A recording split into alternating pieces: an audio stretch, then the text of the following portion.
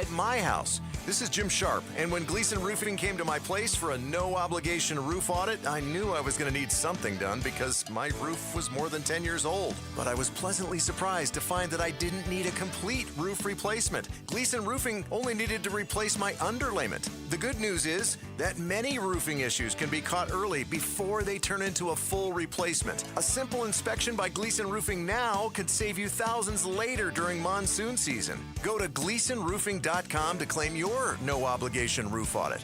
That's GleasonRoofing.com. GleasonRoofing.com. Gleason Roofing, there's a reason people choose Gleason. KMVP FM Phoenix, live from the Casino Arizona and Talking Stick Resort Studio. Arizona Sports, the local sports leader.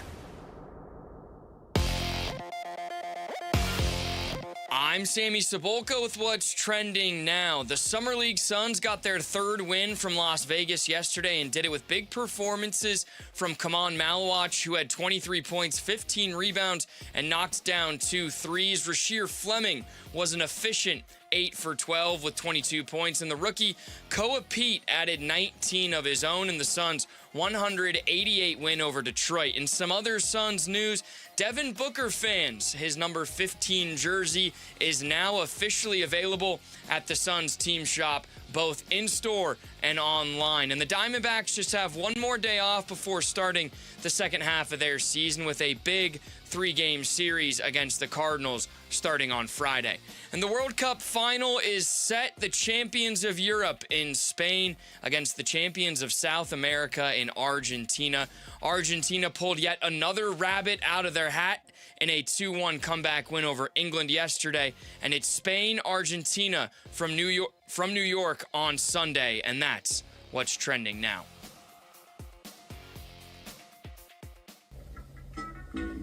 Good morning. Time to get up and go to work. The power-packed morning zoo. Are you kidding me? Fire. It's the greatest radio show ever. Good morning and welcome. Dan Bickley, When America needs real advice about real life, they turn to Dan Vince Marotta, And that's crushed.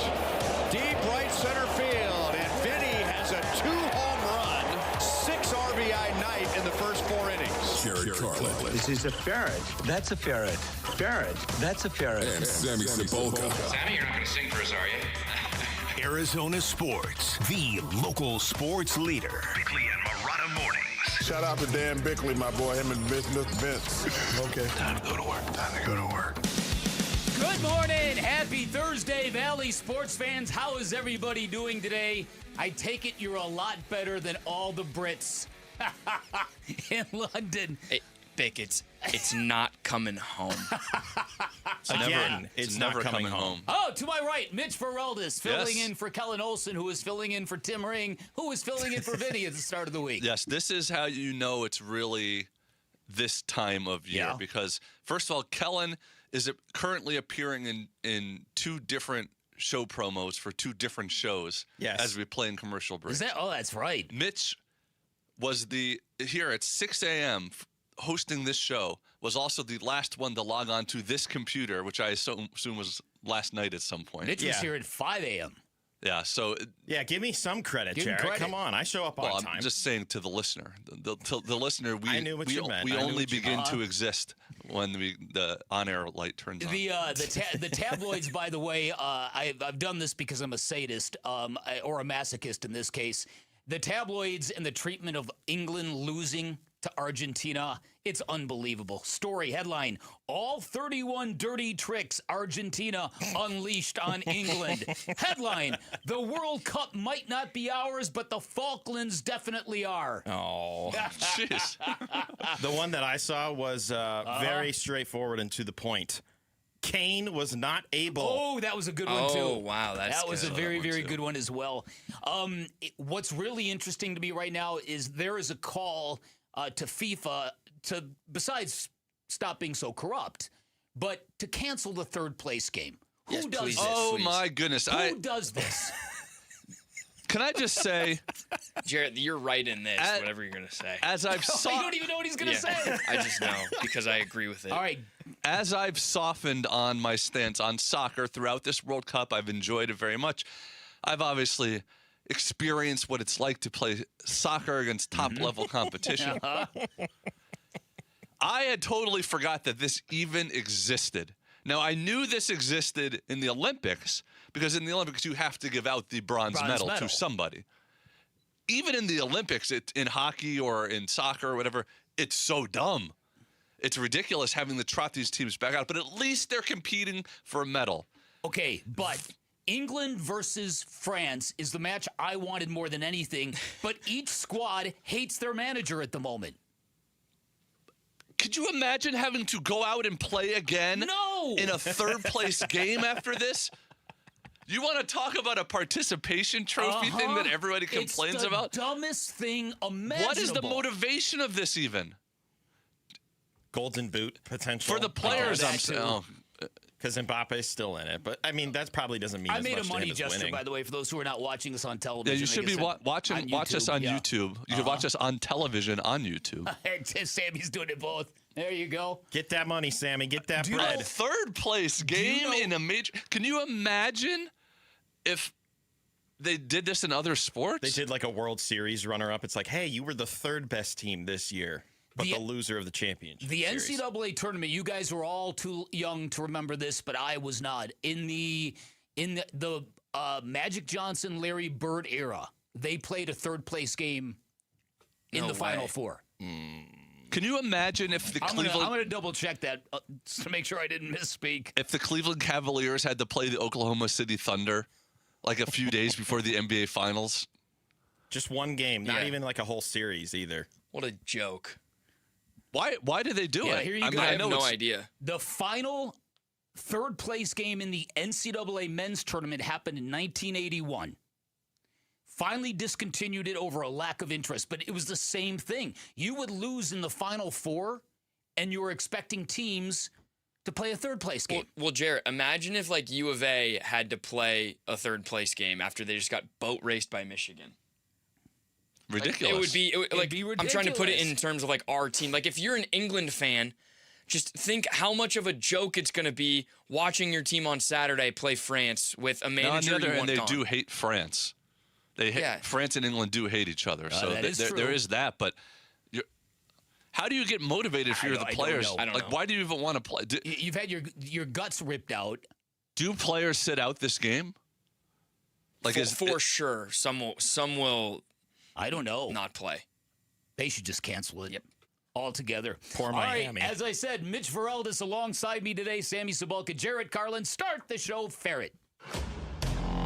The Splash. The stories making waves in the sports world. The Splash. Cannonball coming. The Splash, brought to you by Presidential Pools, Arizona's #1 pool builder. See why at presidentialpools.com. All right, some stories we are going to get into today and hover around today. The Summer Suns, after Game 4, continue to impress. Kaman Malawach quickly becoming one of the big breakout stars of the Summer League this year. Had another 23 and 15 yesterday. That is his 4th consecutive double-double. Nice game from Rasheer Fleming. Nice game from Koa Pete. I think the Summer League has generated some optimism, Mitch. This game's like the recipe for exactly what you would hope for. You want your big 3 focal point guys of summer to contribute the most.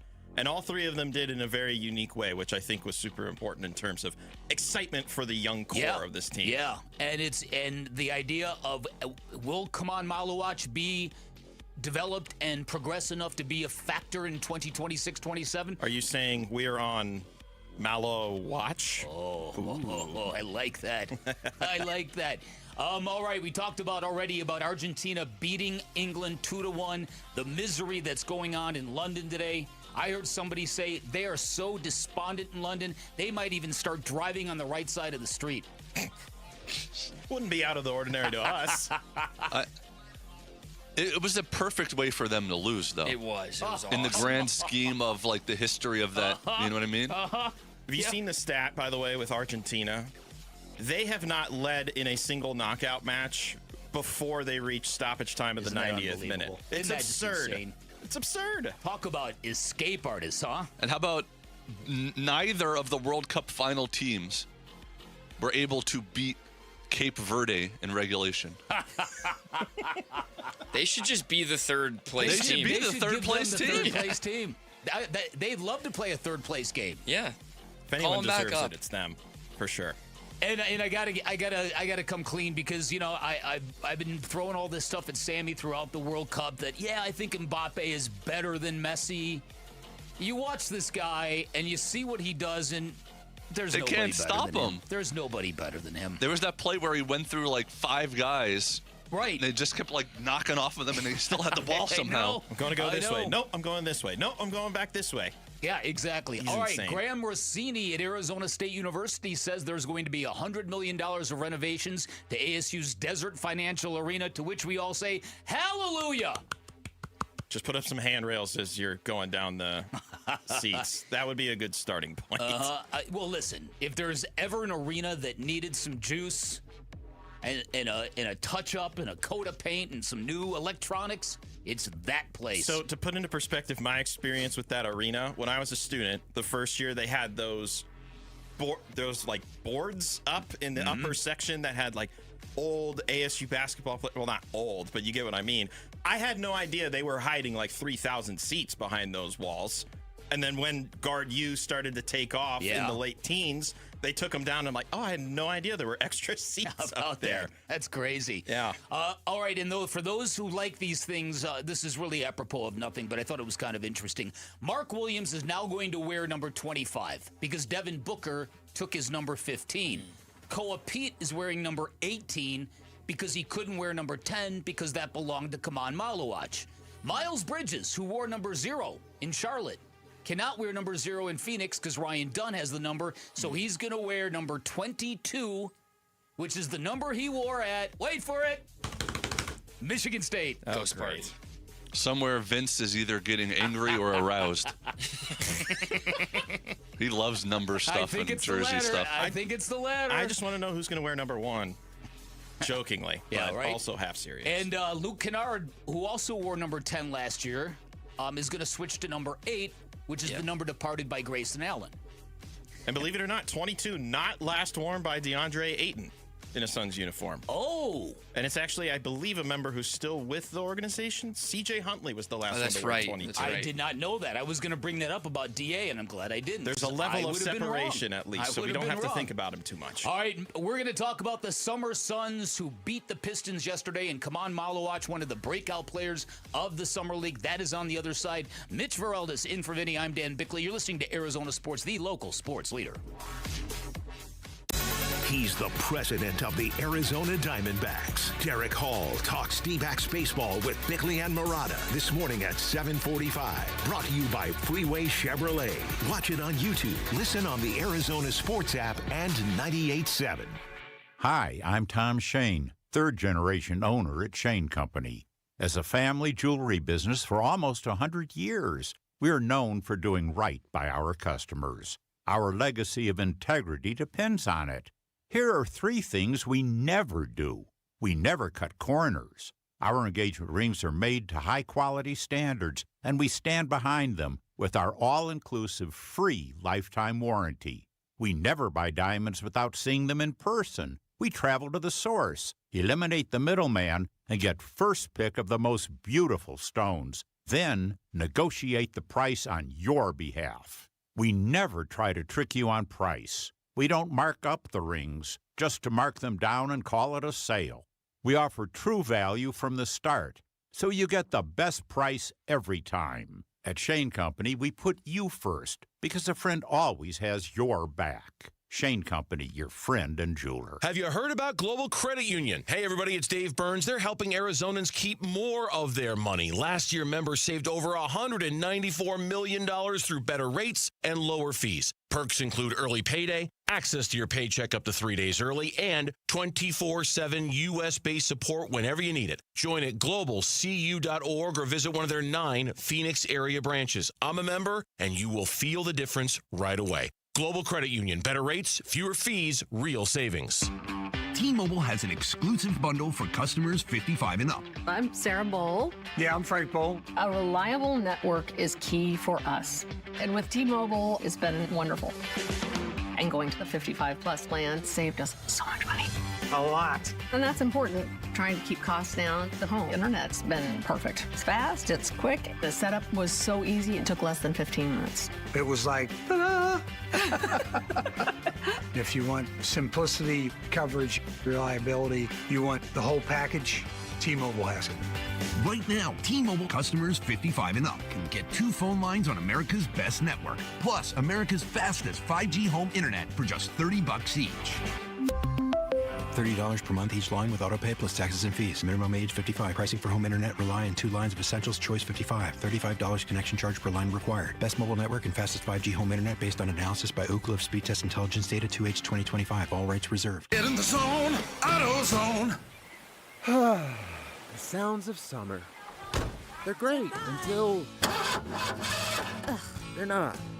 Luckily, AutoZone has free battery testing and charging Let me check that for you. to help make a rough moment smooth. Don't miss the Celebrate Free event at AutoZone. Free products with select deals until July 27th. And free services every day. Restrictions apply. Get in the zone, AutoZone. My name is Whitney Allen, and I'm a widow. My husband, Ryan, died. We never thought we'd ever have to use life insurance, but the unexpected happened. With Ethos, signing up was fast and 100% online. You can get a quote in seconds, apply in minutes, and get same-day coverage. No medical exams, and you can get up to $3 million worth of coverage. I'm grateful we were prepared. Get your free quote at ethos.com/beat. That's ethos.com/beat. Paid spokesperson. Time spent on application may vary. Online health questions required. All right, it's officially the most wonderful time of the year at Staples. They've got back-to-school supplies as low as 25 cents, up to 40% off select tech, 20% off for teachers, and more. Check out all the deals at staples.com/back-to-school. Staples, that was easy. Hey, it's Wolf. What were our biggest takeaways from the Summer Suns game against the Pistons? We'll be reacting to the game at 10 a.m. It's Wolf and Luke on Arizona Sports 98.7, the Arizona Sports app, and the Arizona Sports YouTube channel. Just me proving me right, me trashing the process, me just showing the work. It's nothing much. It's just me showing the work and me trusting the process.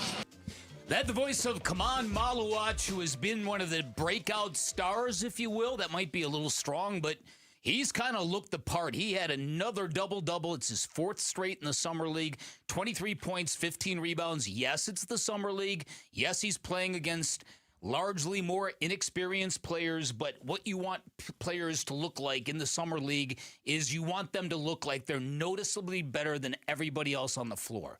And I think Kaman Maluach has checked that box more often than not. I think as far as non-rookies go, he is one of the standout players for sure in the Summer League. And I feel like yesterday was his best performance. Like, yes, you can argue he's got a double-double in every game that he's played to this point, but something about yesterday where it just felt like he was the biggest person out there at every moment of the game, where it just felt like he was bullying his way through on defense and on offense. He had 6 offensive rebounds as part of his 15 yesterday. Just the way that he's playing with a physical and aggressive nature, I think, is what has stood out to me the most, particularly yesterday. It's also like there's kudos to the Suns for playing these guys throughout the Summer League. Instead of just sitting and them not just for like the last they one, play one game or 2 games and they sit the rest of them. Yeah, a lot of times you get that with organizations. You get a good game from a young player, and you don't want that player to lose the vibe or lose the good feelings that came out of that one good performance, so they don't push the envelope. And with the Suns, they kind of treated this as these are very valuable reps you're going to be getting right now, and they've had them out there for 4 consecutive games. Completely agree with you. Now, why did they think these were very valuable reps? Were they very valuable reps because we're going to need you to contribute a lot this year? Or are they very valuable reps because you're still very raw and you need every rep possible and you might not get that many reps when the regular season starts? That's why I actually liked yesterday's Arizona Sports poll question of who of the Summer Suns is actually going to have the most minutes for the Suns during the regular season. I feel like there's a lot of support behind Kaman Maluach right now, and justifiably so. But I don't think he would be the first name that I would mention in terms of who I think is going to get the most minutes this upcoming season. We voted for Koa Pete on this show. I don't even know if Kaman Malawach is going to be the first center off the bench. Yeah, that's just it too. Which is fine. Like I'm good with having a deep rotation at a position that they didn't necessarily dominate at last year. They got good production out of, but not ultimately the strong production that you want. But this is the guy that you're hoping is going to be the next literal centerpiece for that starting five. You're on right? top of your game today, man. I'm cooking, man. I'm cooking. The Malu watch. Mitch, we mentioned it yesterday because, like, in Mark Williams' career, he has yet to have a season where he's gone uninjured. So to have that depth of, like, Oso and Malawach, which we even said inevitably Mark Williams is probably going to miss time. So Malawach is going to see minutes when Mark Williams misses time. And Oso played every game last year, which also helps in terms of keeping that. When we did bring that up yesterday, Kellen almost karate chopped the microphone because he's like, well, that's a great strategy then to re-sign a guy who you know is going to be injured. Yeah, no, he's not. Listen, Kellen Olson has got some criticisms of Mark Williams that are very, very fair and very, very valid. He really began to drift over the back half of last year. I was critical of the play, too. Yeah. Like, the first 2 months were great. He and Book together on the floor, it was one of the better combos in the league. And then seemingly, not necessarily the production overall, but just the intuitiveness of the game, him being a part of the action on every defensive possession. It just felt like that was lacking. Yeah, and that's not good. And maybe for him it was mental fatigue from actually playing that many basketball games. Most games he's played in a season. Yeah. So what I think this does do, it does open up the possibility that if Kaman Malawach gets early minutes in this upcoming season and he plays well and contributes, you can ponder trading Mark Williams at the deadline, should you choose to do so. Now, again, I think the organization, I don't think that they're in as much of a developmental lane as they should be. And Kellen and I talked about this the last couple of days. It seems like they really think they can go up the ladder in the Western Conference with this particular group. I don't know whether that's the case or not. I've got my doubts. I just don't know how you can accomplish both. And that's maybe, the problem. Maybe that's why I'm in this seat right now at 6:21 in the morning, as opposed to in one of the nice offices in Paradise Valley. But my point being is that it feels like they've reconstructed the roster in a way that they're again going to emphasize the veterans being the big part of this push, right? With Brooks, Green, now Bridges, Booker, Williams, and then even the depth off of the bench. They add Kennard to replace Grayson Allen. You figure that Rasheer Fleming is going to slot into those Royce minutes, maybe. I don't know. But then you've also got Ryan Dunn. You've got Oso Ighodaro. Like, I haven't even gotten to Malawach, and I've listed 8 guys. We went through this strategy yesterday, and we had Fleming, Malawach, and Pete as 9, 10, and 11 on the roster. And that's the issue that I have in terms of how are you supposed to develop these guys if they're not even going to get adequate minutes during the regular season? It's impossible. And so that's that to me is the dual paths that the Suns are. I don't know if they've got their ratio right in terms of what they want to accomplish this year. 2 things real quick. Rasheer Fleming, I think we can all agree, should be playing over Ryan Dunn. Yes. Right? And there may even come to a point, I know they're different positionally, but there may be a point in the season where Ryan Dunn's jumpers is gone and we can sit here and say Koa Pete should be getting those minutes. But we say the Suns are deep, they have depth, but we said this last year and guys got hurt, and we were looking for Rasheer Fleming to give us minutes last year as a rookie. We were looking for, at sometimes, like, Kaman Malawach as a rookie to give spot starts when Mark Williams got hurt, right? So to say that these guys aren't going to, like, play all year or play impactful minutes, I think eventually the NBA in its toll will be able to just give these guys minutes. That may sound naive to what the roster is. But that doesn't mean they're going to be consistent minutes, though. Sure, but there's still going to be minutes, and in those minutes, like last year, Rasheer Fleming's early minutes led to him getting more throughout the year. Yes, also came with Ryan Dunn's slight dip in production. Go ahead, Jared. Well, what I was just going to say is, like, the bigger picture way to view this is, would you have been okay if the Suns didn't make the Mark Williams, Miles Bridges, and Luke Kennard moves, and those minutes were going to Kaman Malawach, Rasheer Fleming, and Koa Pete this season? I think the difficulty is the fact that they won 45 games last year and made the playoffs as a team that a lot of us, I don't want to speak for everybody, but I definitely did not believe that they were even going to be a top 10 team in the West last year. Me neither. And I think they don't want to let that feeling go, Jarrett. I think that it was such a year of redemption from Matt Ishbia to Brian Gregory to Jordan Ott, all the way down the line. I think they don't want to let that go. But man, by the end of that year, didn't that feel unsatisfying? The first 2/3 were fun, man, but by the end of that season, it wasn't a lot of fun. And it didn't leave you with a lot of hope that it's going to be any better than a 7-10 seed this season. But if we play devil's advocate for a second, wouldn't this be exactly what you want a team to do that surprisingly won 45 games? Is you want them to capitalize in the offseason, address areas that can make them better. It just feels like the areas that they tried to address to make themselves better was bringing back the same guys. And they've obviously made a significant shift with the starting lineup, adding Bridges, but I don't know if this is necessarily enough to say that they're going to be better than a 45-win team a year ago. And maybe I'm just going to look stupid again for doubting that this organization is going to capitalize. Maybe we all will. But again, I think there's some things working against them. The anti-tanking measures. There's not going to be as many free victories this coming year. There are teams that are behind the Suns in the standings last year that are going to catch and pass the Suns this year. It's going to be difficult to do what you did last year. You're not going to catch anybody by surprise. The try-hard thing, it's not going to hit the same way.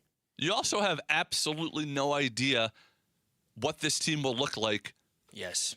With Jalen Green healthy, with Dylan Brooks and Devin Booker and Miles Bridges. Like you're not necessarily just slightly building on last year because it's a very different team even with a lot of the same pieces. It is, but I will tell you this, for all the consternation over the Miles Bridges signing, the Kaman Malawach performance in Summer League is a strong antidote to it. I've heard the Splash Mountain. Is that what they call him? That's what some people are saying. Look, those lobs to him at the rim are just a thing of beauty when that ball goes through. Well, it's just also his attitude and the way he is carrying himself and the way he is talking about himself and the team. There's not a whole lot to not like with Kaman Malawach. He speaks with humility and then plays with a ferocity, which I think I love. You really are on fire today. All right, coming up on the other side. Don't let me get hot! We might not know where LeBron James is going, but Dylan Brooks does. We'll explain on the other side. Mitch Ferreldis, Dan Bickley, Arizona Sports, the local sports leader. Burns and Gambo, afternoons. I had just presumed all along that Rasheer Fleming was going to play and is going to get the minutes. And I understand you're not saying that he's not, but you are suggesting that Koa Pete might be closer to Rasheer than it might surprise us. If we're doing training camp position battles in the NFL style, like position battles, that's one. I'm listing it for sure. Koa versus Rasheer Fleming. Yeah, for sure. Burns and Gambo, afternoons 2 till 6 on Arizona Sports, the local sports leader. Hey everybody, Dan Bickley here for Advanced Window Products, and last summer I had an obscene electric bill of $666. I thought it was the sign of the devil and proof that summers in Arizona are quite literally purgatory. Truth was my windows were shot, and if you've been in your home around 15 years, chances are you need new windows as well. Highly recommend you check out my friends at Advanced Window Products, a local window and door manufacturing company celebrating their 40th anniversary. There are no middleman markups. They sell directly to the public. They've got their own factory right here in the valley, which gives you a home court advantage of some significance. At Advanced Window Products, they're going to build your windows specifically for the harsh desert climate. You don't get that anywhere else. They're going to build your windows specifically for the dimensions of your home, never retrofitted on site. I had them replace all of my windows. Not only do they look incredible, but the whole process, the installation, the cleanup process was absolutely immaculate, and my energy bills have dropped significantly. Stop overpaying on energy bills. Your windows should pay you back, and at Advanced Window Products, they'll build your windows, they'll install your windows, then they will guarantee them for life. That warranty, transferable if you ever sell your home, which is a pretty cool deal as well. Give them a call. Check out their great summertime special, 480-676-3600. That's 480-676-3600 for Advanced Window Products. Hey, I'm Ron Wolfley, and I'm sitting here with Garrett Lee, co-owner of Moving Team Team 6. Moving season is quickly approaching, and I didn't even know there was a moving season. How would you advise people? Actually, the month of May is National Moving Month. That's right, we have a National Moving Month. Yes, we will be busy this summer, so we always recommend calling us as soon as possible. Let us come out, do an on-site estimate. Let us meet you. If you've got a move coming up, go to movingteam6.com for more information. Your move is our mission. Big wins are waiting this July at Casino Arizona. Join us for the final grand prize drawing on July 29th from 6 to 8 p.m., where you could take home a new 2026 Jeep Wrangler or your share of $25,000 cash. Continue earning entries now through July 29th. The countdown is on. Get all the details at CasinoArizona.com. Casino Arizona, uniquely Arizona. Must be 21 or older. Problem gambling? Call 1-800-NEXT-STEP. The garage door springs that come standard with most homes don't last. And when they fail, it's not just inconvenient, it's dangerous. Hi, I'm Tommy Mello at A1 Garage Door Service. Our springs are the toughest in the industry, backed by our lifetime warranty. That's right. Fix them once and you're covered for life. Don't risk your family's safety or your peace of mind. Let A1 replace your springs before they become a problem. From repairs to upgrades, it's A1 from day one. A1 from day one. I'm John Morgan of Morgan & Morgan. If you've been injured in a car accident, call America's largest injury law firm. For over 35 years, my mission has been to deliver more for our clients, to deliver more for you. If you or anyone in your family has been injured in a car accident, call us now, as the time to file a claim may be limited. Last year, more clients hired Morgan & Morgan than ever before, protecting America, fighting for you. Morgan & Morgan. Injured? Dial pound law. Morgan & Morgan, forthepeople.com. Arizona lawyer will handle Arizona cases. Prior results do not guarantee a similar outcome. Hey, it's Gambo. I've been on the radio now in Phoenix for just about 30 years. I've seen a lot of companies come and go. M-Drive didn't. In fact, I've been taking M-Drive for over 10 years. Yeah, over 10 years. Every single morning. And these days, that's probably the best endorsement I can give you. Because after you reach the age of 40, you just start noticing changes. Your energy's not the same. Recovering, takes longer. Staying in shape takes more work than it used to. That's true for a lot of men. That's why M-Drive was created. It's designed to support healthy testosterone, energy, metabolism, and recovery with clinically tested ingredients. There's no hype. There's no shortcuts. Just a daily habit I've trusted for over a decade. I know the founder personally. I've watched the company grow right here in Phoenix, and I've continued taking M-Drive every single morning. Go to mdriveformen.com and use the code GAMBO for 20% off your first order. That's mdriveformen.com. M-Drive, over 10 years, every morning. I'm Sammy Cebulka, and here's what's trending now. The Summer Suns continued to impress yesterday in their 188 win over the Pistons. Kamon Malawach, 23 points and 15 boards, and he has looked dominant. Rasheer Fleming poured in 22 in an efficient manner, and Koa Pete continues to look the part. He had 19 points in the Suns win, their third win from Vegas this summer. As the MLB returns to action today, the Snakes won't be back on the diamond until tomorrow when they start a very important 3-game series with the Cardinals. And again, just unbelievable scenes from the World Cup yesterday. Argentina down a goal deep into the second half to England, and we witnessed some more Messi magic. 2 assists leading to an improbable 2-1 win to get the reigning champs back to the final against Spain on Sunday. And lastly, the Open Championship, golf's final major of the season, is underway from Royal Birkdale, with a group of golfers tied at the top at 4 under, and Scotty Scheffler just 1 shot back early. And that's what's trending now. Come on. I'm burning. Come on. Come on. Arizona Sports.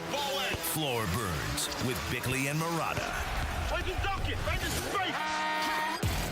I wish I knew, man. I want to go on vacation. I'm supposed to be done. Today's my last day of NBA sidelines at Summer League, and I should be going home and sitting on my couch. But I'm not. I'm taking a red eye to New York. So I've been given no indication that it's for sure going to happen this week. I would hope for all of our sake that it would happen next week. I mean, the NBA calendar, it has been stretching longer and longer, becoming a 365 sport. But generally, when you get to August through early September, that's the dead period for the NBA. And so if LeBron decides to drag it on into August, which he did hint back in that podcast appearance with Steve Nash a couple months ago that he may do. If he does that, quite frankly, it's not just my summer that he's affecting or disrupting. It's the people involved with these teams. Come on, LeBron. Let Dave McMenamin go on vacation. Please, LeBron. Come on, man. Please. That was Dave McMenamin on the Rich Eisen show talking about how LeBron James and his decision might not be made for weeks. Isn't that comforting? Can we at least put a number on those weeks? He pointed out that LeBron James has got 4 public appearances scheduled in New York City in the next 36 hours, which is why he said he's got to get on a red eye to New York City because he's got to be there in case LeBron. Just in case. Just in case. And you heard him. He wants to go home and be with his family. He was just at the Summer League. He's done with it.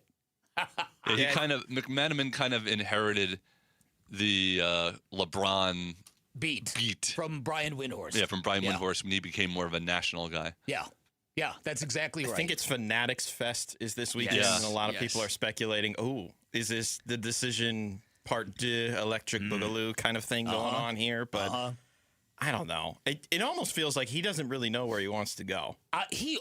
Do you believe that, though? I'm exactly on the other side. Yes. He already knows where he wants to go, I'm doesn't kind of on Mitch's side. I don't know if he knows where he wants to go either. Really? Yeah. You don't think he has all the information he needs? I think he probably has a decent amount, but I genuinely think he's, again, I don't want to be cliche, but I do think he's thinking about it because I'm sure he's talked to Cleveland and what their plans are with James Harden. I think that's a big, big thing when it comes to his decision of if he's going to play with James Harden and Donovan Mitchell, how does that even look? How does that even work? And I'm sure he's talked with I don't know, with Steph, with Draymond, or someone in the Warriors front office of how realistic is it that you can get Anthony Davis if I were to come here? Okay. Like, what's on the table? Okay, listen, I think there's a lot of things at play here. If you want a great lifestyle and a good team, go join Bam and Giannis in Miami. Mm-hmm. But then you're going back to Pat Riley's organization, and it's not going to be a picnic for you. That's going to be a lot of work for LeBron. Mm-hmm. And he's not against work, but nobody knows if that's what he wants. Philly, you got a lot of guys on that team that are leaning on him. Tyrese Maxey loves LeBron. They're very close. They have been putting the hard sell on LeBron. Philly would be interesting, except you'd be living in Philly in the winter months. Yes. Right? And hard pass for me. And you've mentioned golf indoors. Right. And you've mentioned how much Philly sports fans and Philly media, does LeBron really want to deal with some guy talking on Twitter about how bad he sucked in game 16 of the year? Does he want my guy Anthony Gargano ripping him all the time? Yeah. He does. Philly, it's a different animal. Yeah, I don't. They were booing kids trying to catch balls in the home run derby. Then there's the Golden State thing, which would be the softest of landings for LeBron, because then it would be all about bros. But it would also be the most fun for him. It would be the most fun, I think, for the viewer. It would be fun to watch. Yeah, it would be kind of like watching a fantasy basketball team. Yeah, good for the schedule makers too. So Dylan Brooks, by the way, is taking place in the NBA 2K tournament, whatever that thing is, and he claims to know what LeBron is going to do. Check this out. Where do you think he's going? Where do you think he's going to play at? I think Golden State. They Golden State? I think Golden State. Yeah? Okay. All right. Should be good. Did you see there was a man? It was kind of like a man on the street, but they were in their cars. Somebody pulled up next to Steve Kerr in Las Vegas on the Strip. Oh, no way. Yeah. And the guy was like, go get us LeBron, bro. And Steve was like, oh, we got him. That's right. I forgot about that. That did happen. That actually did happen. I don't know whether to believe it or not, though. But now, does LeBron James want to get out of the conference with Dylan Brooks? Dylan Brooks, who literally sat courtside at LeBron's last game in Los Angeles. With the iciest grill I think I've ever seen. Oh, without a doubt. It was without glorious. A doubt. It was glorious. It was menacing. It was trolling. It was all of that. And why does he do it? Here's what Dylan Brooks has to say about that. This is me saying, LeBron, come back for one more year. Come back for you one know more what I'm saying? Come back for one more year, man. You know what I'm saying? Stop all this waiting. You are the biggest LeBron hater. I'm top for sure. Be honest. Like for a second, have you guys thought about the idea of LeBron in a Suns jersey? I know it's not going to happen, but when he was like, I'm visiting every single team, did you for a second picture LeBron in a Suns uniform? No. I didn't either. But he's better than everybody on the Suns except for Devin Booker. It would solve their power forward problem. It would solve their point guard problem. And their point guard problem. That's a big one. It really, like, I'd rather have him than Miles Bridges if you're going to add someone.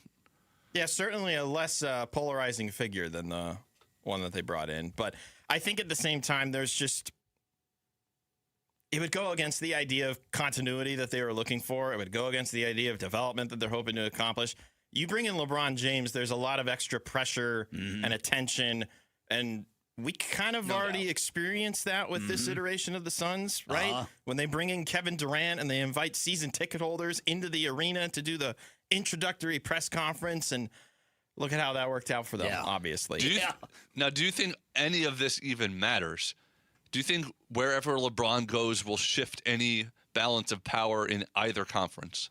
No, but it definitely unlocks the rest of the NBA offseason. And Fred Katz, he just released an article on The Athletic about this, like just to point out who else is essentially on hold right now and why we're getting a lot of nothing. James Harden, whether or not he re-signs with Cleveland or not. Max Strus and Dennis Schroeder, also a part of Cleveland. Draymond Green, who, by the way, we've not, at least I don't follow his podcast regularly, not heard from in a while or anything new. Anthony Davis, does he get moved at all? Is there extra pressure if LeBron decides to go to Golden State with that? And then how about this one? The schedule. Yes. Opening night, you have to imagine, includes LeBron's new team, does it not? Yes. And against Christmas. the Lakers. And then Christmas, to your point. Yeah, that's a good point. There's a lot that still needs to be figured out, and LeBron's holding everybody in limbo right now. Yes, he is. Here's the other thing. The first date on the calendar that the Washington Wizards can trade or do anything with Anthony Davis is August 6th. So some people are thinking that might be the primary cause of the delay. I've been saying it, and I love LeBron. He's probably my favorite athlete of all time. He's Aaron Rodgering it. Oh. Which he is. What a couple of humps those guys are, Jared. Is he going on a darkness retreat, too? Is that what LeBron's doing? No, just a golf retreat. Golf in the darkness retreat? Yeah, but come on, for Dave McMenamin's sake, yeah, come on. Announce your decision. Let him go home Bobby Marks was talking about it on on the Summer League yesterday. He was on a broadcast, and he was like, I'm supposed to be going home from Vegas soon, and he's like, I have more work. So these guys putting it in. At least he said he is playing next season. Yeah. At least he got that out of the way. It's not like I'm still deciding, you know. At least he didn't pretend to retire 3 different times. Well, like listen, there are a lot of people who really want to get to the bottom of what went down in those final days with the Lakers. So there's that story that is going to be told as well. LeBron might have the red ass a little bit because of what went down with the Lakers, and this might be his way of kind of, exacting a bit of revenge on the league. Is he actually going to win wherever he goes next? I don't know. You asked about balance of power, but is he going to get another ring before it's all said and done? I don't know. I think the East is pretty open. If he went to Giannis, him, and Bam, and Miami, they're as good a contender as anybody else. You've got the Pacers coming back, and they've got an awesome new center. That's right. As well. It's a little more complicated than you think. And a Raptors team that is currently waiting on acquiring their new superstar. All right, coming up on the other side, you will get your daily World Cup update, the World Cup date, if you will. Poor England. They did it again. Mitch Ferreldis, Dan Bickley, Arizona Sports, the local sports leader. Football soon. The home of Arizona Cardinals football. The home of Arizona State Sun Devils football. Arizona Sports on YouTube, the Arizona Sports app, arizonasports.com, 98.7 FM. LASIK and EVO ICL from King LASIK gives you freedom from glasses and contacts. Refractive lens exchange from K2 Vision eliminates readers and cataracts. Hey, it's Vince Marotta here. I wore glasses and contacts until I was 30. Then I had LASIK and it changed my life. But now my vision, still pretty good. It has changed and I was curious about it. I scheduled a consultation with Dr. King from K2 Vision and found that I'm a candidate for RLE, a permanent solution that also ensures I'll never develop a cataract. If you're at all thinking you want to fix your vision permanently, I'm urging you to hear directly from the doctors who have performed over 300,000 procedures. Join Drs. King and Kopstein for their free live webinar today at noon. Register now or schedule your free Zoom consult at K2VisionRLE.com. K2 Vision RLE, no glasses, contacts, readers, or cataracts. K2VisionRLE.com. T-Mobile has an exclusive bundle for customers 55 and up. I'm Sarah Bowl. Yeah, I'm Frank Bowl. A reliable network is key for us. And with T-Mobile, it's been wonderful. And going to the 55-plus plan saved us so much money. A lot. And that's important. Trying to keep costs down. The home internet's been perfect. It's fast, it's quick. The setup was so easy, it took less than 15 minutes. It was like, ta-da! If you want simplicity, coverage, reliability, you want the whole package, T-Mobile has it.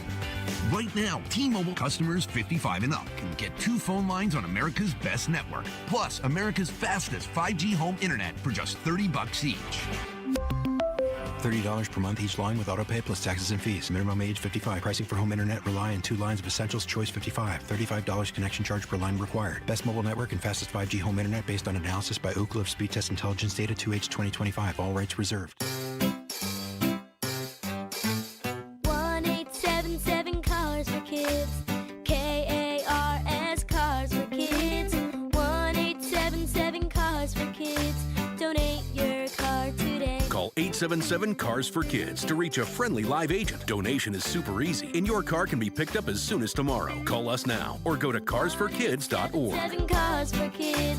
Donate your car today. Did you know you can donate real estate too? This is a special alert to all Americans who own a vehicle with less than 200,000 miles with an auto warranty about to expire or with no warranty coverage at all. Due to a decline in the economy, CarShield is announcing a low-cost month-to-month vehicle protection plan that is now available to the public to save any driver out-of-pocket expenses on future auto repairs. Call now to find out how you can pay almost nothing for covered auto repairs. Yes, you heard that correctly. Pay almost nothing for covered auto repairs. An open phone line has been established for all drivers to call for a free quick quote. Call 800-330-8323 now. Drivers who are covered will not have to pay for covered repairs again. This protection plan is at an all-time low. Additionally, drivers who activate this vehicle protection today will also receive free roadside assistance, free towing, and car rental options at no additional cost. Call us for your free quick quote today. 800-330-8323. That's 800-330-8323. What do you have to lose? Call 800-330-8323. Again, 800-330-8323. Hey homeowners, if you're ready to move and found the perfect home but can't buy until you sell, you're not alone. With Carol Royce, your Home Sold Guaranteed Realty, unlock your equity up front by using her Buy Before You Sell program so you can buy your next home first with a strong, non-contingent offer, move in on your timeline, then sell your original home the right way for 100% of market value, guaranteed. Call Carol Royce today or visit carolhasthebuyers.com. That's carolhasthebuyers.com. Carol and seller must grant price and possession.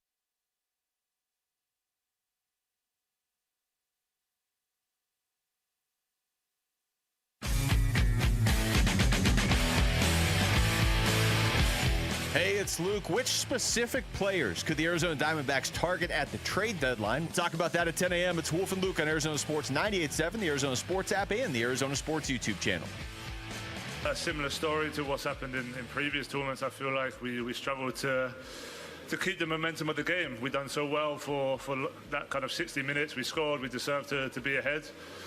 And then for one reason or another, we struggled to keep the ball. We struggled to put pressure on the ball, and it just allowed them to create more momentum. It created more attacks for them in our final third. And then, yeah, it's a normal mindset to try and hang on to the 1-goal lead. But, you know, we're still 20 minutes plus stoppage time to go. It was always going to be a long time. So, yeah, we're going to have to watch the game back and find out exactly how we can improve in those situations. But it's been probably the missing piece now for, you know, the last 4 or 5 tournaments.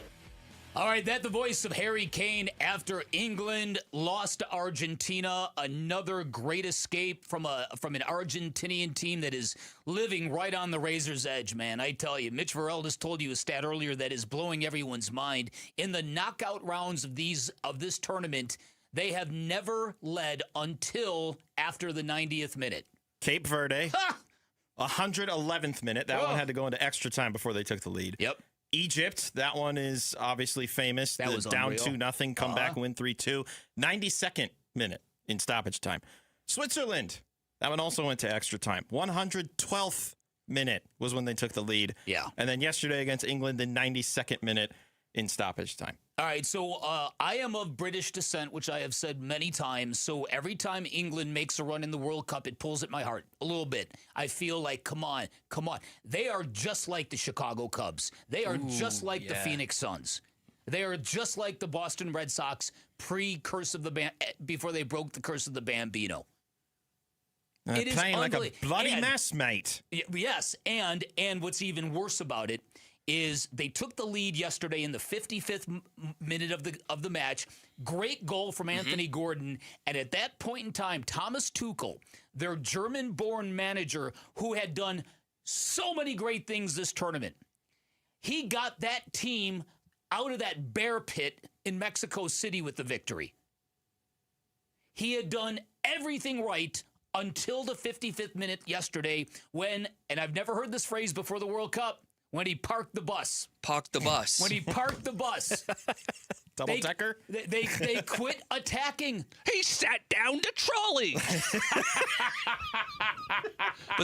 But that was it, though. Like, even someone who doesn't watch soccer, you could tell that they were playing not to lose. The famous, prevent defense kind of thing that you see in They made football. the subs just after the 82nd minute. He took all his forwards off the pitch. So here's what happened. The manner in which England was able to win in the Azteca against Mexico, even down a man, he thought he was going to be able to do a very similar thing against an Argentina squad, but he forgot that they have the second coming on the other side. That's right. And so, it became very obvious very quickly that it was a very bad strategy. I don't know. Was it the 2 posts that Argentina hit? Well, that was it. Was it the 3 saves the goalie had to make on headers? There were 5 near misses. It was a relentless. As soon as the last 15 minutes of that game were just a relentless. You knew they were going to lose because they had so many attempts. And because Argentina likes to play it very, very tight, very, very late, as they seemingly do. All right, so it's dramatic. It's exciting. This is an English tradition, just like strawberries and cream at Wimbledon, where the 3 lions get close and then they just trip over themselves. They get the mane shaved. I can't even imagine. Listen, we're not a soccer country. I think that's pretty well known.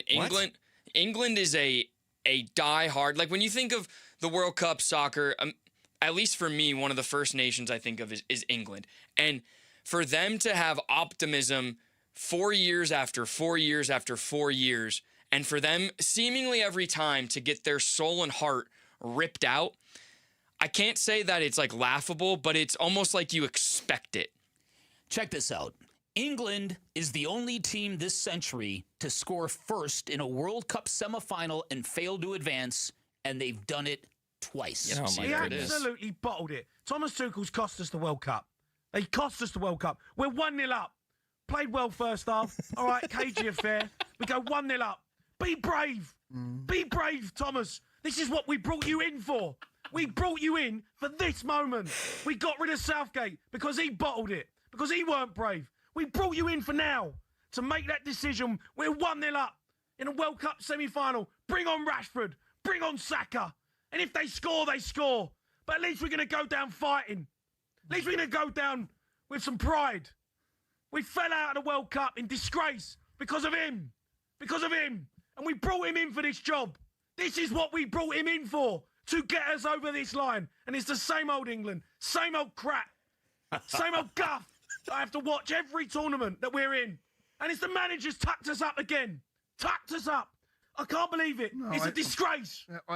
He should be sacked. Get him out. Gone.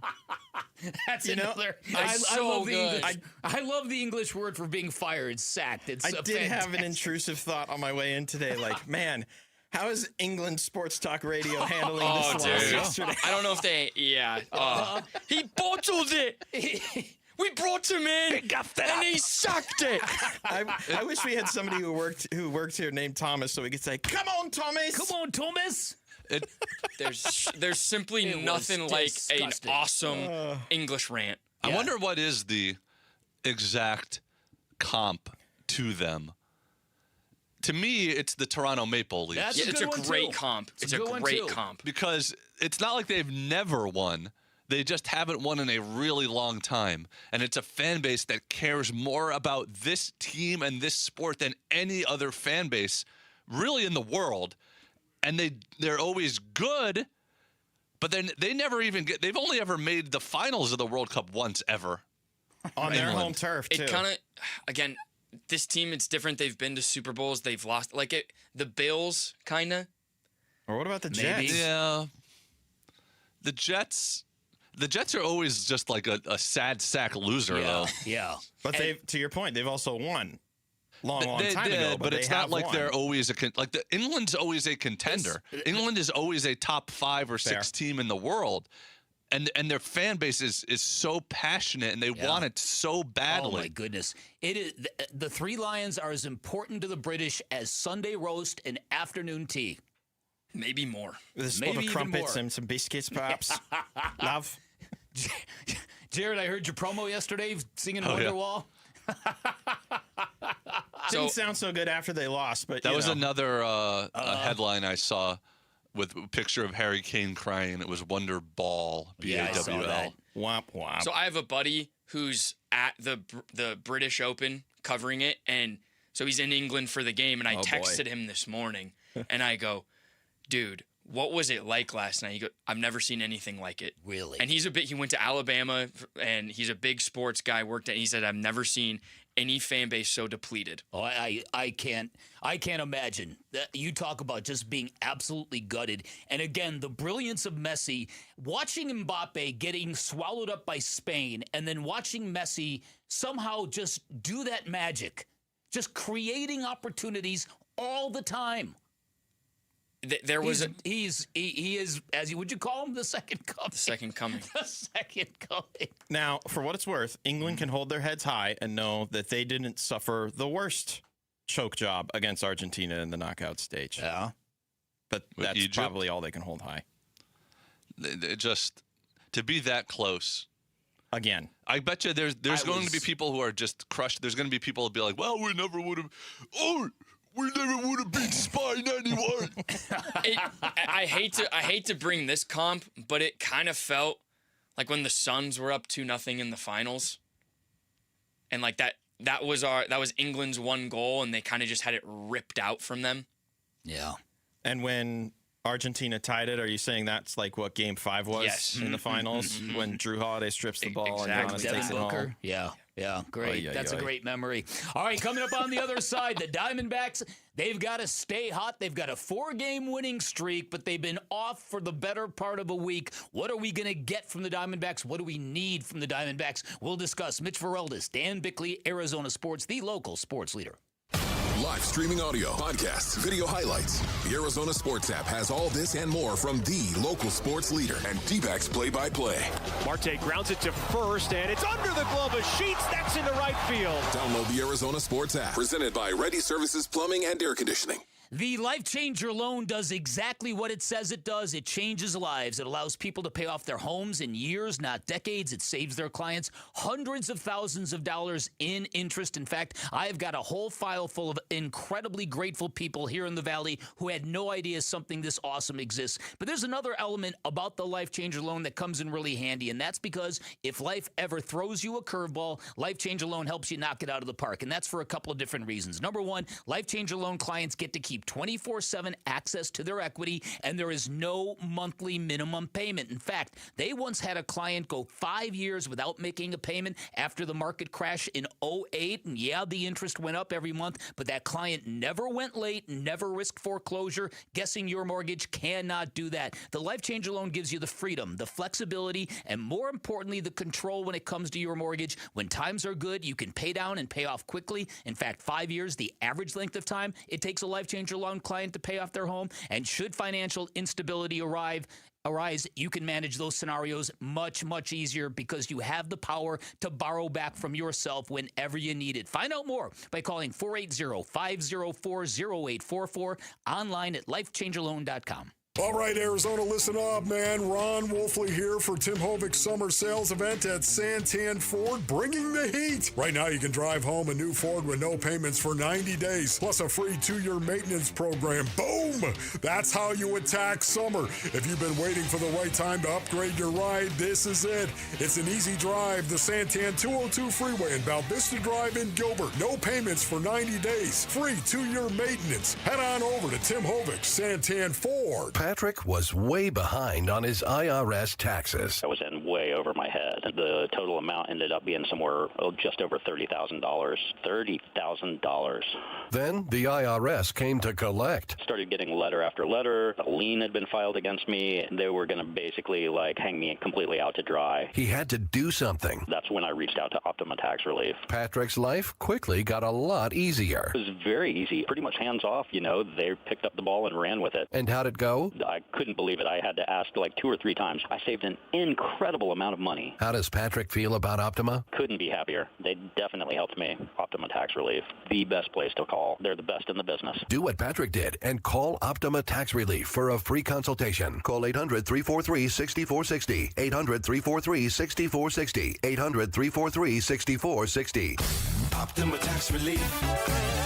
Testimonial from an actual client. Some restrictions apply. For complete details, please visit OptimaTaxRelief.com. 2 different companies can install exactly the same air conditioner, and it will perform entirely differently in your home. If not installed correctly, that system will break down often and die an agonizingly expensive death. At Gettle, we install air conditioners the right way, not the easy way. From measuring and adjusting the static pressure in the ducts to cleaning out the pre-existing copper lines, because it doesn't make any sense to install a new heart without cleaning out the arteries. Gettle, Goettl, will keep you cool, but it's hard to spell. Bunker to Bunker's annual Summer Throwback Golf Tournament presented by Shady Rays Sunglasses is coming up Sunday, July 26th at McCormick Ranch Golf Club in Scottsdale. The popular 2-person scramble is loaded with team competitions, the big raffle, special prizes, and breakfast. It even includes a coupon for a second round of golf, all for just $120. Proceeds benefit St. Mary's Food Bank. This event is open to the public, but space is limited, so grab your partner and register today at bunkergolf.com. KMVP FM Phoenix. Live from the Casino Arizona and Talking Stick Resort Studio. Arizona Sports, the local sports leader. I'm Sammy Cebulka with what's trending now. The Summer League Suns got their 3rd win from Las Vegas yesterday and did it with big performances from their big 3. Kaman Malawach had 23 points, 15 rebounds, and knocked down 2 threes. Rasheer Fleming was an efficient 8 of 12 from the field with 22 points, and rookie Koa Pete added 19 of his own in the Suns' 188 win. In some other Suns news, Devin Booker fans, his number 15 jersey is now available at the Suns team shop, both in-store and online. And the Diamondbacks have just one more off day before starting the second half of their season with a big 3-game series against the Cardinals starting on Friday. And the World Cup final is set.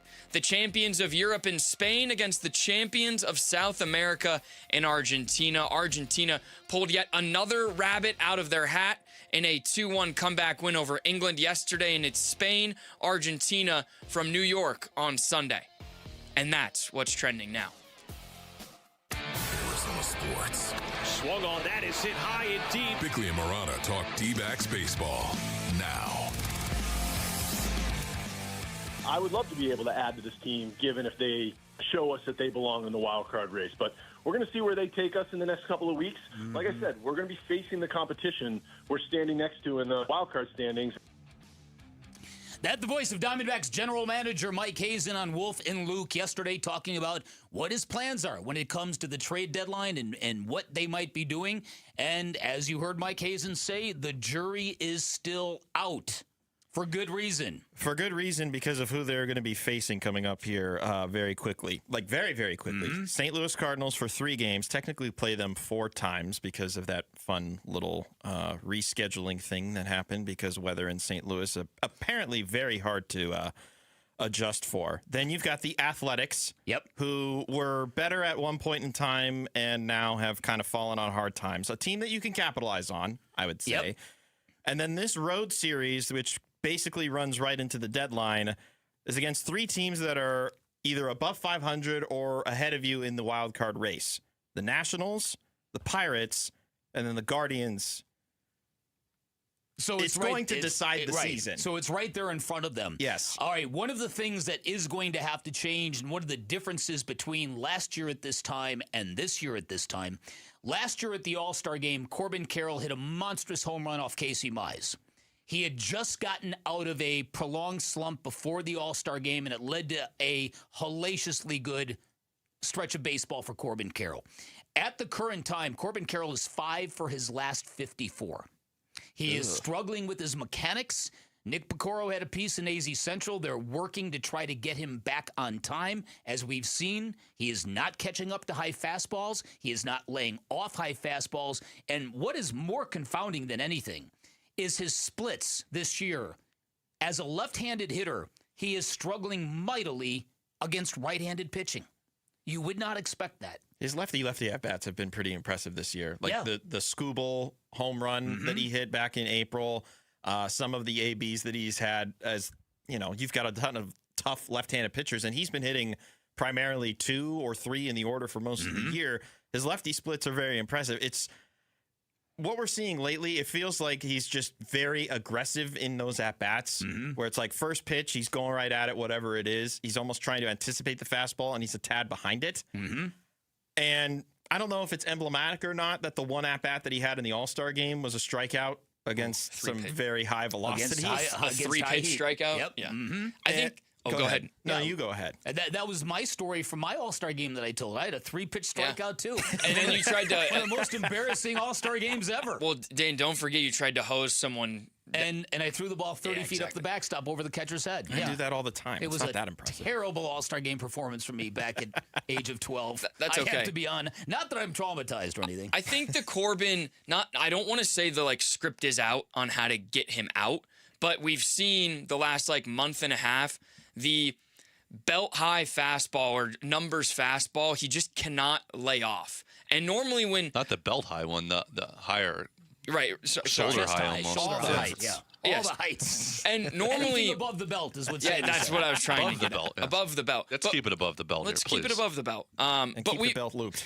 We've seen when Corbin Carroll has had a deficiency in his game, he's really been able to come back and get better at it, right?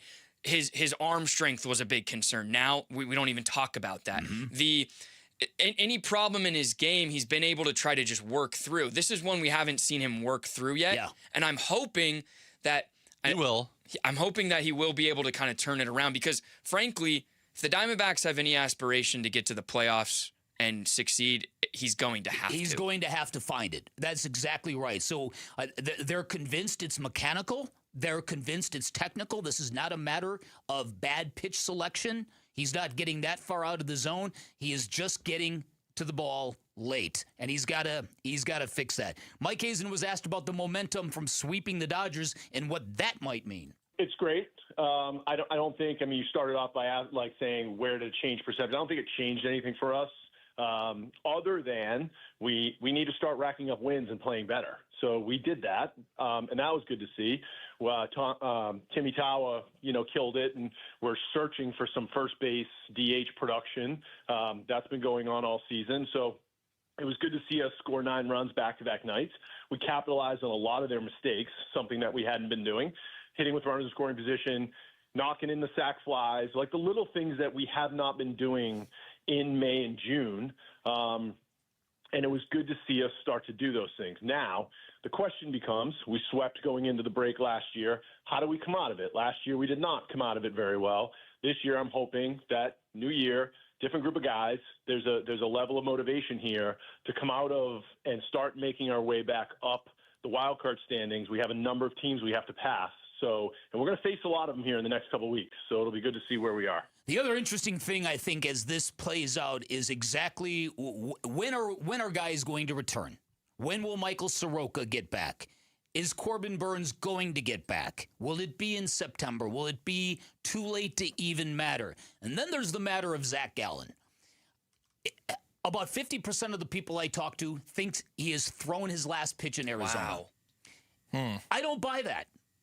You said 50%, like half, almost? Yeah. Who think that this is just, he's going to stay parked, and then the season's going to end, and his contract's going to be up. I'm not sure I see that. The relationship goes back so far that you would think that at some point in time they give him another shot. Here's what Mike Hazen had to say about his fallen ace. Yeah, Zach hasn't had a great season. We've talked about that. He knows it. He's owned it. Where this medical thing takes us, we'll put that aside. I still very much believe in this guy. I always have. I think this guy has done so much for so long in this league. He has not forgotten how to pitch. I said this on the radio a couple of weeks ago. I'll say it again. If we backed up 365 days ago and you guys are asking me about Eduardo Rodriguez, what would you have been saying to me? What were you saying to me at that time? And there's nobody on planet Earth, including myself, that's currently alive that would have looked us in the face and said, Eduardo Rodriguez is going to have one of the best first halves of any Diamondback pitcher in history and is going to pitch in the All-Star game next year. That just wouldn't have been said. And he's carried us, and he's dominated. And so I think these things do go in cycles sometimes. Guys do get in ruts for longer than a couple starts here or there. But, yeah, he's got to pitch better when he comes back. Hopefully, when he's coming back, if this little blow here physically was what was ailing him to some degree in terms of getting the final finish on his pitches, then that could be a deciding factor in how this goes, too.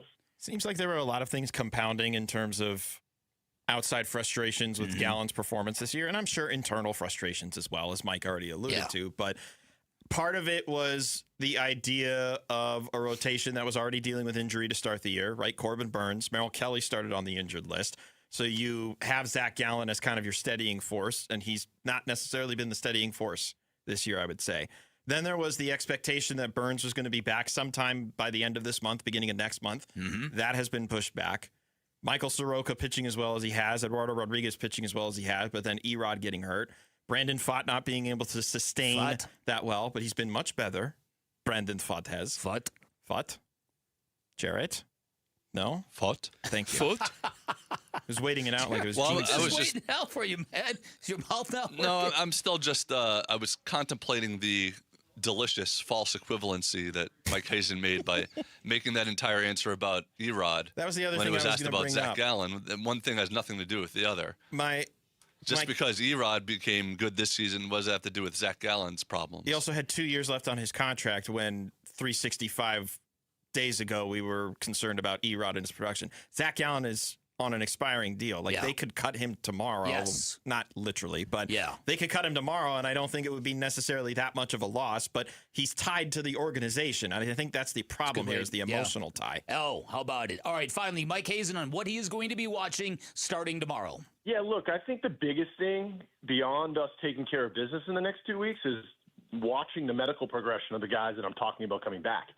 If I have reasonable to good optimism that Soroka, Gallen, Burns are all coming back in the rotation, and Nelly, at some point as we move through, that's going to temper I was not planning on fixating on the starting pitching group going into the deadline. Now I have to look at that a little differently depending on what the what the outlook is going to be for that group coming into the second half. So I think the next 2 weeks we're going to gain a lot of information on that group as they move through their progression. Some have already started. And we get to sort of, okay, where do we optimistically or reasonably think they're going to land in the cycle in August and September? And then what do we have to do to keep the team running until that group gets there? They got to win games, is what he's trying to say. Exactly. All right, coming up on the other side, the Suns and Kaman Malawach are not the only story at the Summer League. The other bigger story is maybe one of the best crops of rookies coming into the association we have seen in quite some time. We'll get into that and the significance. Mitch Vareldis, Dan Bickley, Arizona Sports, the local sports leader. Diamondback skipper Torey Lovello, the man who makes the lineup, joins Burns and Gambo Friday afternoons at 2:30 to talk D-backs. Brought to you by Budweiser. Watch it on YouTube. Listen on the Arizona Sports app and 98.7. Hey everybody, Dan Bickley here for Trajan Wealth. I've got a crazy statistic for you. Did you know that between now and the year 2029, over 10,000 baby boomers are going to reach retirement age every single day? And yet a lot of those people still feel unprepared for life after work. And if that's you, if you feel a bit uneasy about your impending retirement, then you do not have the peace of mind you need or the peace of mind you deserve. And that is why you pick up the phone and call Trajan Wealth, because you spend decades building towards retirement. Do not leave your golden years to chance. At Trajan Wealth, their fiduciary advisors focus on what matters most, turning your savings into reliable income that can stand the test of time. And a good financial plan isn't just about numbers, it's about the lives behind them. And the family office at Trajan Wealth handles your wealth management, your tax strategies, and your estate planning all under one roof, saving you time, saving you stress, and ensuring financial alignment in all phases of your life. Finally, your retirement plan should be built around your goals, not a one-size-fits-all approach. Take control of your financial future today. Dream big, plan smarter by calling Trajan Wealth at 855-TRAJAN-1. That's 855-TRAJAN-1. Online at TrajanWealth.com. Advisory services through Trajan Wealth, LLC, SEC registered investment advisor. Additional services through Trajan Estate and Trajan Tax. Actual client paid advertisement. Additional disclosures at TrajanWealth.com. Are you planning a home renovation? Getting quotes on windows, doors, cabinets, countertops, or flooring? Before you commit, visit the Window Depot and make sure you're not overpaying. The Window Depot is your one-stop shop for top quality products at the lowest prices. We're locally owned and operated with no installers and no middlemen, so you save big. Perfect for DIYers, contractors, and homeowners. Visit a location near you or shop online at thewindowdepot.com. The Window Depot, more than a window store. Get in the zone, AutoZone. The sounds of summer. They're great until they're not. Luckily, AutoZone has free battery testing and charging. Let me check that for you. To help make a rough moment smooth. Don't miss the Celebrate Free event at AutoZone. Free products with select deals until July 27th. And free services every day. Restrictions apply. Get in the zone, AutoZone. You know what you can trust? The protection you get when you bundle home and auto insurance with Progressive. You know what you can't trust? Everything else, apparently. Like when you saw that article that said that thing you eat every day is a superfood and great for your gut health. But then 30 seconds later, a different article warns you to avoid it and it's taking years off your life. Well, which is it? Kind of a big difference there. Anyway, bundle home and auto insurance with Progressive for reliable coverage in a reliably unreliable world. Progressive Casualty Insurance Company affiliates and third-party insurers. Not available in all states or situations. Temperatures are rising, and so are AC costs. But Collins Comfort Masters can help you stay cool without breaking the bank. Get a new high-efficiency Lennox AC system installed for as low as $99 a month. Serious comfort at a seriously cool price. Collins Comfort Masters has served the Valley for over 40 years. Call 480-NO-WORRY or visit collinscomfort.com to schedule today. Collins Comfort Masters, your no-worry solution for air conditioning, plumbing, electrical, and water filtration. For decades, Morgan & Morgan has represented hundreds of thousands of people at their hour of need. Injuries on the job, car crashes, medical malpractice, and nursing home abuse, Social Security claims, dangerous drugs, and dangerous products. We became America's largest injury firm for a reason, and no firm is even close. Then we got to thinking, what if we could prevent these terrible events before they occurred? So we built the AI-powered People Protector. Simply visit peopleprotector.com and type in the product you have questions about before you buy it. Children's toys and accessories, cars, drugs, products, you name it, we got it. With our success, we decided to pay it forward for all of America. Our way of saying thank you for your trust all these years. Morgan & Morgan, protecting America. And if you've already been injured, just visit us at forthepeople.com. Morgan & Morgan, forthepeople.com. Arizona lawyer will handle Arizona cases. Prior results do not guarantee a similar outcome.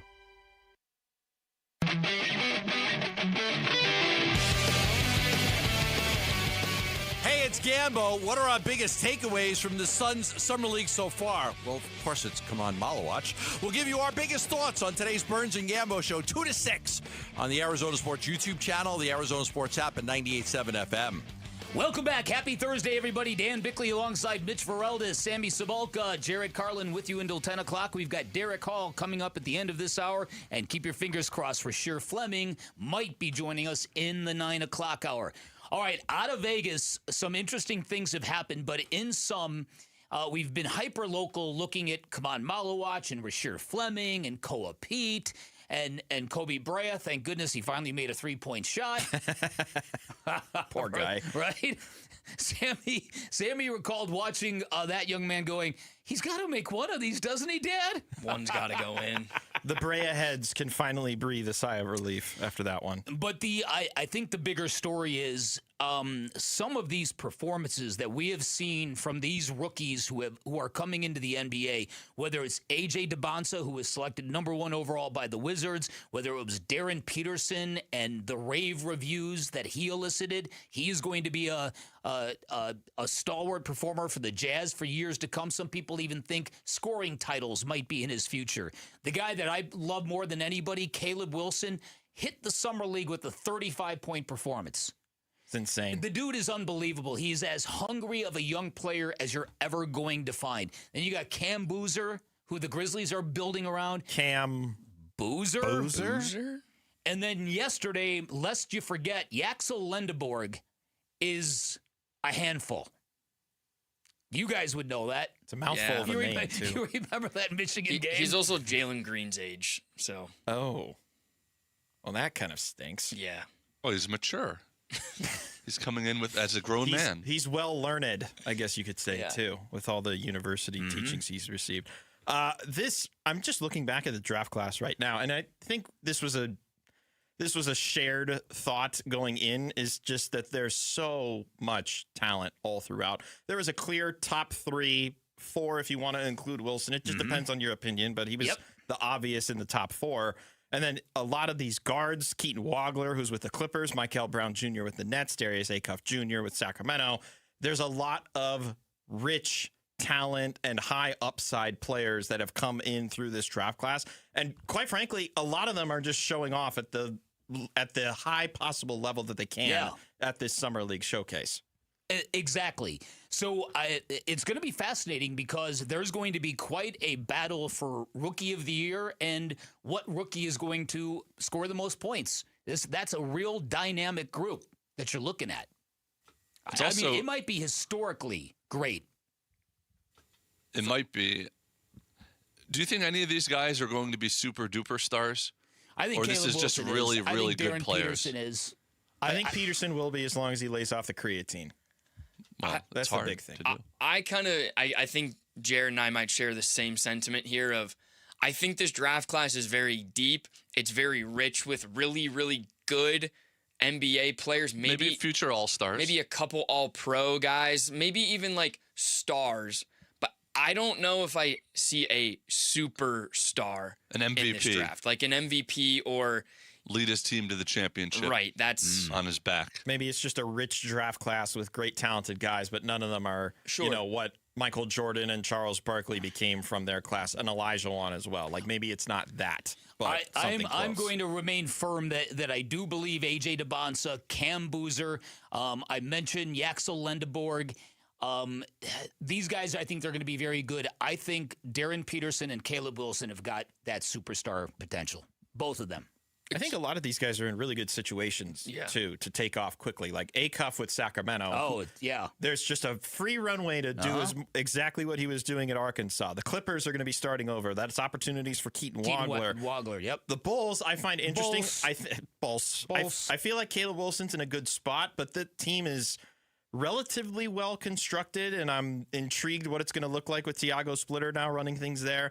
I think the team that's going to take the biggest leap of like the teams from the top 10 is Utah, because now they are seemingly, all right, We finally got the guy after all those years of tanking. They've now changed the rules because we tank so much.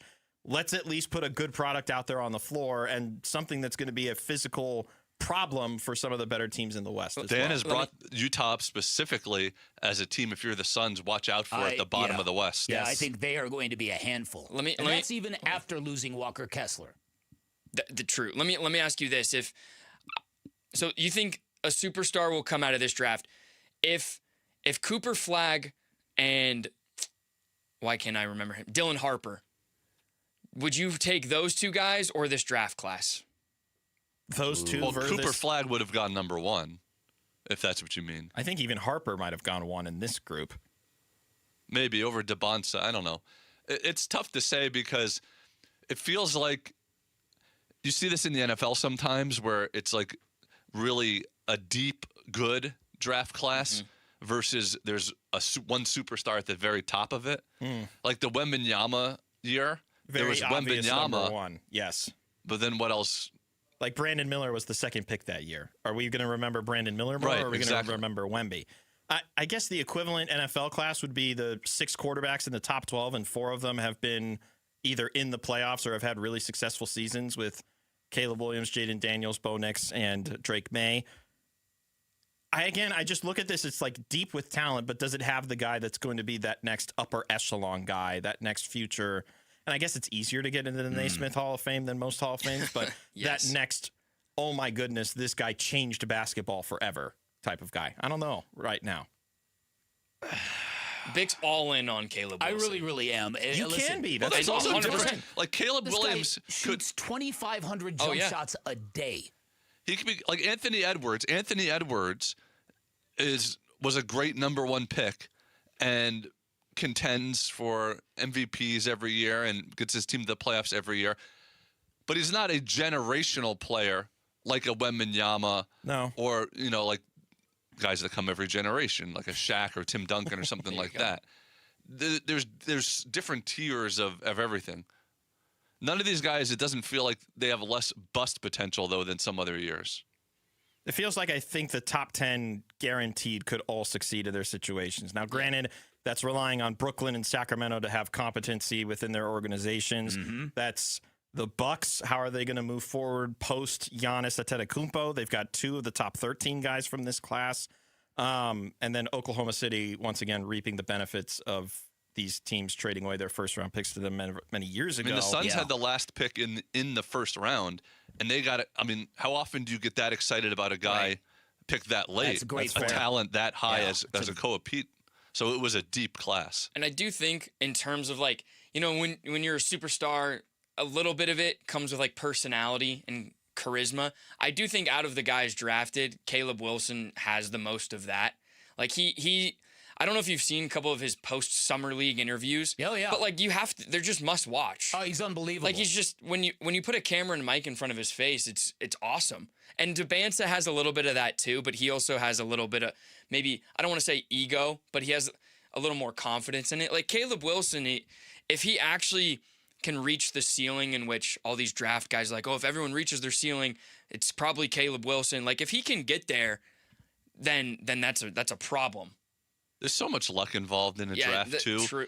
And just like when you have a top pick, like you just named like 4, 5, 6, 7, 8 guys in this year's draft who are probably going to be better than Zachary Richarche, who was the number 1 pick just 2 years ago. Yeah. And just the luck of when you have these picks. And How about it? Yeah, if you have the number 1 overall pick at a time when a generational player like Victor Wembanyama, you're thanking your lucky stars at that point is what you're doing. All right, coming up on the other side, Sammy Cebulka will take us through the Rush Hour reboot. Mitch Ferreldis in for Vinny. I'm Dan Bickley. You're listening to Arizona Sports, the local sports leader.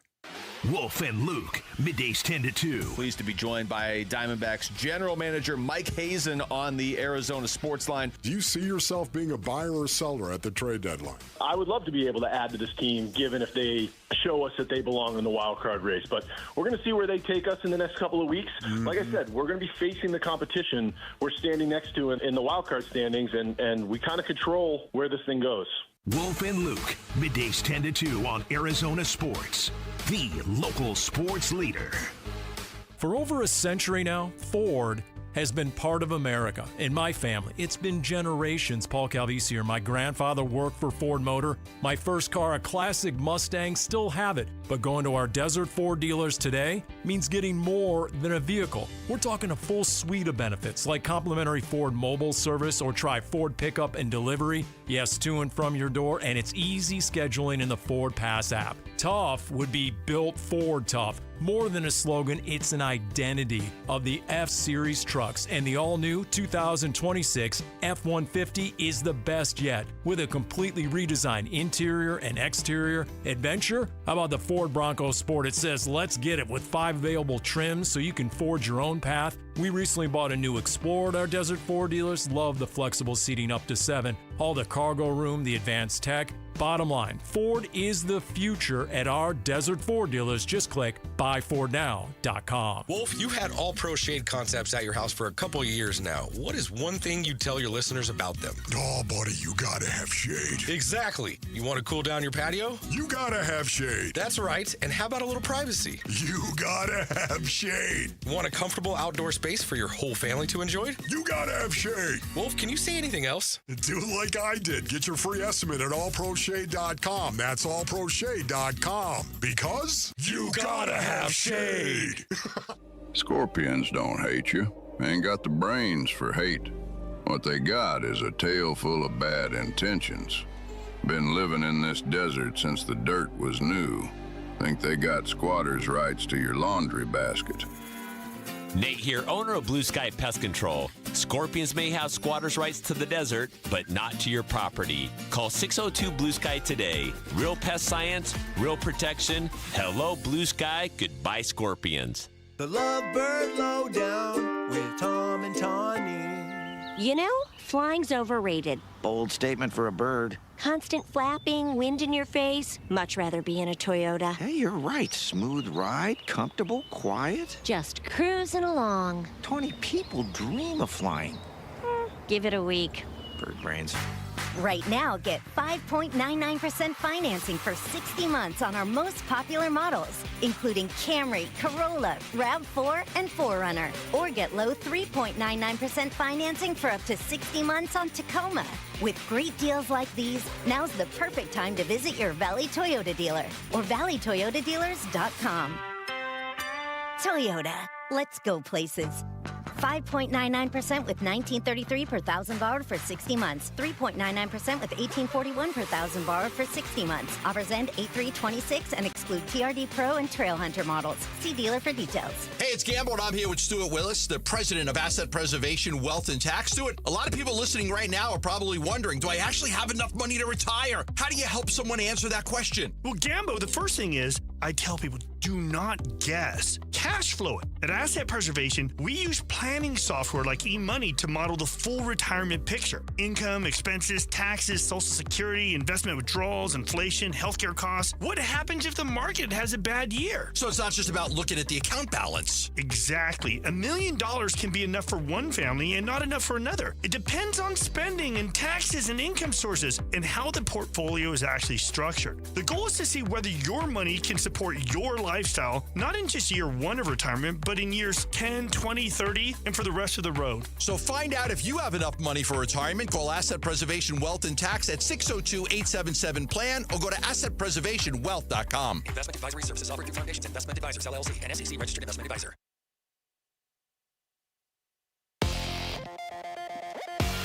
I'm Sammy Cebulka with what's trending now. The Summer Suns continued to impress yesterday in their 188 win over the Pistons. Kamon Malawach had 23 points and 15 boards and has looked dominant this summer. Rasheer Fleming poured in 22 points in an efficient manner, and Koa Pete continued to look the part. He had 19 points in the Suns win, their third win from Vegas this summer. As the MLB returns to action today, the Snakes won't be back on the diamond until tomorrow when they start a very important 3-game series with the Cardinals. And again, just unbelievable scenes from the World Cup yesterday. Argentina down a goal deep into the second half to England, and well, we witnessed some more Messi magic. 2 assists leading to an improbable 2-1 win to get the reigning champs back to the final against Spain on Sunday. This report is brought to you by Advanced Window Products. Advanced Window Products builds every window in Tolleson, ensuring factory direct quality with no middlemen or delays. Call 480-676-3600 to schedule today. Arizona Sports, the local sports leader. Bickley and Murata mornings. Rush Hour Reboot. Rush Hour Reboot. Getting you up to speed on everything happening in sports this morning. All right, it is that time of the day, 7:30. It's time for the Rush Hour Reboot. And we're going to start with a team that starts their second half of the season tomorrow, the Arizona Diamondbacks. So bring back baseball, please. Bring back baseball. Please. So Mike Hazen, it sounds like he wants to buy. He wants the team to prove to him that he should buy. Do you think there's like a number above 500, how they're playing, like the series before the deadline? What's the criteria, do you think, for him to go out and buy? There's a number for me. Okay.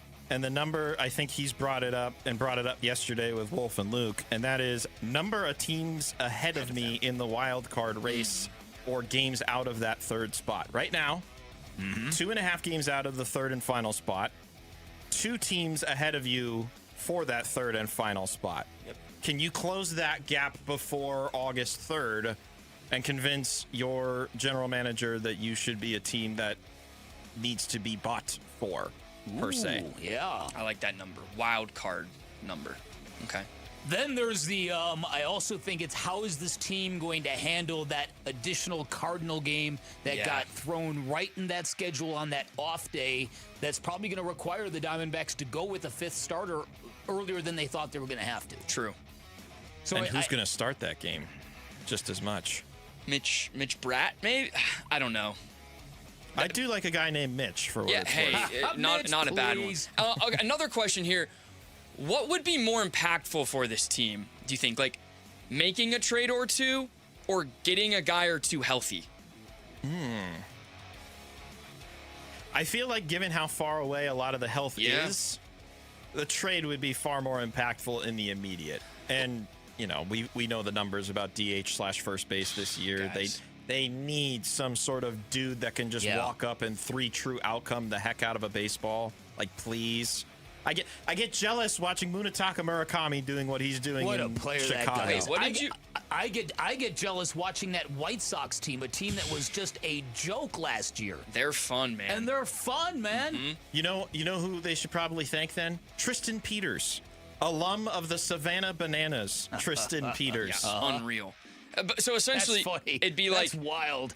Would you rather have and get healthy like a Soroka and Lawler? Those are probably the 2 quickest guys coming back. Or would you rather go out and get 2 guys to then maybe hopefully add to that, to right? Tangent off of Lawler, though, I'm getting kind of frustrated with... Me too. He's doing it. He got hurt again. Yeah, he's doing it. He got hurt again. Especially these hamstring issues, man. These soft tissue issues... They're hard to really get away. How about it? The only time I like soft tissues is when I need to blow my nose. Yeah. That's it. All right. Summer Suns, right? You gonna say something, Oh, Jared. No, I just said babe. What's that? The D-backs have more players that get hurt while getting healthy than you ever see. Man. Puck setback, Burns setback. Santana technically had a setback before he got released. Yeah, no word on Justin Martinez. Yeah. All right. Let's liven the spirits. The Summer Suns look really good. Really. And let's talk about the 3 of Pete, Malawach, and Fleming. If all 3 of those guys can get to their ceiling as players, just how huge would that be for the future of the organization? It'd be encouraging given what little draft capital that they have for the rest of the decade, essentially. They traded away another unprotected first in the next decade upcoming. You need these guys to succeed. Indeed. And I'll loop in Ryan Dunn and Oso Ighodaro into that grouping of guys that they're young. You drafted them. You're responsible for developing them. You're putting an emphasis on development and continuity this year. It needs to be... The proof needs to be in the pudding, so to speak. We need to get that fruit of born labor. Yeah, listen, I think this is why the Kaman Malawach piece has been so important, because you're talking about a true 7-footer with a great wingspan. He's got some athleticism.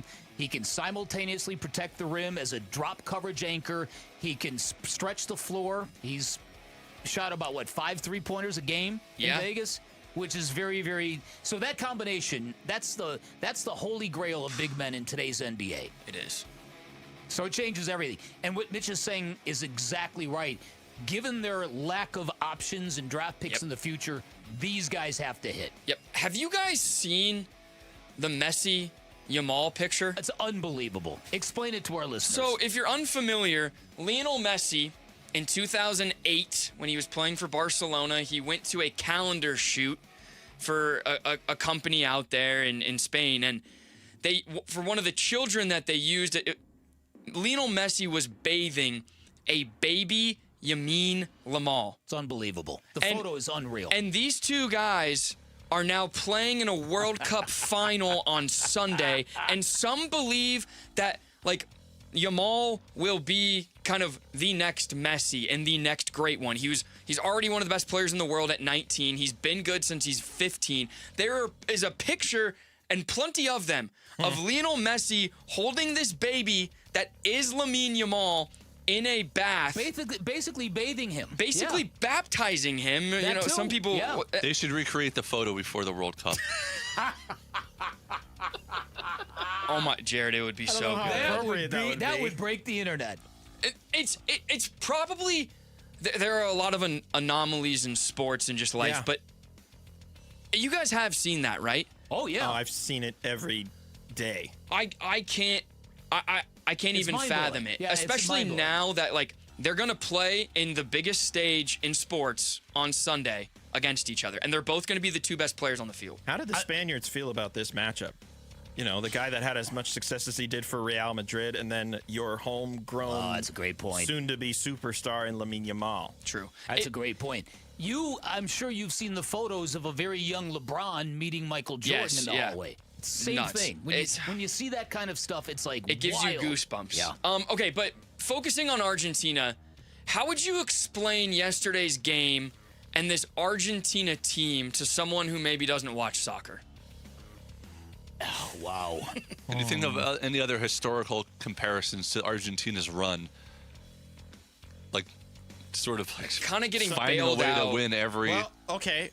Do the Knicks of this past finals count? Because every game that they won in the NBA Finals was a second-half comeback victory. That's a great point. That's a good comp. Including a historic comeback, which Argentina had during their knockout run against Egypt.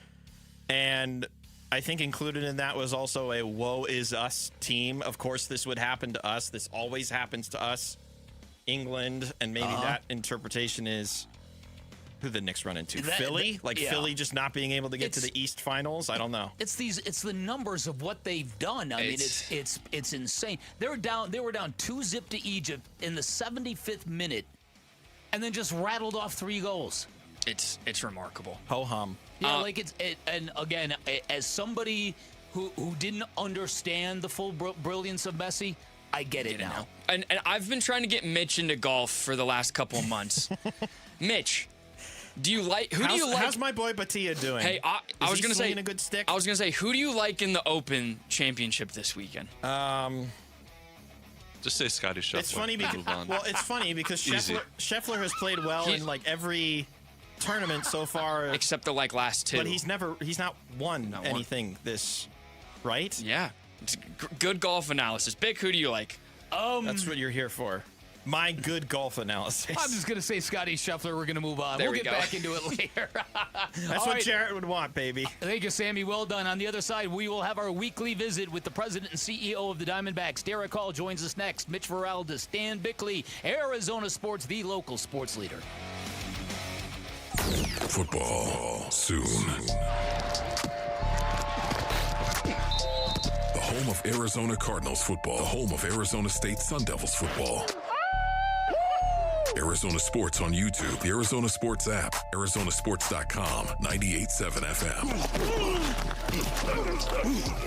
Hey, it's Gambo, and when you think about Diamondbacks baseball, everything comes down to what you can see. The pitch coming in, the movement of the ball, the play unfolding in the field. The clearer your vision, the better your game. That's why I've always believed in the Schwartz Laser Eye Center.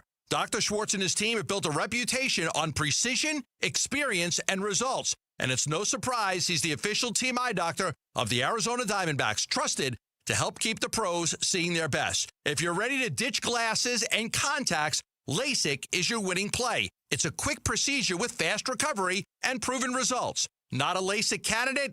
Evo ICL or Clear Lens Exchange could be your next move for sharp, clear vision. Schedule your free consultation and see how Dr. Schwartz can clear things up. With locations in Scottsdale, Glendale, and Mesa, visit teamidoc.com or call 480-483-EYES. That's 480-483-EYES. The Schwartz Laser Eye Center, trusted for over 25 years. Increase your vehicle's performance with Lucas Fuel Treatment at O'Reilly Auto Parts. Add it to your tank to eliminate carbon and varnish deposits. Get 2 bottles of Lucas Fuel Treatment for just $9, plus receive 2 times O reward points at O'Reilly Auto Parts. Hello, everybody. Eric Bryan, owner of Precision Air and Plumbing. I saw a $29 AC tune-up ad the other night, and I just laughed. I mean, nobody's sending a skilled technician to your house for just $29 without a catch. Our complete AC tune-up is $159.95, and we actually tune it up. We clean your coils, check and replace your Freon, measure airflow. We run full diagnostics. It's real maintenance. Make the precision decision today. Call 602-FIX-MY-AC. Decision with Precision Air. We've got the world's biggest soccer tournament, and it only gets better when you can trade on the outcome. Yep, get in on all the action with Kalshi, because here come the final teams from the quarterfinals, semifinals, and, of course, soccer's ultimate prize happening July 19th. Kalshi, just the largest prediction market in the world, regulated and live in all 50 states. Paul Calvise here. Hey, you see the latest? Messi joining Giannis, linking up with Kalshi. Remember, on Kalshi, you're trading against peers in a live market, meaning there's no house. And as probability changes, you can buy in, buy out of your position, and for a limited time. Download the Kalshi app and use referral code AZSports, one word, AZSports, to get $10 when you trade 10. Referral code AZSports, one word, on the Kalshi app. Kalshi, Kalshi, trade on anything. 18 plus only. Restrictions and eligibility requirements apply. Event contract trading involves risk and may not be suitable for all investors. Prices, value, and available markets may differ from those mentioned. For more information, see kalshi.com/regulatory. On Saturday, July 18th, pick up a Geraldo Perdomo audio bobble, courtesy of Chaz Roberts. Get your tickets today at dbacks.com. Every summer road trip starts somewhere. Start yours at Freeway Chevrolet. Right now, we have employee pricing for everyone and 0% APR for 60 months on new 2026 Chevy Silverado 1500 models. Chevrolet. Together, let's drive. Employee pricing for everyone and 0% APR for 60 months for well-qualified buyers. Must finance with GM Financial. Not available with lease and some other offers. Take new retail delivery by August 3rd, 2026. Freeway Chevrolet. I can and may. Arizona Sports, the local sports leader. Mr. Speaker, the President. To have the high privilege and distinct honor of presenting to you the President. He's the president and CEO of your Arizona Diamondbacks. Hail to the chief. Derek Hall. The President. On Now with Bickley and Murata. Brought to you by Freeway Chevrolet. Together, let's drive. Every week, it is our pleasure to bring you our next guest, the guy who runs the Diamondbacks, the smiling face of the franchise. He is Derek Hall. He joins us now. Good morning, Derek. Good morning, Vic. Mitch, how are you? I'm doing well, Derek. How have you been since we last spoke? Doing well. Everything's been good. Much better in the last week. Well, let's talk about this, because what happened in Los Angeles was a revelation for a lot of people. Mike Hazen made it very clear yesterday that this team still has got to prove some stuff to him in these games coming up. Where are you at on what we saw last weekend and what it might mean for this club going forward? Well, yeah, and I go back right before that series, Vic. I mean, I'm on the radio with you, and I'm apologizing to fans for the way we played those last 2 games in San Diego, and then we took care of business in the final game, and we rattled off 3 in a row in L.A., which was unthinkable. But I think our team, did a great job. They were focused. They were motivated. They were intense. And they played the game the right way, and it wasn't, as we say, the big 3. I mean, we had production up and down that lineup, which is so important for us to do. If we're going to keep winning, we're going to have to get consistent offense from more than just 3 or 4 guys. and our bullpen's got to continue doing what it's been doing all year. But it definitely gave us some optimism, some hope going into the second half. I mean, just think where we would be today had we gone in there and got swept, right? We'd be definitely talking about what we need to do to improve our team for 2027, and we're not looking at it that way right now. It must feel good to have a 4-game winning streak going into the All-Star break, or are you on the opposite side of it from like a I'm trying to think of the word, not conspiracy theory, but a superstitious perspective of, oh, we're playing so well, we got a 4-game winning streak, and then halt, we've got to take 5 days off before we play again. What side of the coin are you on with that? Yeah, Mitch, I hate, when you have momentum and it stops, right? It came at the perfect time. I think we needed the break, we needed the rest, but it came at the worst time. I mean, you've won 4 in a row, you want to keep rolling. And then we look at the schedule, and it just gets tougher. I mean, you guys just talked about it, but having to go to St. Louis for 1 game, well, that's after a homestand where, you play St. Louis for 3. The Athletics are coming in, and, at some point you talk about superstition or you talk about the way the ball bounces, but at some point they're going to click again, and they're going to score runs. We know that. So we're going to have that offense to keep up with the A's. And then our road trip is tough. We go to St. Louis for that game. We go to Washington, Pittsburgh, Cleveland. Oh, and then we come home, we play 4 against the Padres and 3 against the Dodgers again. So it doesn't ease up at all, right? It just keeps coming at you. So if we're going to, be in this thing come 6 o'clock Eastern on August 3rd, we're going to have to keep winning. But, again, like you guys just raised, and it was a great point. And I think it was mostly, Jared's point. Oh, come on. Don't give him that. No. He's probably, I don't know what he's going to say, but he's right. Sorry, Jared. It wasn't. It was not the troll in the goal. It was actually Sammy. and Sammy said, would you rather, and asked the question, would you rather go out and get somebody, or would you rather have these guys come off the IR or IL? And that's really the good question, because that's like acquisitions. If you get these guys back and you look at those that are injured, and I'm not one to make excuses. I mean, every team goes through injuries, but for us to not have Lawler, and now Troy's on the IL, and Nelson, Soroka, we still have Puck and Burns trying to come back, and Martinez, and now Gallen's on. We've got to get these guys healthy. Those are like acquisitions, but when they come back, it's not like they're going to be lights out right away. These guys need a couple of games to get under their belt to get back in the groove. I'm curious, because you're going to be playing the Cardinals, like you said, at home, and obviously there's going to be some tension between the clubs over what happened. When you look, and that is them not being willing to reschedule that game, which means you guys have got to go from playing the Athletics at home, and you got to make a one stop in St. Louis before heading to D.C. Why did cooler heads not prevail in that situation?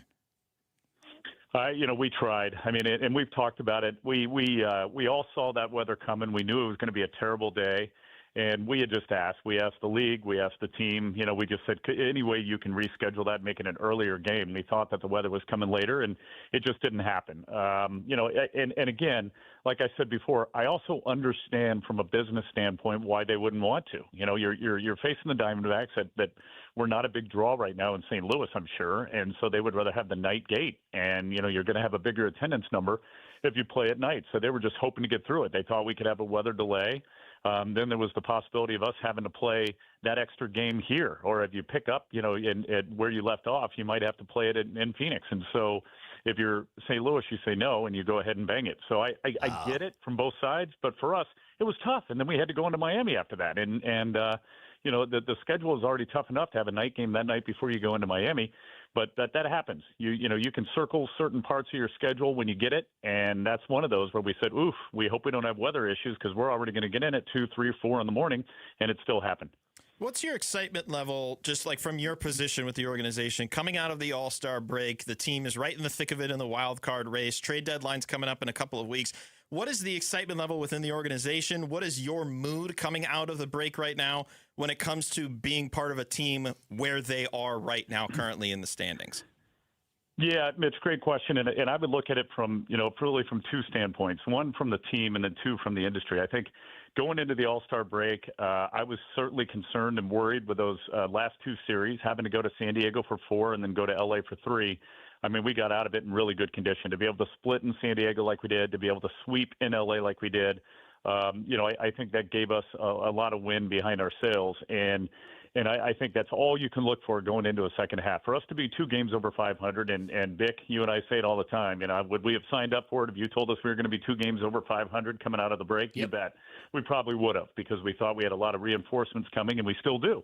But then, as an industry, you worry because I care so much for the sport. And you go to the All-Star game, you go to the All-Star game events, and you think and you hope and you knock on wood that, the home run derby and the new rules are going to work. I just think we have so much momentum. I'm excited for the industry right now, Mitch. I just think, with the rules changes that have been so popular, with the WBC that was so popular and so good for the game, and then the home run derby just everything that could have gone right did for that event. I know some people are saying, "Wow, what a boring All-Star game," and it wasn't exciting, but it was a good game. And again, you've got some of the greatest stars we've ever had in this game. I just feel so good about our industry, and I hope we can keep this momentum going, if you know what I mean. Yeah, no doubt about it. It would be tragic, and already the yapping has begun, and that only leads to darker places when you get both sides digging in and talking to the media about it. All right, so a couple things more about your team. How are you going to get through with your rotation in the short term, in terms of when are you going to need a 5th starter? When might you give another shot to Zach Gallen? Sketch for our listeners what the state of the rotation and how you guys are going to handle it in the short term. Yeah, hopefully, this Gallen injury can be overcome quickly. I think it would have obviously helped a lot if we had that off day that we originally had scheduled for the 23rd. But I think we'll get by. I think Soroka's very close. We do have a couple of kids, as you've seen, who can come up here and spot start if need be. Our bullpen is fresh right now, so it's a good time to have to have a need to either spot start or use your bullpen. So I think we're okay, but hopefully we'll see these guys coming back, Vic. But I know for the most part, we're ready to go. I mean, our starters are in line. The Gallen start, we don't know what's going to happen yet at this point, but we'll map it out here before we get going against the Cardinals and the A's. Got it. I was looking ahead to some of the stuff that you have coming up for this homestand. Kids free weekend, if I'm not mistaken, against the Cardinals, the Perdomo bobblehead on Saturday. But the thing that caught my eye, and I'm curious what your involvement is with this, bringing in some Chino Bandito for the upcoming homestand at Taste of Chase. I got to be honest, my mouth is watering thinking about the Jade Red Chicken right now. How did that all come together this upcoming weekend? Well, now you're talking Jared's language on that one for sure. We got to get him into the taste test. Yeah, you know what we do, as you know, Mitch. We do a lot of new items, and I really have to give our chef, Steve Tilder, all the credit because he comes up with some great ones. We bring in celebrity chefs to bring in the good food, the different food. We bring in, whoever is visiting, whatever team is visiting, their hot dog for that dog of the series, which is fun. You mentioned it, that the Perdomo bobblehead, which is also an audio bobblehead, which is great to hear his voice and his excitement, and the kids free. So for the entire weekend of St. Louis, you got kids free. I joked about it last week on the radio and said, "Oh, when we're not playing well, I tend to talk about promotions. And by the way, kids free against St. Louis." But it is, and I'm looking forward to it. And it's good that we turned the page on June when we didn't play so well. We're in July, so I would encourage everybody, like you've done, Mitch, to go to dbacks.com and look at the promotions. Go to schedule, look at the promotion schedule. Got a lot of exciting promos coming up and a lot of good giveaways. And I'm proud of our team for doing so. We've had tremendous, whether it's post-game concerts or the jerseys that are so popular this year. Everything that we're doing, is bringing out big crowds. And we need that to continue, especially against the Cardinals right now, who are battling for that wild card spot. Keep coming because our numbers have been really good this year, and I can't thank our fans enough for sticking with us and coming out and supporting this team. There you go. All right, Derek, as usual, thank you for your time. As always, good luck going forward. Have yourselves a great second half or post-All-Star game. You know what I'm saying.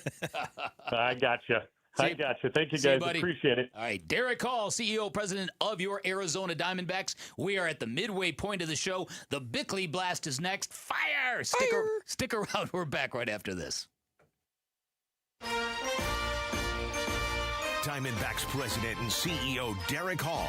Brought to you by Freeway Chevrolet. Together, let's drive. Your home for everything Diamondbacks. Arizona Sports. The local sports leader. Wolf and Luke, middays 10 to 2. So much of what is going on with the Arizona Cardinals right now is about these players, these young guys developing. What if Will Johnson just suddenly became a shutdown corner? Walter Nolan, what if he is destined to be one of the best 3 techniques in the National Football League? What happens if these guys develop so quickly and profoundly that suddenly the Arizona Cardinals start winning games? Is that a possibility? Yes. That's a possibility. You know what? I know there's guys out there, you're going to be laughing at that. That's fine. Laugh all you want, man, because I've seen it happen. Wolf and Luke, middays 10 to 2 on Arizona Sports, the local sports leader. I move mountains for a living. Literally.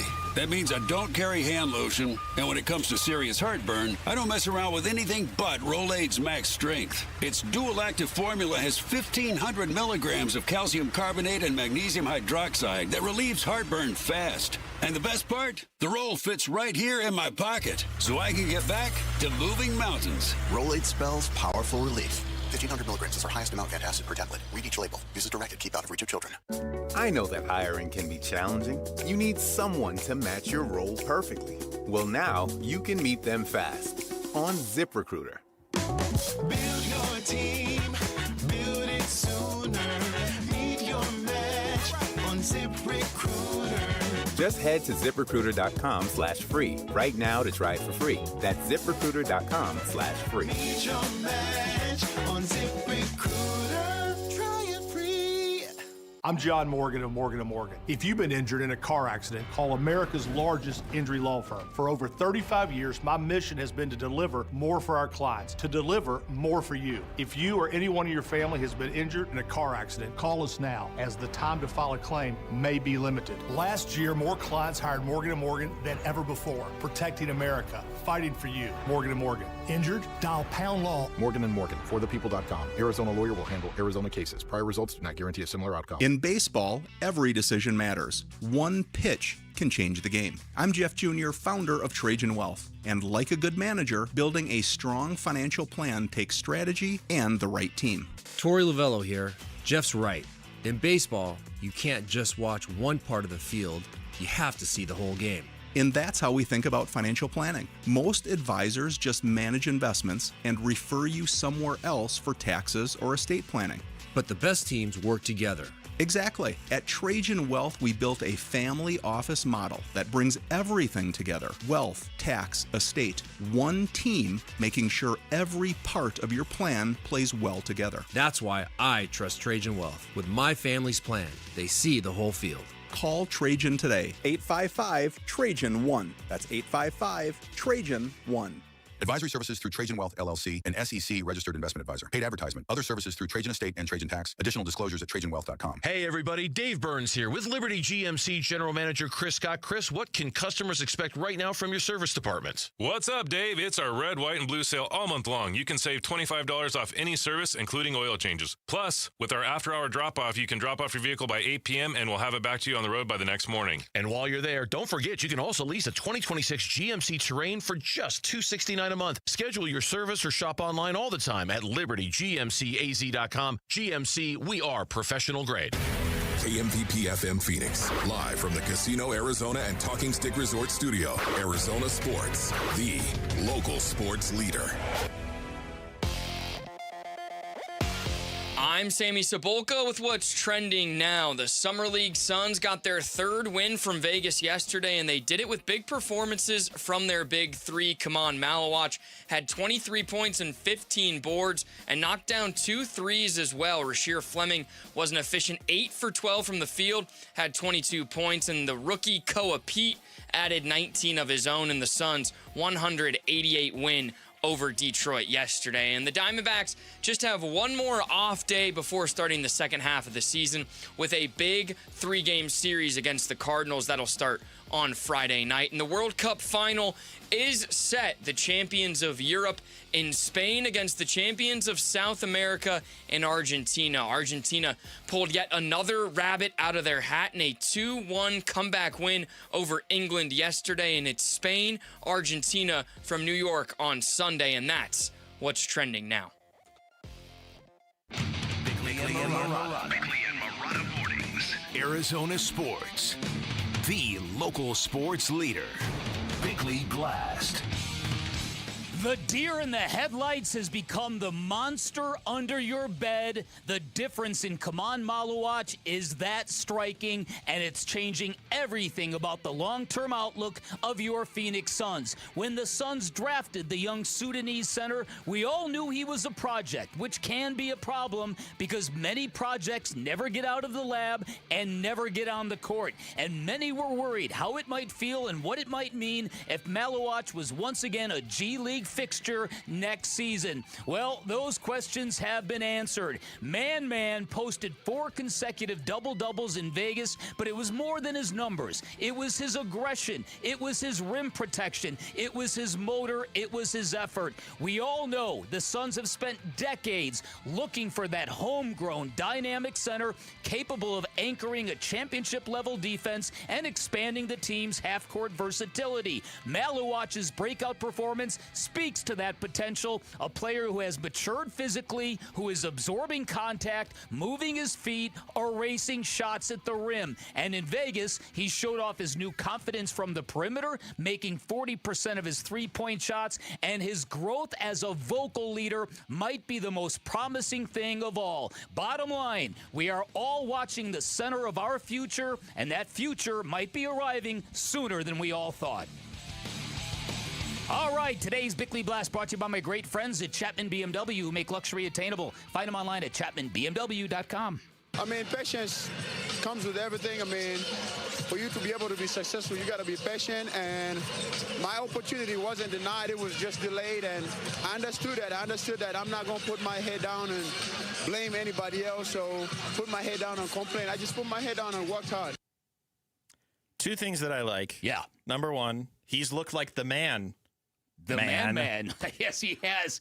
He's looked like the man. And then for another stupid one-liner joke to insert here, let's hope this time what happens in Vegas does not stay in Vegas. Don't let Mitch Farrell just get hot, Mitch, folks. my friend. Come on. He's been cooking with oil all day long. You son of a Mitch. You son of a Mitch. Needed to insert a little chutzpah. a little chutzpah? I'm very encouraged by what I'm seeing, and we do the same thing in spring training. We do the same thing with preseason. Let's just hope that this is not a showcase against other players of his level of competition. Well, but at least he's looking good. Yes, it's better than the alternative. This is the 2 sides of the coin, right? It's the, hey, maybe we take this with a grain of salt because he's playing against a bunch of other guys who are trying to prove themselves at the NBA level versus he's actually doing it, right? And every game he did it. Yes. Which is exactly what you're supposed to do if you're getting ready to make that big jump in the NBA. Now, if all this leads to, though, is him dominating the G League during the first half of this upcoming season, what will it matter? That's the thing is, like, we're all getting, is our excitement rational or irrational in that will we actually see Malawach, and then you could even add Fleming, Koa Pete, Brea to a lesser extent, but will we see these guys actually get a chance to develop and contribute and show what they actually have? Well, it's the question of the season going into basketball season. It really, really is, because this should be, I think, a heavy emphasis on developmental. These players that, as Mitch has accurately pointed out, are so important to the long-term viability of this franchise. When you can't really sign free agents and you don't have any draft picks, right? This is how you get better. These guys, these 3, and I'm gonna, with all due respect to Kobe Bryant, I'm gonna keep him out of this for right now because I don't think that ceiling is like the other 3 we're talking about. And with all due respect to Oso and Ryan Dunn, the year before guys. Yeah. Oso is going to be a great backup center for 12 years. Good backup center for 12 years. Ryan Dunn. Who knows anymore? Yeah, who knows anymore? The Come On Malawach piece is, it's not only what he's done, and again, the vocal, the verbal, the leading, the communicating, the orchestrating from the back line of the defense. That is so important for a basketball team to have. This is also their goose of the guys picked, right? Like, it is. Koa Pete, 30th overall, first rounder, but 30th overall. Rasheer Fleming, first pick in the second round. You could treat it as a first rounder if you want. So, Come On Malawach, 10th overall. Yep. The guy that the one first round pick, I should point out, other than Jalen Green, if you want to be particular about that. The one first-round pick you got back for Kevin Durant.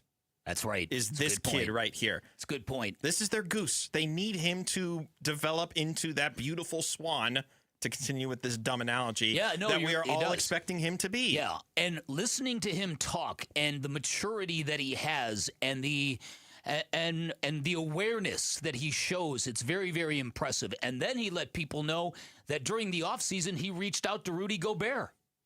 Got some advice from Rudy Gobert. Bro, be hanging out with him. Yeah. As much as you... Just not in the darkness retreat, which I've heard Rudy has done it previously. But go ahead. The thing with Malawach is you're watching this in the summer league that he should look good. He was the 10th overall pick. He's already been in the NBA for a year. And all I can think of is how much of this will actually translate to an NBA court, right? Like the jump shot, it's great when it's going in. He's shooting 40% from three, 90% from the free throw line, which is a great sign. The rim protection, I think, is the one thing that's going to be constant no matter what. I agree. And that's something the Suns haven't had in quite some time, is elite rim protection. I'll tell you what. I think one of the big things we're worried about. I tell you what. I tell you what. I tell you what. I think one of the things that we've shared concern with, I know Kellen in particular has pointed out this concern, is now the lacking three-point shooting ability of this team as a result of moving off of Grayson Allen, moving away from Royce O'Neal. Yes, you bring in Luke Kennard, who has that three-point, not necessarily the volume, but the efficiency. I wonder if one of the sneaky aspects of Kaman Malawach is his ability to help space the floor a little bit more for this team. Because he's firing away from three right now. And we all last year we talked about how that was such an issue for this team. Getting the spacing, getting some gravity away from Devin Booker. Well, you know who was at that game last night? And I know he obviously watches all the Summer League games. Jordan Ott was sitting right there. And if anything, that should have told him, okay, if he's raw and young and maybe you still don't trust like his defensive rotations or his lack of physicality when it comes to being in the paint offensively, you might just have to toss him out there to see if he can extend the floor. Because if he's able to do that, it immensely helps Jalen Green, Miles Bridges, be able to get into the paint and kind of live at the rim, which they're really good at. If you have a stretch five, Miles Bridges becomes immediately better. If you have a stretch five, Jalen Green can do what he does at a high level, and that's get to the rim. One-on-ones to drive to the rim. Yeah. And been tremendous is Devin Booker just watching everybody, waving at them, and handling the ball, shooting it. What a silly team that they put together here. I think it might work, but it has worked technically. 45 wins last year, I think, is a fair thing to say as success. Yeah, but that's different. I mean, you're now adding Miles Bridges, and you're essentially adding Jalen Green. Like this starting lineup is different than that team that won most of those 45 games in the first two-thirds of the year. It's going to be defensively inferior to the team we saw last year. Unless Kaman Malawach is a great rim protector. And plays. Well, by the way. I go back to what we project to be the rotation of this team, right? Booker, Bridges, Brooks, Green, and Williams as your five. Okay.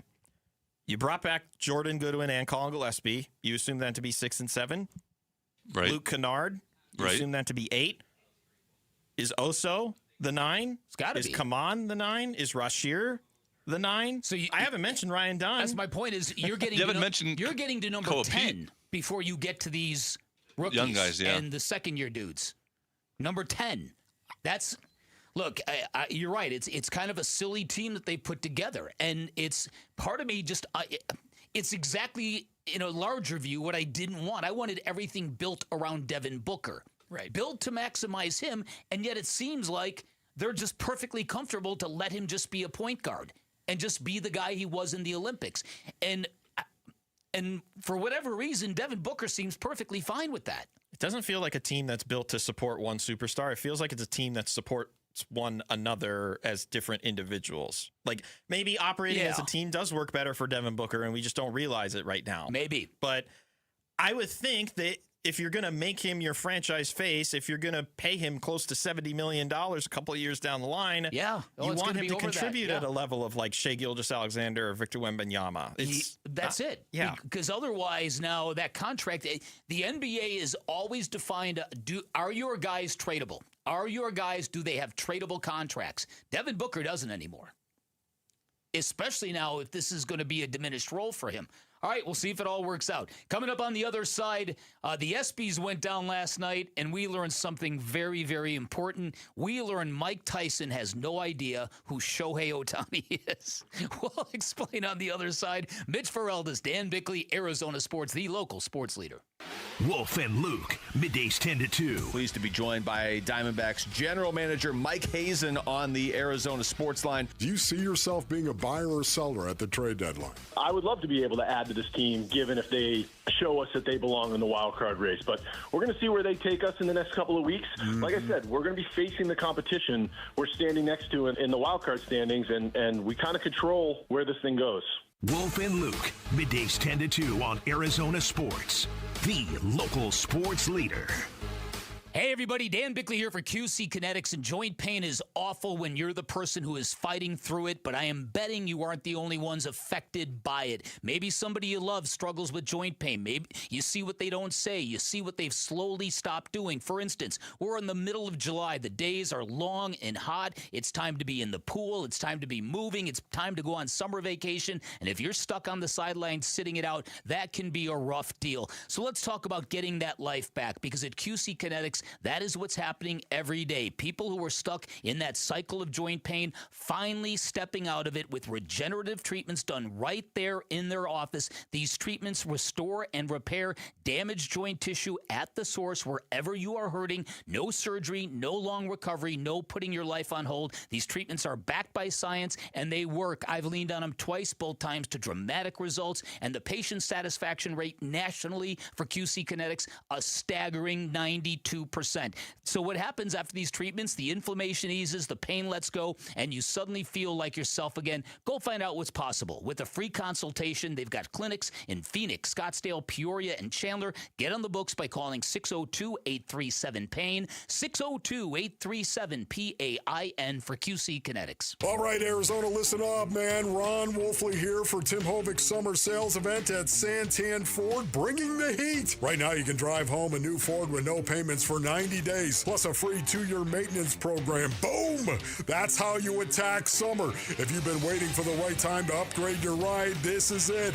It's an easy drive, the Santan 202 Freeway in Val Vista Drive in Gilbert. No payments for 90 days. Free 2-year maintenance. Head on over to Tim Hovig, Santan Ford. This is a special alert to all Americans who own a vehicle with less than 200,000 miles with an auto warranty about to expire or with no warranty coverage at all. Due to a decline in the economy, CarShield is announcing a low-cost, month-to-month vehicle protection plan that is now available to the public to save any driver out-of-pocket expenses on future auto repairs. Call now to find out how you can pay almost nothing for covered auto repairs. Yes, you heard that correctly. Pay almost nothing for covered auto repairs. An open phone line has been established for all drivers to call for a free quick quote. Call 800-330-8323 now. Drivers who are covered will not have to pay for covered repairs again. This protection plan is at an all-time low. Additionally, drivers who activate this vehicle protection today will also receive free roadside assistance, free towing, and car rental options at no additional cost. Call us for your free quick quote today. 800-330-8323. That's 800-330-8323. What do you have to lose? Call 800-330-8323. Again, 800-330-8323. Gleason Roofing. This is Jim Sharp with a reminder to get your roof inspected. And I don't mean doing it yourself from the inside of your house, because by the time the untrained eye realizes there's a problem when water's staining your ceilings or running down your walls, you're looking at major repairs to more than just your roof. Trust the pros at Gleason Roofing, like I did. Gleason Roofing's 25 plus years of doing Arizona roofs means they're experts on what the summer heat and our monsoon season can do to your roof. A Gleason Roofing no-obligation roof audit now can save you thousands upon thousands later. And with Gleason Roofing's flexible financing options, including 12 months same as cash for qualified homeowners, you don't have to wait until there's a big problem to get your roof repaired now. Go to GleasonRoofing.com to schedule your no-obligation roof audit today, especially if your roof is more than 10 years old. That's GleasonRoofing.com.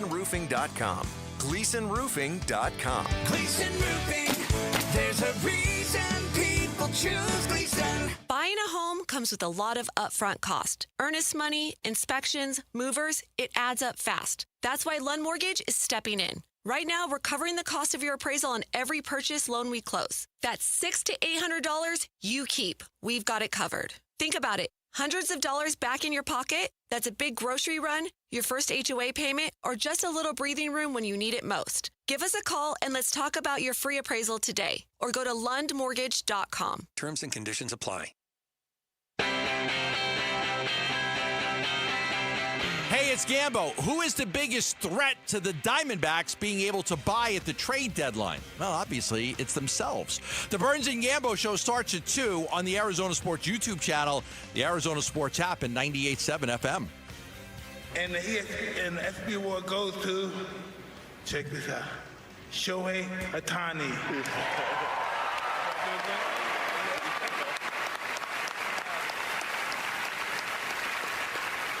Shohei could not be here tonight. He sends his gratitude and appreciation to ESPN and everyone who voted for him. Shohei's the guy. How can you not love Mike Tyson, huh? Shohei's a guy? Shohei's the guy. Shohei's the guy? So good. Hard to believe that How is that possible? Hard to believe that a guy most famous for being dumb, on drugs, and getting punched in the head would be confused about somebody. Never would have seen that coming. Point. That's a fair point. It's crazy, though. I mean, Shohei Ohtani, one of the most famous athletes in the world. Yeah. Yes. Hard to believe, I guess, unless you're truly not a baseball fan at all, that you would not know who it is. Unless he was mistaking in his brain him for somebody I else. almost feel like this is the one guy that is the exception to the unless you're a true baseball fan kind of rule, right? Because he's got international appeal. My wife knows who he is. Exactly. Like, you can not watch baseball and know who Shohei is. I would have thought until last night, at least. But what was the award they were giving out there too? Shohei won a couple of awards. Yes. He won Best Baseball Player, and I think he won Best Single Game Performance. Which I imagine is the 3 homers and then 10 the 6 strikeouts. shutout inning, 10K. Yeah, So he got a couple of awards last night. At the ESPYs, it was a big night for the New York Knicks. Right? They were named the Team of the Year, the Best Championship. Jalen Brunson walked off with a bunch of different awards. Cleaned up. And did he do the pose like when they hold all the Grammys in one couple of Oh, arms? he just had wrist surgery, so I don't know if he could hold on. Yeah, that's but right. here's the thing that I could not help but think is this is probably going to be a one-and-done thing for the New York Knicks. I don't see a universe in which they repeat. It's hard to see that. I don't think they'll be they might not even be in the top 5 in odds to win the championship next year. They got hot at the right time and never stopped being hot. Some people have pointed out they didn't have to face the Pacers, who was the one team that knocked them out the last 2 postseasons. Right. They didn't face the 1 seed. They didn't face the 2 seed. Right, because the 2 seed got and then knocked they out didn't early. face Oklahoma City. But the New Yorkers don't care. It doesn't matter. It's doesn't the matter. beauty. Listen, and this is, to me, this is what's fantastic about it, because I talk about this all the time. Not all championships are the same. All championships are great, but some of them are your forever championship, the one that tops everything and everybody. Yes. I lived that in Chicago with the 85 Bears. There would nothing ever top that in Chicago. Nothing. Until the Cubs won. I would say that's not accurate. I would say because the 85 Bears were so dominant. The Cubs winning was a very emotional, ethereal kind of cathartic thing. Kind of thing. Yeah. That Bears team also had a lot of national appeal, right? That Bears team just killed people. And if you lived in Chicago, you know that's the franchise that drives everything. Bears. Mike Singletary, William the Fridge Perry. The Bears. Steve McMichael. Bears. Listen, and so Vinny is actually in Chicago. Oh, that's where he went? Oh, I sent him to my favorite bar last night. No way. Yeah, there's a bar in Chicago that I should literally have a plaque on the wall. I spent so much time and so much money in that place in the 90s. I should have a plaque on the wall in there. And Vinny went there. In like the city or more like Wrigleyville? It's in the city. No, it's in River North. Okay. Right by the Chicago River. So not Billy Goat Tavern. That just no, that place is sparked my memory just real quick. The plaque on the wall thing. There's a steakhouse, a famous steakhouse, Durant's, and they closed and then they remodeled and reopened. I literally have a plaque on the wall for eating a gigantic steak. No way. At the old Durant's? At the old Durant's, and I was wondering if during the remodel if they were going to keep it up. And my mom happened to go there recently. And? Took a picture of it. No and way. I'm still up there. That's awesome. Jarrett Meat Sweats Carlin. Okay, anyway, sorry, right, that just made me. I'm sorry. Maybe you told us this story before. I don't recollect it. Tell the story. How big was this? I don't remember exactly. It was a big porter. It might have been like 36 ounces or something like that of a porterhouse. It's one of those ones where they have to slice it up for you, and they bring it on a thing. And I finished it, and I was. You were sweating? Meat sweats. Was it one of the deals where? Now this is like 15 years ago too. Gotcha. Was it one of the deals where if you finish it or just like finish it in a certain amount of time, you get it for free? I wish. Dude. Because I was even poorer than I am now, but it was for my birthday one year with my friends, and I took the challenge and did it. So it's funny because we've had Jarrett Carlin do the bratwurst eating contest a couple of years at Four Peaks Tempe Oktoberfest. Right. And I did not do that well. He does not do that well because that's more of a function of speeding. Right. But if it was just volume eating, exactly, then you're a world champion. I could keep eating and specific things too. The bratwurst is hard for me to eat fast. As I pointed out, I have a small mouth, and when you have the what a curse for you! What a curse for you! And when you have the salted meat tube inside of the bun, it's hard. Meat tube. It's hard to chew and swallow and eat it fast, and it was such a small amount of time. Anyway, yes, volume. I'm great. And specific thing. I think I could eat a ton of steak, ton of pizza, stuff like that. Look, we've heard the Diamondback stories, and we've recently seen your ability to move fast in the goalie challenge that you took upon yourself last week. So I think all of that lines up. The one thing that doesn't line up for me is small mouth, because you sure talk a lot. Well, I make the most of what God gave me. You're Jewish. I'm an influence. Right. So I was actually in Prague when you were served so handsomely at Chase Field.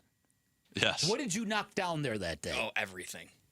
Well, let me see. Except for the walls. I took pictures of it. First, what was it? First they brought out the new sandwich, the 2-foot-long half chicken parmesan, half pastrami sandwich. And you killed that. Dominated it. Destroyed it. Then. Which side was better, by the way? Pastrami is not one of my most favorite meats. Okay. Very delicious. Then they brought out a barbecue plate. I don't know what the item is actually called, but it had ribs, it had pulled pork, it had a sandwich, and it had coleslaw and something else, like this big. Then they brought out a bucket of nachos that were as big as a car tire. Then they brought out the churro dog. Oh my goodness! Then they brought out the new milkshake thing. It was fantastic. In fact, and since you brought it up, thank you. You know, I'm going to San Diego in a couple weeks on vacation with the family, and we're hoping to go to a Padres game. And who do they happen to be playing? Oh wow! Imagine that. The What a Diamondbacks? coincidence. The Arizona Diamondbacks. Now I don't know if they have any that? pull in San Diego, but I will. I imagine they do. I may be going to the game with my family, hopefully. Petco has top-notch food as well. Get yourself some street tacos while you're there. It Petco is does a some of the good job best. over there. And so is our review of the ESPYs. What you got to do?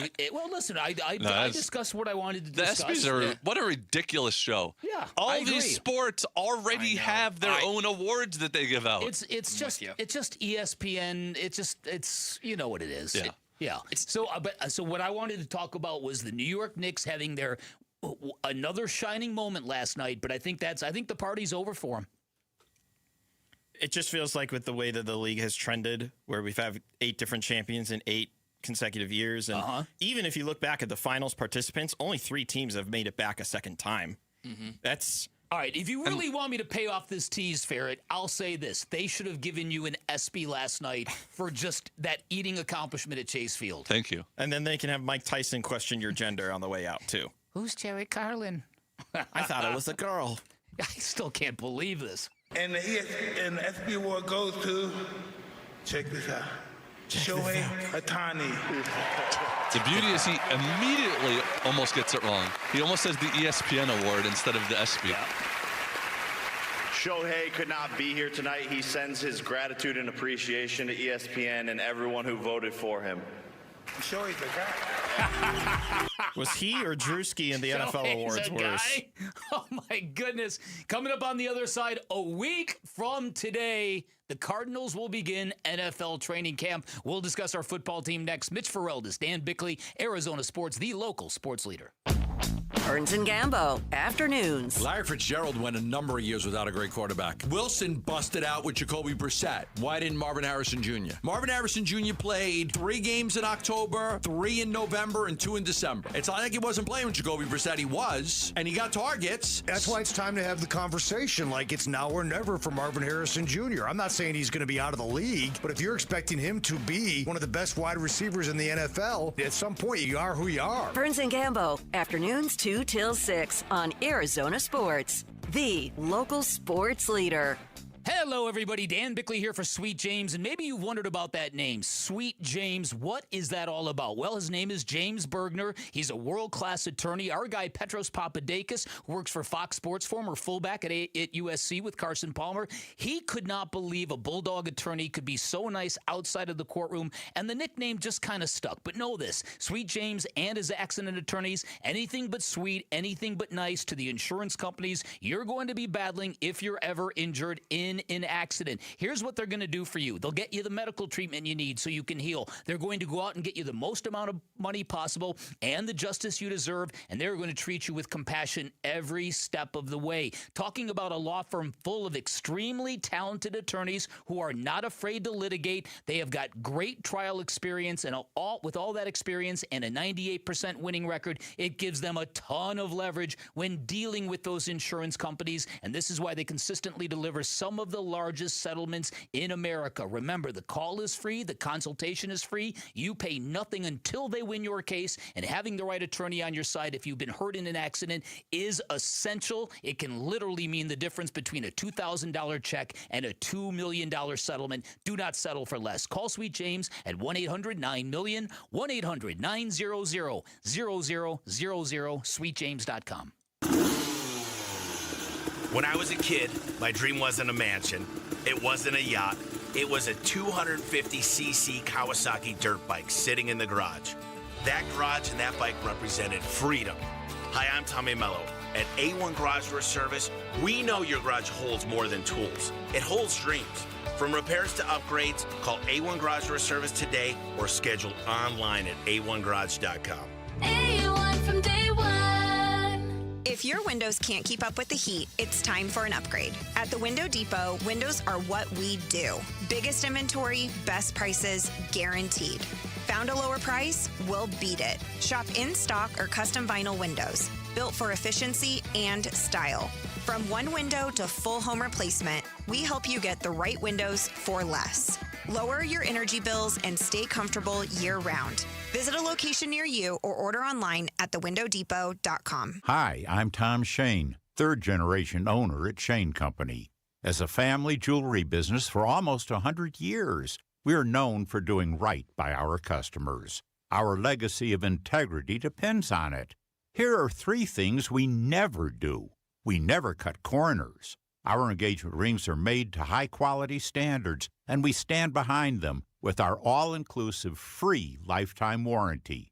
We never buy diamonds without seeing them in person. We travel to the source, eliminate the middleman, and get first pick of the most beautiful stones. Then negotiate the price on your behalf. We never try to trick you on price. We don't mark up the rings just to mark them down and call it a sale. We offer true value from the start, so you get the best price every time. At Shane Company, we put you first, because a friend always has your back. Shane Company, your friend and jeweler. Scorpions don't hate you. Ain't got the brains for hate. What they got is a tail full of bad intentions. Been living in this desert since the dirt was new. Think they got squatters' rights to your laundry basket. Nate here, owner of Blue Sky Pest Control. Scorpions may have squatters' rights to the desert, but not to your property. Call 602 Blue Sky today. Real pest science, real protection. Hello, Blue Sky. Goodbye, scorpions. Message and data rates may apply. Hey, this is Dave Burns. And John Gambadoro. And every year we hear far too many heartbreaking stories involving children in water. Please take 2 seconds out of your day to help prevent these tragedies. To learn life-saving water safety tips, go to Fulton2seconds.com or text the word SWIM to 620-620. And never forget that 2 seconds is too long to take your eyes off kids near water. This is Doug Fulton of Fulton Homes, proud to partner with KTAR to keep your kids safe around water. I'm Sammy Sabolka with what's trending now. The Summer Suns continued to impress yesterday in their 188 win over the Pistons. Kamon Malawach had 23 points, 15 boards, and he's looked dominant this summer. Rasheer Fleming poured in 22 in an efficient manner, and Koa Pete continued to look the part. He had 19 points in the Suns win their 3rd win from Vegas this summer.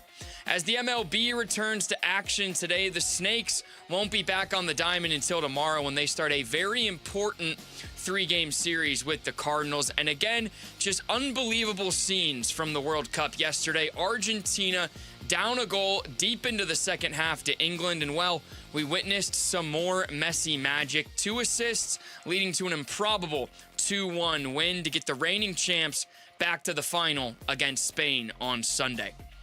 This report is brought to you by K2 Vision RLE Refractive Lens Exchange. No readers, glasses, contacts, or cataracts. Register for K2 Vision RLE's free live webinar today at noon at k2visionrle.com.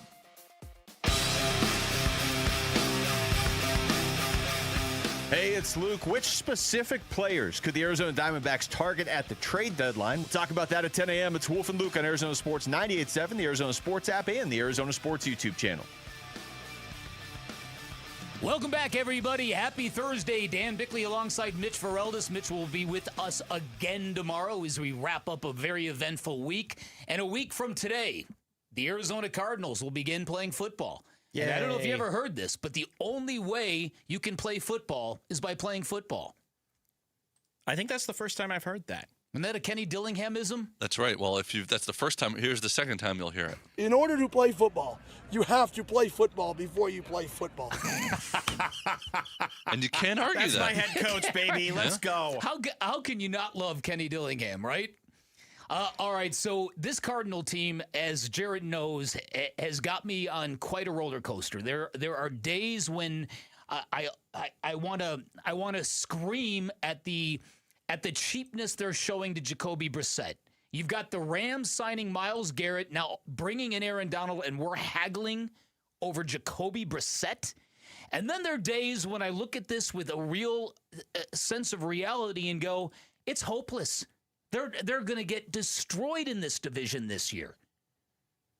And I keep landing here, then landing there, and it's I guess what it is, Mitch, it's the idea of we haven't even begun training camp yet, and we're waving white flags. I mean, That's really, really painful. When did the overarching pessimism begin about this season? Did it happen last season? Well, that's what I mean. Is at what point during last season did we get the overarching pessimism about this upcoming year? Because it does feel like it started to come in as last season was happening, where we've just kind of lost. When they stopped winning games? Well, no, that'll make you pessimistic. When they started getting blown out. Because they were in that lane for a while where they were playing close. Especially when they beat the Cowboys. Yep. It was like, wait, what? And then they did start to get blown off the field. They beat the Cowboys. Then they were starting to get blown off the field. It prevented them from doing any sort of sell-off trades at the deadline because it was literally a day before the trade deadline. And then they lost every game the rest of the way. Great use of resources, by the way. I just think, do I dare play devil's advocate and say, can we at least give them a glimmer of respect about the fact that they were decimated with injuries defensively. The offense did seem to find some cohesion once Jacoby Brissett stepped in. I understand they didn't score 30 points in any game last year, but we felt much better about the way the offense was operating when Jacoby stepped in, right? Until they got to the red zone or in a close game. Yeah.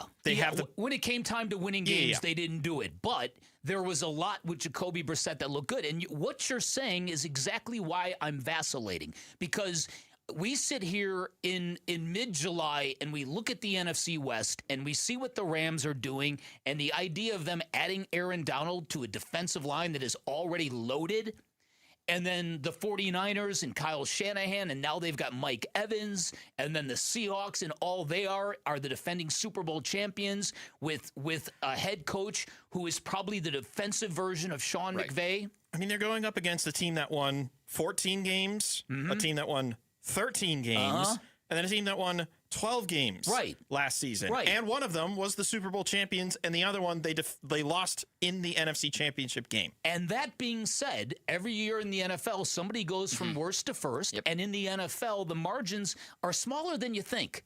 So even though we look at these differences between the win totals from last year and go, we have no hope, that's not what happens on a football field. Right. The NFL is by far and away the easiest sport to have your team go from no hope to a lot of hope. Yes. And because the way to do that is to get a good quarterback.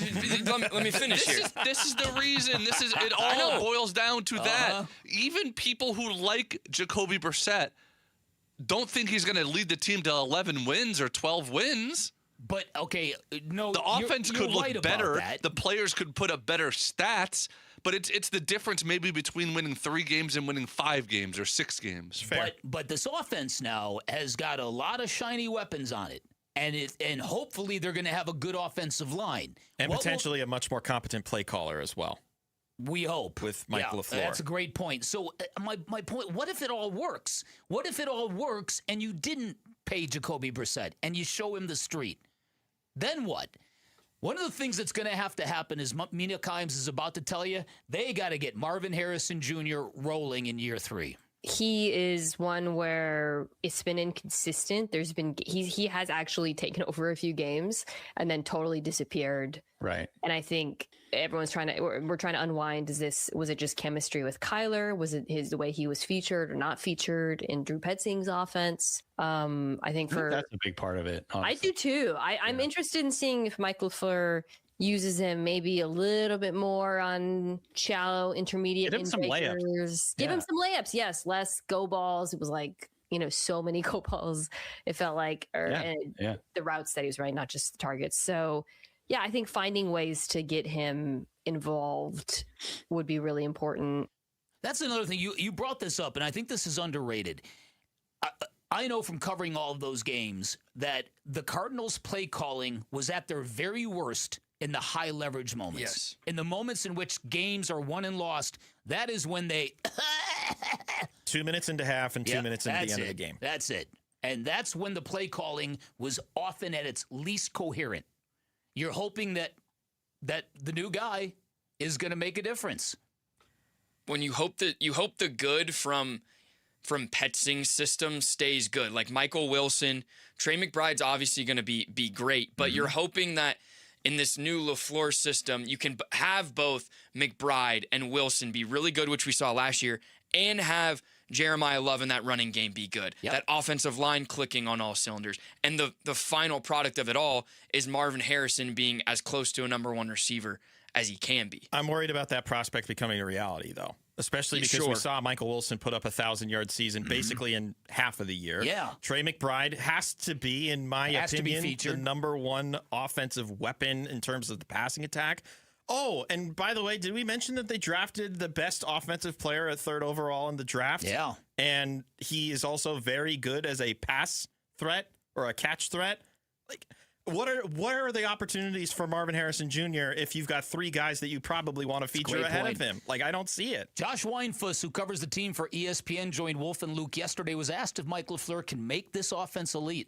It's a good question. I think it's a matter of who they have on the field. I think from a talent standpoint, this offense is loaded. I think people are going to laugh when I say that, but when you look at the individual talent and the skill players, I would put this group up against probably any in the NFL right now, right? You have an all-pro tight end and Trey McBride. You have a third overall pick running back in Jeremiah Love. You have Marvin Harrison Jr., who he's been good, not great. I don't think that's saying anything that's not true. And you have Michael Wilson, who's just coming off of 1,000 yards. And I think that if Jacoby Brissett's your quarterback, I think that's going to be good or fine. He got Michael Wilson to 1,000 yards after Michael Wilson started with 52 or 58 yards within 5 games with Kyler. Then Jacoby took over and got him over to 1,000, which is quite impressive when you kind of take a step back and look at it. So I think from the individual talent standpoint, they have what it needs to kind of confuse defenses, right? Because the ball can go anywhere at any point and plays can be made. I don't think a lot of teams can say that. Well, let's hope he's right. Now, we are in the peak of summer and water safety matters more than ever. Arizona Sports and Fulton Homes reminds you that 2 seconds is too long to look away from your kids around water. Text SWIM to 620-620 to learn about the 5 layers of protection. All right, coming up on the other side, England, the country, the soccer club, they are furious with their manager. We're going to bring that local. Have we ever felt the way about a coach here that the way England is feeling about Mr. Tuchel? That's next. Stick around. We're back right after this. D-backs decision makers from the team's front office join Wolf and Luke Wednesday mornings at 11:45 for D-backs Front Office Focus. Brought to you by Canvas Annuity. The home of Arizona Diamondbacks baseball is Arizona Sports 98.7 and the Arizona Sports app. Hey, it's Gambo, and when you think about Diamondbacks baseball, everything comes down to what you can see. The pitch coming in, the movement of the ball, the play unfolding in the field. The clearer your vision, the better your game. That's why I've always believed in the Schwartz Laser Eye Center. Dr. Schwartz and his team have built a reputation on precision, experience, and results. And it's no surprise he's the official team eye doctor of the Arizona Diamondbacks, trusted to help keep the pros seeing their best. If you're ready to ditch glasses and contacts, LASIK is your winning play. It's a quick procedure with fast recovery and proven results. Not a LASIK candidate? Evo ICL or Clear Lens Exchange could be your next move for sharp, clear vision. Schedule your free consultation and see how Dr. Schwartz can clear things up. With locations in Scottsdale, Glendale, and Mesa, visit teamidoc.com or call 480-483-EYES. That's 480-483-EYES. The Schwartz Laser Eye Center, trusted for over 25 years. America First Credit Union has everything you need to get your money working. And for a limited time, new members get a $150 cash bonus for opening a checking account and $200 more for enrolling in and using direct deposit. If you're ready to do more with your money and get up to $350 cash, head to americafirst.com and become a member today. Subject to membership, eligibility, terms, creditworthiness, change, and conditions. Additional requirements may apply. Federally insured by NCUA. Equal Opportunity Lender. Ready! At Ready Services Plumbing and Air Conditioning, saving customers money isn't a promotion. It's how they built their business. That's why they're the home of the no-fee emergency. No trip fees, no overtime fees, no weekend fees. If you'd like a second opinion on your AC or plumbing repair, Ready Services would love the opportunity to earn your business. They'll do a great job, treat you right, and work to get you the best value possible. Are you ready? Go to nofeeemergency.com. 3 o'clock hits and you're dragging. No energy, no drive. Can't remember the last time you made it to the gym? It could be low T, and it happens to most men as we get older. Vital for Men specializes in getting you back. A personalized plan, a team that actually listens. You're not just a number. Schedule your free testosterone test today. Know your numbers. Real men, real results. Visit a Vital for Men location near you and take your life back. All right, there's talking baseball, and there's trading baseball, not the deadline or baseball cards. Kalshi, just the largest prediction market in the world. Kalshi, regulated and live in all 50 states. Paul Calvise here. Again, you can trade every baseball game on Kalshi, even the All-Star events, futures. Hey, at last check in the American League, the Yankees trading at 32% to play in the championship this October, meaning a $100 trade pays out over $300 if they win. And remember, on Kalshi, you're trading against peers in a live market. There's no house. And as probability changes, you can buy in, buy out of your position. And for a limited time, download the Kalshi app and use referral code AZSports. One word, AZSports, to get $10 when you trade 10. Referral code AZSports. One word on the Kalshi app. Kalshi. Kalshi. Trade on anything. 18 plus only. Restrictions and eligibility requirements apply. Event contract trading involves risk and may not be suitable for all investors. Prices, value, and available markets may differ from those mentioned. For more information, see kalshi.com/regulatory. I'm John Morgan of Morgan & Morgan. After suffering an injury, you may face many hard questions. What will tomorrow bring? Which firm should I choose to represent me and my family? At Morgan & Morgan, we will hold your hand every step of the way. From our one-click sign-up, mobile apps, and 24/7 availability, we make it easy to get your case started right from the comfort of your couch. All firms are not the same. The choice is easy. Morgan & Morgan, for the people. Injured? Visit forthepeople.com for an office near you.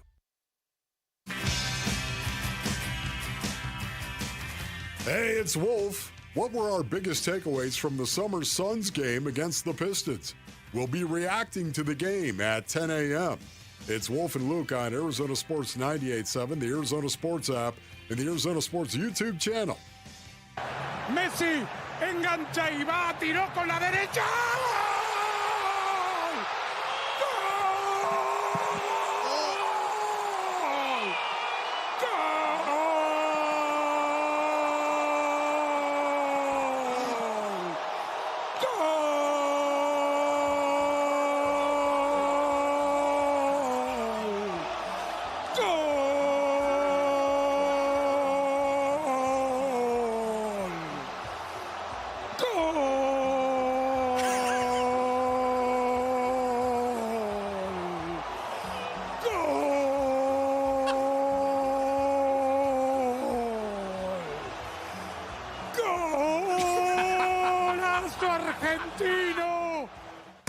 Is fantastic. Do we happen to have the England version of that call?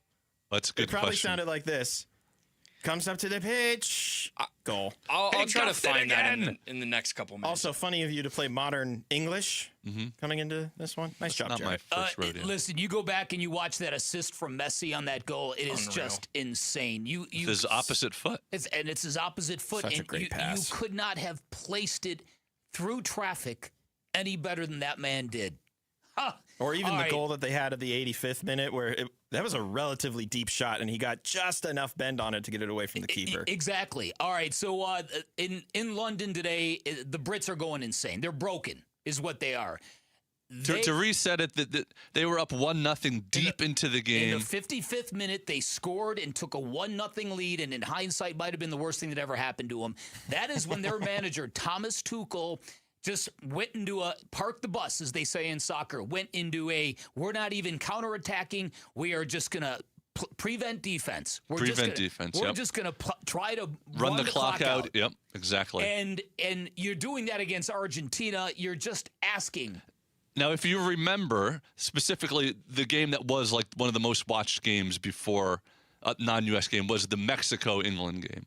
They did that in the Mexican, and if you remember how that game played out, it was like non-stop crosses by Mexico, and they just couldn't capitalize on it because they're not as good a team as Argentina, and they don't have a Messi on their team. They were also down to 10 men, for what it's worth, so you have to play a little more preventative, I would think, with a 1-goal lead. Exactly, but that was just bad strategy and sort of antithetical to how England had played most of that game. They were pressing, they were playing with pace and power.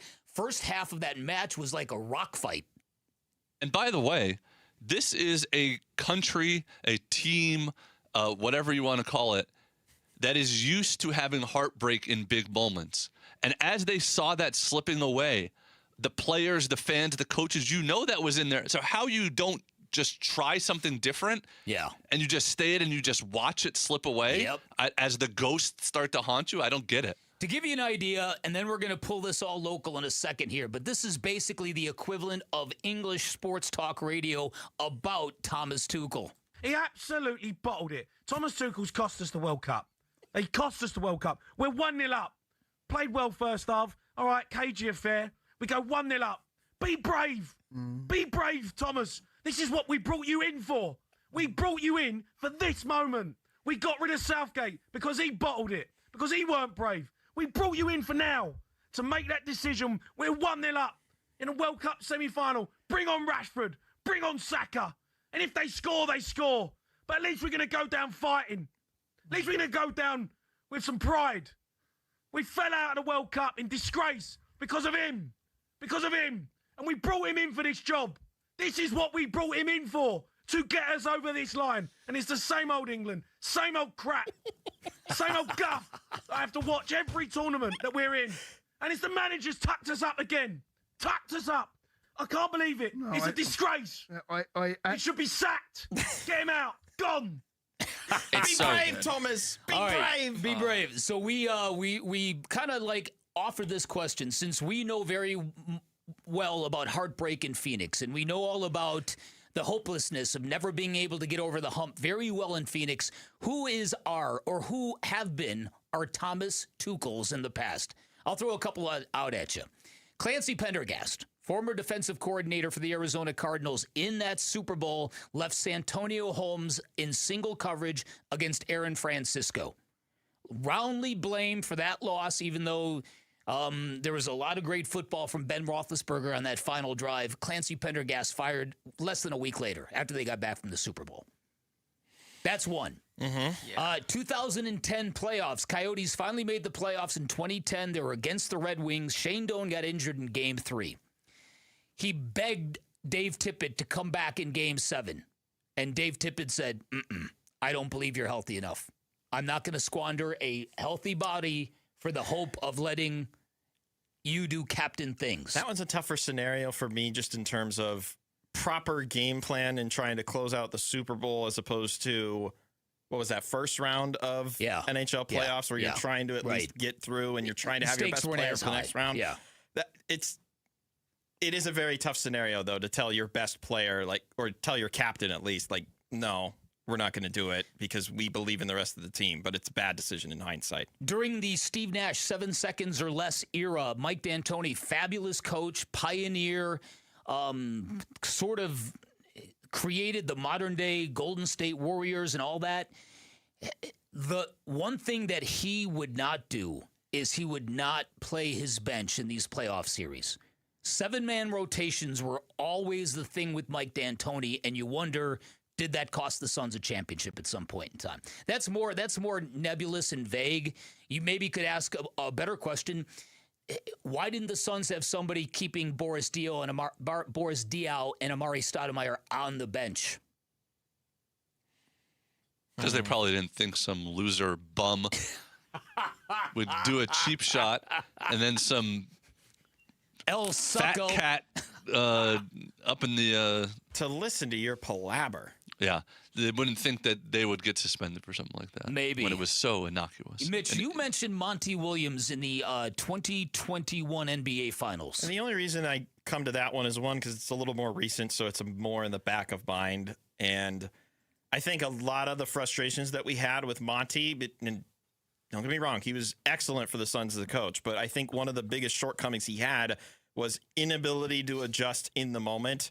And I think what made, which is ironic because Mike Budenholzer really didn't want to adjust when he was here, but one of the things that made the Bucks slightly better than the Suns in those final 4 games of that finals was their ability to slightly change things up, to alter how they rotated guys and put guys into different positions to succeed. And the Suns just kind of stuck with their guns and stuck with their guys. And it always bothered me that Monty was never willing to at least try something else or give more minutes to your key guys in the key moments of the game. That's a really good point. You know, it's an interesting one that never played out because of the way it played out. You might know the answer to this hypothetical. Have you ever, over the years, you might have asked them this question. Let's suppose the D-backs take the lead in the 8th inning in Game 7 versus the Yankees. Would Byung-Hyun Kim have gone in again to try to close the game after what happened in those 2 games earlier? Absolutely not.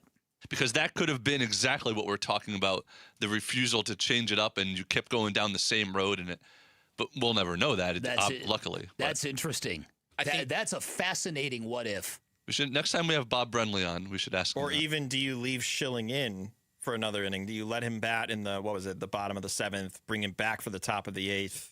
before he gives up the homer to Soriano. Another what-if hypothetical, of course. How about in 2023 when the Diamondbacks had to throw a bullpen game in the World Series and it turned out to be a debacle? Disaster, yeah. That's what I was going to make the equivalent to of like soccer adjustments or substitutions cross-sport from a managerial standpoint are probably the closest to a baseball manager deciding who should go in out of the bullpen. Yeah, that's a good point. point. Or when to take the ball from a hot starter. It's like or something the toughest job with that position is knowing when to put and who to put in. Because it's two of the only sports where once you make a substitution, you can't bring somebody back in. That's it. So true. That's it. All right, coming up on the other side, the 9 o'clock hour, we give the wheel to Sammy Cebulka. He'll guide us through social studies. Mitch Ferreldis, Dan Bickley, Arizona Sports, the local sports leader. Live streaming audio, podcasts, video highlights. The Arizona Sports app has all this and more from the local sports leader and D-backs play-by-play. And now the 1-2 pitch. Swing and a miss. He struck him out. Download the Arizona Sports app. Presented by Ready Services Plumbing and Air Conditioning. Hey, everybody. Dan Bickley here for Waltz TV and Appliance. And not that long ago, my guy Bear, one of the Henley brothers who owns and operates Waltz, came out to my house in Fountain Hills, brought me an 83-inch OLED television, a sound bar, some surround sound speakers, installed it all for me on my wall downstairs, and bam, just like that, he had taken my fandom to the very next level. And this is what Waltz can do for you. It is time to trade up to a front row seat at Waltz TV and Appliance, your ultimate game day headquarters. And that's because at Waltz, they don't just sell electronics, they engineer the perfect fan experience. Get every blade of grass, every drop of sweat, every crucial replay in jaw-dropping detail. They've got everything you need, all the major name brands you're looking for. Inventory you will not find anywhere else. Big screen televisions, all the way up to 115 inches. Great selection of audio components and a super knowledgeable staff that will get you into the inventory you are looking for, the inventory that is built for live action sports. For all of that service and all of that experience, you might think their pricing is higher than the big box stores. No, they are as comparable as you're going to find at the big box stores. And to prove that, you find a price you like somewhere else, bring it to Waltz, they will match it, and they're going to give you 10 times the service as you would get at the big box stores. Finally, when you're there, make sure you drop my name. You're going to get an additional 10% off installation or a 3-year warranty for free. That is your call. You can find Waltz off the I-10 in Warner, right behind the IKEA. You can always shop online at waltz.com. If the world were like a Sleep Number mattress, everything would adapt for your comfort. Your coffee would never get cold. Your flight would always be on time. And your mattress would always respond to you and your unique sleep needs. Sleep Number mattresses are designed to respond to your body and shift with your changing life, helping you fall asleep faster and stay asleep longer. To experience a whole new world of comfort, visit a Sleep Number store or go to sleepnumber.com. Sleep Number. To a good night's sleep. This is the story of the one. As a maintenance engineer at a beverage manufacturing plant, he starts his day knowing every line is ready to run because Grainger delivers the industrial-grade products he needs to keep mixers, conveyors, and packaging equipment moving. With Grainger's vast selection of bearings, belts, and motors, he keeps operations running smoothly, so nothing grinds to a halt. Call 1-800-GRAINGER, click Grainger.com, or just stop by. Grainger, for the ones who get it done. Most families get their financial advice in pieces. A financial advisor here, a CPA there, an estate attorney somewhere else. Everyone means well, but nobody's talking to each other, and those gaps can work against you. Trajan Wealth's family office brings wealth management, tax strategy, and estate planning together. Not as separate conversations, but as one coordinated system built around your life, your goals, and the people who matter most. Ours is a true family office, not one that refers you out because it's convenient. This kind of dedicated collaboration used to require a 7-figure net worth. But here's the game changer.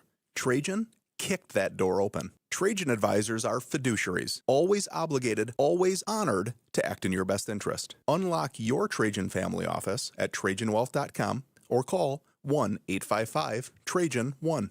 That's 1-855-TRAJAN-1. Advisory services through Trajan Wealth, LLC, an SEC registered investment advisor. Other services through Trajan Estate and Trajan Tax. It's where every home run memory and walk-off victory is stored. Your brain shapes you, defines you, makes you you. But as any ball player knows, a brain or spine condition can change the game. That's why Barrow Neurological Institute is always swinging for the fences, pushing the boundaries of neuroscience medicine. Ranked top 10 in the U.S., Barrow helps patients hold on to their dreams, their memories, and themselves right here in Arizona. Barrow Neurological Institute, minding what matters most. Visit barrowneuro.org to learn more. Hi, I'm Tom Shane, third-generation owner at Shane Company. As a family jeweler for almost 100 years, we're known for doing right by our customers. Our legacy of integrity depends on it. We stand behind our engagement rings with our all-inclusive free lifetime warranty. We handpick the most beautiful diamonds, then negotiate for the best price. At Shane Company, we put you first because a friend always has your back. Shane Company, your friend and jeweler. KMVP FM Phoenix. Live from the Casino Arizona and Talking Stick Resort Studio. Arizona Sports, the local sports leader. I'm Sammy Cebulka with what's trending now. The Summer League Suns got their third win from Las Vegas yesterday and did it with big performances from their big three. Kaman Malawach had 23 points, 15 rebounds, and knocked down 2 threes. Rasheer Fleming was an efficient 8 for 12 from the field with 22 points, and the rookie Koa Pete added 19 of his own in the Suns' 188 win. And some other Suns news, Devin Booker fans, his number 15 jersey is now available at the Suns team shop, and both in-store and online. And the Diamondbacks just have one more off day before starting the second half of their season with a big 3-game series against the Cardinals starting on Friday. And the World Cup final is set. The champions of Europe in Spain against the champions of South America in Argentina. Argentina pulled yet another rabbit out of their hat in a 2-1 comeback win over England yesterday, and it's Spain, Argentina from New York on Sunday. This report is brought to you by Asset Preservation Wealth and Tax. Worried if your retirement savings will last? Don't guess. Cash flow test it. Schedule your retirement tax and income stress test at assetpreservationwealth.com. Arizona Sports, the local sports leader. Bickley and Murata Mornings. Social Studies. Brought to you by Carol Royce, your home sold guaranteed realty. All right, 9 o'clock on a Thursday. That means it is time for some social studies. You can find us on social media. We are at Bickley_Murata. On X, we're at Bickley and Murata on Instagram and Facebook. And you can watch us live every morning on YouTube at Arizona Sports. What's up, YouTube? All right. First question, it's a poll question for Suns fans. What should be the strategy, goal, and motivation of the franchise this season, and why? Should it be to develop the young guys or play the veterans to win? Of those two options, where would you lean? Personally, I lean the development track. Okay. I feel like that one should be of a higher priority than and this is going to sound stupid, but trying to win games and win a title for a franchise that's never won one. But maybe part of it is more the external factors than it is the internal ones, where I look at some of the teams at the top of the West. I look at how competitive the East is going to be this year, and I just don't know if I can confidently say, yes, I see the Suns within that bunch come beginning of April, so to speak. Yeah. Listen, I don't know what I think about this starting lineup. There's a lot of athleticism.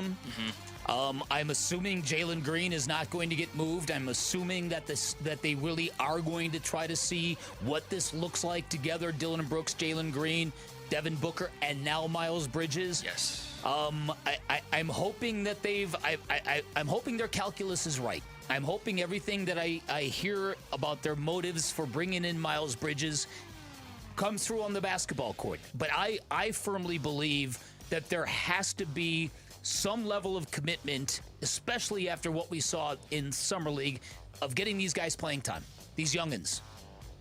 What do you think the poll results are? Ooh.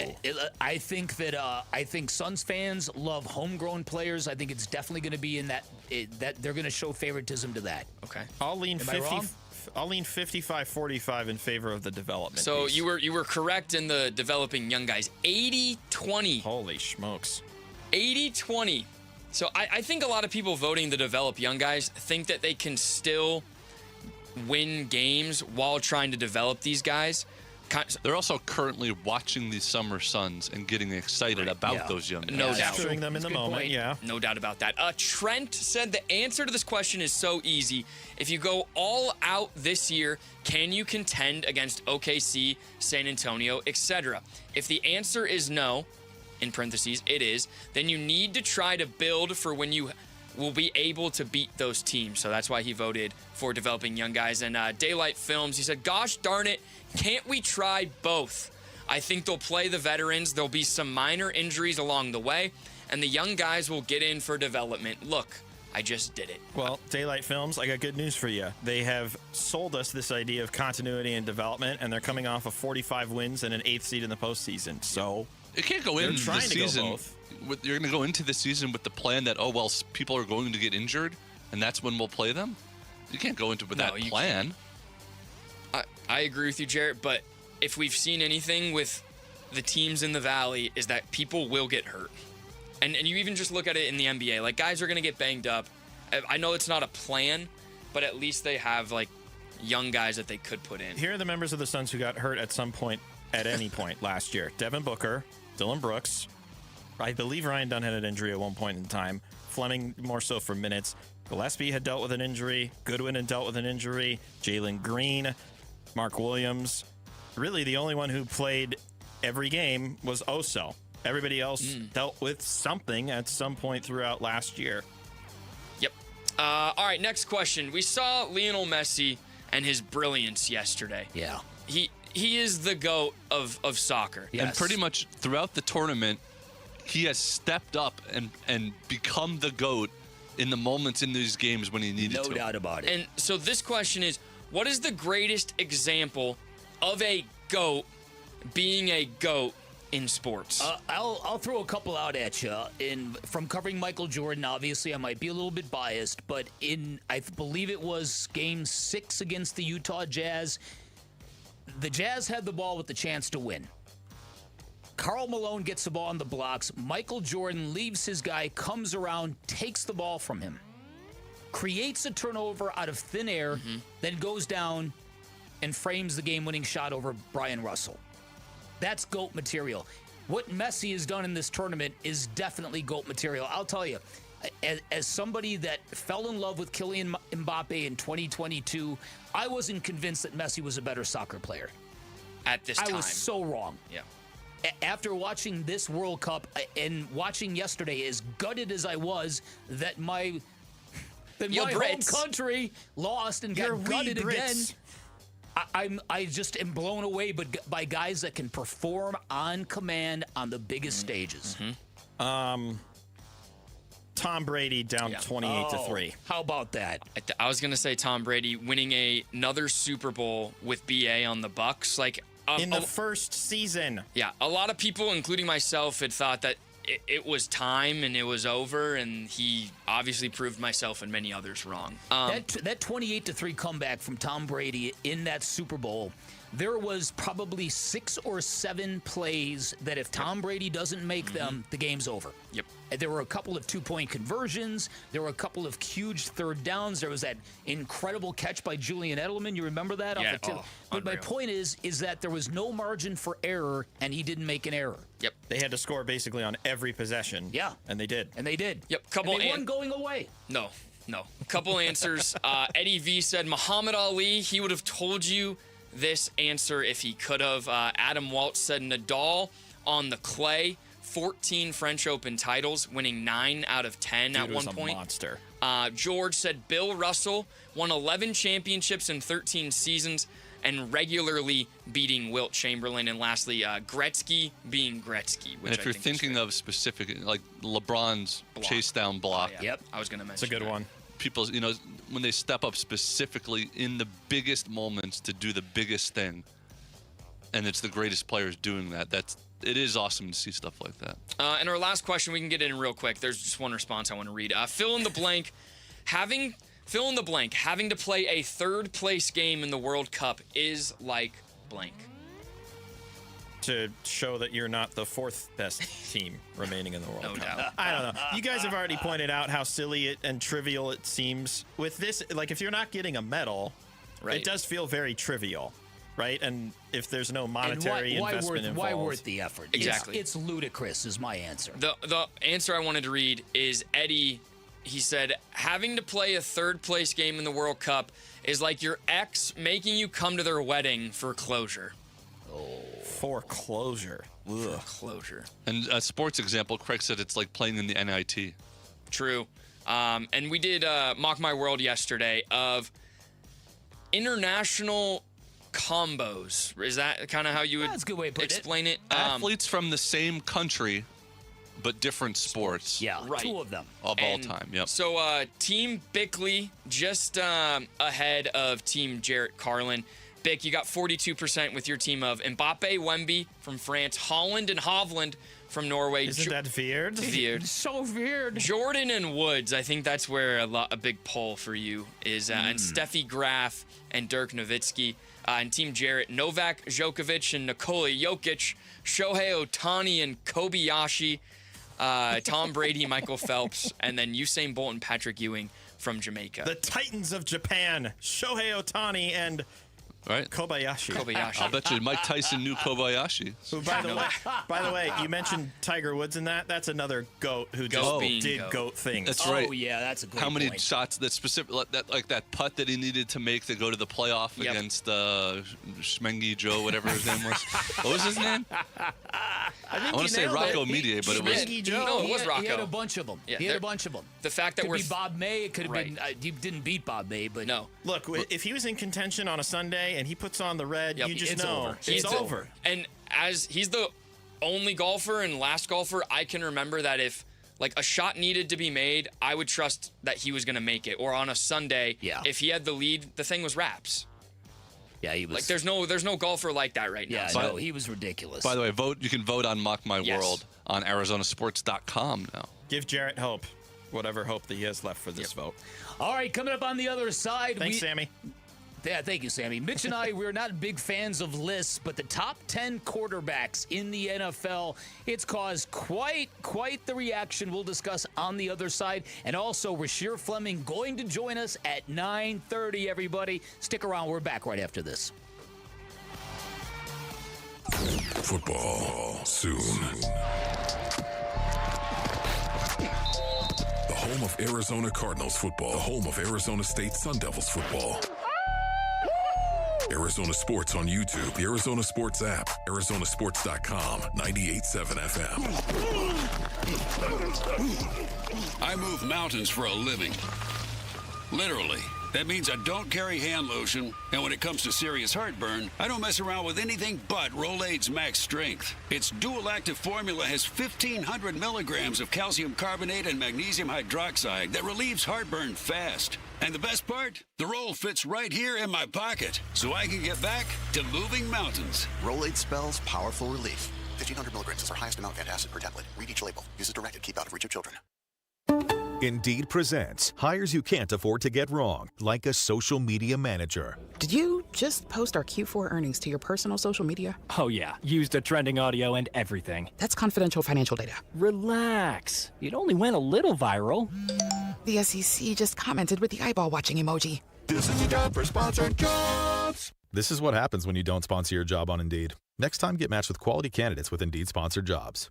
Visit Indeed.com/hire now and sponsor your job today. You worked hard for that 800 credit score. So why are you still using a mortgage designed during the Great Depression for people who were financially struggling? Shouldn't financial discipline earn you something better? The Life Changer loan allows you to do your banking inside your mortgage, pay off in a few short years, and keep 24/7 access to your equity. Control, flexibility, speed, because you've earned it. It's not magic.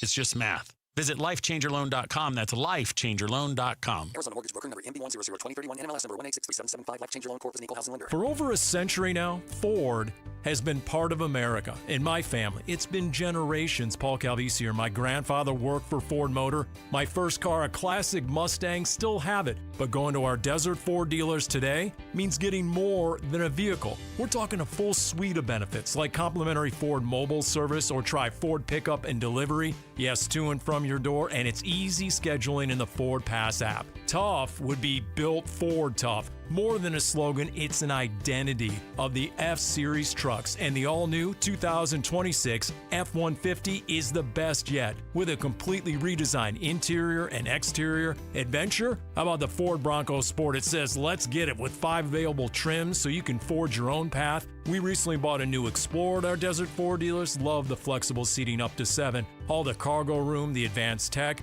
Bottom line, Ford is the future at our Desert Ford dealers. Just click buyfordnow.com. What makes Southern Steer Butcher a fan favorite? The service and hospitality. Just like a traditional old-fashioned butcher, their culinary consultants can recommend the perfect proteins for everyday dinner or that special occasion. Plus, they can provide seasoning and cooking tips and assist with sides, apps, and wine pairings to create your next culinary masterpiece. Southern Steer Butcher is where quality meets hospitality.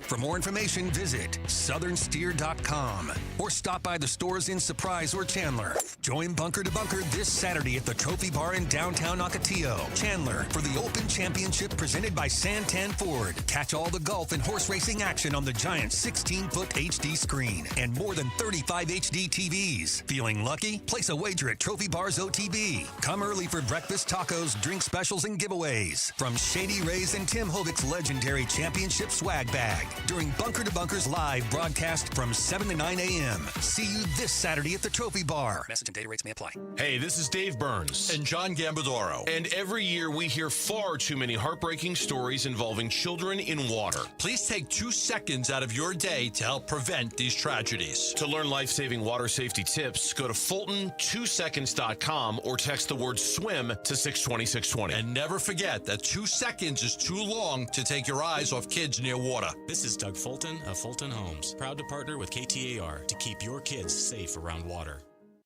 Arizona Sports, the local sports leader. Bickley and Murata. Hash marks. All right, our long wait for football is almost over, by the way. Think about that, huh? Football! Couple weeks from now, August 6th, I believe it is, the Hall of Fame game. We're going to get the Larry Fitzgerald Hall of Fame. Football in quotation marks. Yeah. The long wait for football feels great once the preseason, and then very, very quickly it begins another wait until the real football begins. You know what? That's a great point. That's a really, really great point. We're all like stoked that football is back and guys are practicing, and then it's that long, long wait till the games that actually matter. Yes, but I get excited. I don't know. I start doing mock drafts. Some fantasy. Yeah, when we get into fantasy Uh-huh. football season, man. I can feel it. The tinge, if you will, it gets there. The tingling, the the excitement, the sensation. How many leagues are you going to play in this year? It's a great question. So obviously we have the Dynasty League that's been going on for 9 years. My high school league, my college league. We'll probably do a station league. He's holding up 4 fingers. We're probably going to be at a full hand at least. Probably 5. Okay. Jared, how many do you do? If the station league like that we did with the listeners last year, you mean the if one you count where, that separately, that we're like have to be in. You mean the one where I took home the belt from the Burns and Gamble League? That league? Don't Is that the one you're start with me on this because I was contending for the belt. I had a very mediocre year and went on a run in the playoffs and was in the championship game for the belt. Someone who cares more about winning a WWE-style championship belt than anyone at the station, and I blew it. I felt bad for you. I mean, because you literally that belt meant more to you than anybody. And I'm in 2 like leagues with my friends, and then one with people at the station that we've done keeper league for a very long time. So 3 really real ones. All right, so news has been made a couple of days ago. ESPN surveyed league executives, coaches, and scouts. They started ranking the top 10 players at 11 different positions. They've done this for 7 consecutive years. But there's some interesting things coming out of the top 10 quarterbacks that have got people talking. Mm-hmm. So we'll run through the obvious ones. Josh Allen was rated number 1 Patrick Mahomes dropped to number 2. That's a switch from last year, probably largely due to the fact that Patrick Mahomes got hurt. Brutal fall off for Patty Mahomes. Just brutal to go from 1 to 2. But it is probably the first. This might be the first time in 8 years or so that people are going into the season and not automatically saying Patrick Mahomes is the best quarterback in the NFL anymore. No, you're exactly right. And a lot of people wonder, what is that going to look like? When is he going to be fully healthy, number one?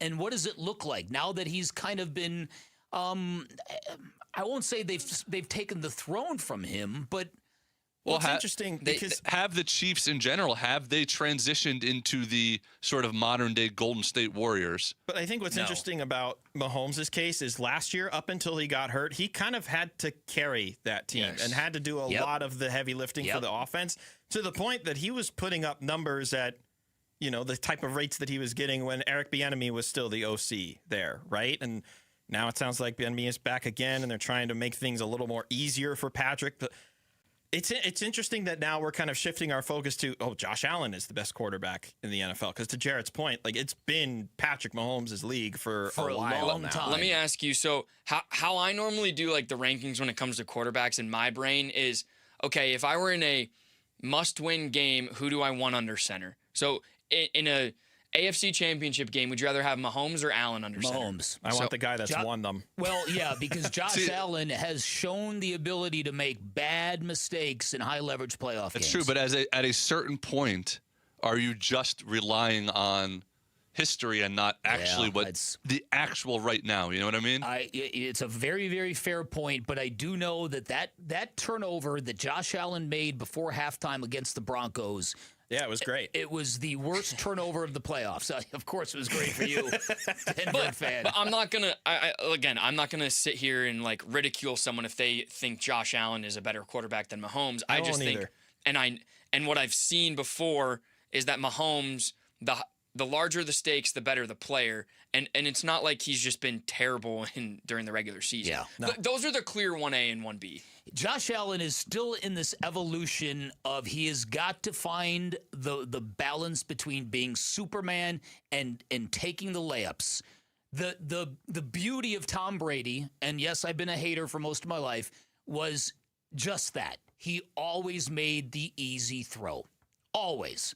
All right, number 3 on this list was Matthew Stafford. I guess we're not going to argue with that. The reigning MVP. Yep. Yeah. And probably the quarterback for the team who's the favorite to win the Super Bowl this year. Mm-hmm. So hard not to have him that high. Joe Burrow at number 4. What do you all think of that? It's just weird because we've gotten great seasons out of Joe. Mm-hmm. And we haven't necessarily, not since 21 have they had a really successful playoff run, right? Where they slayed the beast in the AFC Championship. Really, their only really successful. Yeah. But then outside of that, it's either first round exit or they missed it entirely. And he's always hurt. There's a lot of that's the big thing. Variance with Burrow. Number 5 on their list was Lamar Jackson, who, by the way, tangentially was dropped from the second best player in the top 100 to number 69, which is a massive drop. Yes. And there's a little reminiscent of Kyler Murray here, because I think what people are looking at Lamar Jackson, he's not running the way he used to.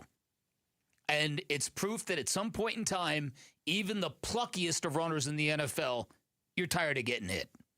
You get older, your back starts to hurt a little bit, like Lamar Jackson dealt with last year, and tucking it and running with it, it's not so enticing anymore. New head coach there, too. And I wonder how much of Jesse Minter's makeup is going to play into how the offense is going to look different. I know he's a defensive-minded guy, but how different is the offense going to be now that Harbaugh and Greg Roman and company, they're all gone? If he's got to get up under center, which he really hasn't done much in his career. If you want to go the way of the NFL. With the Lamar thing, would you be more surprised if the guys behind him pass him this year? Or would you be more surprised if Lamar makes a case to be 1 or 2 again this year? Prescott, Herbert, May, Goff, Williams. He seems like a tier ahead of all those guys. Yes, he does. That runs out the top 10, but that leads me to my next question. You just mentioned Justin Herbert. Okay, what year is he entering? He's drafted in 2026. Has he won a playoff game? No. Okay. This season. The media's infatuation with Justin Herbert. Drake May was god-awful in the Super Bowl. Yeah, he was hurt. Jared Goff, I think, is very, very underrated. Caleb Williams at number 10. Who isn't in the top 10 is the reigning Super Bowl champion and Sam Darnold. I get that. I don't think anybody would kind of say he belongs there. Jaden Daniels, who was unbelievable as a rookie, hurt most of last year. But the one that I just can't get over, Jalen Hurts. Brock Purdy's not in there either, who I think should be. But Jalen Hurts could is be a winner. Two-time Super Bowl MVP. Could be.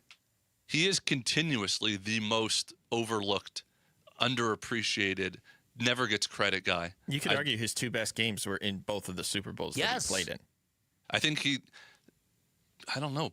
People view him as like a game manager, but so much of the offense, when they're really good, revolves around him. He's had a different offensive coordinator, I think, 5 of the 6 years. Brutal. Which, we think about that from our perspective, where experience, how much does it matter, but also like continuity matters too. And for Hurts to have 2 very successful seasons, but then every year it's like the OC gets plucked to a new team or goes this way or it doesn't work out. Like, how much of that is on him and how much of that is on the infrastructure that they put around him? It's a great point. All right, coming up on the other side, we are scheduled to visit with the Suns. Rasheer Fleming, stick around. Mitch Vareldis, Dan Bickley, Arizona Sports, the local sports leader.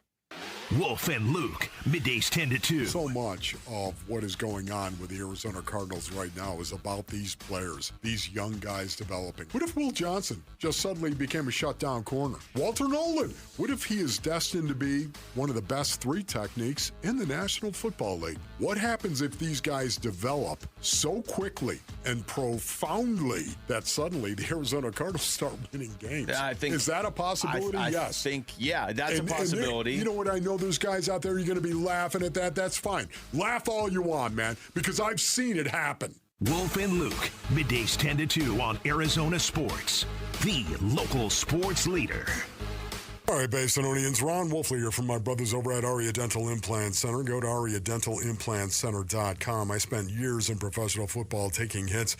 Never backed down from anything, Basinonians, but living with teeth that are broken and falling apart, that wore me down in a way football never did. Every meal was a battle to smile. What a gamble that was. Listen, I got the All-on-4 implants. It really changed. It's a game changer. Eating what I want, smiling without thinking twice. Trust me, if you need this done, you want the best hands in the game, and that is Dr. Joe. That's right, at Aria Dental Implant Center in Phoenix. Over 3,000 full-mouth cases. 3,000, man. This is what he does day in and day out. Right now, Aria Dental is running their summer promotion, the All-on-4 with premium zirconia teeth, starting at $12,500 per arch. This deal will not last. Call now, 602-877-0429. For windows and doors that combine style, performance, and efficiency, come to the Window Depot. We carry a large selection of Milgard windows and patio doors, with many options in stock and available today. Choose from a variety of colors, styles, and energy-efficient designs that can help improve comfort while adding value to your home. From new builds to window replacements, our team can help you find the right Milgard products for your unique project. Visit thewindowdepot.com to find a location near you. With Progressive's Name Your Price tool, you can choose the best coverage option for you. Because you know you. Like, you know that hiking isn't for you. Sure, it sounds nice to be in nature while exercising, but that's what a gym and houseplants are for. I mean, you don't even like walking upstairs. So why would you walk up a hill for miles? To what, end up high in the air? Come on, you know you're scared of heights. Only you know you. So get coverage options within your budget with Progressive's Name Your Price tool. Progressive Casualty Insurance Company and affiliates. Price and coverage match limited by state law. Liberty Mutual customizes your car and home insurance. And now we're customizing this ad for your morning commute to wake you up, which could help your driving. Science says that stimulating the brain increases alertness. So here's a pop quiz. How many months have 28 days? What gets wetter as it dries? What has keys but can't open locks? If you don't want to hear the answers, turn off this Liberty Mutual ad now. 12 months, a towel, piano. Enjoy being fully alert. Liberty, liberty, liberty, liberty. Progressive knows you've got plenty of things to worry about. What time does the kids' practice end? How long has that check engine light been on? Are takeout containers microwave safe? So the last thing you should have to worry about is what to do if something unexpected happens on the road. That's why if you're ever in a major accident, Progressive's accident response can detect it and send help. It's just one less thing to worry about. How long does chicken last in the fridge? Progressive Casualty Insurance Company and Affiliates. Limited availability in California. Driver is responsible for emergency and towing charges not covered by the policy. Get in the zone, AutoZone. Summer's finally here, and we're kicking it off with a whole lot of free. Free brake pads with Duralast rotors. Free oil filter with 5 quarts of oil. Free Armor All wipes with Armor All glass cleaner, and more. More free, so you can have more summer. Celebrate free at AutoZone. Now through July 27th. Restrictions apply. Get in the zone, AutoZone. 1877 Cars for Kids. K-A-R-S Cars for Kids. 1877 Cars for Kids. Donate your car today. Call 877 Cars for Kids to reach a friendly live agent. Donation is super easy, and your car can be picked up as soon as tomorrow. Call us now or go to carsforkids.org. Donate your car today. Did you know you can donate real estate too? I'm Sammy Cebulka with what's trending now. The Summer Suns continued to impress yesterday in their 188 win over the Pistons. Kamon Malawach had 23 and 15 and has looked dominant. Rasheer Fleming poured in 22 points in an efficient manner, and Koa Pete continued to look the part. He had 19 points and the Suns win their third win from Vegas this summer. As the MLB returns to action today, the Snakes won't be back on the diamond until tomorrow when they start a very important 3-game series with the Cardinals. And again, just unbelievable scenes from the World Cup yesterday. Argentina down a goal deep into the second half to England, and well, we witnessed some more Messi magic. 2 assists leading to an improbable 2-1 win to get the reigning champs back to the final against Spain on Sunday. This report is brought to you by K2 Vision RLE Refractive Lens Exchange. No readers, glasses, contacts, or cataracts. Register for K2 Vision RLE's free live webinar today at noon at k2visionrle.com.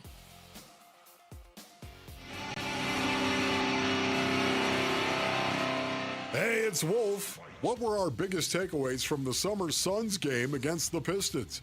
We'll be reacting to the game at 10 a.m. It's Wolf and Luke on Arizona Sports 98.7, the Arizona Sports app, and the Arizona Sports YouTube channel. The Summer Suns have succeeded in creating a lot of excitement over a 4-game stretch in Vegas. One of those reasons, Rasheer Fleming, after dropping 22 on the Pistons yesterday, he joins us. Good morning, Rasheer. How are you doing? Good. How you doing? Doing good, man. All right, first question for you. As a second-year guy, did you feel like the game had slowed down for you? What do you feel like coming out of Vegas? Yeah, it definitely slowed down on my end. I feel like I had to kind of be intentional about going in there and just remembering that, like, I've done this before. Like, it's nothing to, like, be in a rush about. So the game definitely slowed down for me. Have you put an emphasis on your three-point stroke at all? The last couple of games in particular, you shot rather efficiently from that area.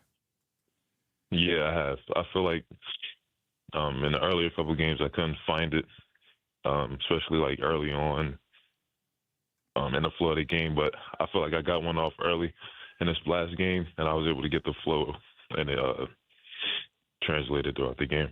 All right, so Rasheer, I think coming into this offseason, a lot of people thought maybe you could compete for the starting 4. That has obviously changed with the acquisition of Miles Bridges. What are you hoping for this coming season in terms of playing time, in terms of rotational minutes? What are you looking at? Yeah, I just want to keep working to be the best player that I can be, and then whatever comes out of that, I'm looking forward to whatever that may be. But I'm really excited to play with the team that I've got right now. What would you say you've learned the most about yourself and maybe just the Suns organization as a whole this second go-around for you at the summer? I'm sorry, can you repeat that? Like, what have you taken away the most this second go-around at Summer League, whether it's something about yourself or something about the team that you're playing with? I feel like that I can compete with a bunch of different guys and do it at a high level. I feel like I can do a little bit of everything on the floor, whether that's having the ball in my hand or, being in the corner or just moving around for my teammates, doing a little bit of everything, whatever is needed for the team. And one of the things I think that you were also looking to improve on is scoring off the dribble, making plays off the dribble. How are you progressing in that realm? Yeah, I think I did pretty good with that earlier. Did pretty good with that early in the earlier games, and then I kind of started translating the, doing the little things again back in this last game. So I've been kind of working on all of it. The word is that you've also bulked up a little bit during the offseason. So now you've got 4 extra games under your belt. What is it like playing with this extra muscle mass, this extra weight that you've got here? Yeah, it's really good.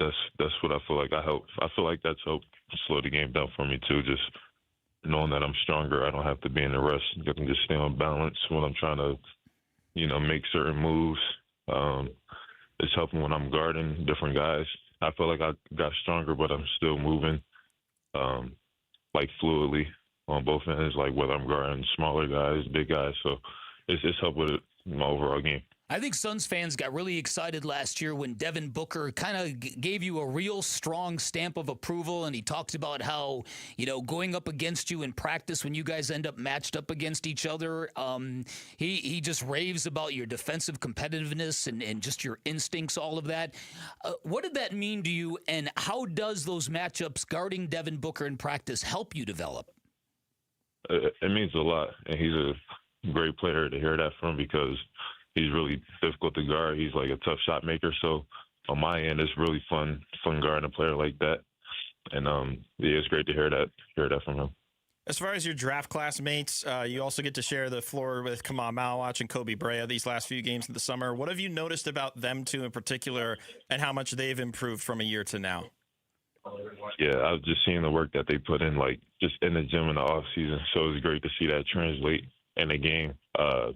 Kobe, he can shoot the lights out of it, and I'm super proud that he's continuing to shoot the ball, whether it's going in or not, because he shoots so much and just works on his game so much outside of practice and all that. Same thing with Kamal. I just see how much they work on their game, and I'm just really glad to see that translate. Yeah, and come on with the 4 straight double-doubles in Vegas.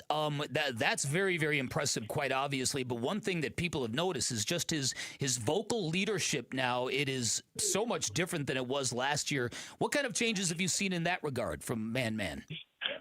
Yeah, honestly, I feel like he's been doing that even last year. I've been seeing that vocal leadership from Kaman, but I'm glad that it's starting to be seen now. I feel like he's always been that vocal, and he's young, but he's still a leader at the end of the day. That's just one thing. That's one of his good qualities. He's a young leader. So that's definitely been a good quality that's been seen on the court.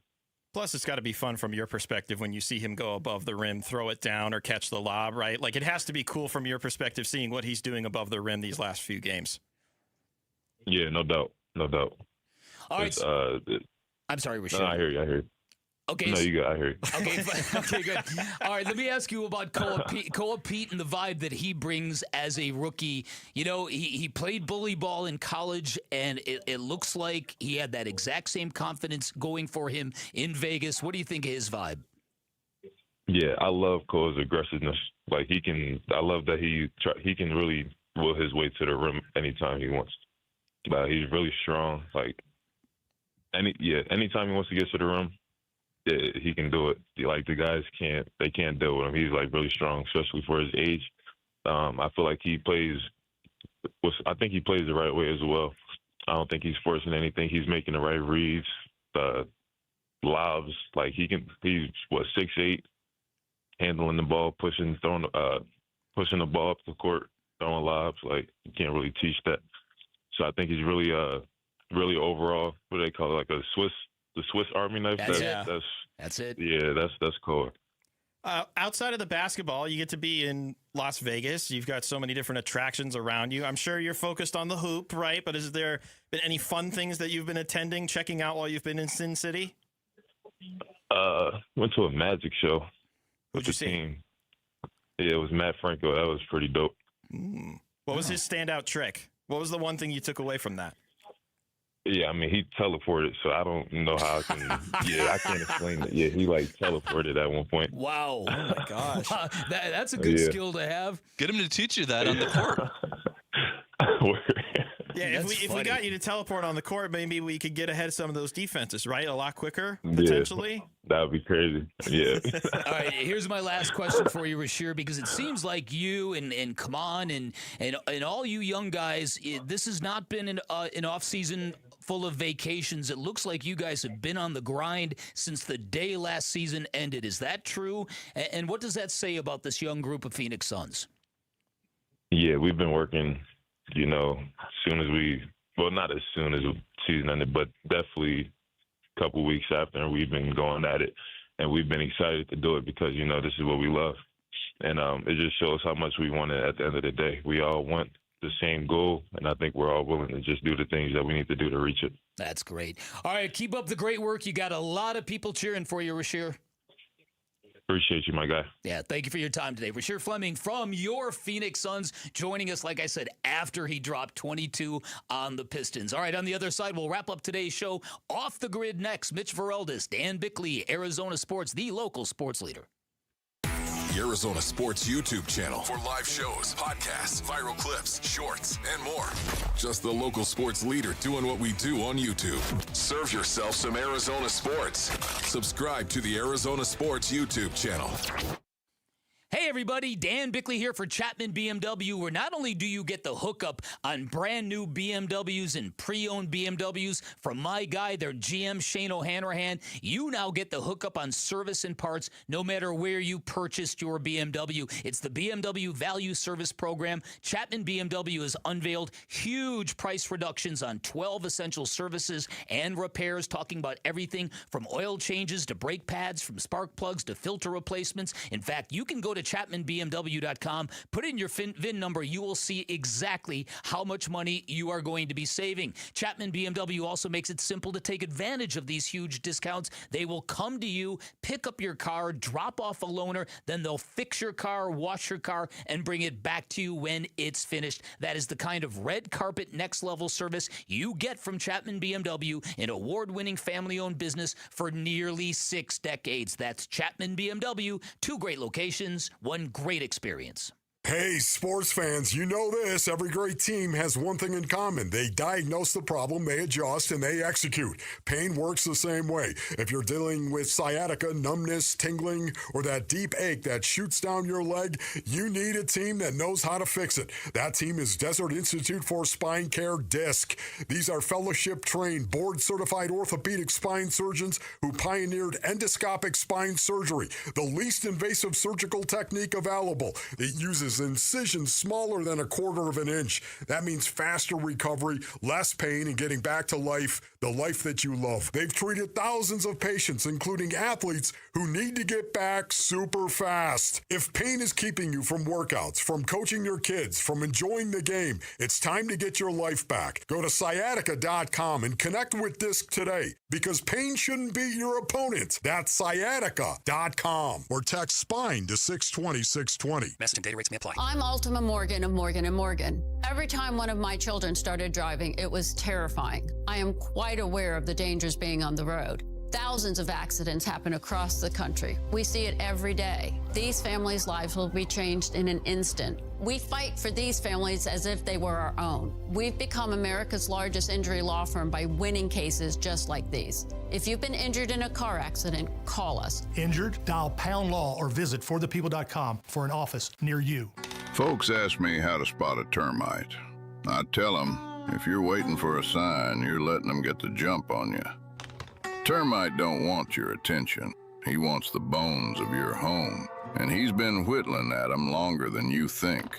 Nate here, owner of Blue Sky Pest Control. Don't let termites get the jump on you. Smart protection starts before the damage does. Call 602-BLUE-SKY for your free termite inspection. Hello, Blue Sky. Goodbye, pests. Hey, it's Gambo, and when you think about Diamondbacks baseball, everything comes down to what you can see. The pitch coming in, the movement of the ball, the play unfolding in the field. The clearer your vision, the better your game. That's why I've always believed in the Schwartz Laser Eye Center. Dr. Schwartz and his team have built a reputation on precision, experience, and results. And it's no surprise he's the official team eye doctor of the Arizona Diamondbacks, trusted to help keep the pros seeing their best. If you're ready to ditch glasses and contacts, LASIK is your winning play. It's a quick procedure with fast recovery and proven results. Not a LASIK candidate? Evo ICL or Clear Lens Exchange could be your next move for sharp, clear vision. Schedule your free consultation and see how Dr. Schwartz can clear things up. With locations in Scottsdale, Glendale, and Mesa, visit teamidoc.com or call 480-483-EYES. That's 480-483-EYES. The Schwartz Laser Eye Center, trusted for over 25 years. Arizona Sports, the local sports leader. Bickley and Murata. Song of the Day. The Song of the Day is thanks to Gettle Air Conditioning and Plumbing. GOETTL. Keeping you cool, but hard to spell.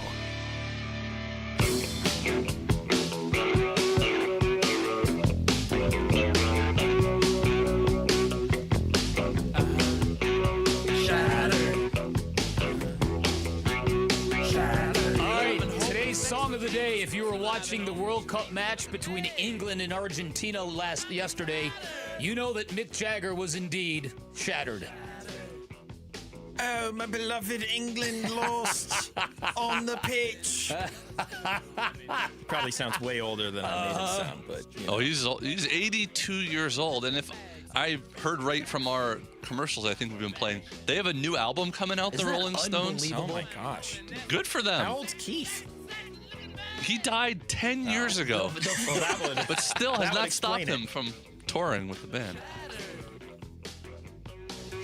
You know what's funny is yesterday I was listening to Wolf and Luke. You ever listen to that show, Jared? Half of it, yes, I enjoy. And so they were talking about the Wonderwall thing that they were singing, and Wolf literally asked, "Whatever happened to Oasis?" And Luke had to remind Wolf, "Yeah, they're back."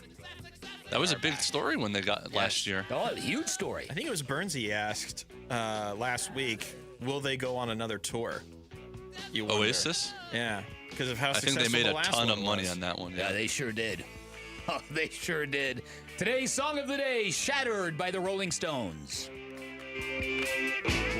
Bickley and Murata going off the grid. Brought to you by Sweet James Accident Attorneys. If you've been hurt in an accident, call Sweet James at 800-500-5200 or sweetjames.com. All right, I want to go back to Messi for a minute here, Sammy, so indulge me on this.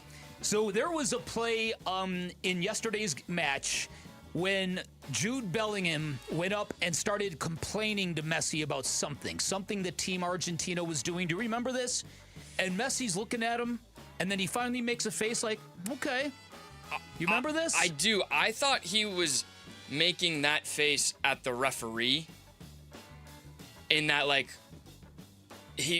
the ref was explaining him, because it was on a foul. Right. I remember that. But it was Jude Bellingham was yapping at him. Okay. About his teammates, and Messi kind of listened, and then he made a Then he made a Robert De Niro kind of face, Jared. I saw the face, and I was either thinking he got an explanation from a ref, and he was just like, okay, or because there was like a little scuffle by that, or someone had said something to him that made him like, I don't know if I want to say like flip the switch, but him just be like, okay, so it's going to be like that. That's exactly what it was. So so now this is becoming one of the talking points today, that whatever Jude Bellingham said to Messi, was that equivalent of poking a bear? Because the look he had was just the same look De Niro has right before he whacks you.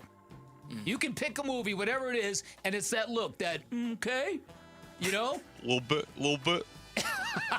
Why is the first movie and scene I think of is in Meet the Parents, when Greg is talking about having to milk and could potentially milk a cat. He's like, I have nipples, Greg. Could you milk me?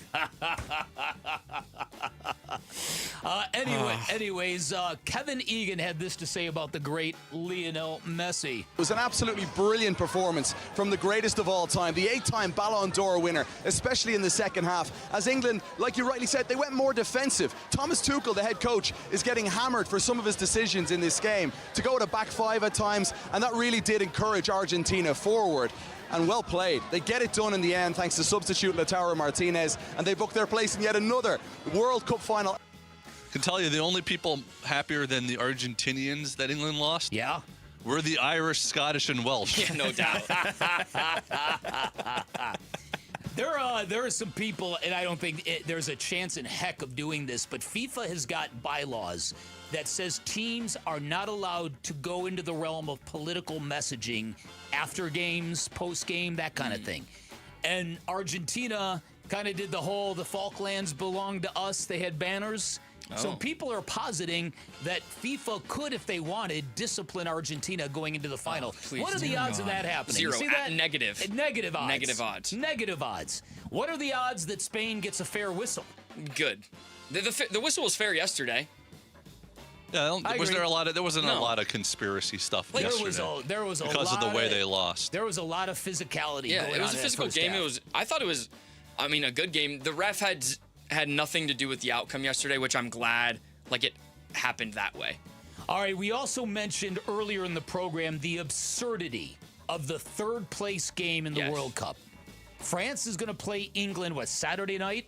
Saturday at 3 in Miami. Not going to be hot at all. The third place... Yeah, how about it? That's why they put those hydration breaks in, Sammy. Yeah. Here's part of the reason why they're playing this match. The third-place winner gets $30 million. Okay, then there you go. But it's a pretty good purse. But the fourth-place team gets $28 million. That's not that far off. No, it's really not. The World Cup winner, by the way, gets $54 million. Wow. And that's something. And they get to pose with the trophy. Well, there's that. How does that get distributed? Like the whole team, including the coaches and stuff, or just the players get it? Probably the federation. Yeah. Yeah, and probably. you would think that you know what, they probably vote on it. It's kind of like teams that make the playoffs. So let's say that this were a thing in American sports, and or if the Suns were in a third place game, would you have any interest in watching it? Absolutely not. Outside of after the job losing in the do? semifinals of the playoffs. No. Right. Outside of the job, I can't imagine if you're an England, specifically an England fan. France also, because France had the highest of high expectations. France were the favorites to win. They got shut out by Spain. So either one of these fan bases, how could they have any interest other than you hate the other country that you're playing? Yep. Guys, can I get this in before we leave? Yeah, please do. I won't be here tomorrow. Depends what it is. Well, I won't be. I won't be here tomorrow, and all three of you know my affinity for horse racing. Yes. Yeah. My racehorse that we have stake in is running this weekend. No kidding. What does that mean exactly? So I think I mentioned that I remember this. for my dad for Christmas, we got him a stake in a racehorse. Yes. And that racehorse is running on Saturday at Saratoga in the 7th race. Oh, that's awesome. So if the horse wins, we get some of the you get a payout. the purses. Sammy's not coming back if the horse wins. What's the horse's name? Elevated. So Elevated. she's a filly. She's 5-1 on the morning line right now. That's not too bad. And so she's a 2-year-old. So this is all the horses' first race in this race. So it's a young crop of That's exciting. horses, and it's gonna be. I'm gonna be tense. You'll be fine. That's You'll going to be fine. pretty wild. It's gonna be insane. If she wins, burritos for all of us. If she loses, Sammy Cebulka's championship glue coming out next week. I got something I can squeeze in if you're down for it. Yeah, go ahead. So sure. yesterday, a trade happened in Major League Baseball, and on the surface, you're like, whatever. Lance McCullers going to the Brewers. I'm more fascinated by who went back to the Astros in that deal. A young man by the name of Jaden Fielder. Oh! Son of Prince. Oh! Grandson of Cecil. And so this led me to a rabbit hole of third-generation families in baseball. You got the Bells. You got the Boones, right? And then I came across the Hairstons. And now I'm realizing there's a potential fourth generation that could happen with the Hairstons. Landon Hairston, who's the son of Scott Hairston, another Harry great year at Bonds. ASU, could be successful in Major League Baseball someday. So Look how about at that? All right, on the way out the door, who do we want to thank? Rasheer Fleming, who just joined us. Derek Hall, who joined us. Mitch Vareldis will be filling it again tomorrow. Sammy Cebulka, Jared Carlin, I'm Dan Bickley. Wolf and Luke next. We'll see you again tomorrow. Have a great Thursday afternoon. Burns and Gambo, afternoons. If you're Mike and you're trying to read the terrain here a little bit, there are a few teams in there that feel like they could be fizzle-out candidates. Miami feels like a fizzle-out candidate. St. Louis maybe ends up being a fizzle-out candidate. San Diego, who knows what they're going to do, right? Like, if you believe that eventually those teams are going to slide out, that might be one of your motivating factors to do it as well. With the bullpen performing the way it is and with the pieces that are in place and some of the guys that are coming back, I could see them being a buyer. Burns and Gambo, afternoons 2 till 6 on Arizona Sports, the local sports leader. All right, Arizona, listen up, man. Ron Wolfley here for Tim Hovig's summer sales event at Santan Ford, bringing the heat. Right now, you can drive home a new Ford with no payments for 90 days, plus a free 2-year maintenance program. Boom! That's how you attack summer. If you've been waiting for the right time to upgrade your ride, this is it. It's an easy drive, the Santan 202 freeway in Val Vista Drive in Gilbert. No payments for 90 days. Free 2-year maintenance. Head on over to Tim Hovig's Santan Ford. Someone had a birthday. Yep, 50. Can't believe it. 50 years of wisdom. Great segue. We have a health reminder from the CDC. Pneumococcal vaccination is recommended for adults 50 or older. Says here, we're over 6 times more likely to be hospitalized with pneumococcal pneumonia than adults under 50. I don't love those odds. Same. Look what I found. Pfizer's Prevnar 20 is proven to help protect adults against pneumococcal pneumonia and invasive pneumococcal disease in just 1 dose, and millions have already gotten it. Continued approval may depend on a supportive study. Don't get Prevnar 20 if you have a severe allergy to its ingredients. A weakened immune system may lower your response. Common side effects include injection site pain and swelling, fatigue, headache, muscle, and joint pain. For full prescribing information, please call 1-855-213-2138. Visit Prevnar20.com or talk to your doctor or pharmacist. I'm on Prevnar20.com now, scheduling my appointment. Good idea. And happy 50th. Every summer road trip starts somewhere. Start yours at Freeway Chevrolet. Right now, we have employee pricing for everyone and 0% APR for 60 months on new 2026 Chevy Silverado 1500 models. Chevrolet. Together, let's drive. Employee pricing for everyone and 0% APR for 60 months for well-qualified buyer. Must finance with GM Financial. Not available with lease and some other offers. Take new retail delivery by August 3rd, 2026. Freeway Chevrolet. I-10 and Ray. My uncle's Maytag washer lasted over 37 years. His motto, buy once, cry once. Hi, I'm Tommy Mello. When I started at A1 Garage Door Service, I thought about my uncle's Maytag. Most garage door springs get about 10,000 cycles or 3 to 5 years. Our Max Life springs last over 100,000 cycles. That's a minimum of 30 years. From repairs to upgrades, call A1 Garage Door Service today or schedule online at a1garage.com. A1 from day one.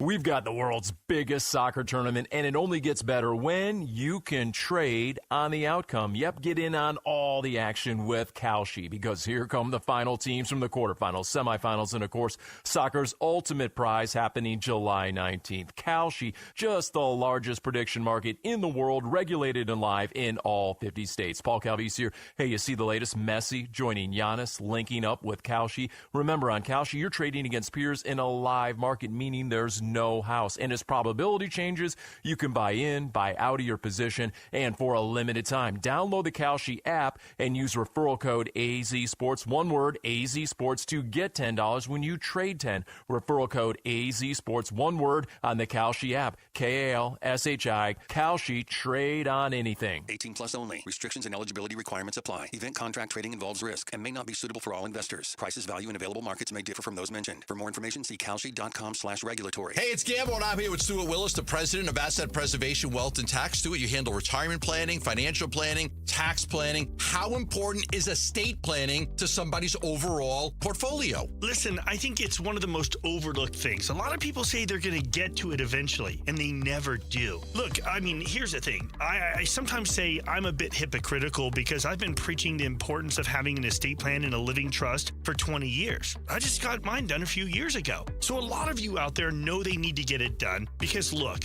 Here's the thing. Probate is not an evil process. It's just expensive and time-consuming, and it's a process you can avoid by having proper estate planning. And especially for those of you in split families, because then you've got to divide assets among two different families. It becomes very difficult. If you want to get an estate plan as part of your portfolio, call Stuart Willis at Asset Preservation Wealth and Tax at 602-877-PLAN. Investment advisory services offered through Foundations Investment Advisors, LLC, and SEC registered investment advisor. KMVP FM Phoenix, live from the Casino Arizona and Talking Stick Resort Studio. Arizona Sports, the local sports leader. I'm Sammy Cebulka with what's trending now. The Summer League Suns got their third win from Las Vegas yesterday and did it with big performances from their big three. Kaman Malawach had 23 and 15 and knocked down 2 threes. Rasheer Fleming was an efficient 8 for 12 from the field with 22 points, and the rookie Koa Pete added 19 of his own in the Suns' 188 win. The Diamondbacks have just one more day off before starting their second half of the season with a big 3-game series against the Cardinals on Friday. The World Cup final is set. The champions of Europe in Spain against the champions of South America in Argentina. Argentina pulled yet another rabbit out of their hat in a 2-1 comeback win over England yesterday, and it's Spain-Argentina from New York on Sunday. This report is brought to you by the Window Depot. Did you know the Window Depot is more than just windows? We have doors, skylights, cabinets, countertops, even flooring, and a proud partner of the Arizona Diamondbacks at thewindowdepot.com.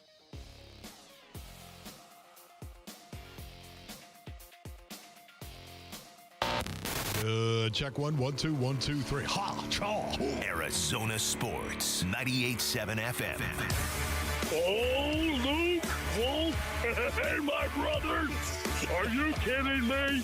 This does not suck buttermilk, right? Ron Wolfley. Hey, that was a wedge buster. How are you? Luke Lipinski. Hey, guys, welcome back to the show. It's Wolf and Luke.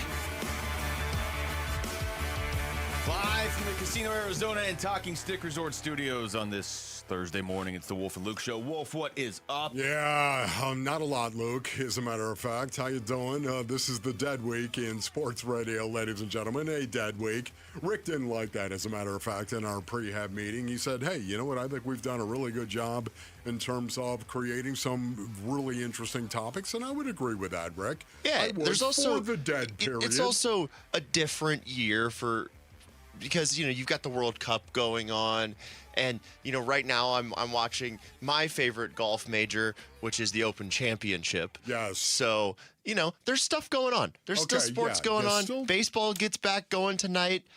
Yeah, it's just not as good as it has been. It's not as good as it could be. That we all know that. And anyone who's worked in this business a long time, this is dead week. This is it right here. And you know what it is? It's a challenge, is it not? Well, it is a challenge. Look, I mean, yes, but I would also say it just gets easier for the next 51 weeks. Like that's the way to look at this. And yes, Rick's right about the World Cup, and I'm sorry, man. It just, I'm not I know there. you guys laughed at me like a week ago, but I love this summer league, and it's not just because of the Suns. Like Caleb Wilson looks unstoppable. On the Bulls. No. Once again, the summer league is fascinating because of the young guys. But put it into context, Basinonians. You have to put it into context, okay? If Kaman Malawach was indeed doing in the NBA, what he's doing right now in the summer league, I'm going to tell you, I would be out of my mind, jacked with Kaman Malawach, okay? But you always have to temper it, and we all know why. Well, look, I mean, there's no denying it. This is well known for any sports fan. This is the lightest week on the sports calendar. Sure. That's undeniable. We're coming out of it now because baseball's starting back up tonight too, and it is different this year with. At the end of that England game yesterday, as our show was ending. That was incredible. Listen, I'm anybody in England? Yeah. Are they just shut down for 4 years now? Like, what do they do over there? Honestly, what do you do? What do you do? You had it in the bag, and Argentina did what Argentina has done basically the whole tournament. I understand Argentina's done this to a couple other teams. They did it to Switzerland. They did it to Egypt. I understand it stings for those countries too, Cape Verde. But we all know. I heard the morning show talking about this, and I do think it's probably the best comparison. Like, what other team in sports is supposed to be as good as England is every time around, and then never ends up coming through? Because in the Knicks were. The Knicks and the Maple Leafs are the only two examples I could give. Yeah, I mean, Rick says the Cowboys. The Cowboys. True, but the Cowboys have at least one in the last 60 years. That's probably the football equivalent. Maybe the Bills. Maybe the Bills, yeah. But I don't know. I mean, it's got to be like the Knicks and the Leafs where their fans are just so crazy and so title-starved, but the Knicks finally got theirs. And, yeah, to lose the way England did yesterday right at the end of the show is crazy. Let's start with the Summer League, though, Wolf. And you said it, you got to temper expectations. But it is getting more difficult by the day to temper expectations for Come On Malwatch. Isn't it? Yes, it is. Because he's doing really, really well, of course, in 4 games right now. I don't have the numbers in front of me in terms of what he is averaging. I'm sure that Luke Lipinski will drop that on you at some point in time. But the eye test. It's not about the numbers. He has passed the eye test in a big, big way, what he is doing. I realize, once again, look around him. This is the Summer League. These are guys that are fringe players, a lot of them, not all of them, a lot of them. Fringe players trying to hang on to an NBA roster somewhere. Of course, it's the competition that he's competing against right now. And I'm not saying that I'm not happy with what Come On Malawatch is doing. I am. I am giddy when it comes to Malawatch and what he's doing. Yet at the same time, you always have to put it in the context of the Summer League and not the NBA. I was reading some story, and it was a national story. I want to say it was on Yahoo. And, they were talking about the game. And Malwatch, I mean, the biggest thing is the eye test. Watch that game yesterday. Yes. Okay, he's just in control.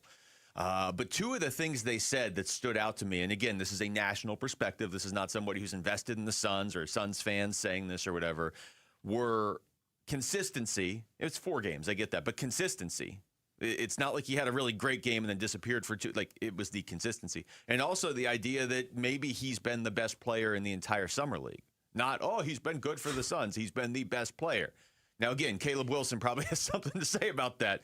This is a loaded rookie class that's in the Summer League as well. But I just don't think you could have asked for a better Summer League, and it's not done yet, from Come On Malawatch specifically. What it means, who knows? But you could not have asked for a better Summer League so far from him. I totally agree with that, Luke. Again, this is something we were talking about yesterday, ladies and gentlemen. What did I want to see from these guys the rest of the way? I want to see a dog mentality. I wanted to see the dog come out in these guys.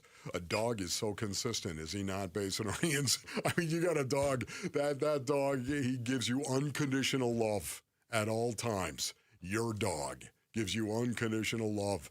Take that consistent dog mentality. A dog is a dog is a dog. When things are going well, he's a dog. He's not going to let things that are going well destroy him. He's going to stay grounded. He's going to be focused. When things are going poorly, you're going to have that dog mentality that says, I'm going to get out of this with everything I have. I'm going to try it. That's the consistency that I want to see from Come On Malawatch, Rick. That's the consistency I want to see from Rasheer Fleming. Dog, he's going to play who let the dogs out. I understand that, and that's Rick, and it's okay. He wants to do it. He's part of the show. It makes him laugh. Well, but I Rick, get it. Just to be, everybody else has to hear it too, right? When you play it, like that's not just going out to us. Nobody else has this hate for the song like you do. Strong disagree. I think most people like that song. Who let the dogs out? I don't care. I want to see consistency. I want to see the dog mentality. This is who Come On Malawatch is on the court. This is who he's going to be on the court. Not off the court, on the court. This is who he's going to be. And, man, right now, again, I'm going to put it in the positive column. Here's Koa Pete, who's been good as well. Really valuable. They had great performances today. Rasheer carried us in that first half, man. Hell of a player. I'm just thankful to play with him. And come on. Double-double every night. He's a machine, man. Playing with those two guys makes my game so much easier, and I'm very thankful for this situation. Yeah, Koa Pete, 19 points in that game yesterday. Rasheer, who he just referenced, had 22 points in that game. Malwatch, if you're into the numbers, 23 points and 15 rebounds. Came into that game averaging just over 18 points and 12 rebounds per game in the Summer League. I don't want to get too caught up in the numbers, but I do think there's value, and you keep bringing this up with consistency as well. It's not like all those numbers came in one game. He's pretty consistently been like 18 and 12 or better in each game, no matter who the opponent is, no matter what the circumstances are in that game. If you had any concern, like, is he developing slowly, which I don't think most Suns fans had that concern. I think it was more like, are they blocking his playing time? Because he is still only, 19? Yeah. But if you had any concern that maybe he was getting frustrated or wasn't developing, it's really hard to just ignore what he's doing right now. No doubt about it, man. Koa Pete, just, again, the physicality. I love it. I love the fact that he's enjoying the Summer League and he's going out there, he's being physical, and he's posting some pretty good numbers as well. Now, Rasheer Fleming is one of these guys that I did want to see some numbers from. He's been the surprise to me. He has been the surprise. Not because not because I thought Rasheer Fleming was not going to be good. I saw him at the men playing last year in the NBA. Rasheer Fleming shooting the three. He's got a shot. He's got a shot to be that quintessential 3-and-D player, I think, for the Phoenix Suns. And I love his athleticism, raw as it may be. But I want to get into a little bit more right now because Rasheer Fleming, don't know if you've noticed this, he's really been shooting the three well at this level, the Summer League. It's not black and white, right? Everybody doesn't just play this one position. But there's a pretty good case to be made that Rasheer Fleming, Miles Bridges, and maybe even Koa Pete are going to be fighting over some of the same minutes this season. And I just think Fleming has the most upside of any of them for this year. I mean, he's freaky. Koa Pete's just such an unknown.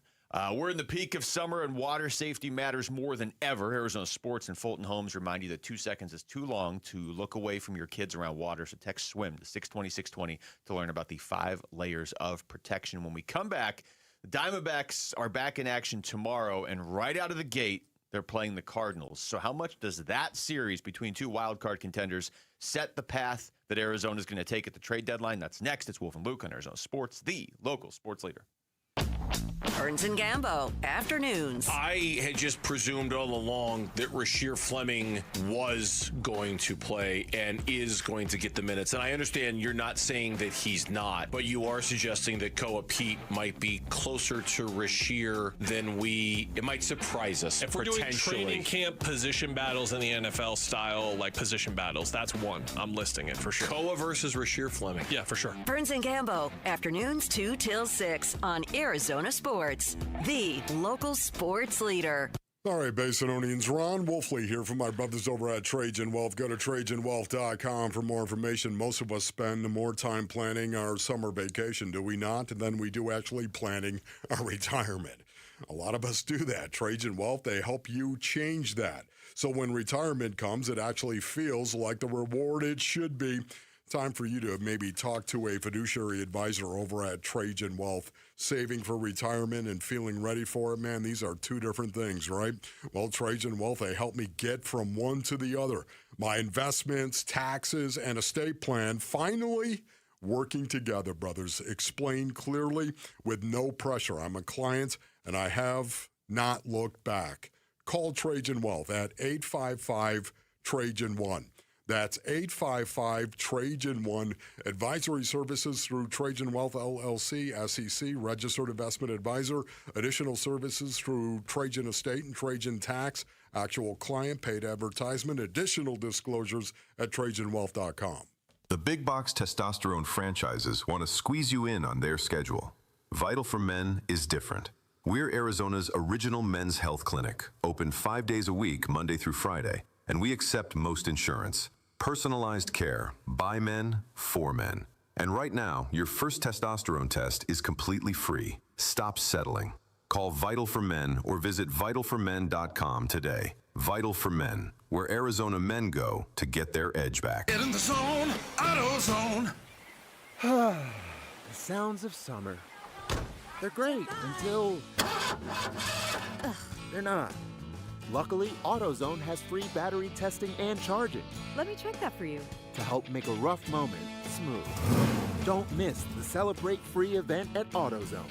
Free products with select deals until July 27th. And free services every day.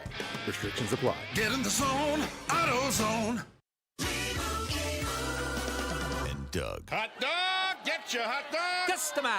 Customize and save with Liberty Mutual. Hey, what are you doing? I like your method. Direct, to the point. A little loud, but... Listen, people don't buy car insurance the same way they do hot dogs. Not yet, but both are customizable. Popcorn! Get your popcorn! Hey, this is a hot dog area. And customize and save area. Get a quote at libertymutual.com or with your local agent. Liberty, liberty, liberty, liberty. Hey everybody, Dan Bickley here, and joint pain is awful when you're the person who's fighting through it, but I'm betting you aren't the only ones affected by it. Maybe you love someone who struggles with joint pain. You see what they don't say, what they've slowly stopped doing. For instance, it's July, the days are long and hot, it's time to be in the pool, moving, living, and you're on the sideline sitting it out. Let's talk about getting that life back, because at QC Kinetics, that's what's happening every day. People who were stuck in that cycle of pain are finally stepping out of it with regenerative treatments done right there in the office. No surgery, no long recovery, no putting your life on hold. Just real relief. The inflammation eases, the pain lets go,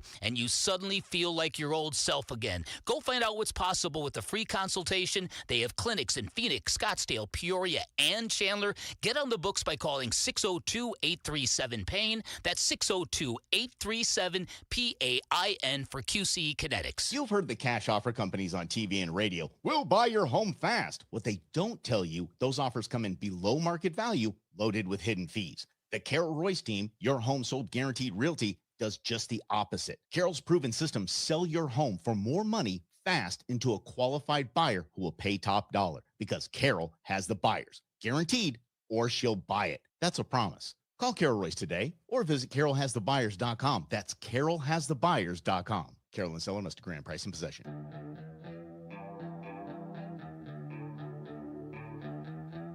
Here are the top 3 headlines on ArizonaSports.com. I'm Bailey Leisure. Tyler Drake breaks down who locks down the Cardinals' right guard job.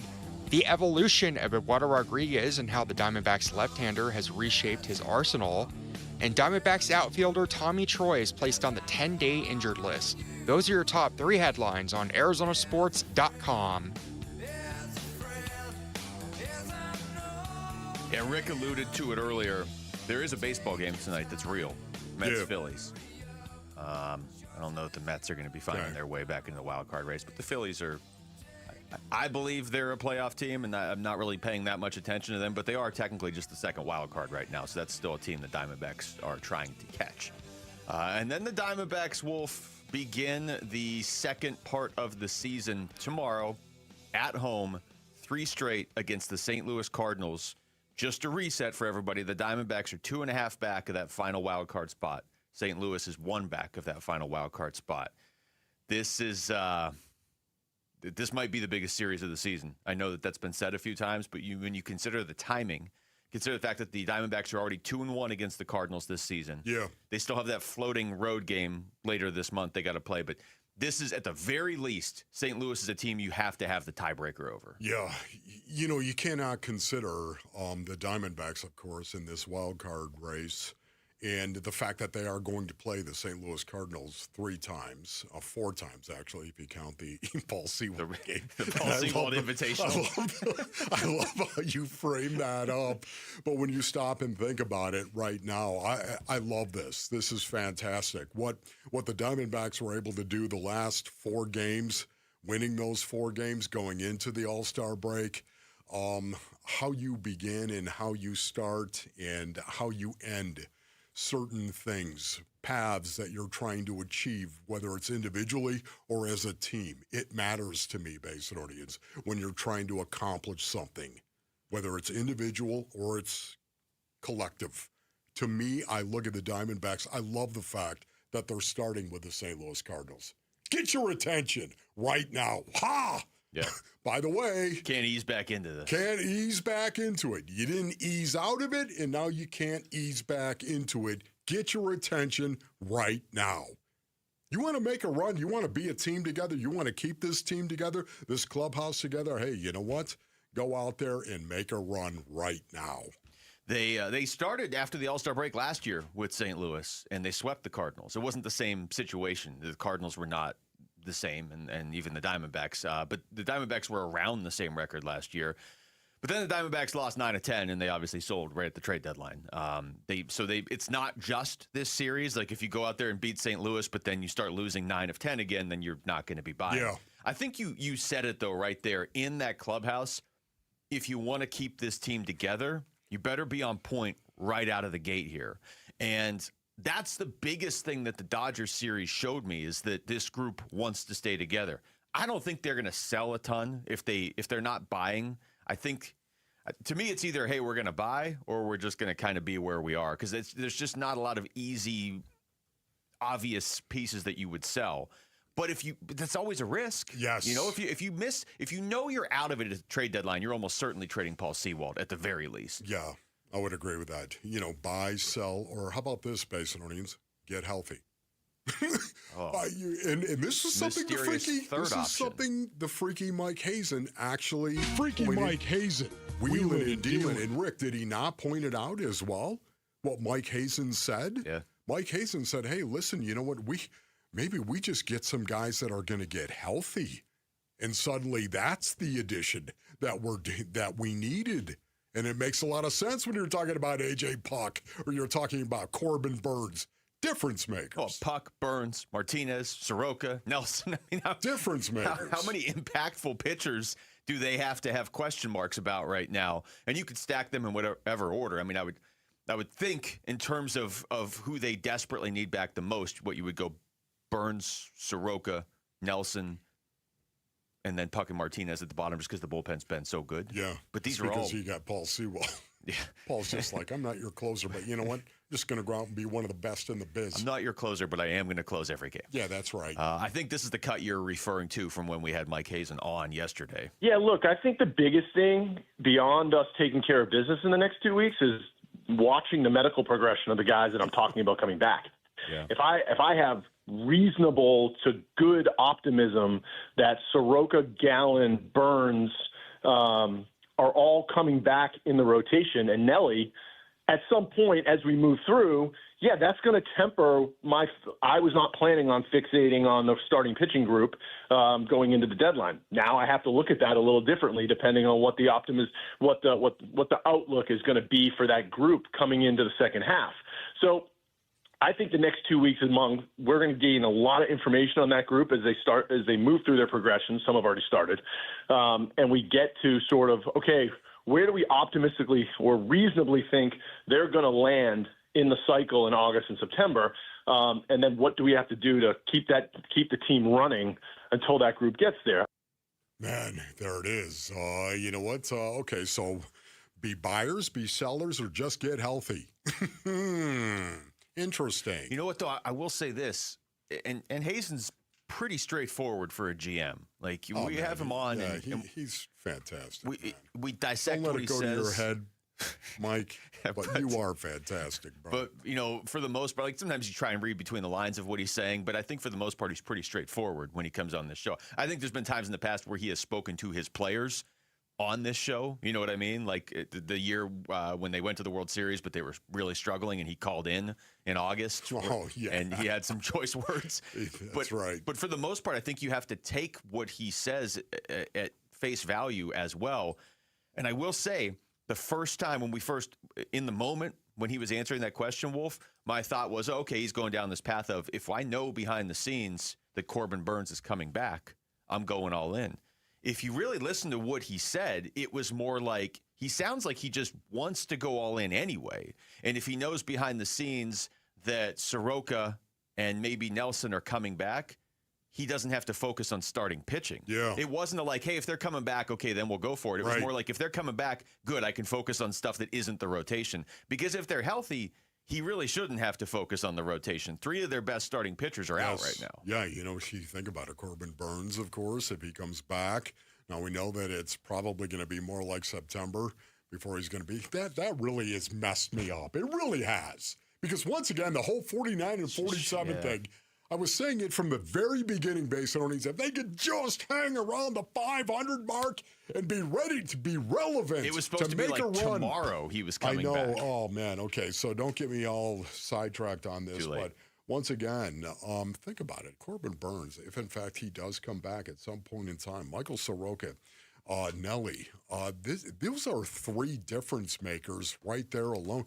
So it all of a sudden it changes if they are on track to come back and to come back soon in August. I would say now Corbin Burns, it's September is what people are saying. Okay, so I'm going to take them at their word.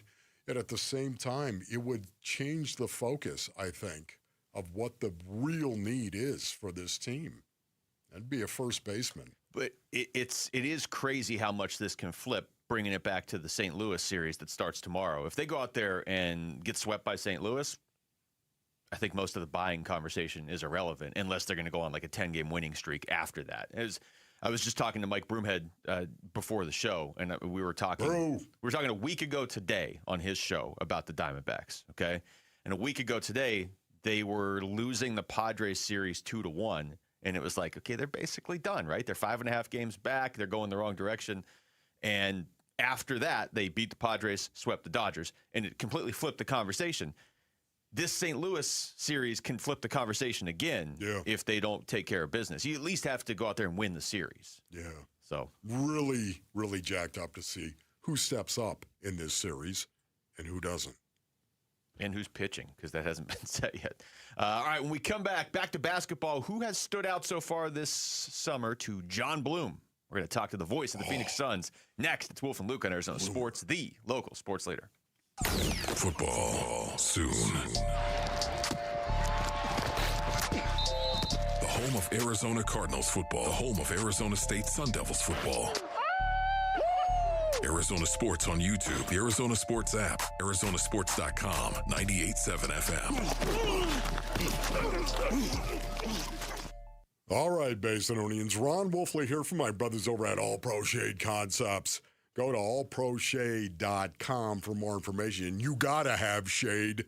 You know it. I know it. We all know it here in the Basin. You got to have shade. And this is what All Pro Shade Concepts does. When you work with All Pro Shade Concepts, you're working with the most trusted local shade company available. I'm telling you, voted #1 by Ranking Arizona for patio shades, an A+ rating with the Better Business Bureau. Check out all their Google reviews, over 1,000 of them 5-star. Listen, these shades are commercial grade. They're industrial strength. They're not going to fall apart on you.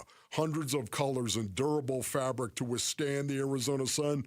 I can tell you right now, All Pro Shade Concepts, they came over to the Wolfley compound, and we have these shades put in, and they have made a massive difference. Because you gotta have shade. Go to allproshade.com. We've got the world's biggest soccer tournament, and it only gets better when you can trade on the outcome. Yep, get in on all the action with Kalshi, because here come the final teams from the quarterfinals, semifinals, and, of course, soccer's ultimate prize happening July 19th. Kalshi, just the largest prediction market in the world, regulated and live in all 50 states. Paul Calvise here. Hey, you see the latest? Messi joining Giannis, linking up with Kalshi. Remember, on Kalshi, you're trading against peers in a live market, meaning there's no house. And as probability changes, you can buy in, buy out of your position, and for a limited time. Download the Kalshi app and use referral code AZSports, one word, AZSports, to get $10 when you trade 10. Referral code AZSports, one word, on the Kalshi app. KALSHI, Kalshi, trade on anything. 18 plus only. Restrictions and eligibility requirements apply. Event contract trading involves risk and may not be suitable for all investors. Prices, value, and available markets may differ from those mentioned. For more information, see kalshi.com/regulatory. As the old saying goes, size matters. At Morgan & Morgan, we have over 1,000 lawyers and nearly 6,000 people on staff. But at the core, this is and always has been a family business. Our family watching out for your family. Call us or email us 24 hours a day, 7 days a week, even on a Saturday or a Sunday. And if you ever have a problem, call our mom. Morgan & Morgan. For the people and your family.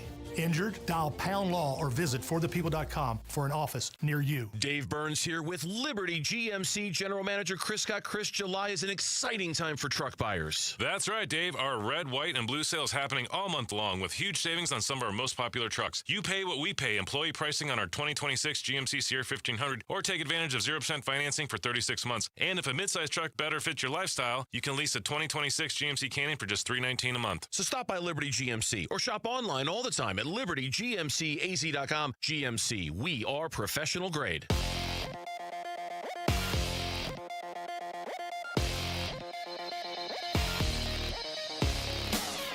I'm Jesse Morrison, and here's what's trending now. The injuries are mounting for the Arizona Diamondbacks as they get ready to start the second half tomorrow against the St. Louis Cardinals. Outfielder Tommy Troy was placed on the 10-day injured list yesterday with a sprained right AC joint. And shortstop Geraldo Perdomo is dealing with left wrist inflammation. Perdomo is not expected to miss time, but he did receive a cortisone shot during the All-Star break.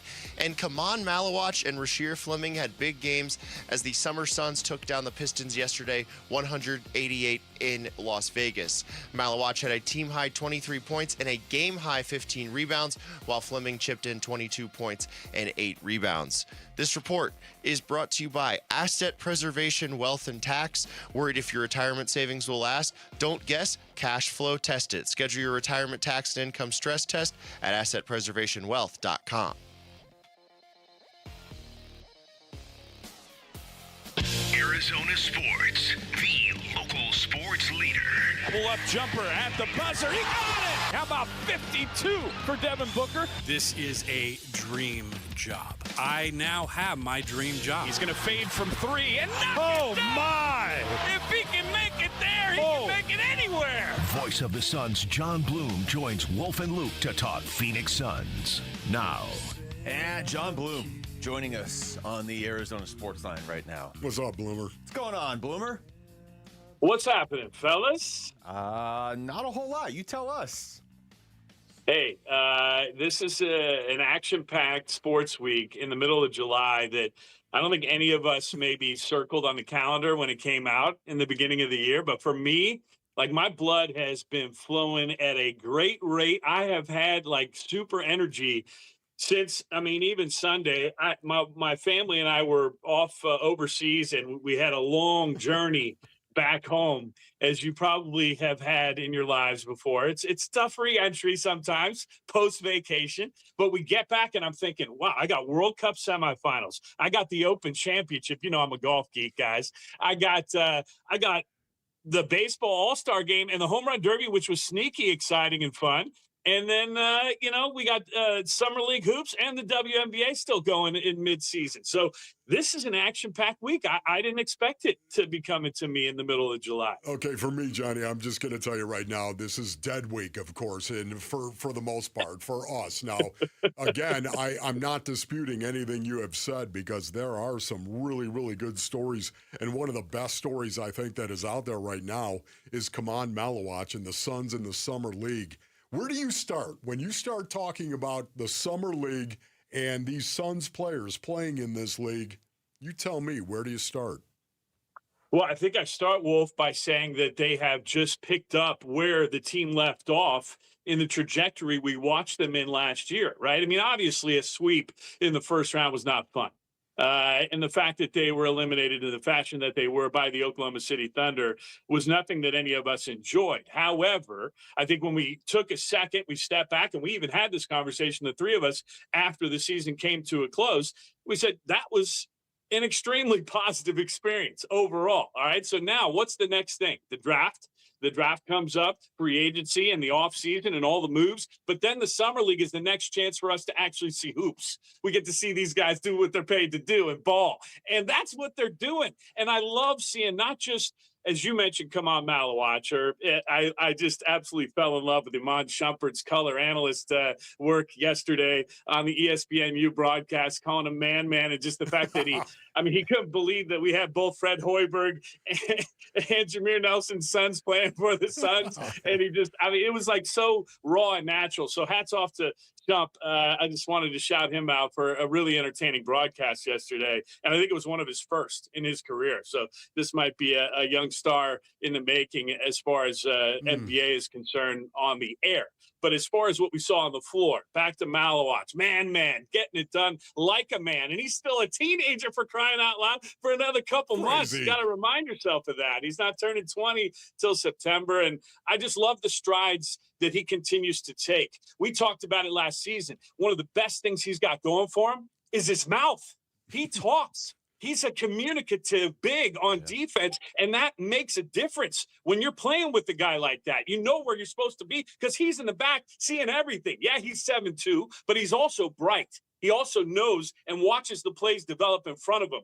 And that is an unbelievable thing to say about a dude that's only been playing hoops for like 5-6 years in his life. So he's only going to get better. And we were thinking that that was the case, but now we're seeing it happen in process, in progress. And it's super exciting. And he's not alone, because we're also seeing Rasheer Fleming do what we expect him to do. He was lighting it up yesterday. Koa Pete has been as advertised, if not even better, and locked in as a downhill force that just nobody can get in front and stop. And, you know, we've watched so many Suns games in the last few years where you're going up against guys like that. Now we got a guy like that. That's pretty tantalizing. Talking to John Bloom. Bloomer, so I want to ask you this about, you know, you can take it with Malawach and Fleming or some of these other guys that have been to the Summer League before, or a guy like Koa Pete. I understand there's always the caveat of, okay, it's Summer League basketball, don't get too carried away.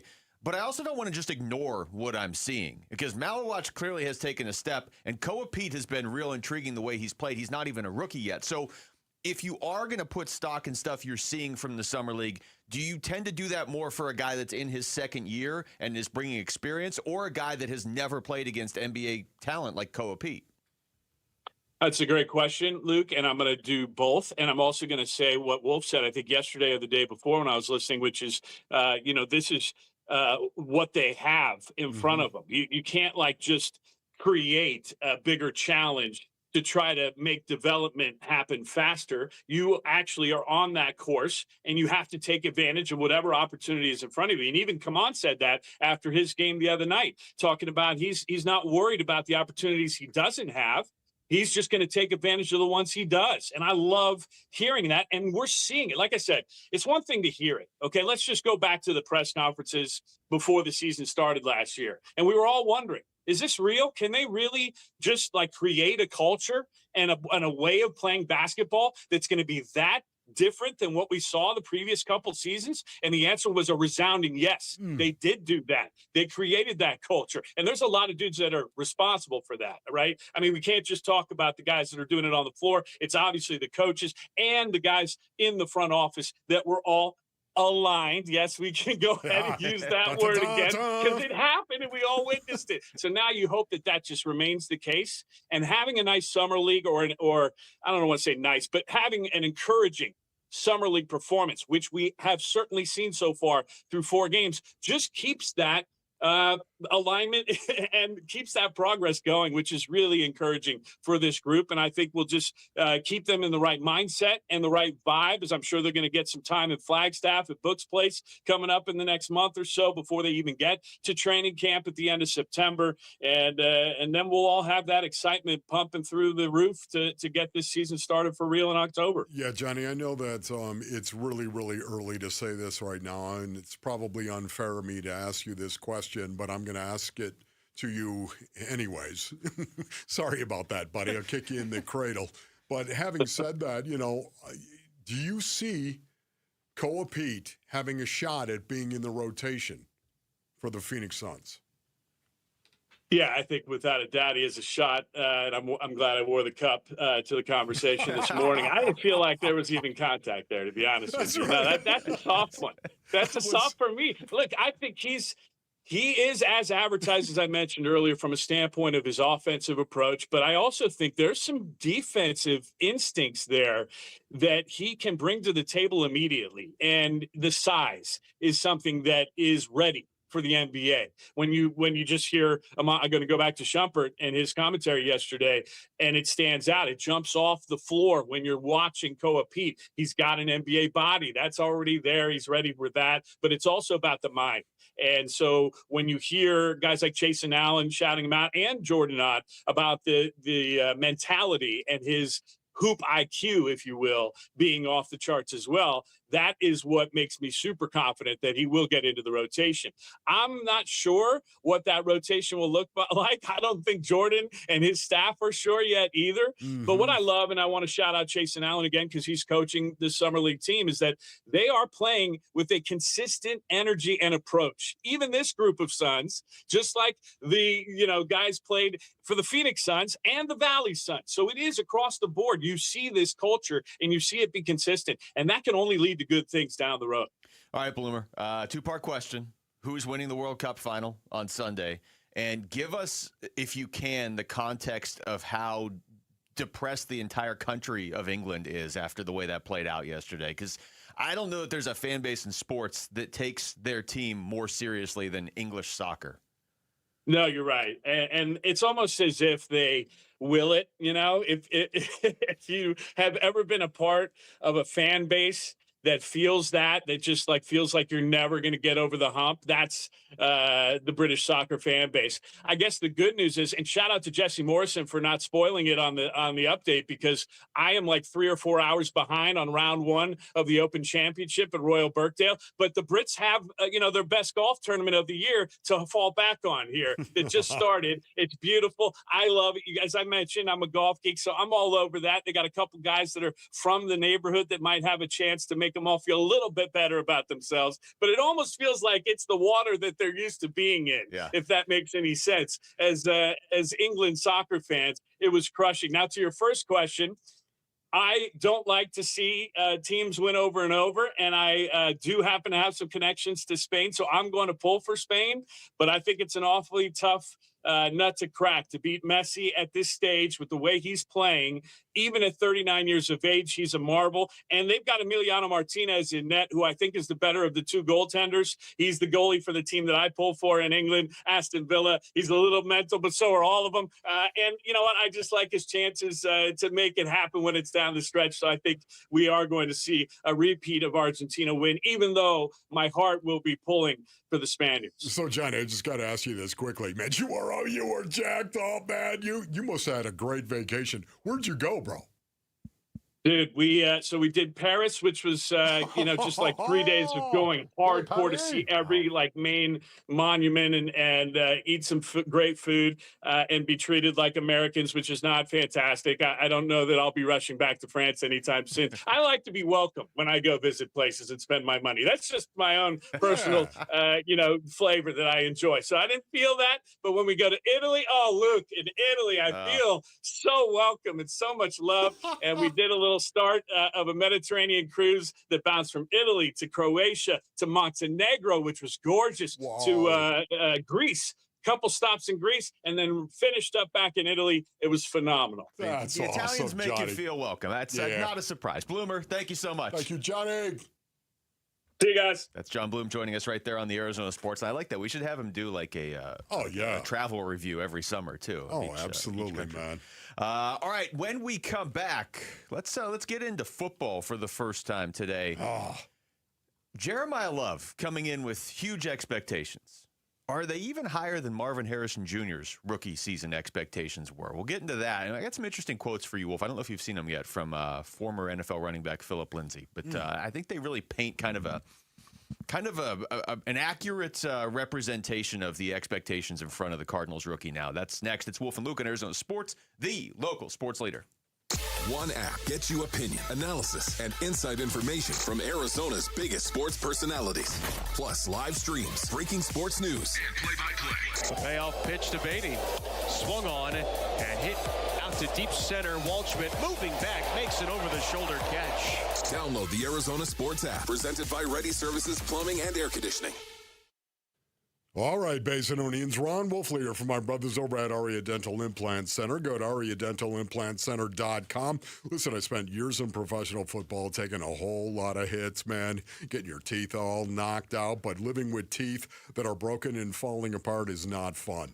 That wore me down in a way football never did. Every meal was a battle, a struggle. Listen, I got the all-on-4 implants, and it really changed everything, Basinonians. That's right. But when you get it, you need to trust the guy that is doing it, right? Well, that's Dr. Joe Moranfer at Aria Dental Implant Center in Phoenix. Over 3,000 full mouth cases. 3,000, man. This is what he does, and he does it day in and he does it day out. Right now, Aria Dental is running their summer promotion, the all-on-4 with premium zirconia teeth, starting at $12,500 per arch. This deal will not last, Basinonians. Call now, 602-877-0429 for Aria Dental Implant Center. Hey, it's Paul Calvisi with Matt Dagas, president of Bright Wealth Management. All right, Matt, estate planning. People know they need it. Most never do it. What is the cost of waiting? Well, their family pays for it. Probate, legal fees, delays, sometimes conflicts between people who love each other, all because there was no clear plan. And a will isn't enough? Usually not, and here's what most people miss. Beneficiary designations override everything. Wrong name, outdated info, and the money doesn't go where you think. Unfortunately, we've seen it happen. So what does the right plan look like? A funded trust, updated beneficiaries, powers of attorney, all aligned with your financial picture. A plan your family can actually use when they need it most. And you walk people through all that. Step by step. Call 844-726-9116 and schedule your legacy review. Protect the people you care about today. 844-726-9116 or brightwm.com. Investment advisory services offered through Foundations Investment Advisors, LLC, an SEC-registered investment advisor. The content provided is for educational purposes only. Hey, it's Gambo, and when you think about Diamondbacks baseball, everything comes down to what you can see. The pitch coming in, the movement of the ball, the play unfolding in the field. The clearer your vision, the better your game. That's why I've always believed in the Schwartz Laser Eye Center. Dr. Schwartz and his team have built a reputation on precision, experience, and results. And it's no surprise he's the official team eye doctor of the Arizona Diamondbacks, trusted to help keep the pros seeing their best. If you're ready to ditch glasses and contacts, LASIK is your winning play. It's a quick procedure with fast recovery and proven results. Not a LASIK candidate? Evo ICL or Clear Lens Exchange could be your next move for sharp, clear vision. Schedule your free consultation and see how Dr. Schwartz can clear things up. With locations in Scottsdale, Glendale, and Mesa, visit teamidoc.com or call 480-483-EYES. That's 480-483-EYES. The Schwartz Laser Eye Center, trusted for over 25 years. Every summer road trip starts somewhere. Start yours at Freeway Chevrolet. Right now, we have employee pricing for everyone and 0% APR for 60 months on new 2026 Chevy Silverado 1500 models. Chevrolet. Together, let's drive. Employee pricing for everyone and 0% APR for 60 months for well-qualified buyers. Must finance with GM Financial. Not available with lease and similar offers. Take new retail delivery by August 3rd, 2026. Freeway Chevrolet. I-10 and Ray. 1877 Cars for Kids. K-A-R-S Cars for Kids. 1877 Cars for Kids. Donate your car today. Call 877 Cars for Kids to reach a friendly live agent. Donation is super easy, and your car can be picked up as soon as tomorrow. Call us now or go to carsforkids.org. 7 Cars for Kids. Donate your car today. Did you know you can donate real estate too? Well, you can tell everybody. Yeah, you can tell everybody. Hey, it's Gambo. Who is the biggest threat to the Diamondbacks being able to buy at the trade deadline? Well, obviously, it's themselves. The Burns and Gambo show starts at 2 on the Arizona Sports YouTube channel, the Arizona Sports app, and 98.7 FM. Wolf, it's absolute chaos over here. I can't tell on your side. You know how they have that sticker to sort of mark? Oh, yeah, right. Is yours there? Yeah, I'm right there. Mine's gone. I don't know where to go. Are you serious? Somebody took mine Oh, my off. goodness, there it is. The chair over here. I don't know. I have no idea where That's I'm right, supposed to be sitting. the green dot on the counter, of course, on the edge of the counter. It's where you're supposed to be aligned. Oh, it's where you're supposed to sit. That's why it's green, because of alignment. And it's right there. And I'll never forget the first time I walked in after they put it there. IT, basically. The IT guys put it there. You pulled it right off. I tried to actually get it off. Luke, So I was slightly to your left. Who would do that? You're good. There you go. There you Put go. a sticker on the counter. Good spot. Who would do that? And of course, it was IT. Okay. Where are we going in this beautiful part of the program? Because I don't want to talk about the fact that I did that. Yeah, everybody knew you did it too. They're like, who keeps taking the sticker off here? It's not me anymore. That'd be Wolf. Wait, I don't know who took it off over here. I'm trying to find this. It was IT. Somebody sent this email. Now it's gone. I wanted to use it right here. Okay, well, I'll tell you what. I had the over-under. It's for every receiver in the NFL this season. Oh, wow. So it's yards and it's receiving touchdowns. Okay, well, I have it on my phone at least. All right, so Rick, you're in on this too. What do you want me to give you the over-under for Marv, and you guys just take over or under, or do you want to try and guess what it is? No. Give me the over. Yeah, I like the giving. Okay, so for touchdowns, it's 5.5. Okay. Over. Yeah, I actually think I'm going to go over on that. Yeah. Yeah? Yeah. I'll go over, yeah. Yards is not super high. 825.5. Over. Man. Can I pull a Wolf, and can I know who the quarterback is? Yeah. I don't even need to see a game. I just need to know who the quarterback is. It's so difficult to actually even pick. This offense, there are so many moving pieces with this offense right now. It's hard to make any type of calculation or prediction on that. I guess I'm going to say under. So he went over both those numbers as a rookie, but under both those numbers last year. Now, he also missed 5 games last year and left another one early. So that sort of feels like if he just plays, he'll go over those numbers. Because those aren't like amazing. Like if he goes just over those numbers, are people going to be happy? If he goes like for 830 and 6 touchdowns, I think people would probably largely be upset still. But that's kind of that's where Vegas sees him right now. And as we always say, Vegas doesn't. I think he's going to be more of a red zone threat. I think he's going to show up in the red zone. So the touchdowns I see, yes. Interesting to see Vegas, though, because as we know, they don't let emotion enter into it. They just want to take your money. Yes. So they put the number right where they can take the most of your money.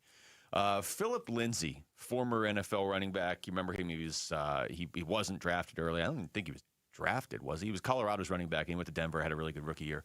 I want to read you a couple comments that he made about Jeremiah Love earlier this week, okay. Wolf, to the Action Network. And I just want your reaction to these. He said, quote, "If you get drafted 3rd overall, that man better go to the Pro Bowl.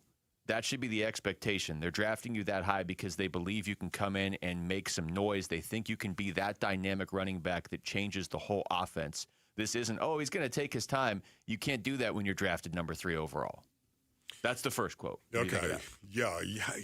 You know, I understand what he's saying. Your talent is off the charts. You have Pro Bowl talent. It's hard to go to the Pro Bowl or be voted to the Pro Bowl as a rookie. Unless you're Shedeur Sanders. It's really, really hard for that to happen, Luke. So, you know, once again, I get his point. I understand what he's talking about. But he has that kind of talent. Jeremiah Love has that kind of talent. He has Pro Bowl talent. This guy is basically the Arizona Cardinals and people that were going to draft Jeremiah Love at number 3 based on audience. They see Christian McCaffrey. That's what they see. That's who he is. That's the kind of running back you're getting, or at least you expect to get when you draft Jeremiah Love. So CMC. That first quote almost feels like, hey, is this guy really as good as everybody says he is? But this next quote from Philip Lindsay would indicate he feels like Jeremiah Love is as good as everybody says he is. He says, quote, "I love his run style. The man has a lot of wiggle. He's very explosive. He's very patient. He can catch out of the backfield. The man has it all. And he's with a team that drafted him so high. What does that mean? It's telling you they have a vision for him. You need a team that's going to get you involved," unquote. So I ask you this, Wolf, and this is sort of a thought exercise. Rick, you can jump in on this too if you feel like doing a thought exercise. I kind of go back and forth on this. Were the expectations here higher for Marv as a rookie or for Jeremiah Love right now going into this season? Well, for me, it's Jeremiah Love. Really? Going in. Yeah, it is, because the position that he plays, running back, how much controversy has been around the pick. Jeremiah Love at number 3. He's a running back. Are you kidding me? What are you doing? I think that has added an awful lot of fuel to this conversation right now. Listen, if you tell me he's CMC, if you believe he's CMC, I believe that he's got the skill set of CMC. He's got to go play. Prove it, Rook. Jeremiah Love's got to go prove that he can play. But if he does, he's got the skill set of CMC.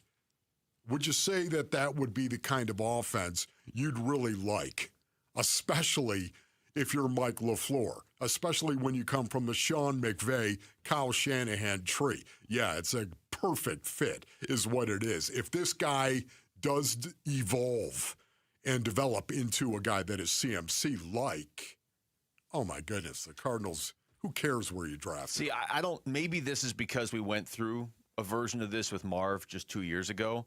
I think my expectations were actually higher as a rookie for Marv. I mean, I was wearing a Top Gun flight suit in here as we did the shows, yeah, I was. Yeah, we were in now the that danger zone. I remember, I was in the danger zone on that. Yeah, I think what it was for me, I just think Jeremiah Love's going to be really good as a rookie. I don't really even have a question in my mind as long as he stays healthy. But I also know that the team's probably not set up to have a ton of success right out of the gate. So I just think he's going to be really good this year.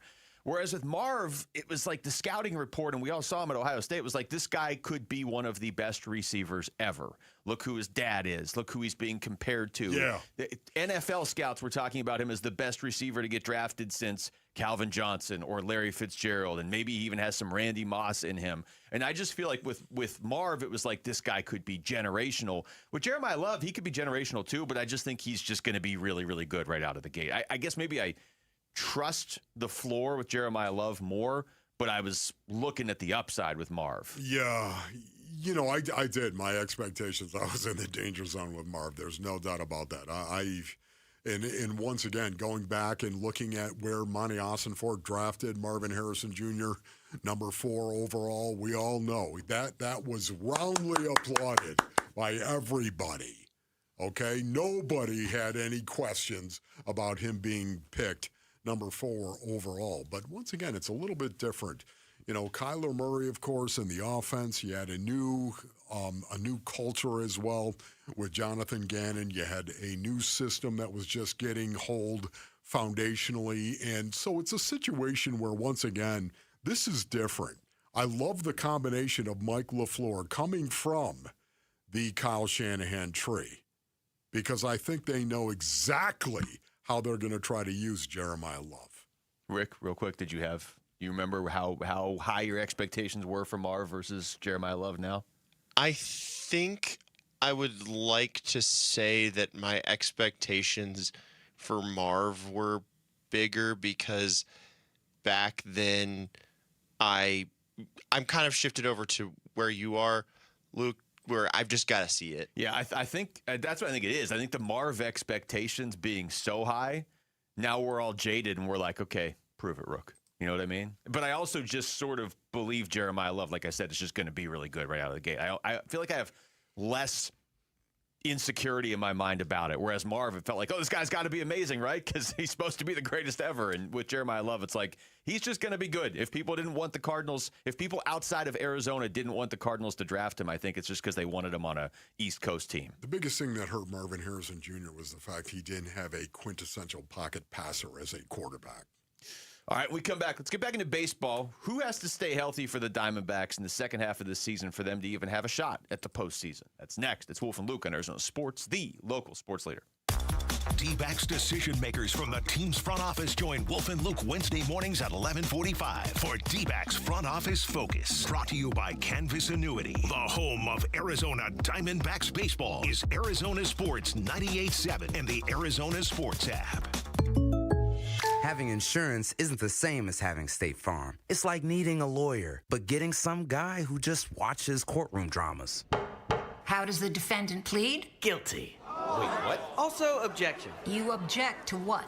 Erroneous. Counsel, approach the bench. Hey, can I get a whack at the gavel?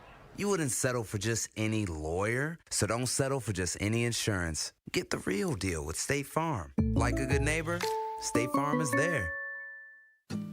Treat your pet at Tractor Supply with great prices on everything they need in just one stop.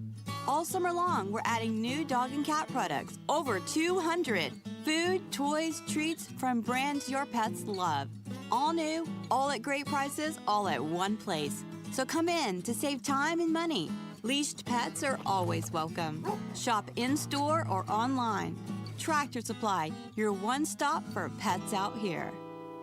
Wesley Financial Group is not a law firm. Ask yourself this question. Is it really worth holding on to that timeshare that you know you need to get rid of? Here's the truth. The average maintenance fee just went up over 17%. That could have been 117%, and there's nothing you can do about it. When you buy a timeshare, you give them a blank check for annual maintenance and assessment fees. I'm Chuck McDowell, founder of Wesley Financial Group. For 15 years, I've helped over 50,000 families cancel their timeshare. Not sell it, not transfer it, cancel it. Did you buy a timeshare because they told you it was a great investment and your maintenance fees would never go up? That's a lie. Are you ready to get rid of your timeshare once and for all? Simply call us and I'll send you our timeshare exit kit that explains all your options for cancellation. Call Wesley now for your timeshare exit kit. 800-822-1490. That's 800-822-1490. 800-822-1490. Dan Bickley here, and summertime has arrived in Arizona, a time when your windows are the only thing standing between you and 115-degree temperatures. And if your windows are shot,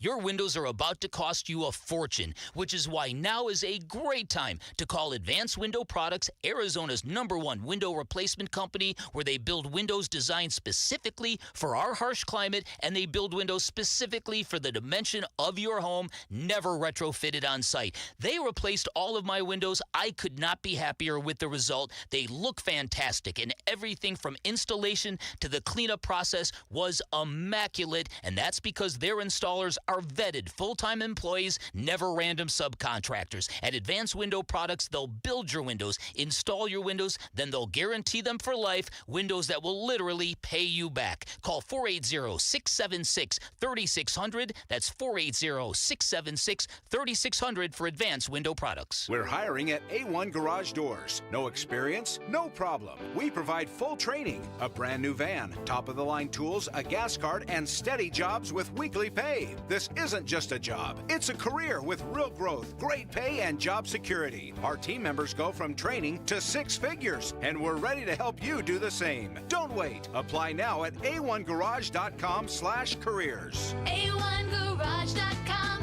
A1 from day one. LASIK and EVO ICL from King LASIK frees you from glasses and contacts. Refractive lens exchange from K2 Vision eliminates readers and cataracts. Hey, it's Vince Marotta. Find out about these procedures from the doctors who have performed over 300,000 of them. Join Doctors King and Kopstein for their free live webinar today at noon. Register now or schedule your free Zoom consult at K2VisionRLE.com. K2 Vision RLE. No glasses, contacts, readers, or cataracts. K2VisionRLE.com. Dan Bickley here, and when life throws you a curveball, Life Changer Loan helps you knock it out of the park. And that is because in times of unrest and financial uncertainty, you have the power to pay down, pay off, or borrow back whenever you want, and you become instantly more liquid by always having access to your equity. And remember, it's not magic, it's just math. Find out more by calling 480-504-0844, online at lifechangerloan.com. KMVP FM Phoenix. Live from the Casino Arizona and Talking Stick Resort Studio. Arizona Sports, the local sports leader. I'm Jesse Morrison, and here's what's trending now. The injuries are mounting for the Arizona Diamondbacks as they get ready to start the second half tomorrow against the St. Louis Cardinals. Outfielder Tommy Troy was placed on the 10-day injured list yesterday with a sprained right AC joint, and shortstop Geraldo Perdomo is dealing with left wrist inflammation. Perdomo is not expected to miss time, but he did receive a cortisone shot during the All-Star break. And Kaman Malawach and Rasheer Fleming had big games as the Summer Suns took down the Pistons yesterday, 100-88 in Las Vegas. Malawach had a team-high 23 points and a game-high 15 rebounds, while Fleming chipped in 22 points and grabbed 8 rebounds. And that is what is trending now.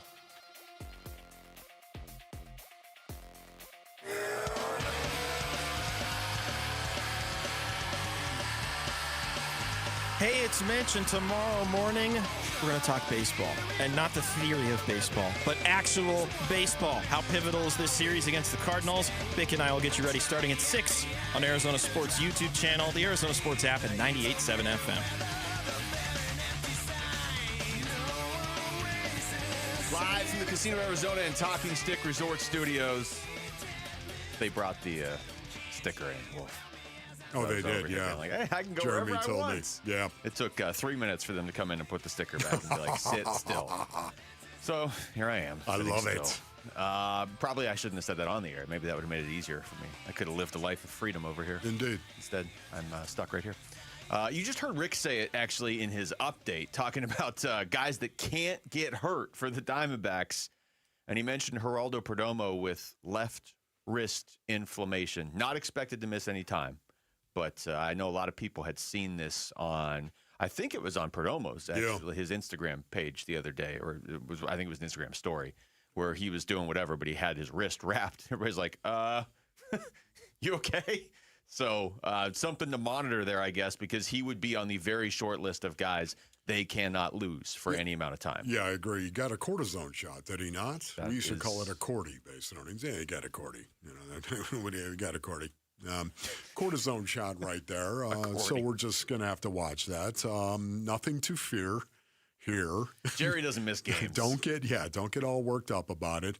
But, it did make me think as well, just looking at Tommy Troy being placed on the 10-day injured list, it made me think, hey, you know what? Man, who can the Diamondbacks not afford to lose in the second half of this season?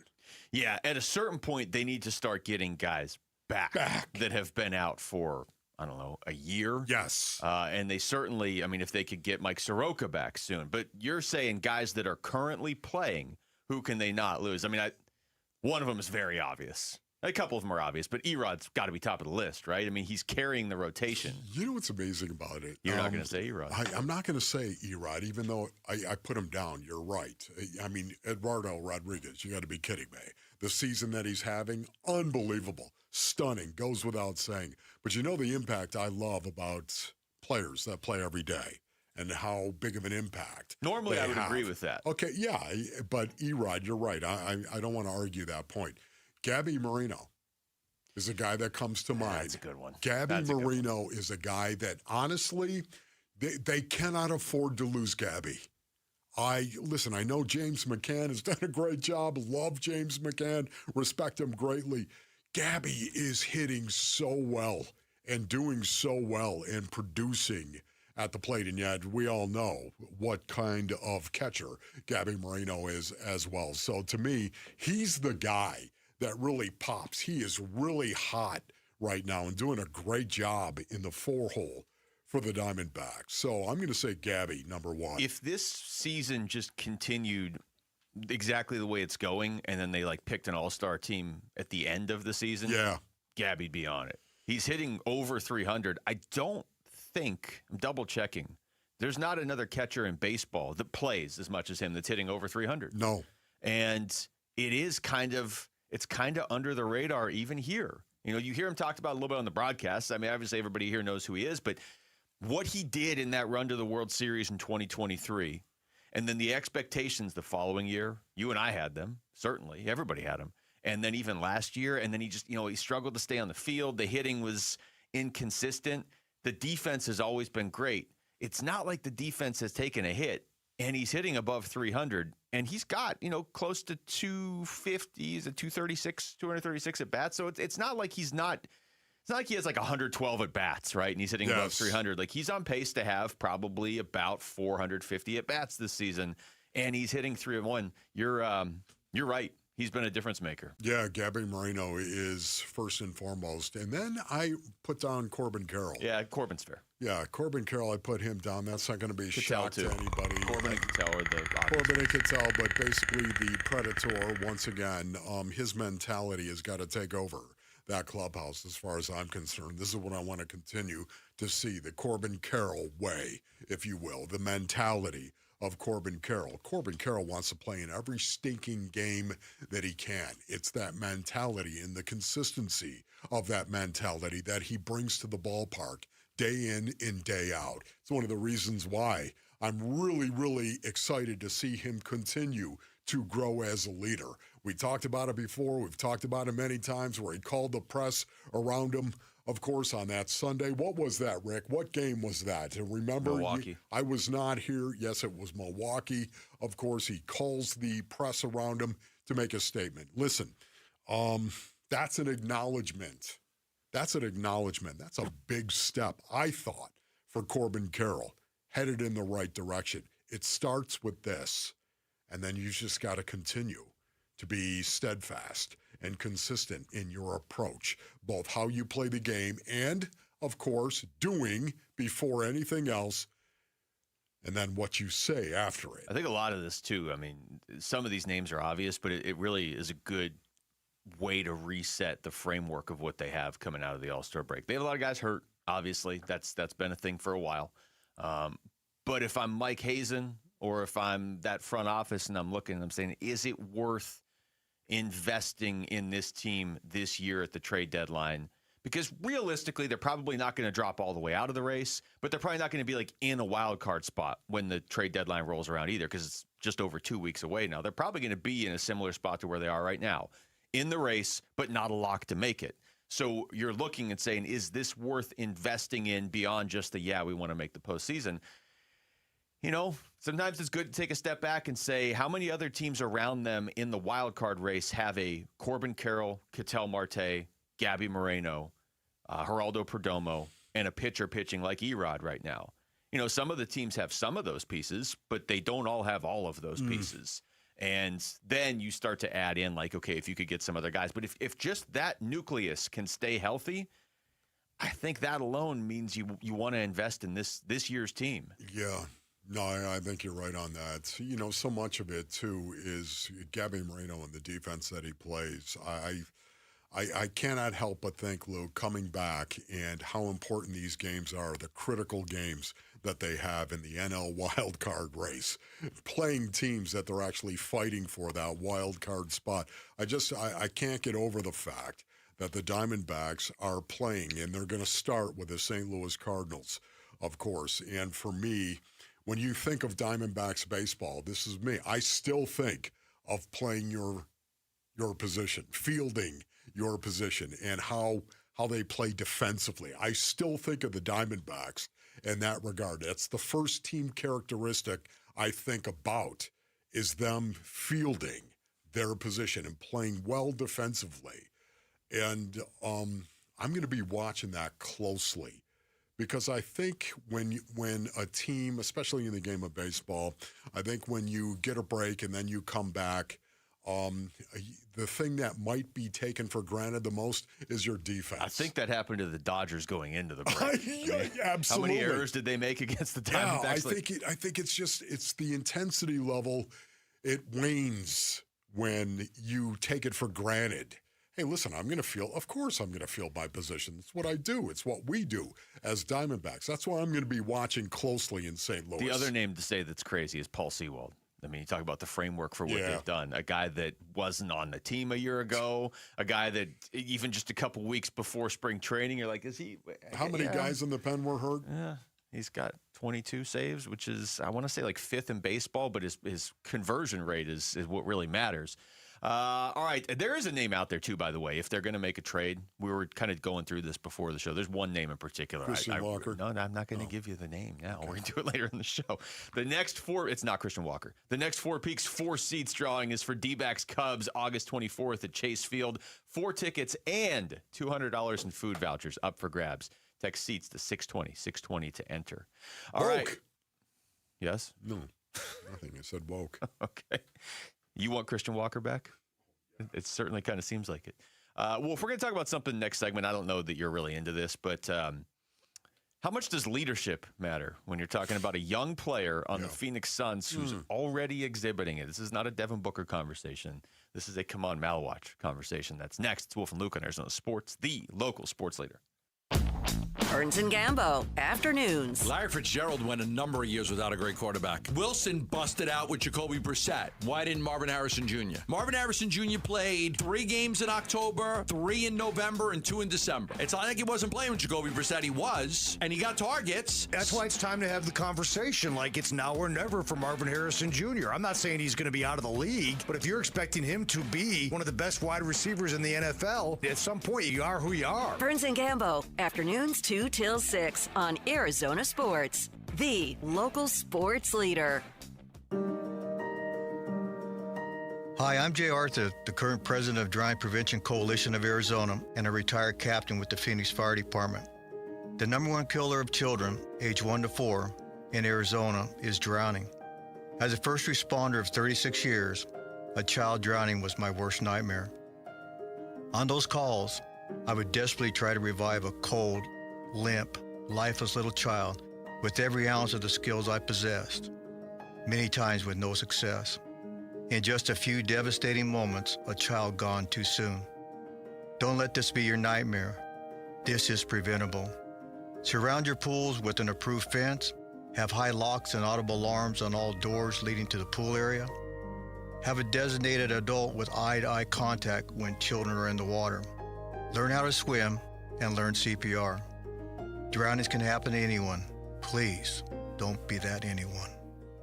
Are you planning a home renovation? Getting quotes on windows, doors, cabinets, countertops, or flooring? Before you commit, visit the Window Depot and make sure you're not overpaying. The Window Depot is your one-stop shop for top quality products at the lowest prices. We're locally owned and operated with no installers and no middlemen, so you save big. Perfect for DIYers, contractors, and homeowners. Visit a location near you or shop online at thewindowdepot.com. The Window Depot, more than a window store.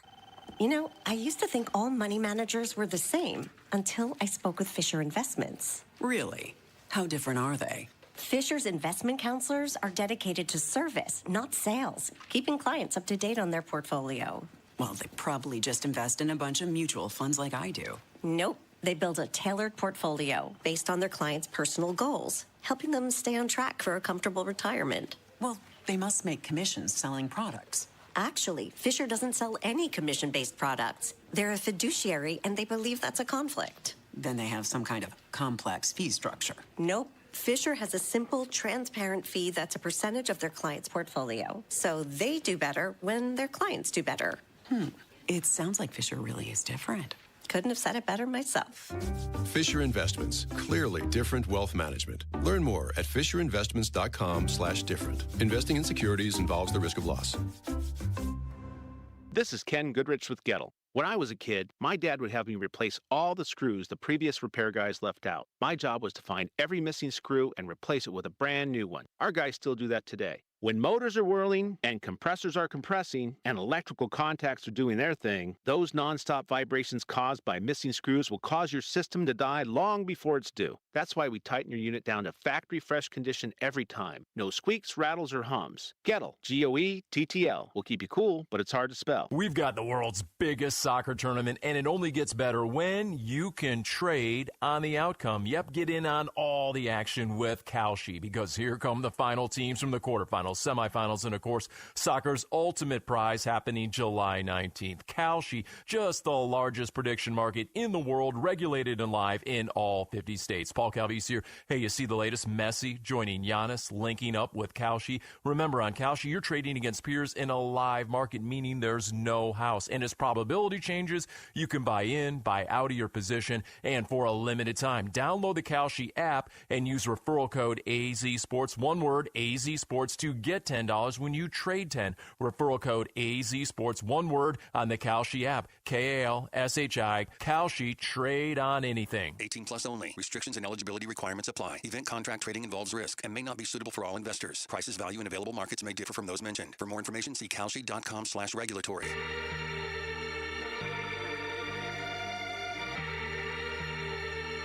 Yeah.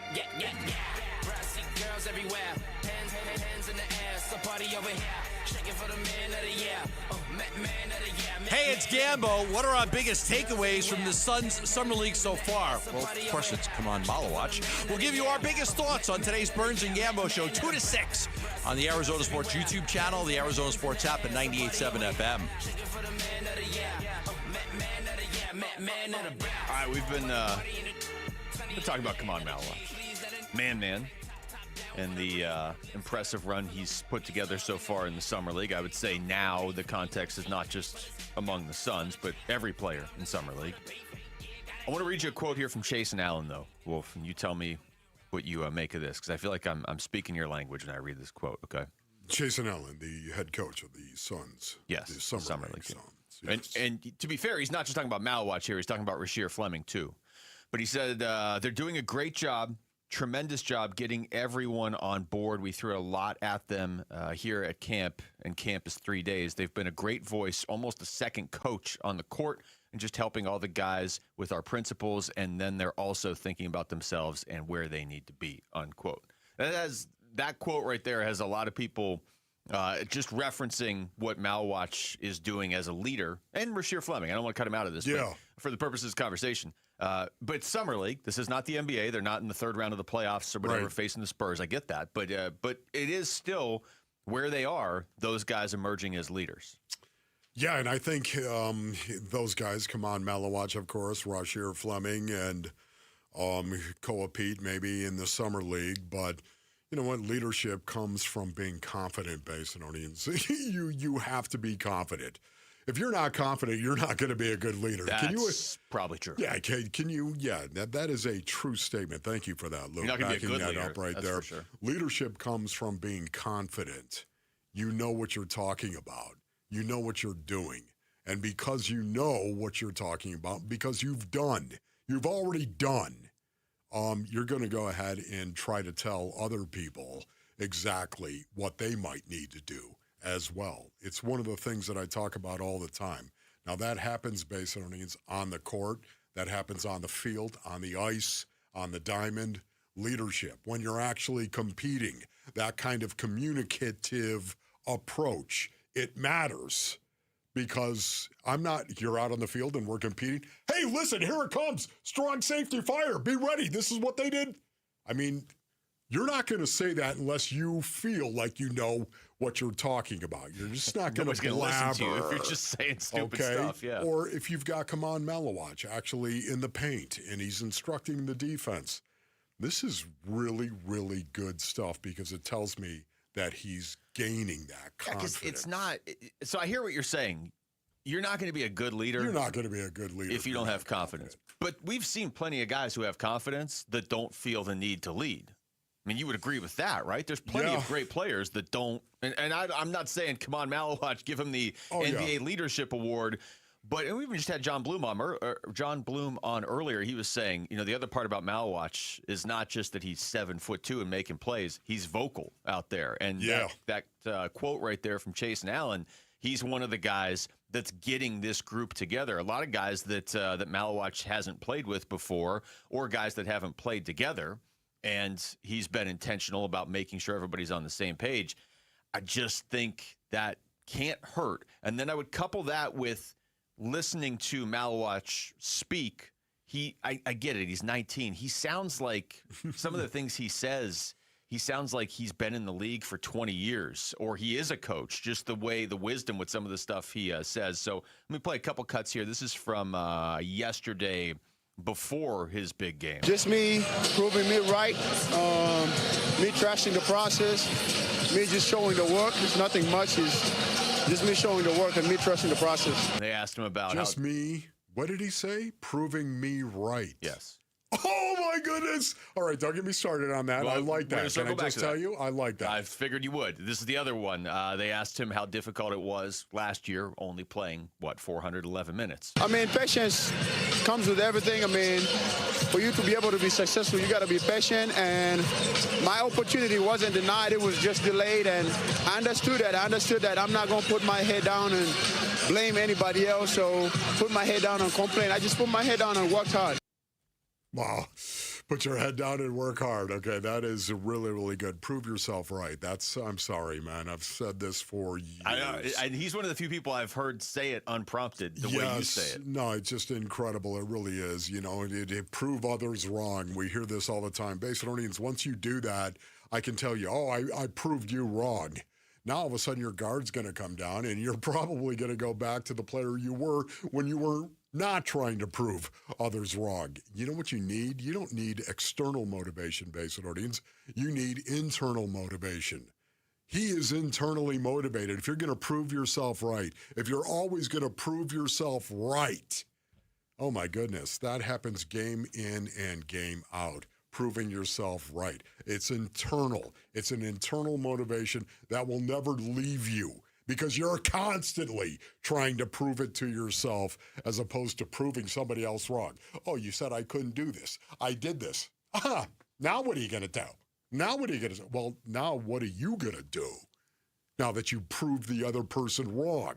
You're going to let your guard down. That's what you're going to do because you've already told yourself you've arrived. It's a big deal to say I'm going to prove myself right.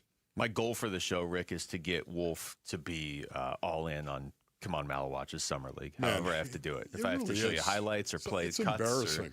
Yeah, you're going to be all in. It's a little embarrassing right now, just the affinity that I have for Come On Malawatch and watching this kid grow the way that he has grown over the last year. And my expectation, where is this expectation thing? Get on top of it. Hey, Wolf, he's 19. Will you knock it off? But if you just read those quotes, would you think they're from a 19-year-old? No. I mean, there's plenty of guys that have been in the league for 15 years that don't have that sort of perspective. And you've been all in on Malawatch since before you ever even heard him speak. I mean, that was your guy coming out of the draft last year. Here's Rasheer Fleming. He was on with Bickley and Murata earlier today. He talked about Come On Malawatch's game. Yeah, honestly, I feel like he's been doing that even last year. Like, I've been seeing that vocal leadership from Come On, but I'm glad that it's starting to be seen now. I feel like he's always been that vocal, like, and he's young, but he's still a leader at the end of the day. That's just one thing. That's one of his good qualities, is a young leader. So that's definitely been a good quality that's been seen on the court. See, I think that means a little bit more, actually, because I'm assuming Rasheer Fleming, when he's saying I saw that from him last year, he's talking about during the NBA season, because you can be this great leader in Summer League basketball, but I would say in Summer League, the fact that you're only 19 isn't going to get held against you. If you try to lead NBA players, not that he's the leader on the Suns, but if you're walking up to guys that have been in the league for 12 years and you're 19, I think a lot of guys would be hesitant to do that. Doesn't sound like he is. Bro, sit down and shut it. That's what a grizzled veteran is going to say. Yeah. You got to prove yourself. And there's only one way to do that, brothers. It's to do. Prove it to yourself. Go do before you say. We come back, training camp in less than a week now for the Arizona Cardinals, and there's still a lot of speculation that one player in particular might get dealt off this roster. We'll get into that next. It's Wolf and Luke on Arizona Sports, the local sports leader. Bickley and Murata mornings. Mike Trout hit a home run at Chase Field, and his own son Beckham was booing him because his son is a Diamondbacks fan. Trading for Mike Trout would be very, very complicated. He's got a no-trade clause, and he is owed a ton of money on his contract. It's unfortunate because finding that out, my first thought was, wow, how about that guy hitting fourth for the Diamondbacks? Here's something I always bring up when we talk about Mike Trout. Imagine being Tim Salmon, having a great career, and not even being the best Angels outfielder with the last name of a fish. Bickley and Murata, mornings on Arizona Sports, the local sports leader. Hi, it's Wayne from AMCO, stopping by the station to check in with Roller. Hey, Wayne, what's going on today? Well, the biggest question I hear lately is, do you have to go back to the dealer where you bought your car to get service or repairs? Wayne, that's a good question. Do you? No, Roller. If you bought a new or a new used car and you have an extended warranty contract that's hiding in your glove box, please don't forget it's there and that you can use it at any AMCO. Oh, I thought you had to go to the dealer to keep your warranty valid. Yes, most people do, but that's not the case. You can have your vehicle serviced at any authorized service center, and AMCO is authorized by all of the major warranty companies. Wow, that's great. It's so nice to have other options. I'll say AMCO has dealership quality, rental cars, no hassles, and faster service. Wayne, that's great. And just to make sure, AMCO does more than transmissions, right? That's right. If you need your vehicle repaired or hear, feel, see, smell, or even think you have a car issue, please call AMCO first or for a second opinion. There you go. Google AMCO for your nearest location. That's AMCO, AA, MCO, transmissions, and a whole lot more. Do you owe back taxes or have unfiled tax returns? The IRS won't quit until they get your money. Here's great news, fresh from those in the know. Major changes have happened at the IRS. If you owe more than $10,000, you may be eligible for a 99% reduction of what you owe. Haven't filed a return for a while? Their happy clients are talking. The IRS was going to levy my bank account, but Guardian was able to prevent that and fix all my IRS issues. Thanks again, Guardian Guardian Tax. Need relief from crushing tax debt? The IRS now has special programs. Guardian Tax knows all about them. Personal or business, this is the fresh new break you've been hoping for. We aren't the company you call when you need a hug because you're scared of the IRS. Guardian Tax is the company that wins when you need it most. Guardian Tax Service is really great to work with. They really help me out. I'd recommend them highly. Call now for a free confidential consultation. 800-900-1717. 800-900-1717. 800-900-1717. I'm John Morgan of Morgan & Morgan. Why should you hire America's largest injury law firm for your case? There's lots of reasons. Just like there's a reason millions of people called us last year in their time of need. When it comes to fighting for justice and compensation, millions of people across the country trust us to go to battle for them. We became the largest injury law firm in the world for a reason. There's only one Morgan & Morgan, forthepeople.com. Injured? Dial pound law or visit forthepeople.com for an office near you. In baseball, every decision matters. One pitch can change the game. I'm Jeff Jr., founder of Trajan Wealth. And like a good manager, building a strong financial plan takes strategy and the right team. Torey Lavello here. Jeff's right. In baseball, you can't just watch one part of the field. You have to see the whole game. And that's how we think about financial planning. Most advisors just manage investments and refer you somewhere else for taxes or estate planning. But the best teams work together.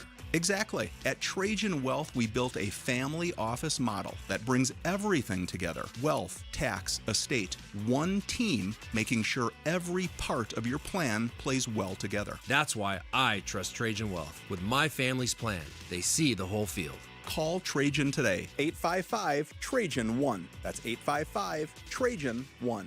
Advisory services through Trajan Wealth, LLC, an SEC registered investment advisor. Paid advertisement. Other services through Trajan Estate and Trajan Tax. Additional disclosures at TrajanWealth.com. Dave Burns here with Liberty GMC General Manager Chris Scott. Chris, this sounds like the month to upgrade your SUV. That's right, Dave. Our red, white, and blue sale's going on all month long, and we've got some incredible offers. You can lease a brand new 2026 GMC Terrain for just $269 a month or save up to $6,000. If you're looking for something bigger, the new 2026 Yukons are arriving daily with leases starting at $699 a month. Stop in a Liberty GMC or shop online all the time at libertygmcaz.com. GMC, we are professional grade.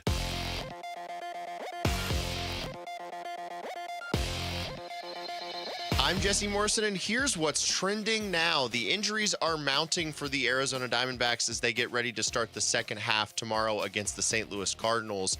Outfielder Tommy Troy was placed on the 10-day injured list yesterday with a sprained right AC joint, and shortstop Geraldo Perdomo is dealing with left wrist inflammation.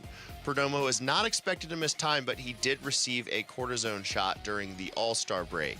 And Kaman Malawach and Rasheer Fleming had big games as the Summer Suns took down the Pistons yesterday 100-88 in Las Vegas.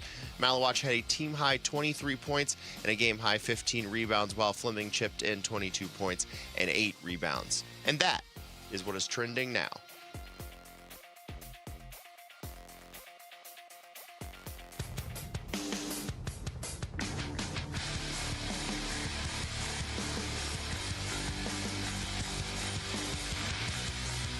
Hey everybody, Dan Bickley here. The Diamondbacks back in action on Friday. We'll talk about what our baseball team needs to do to get to the postseason. Fun begins at 6 a.m. on Arizona Sports, the Arizona Sports app, the Arizona Sports YouTube channel.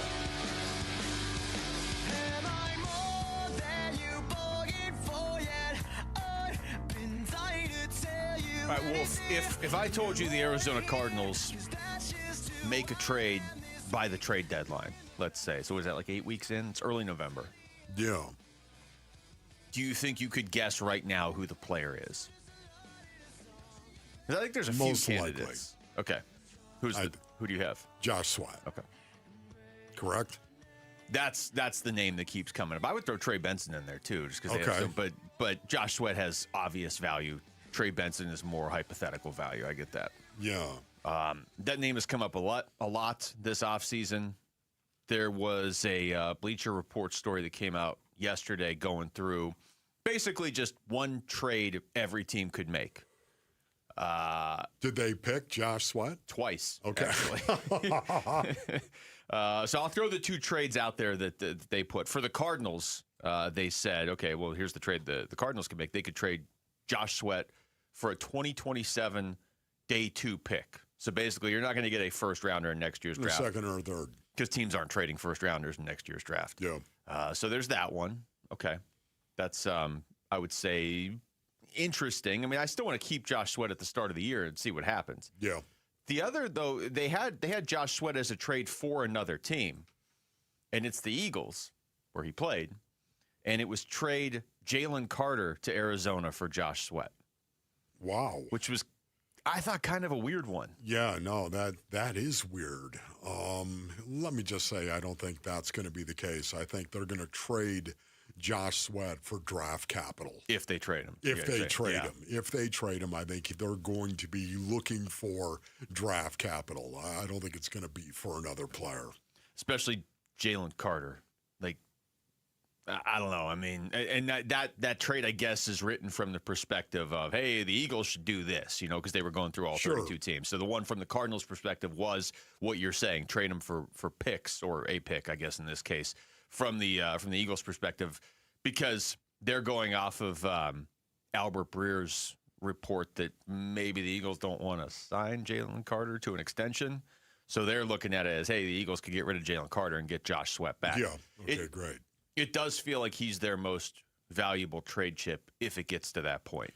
Yeah, he really is. And, once again, it's going to be very interesting to see how Josh Sweat comes back and how he assimilates once training camp opens, of course. We all know that, he wasn't there for a large part of the OTAs, of course. So it's going to be interesting to see how that relationship develops, because it seemed a little rocky to me. Yeah. Rick, what do you got? This is slightly off topic, but I think this is big. So according to Nick Picoro, the Diamondbacks are promoting Tyler Locklear from AAA Reno.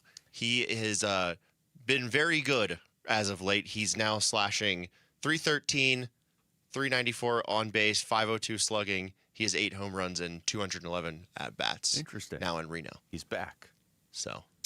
yeah. He was supposed to be their first baseman of the future when they made that That's trade. right.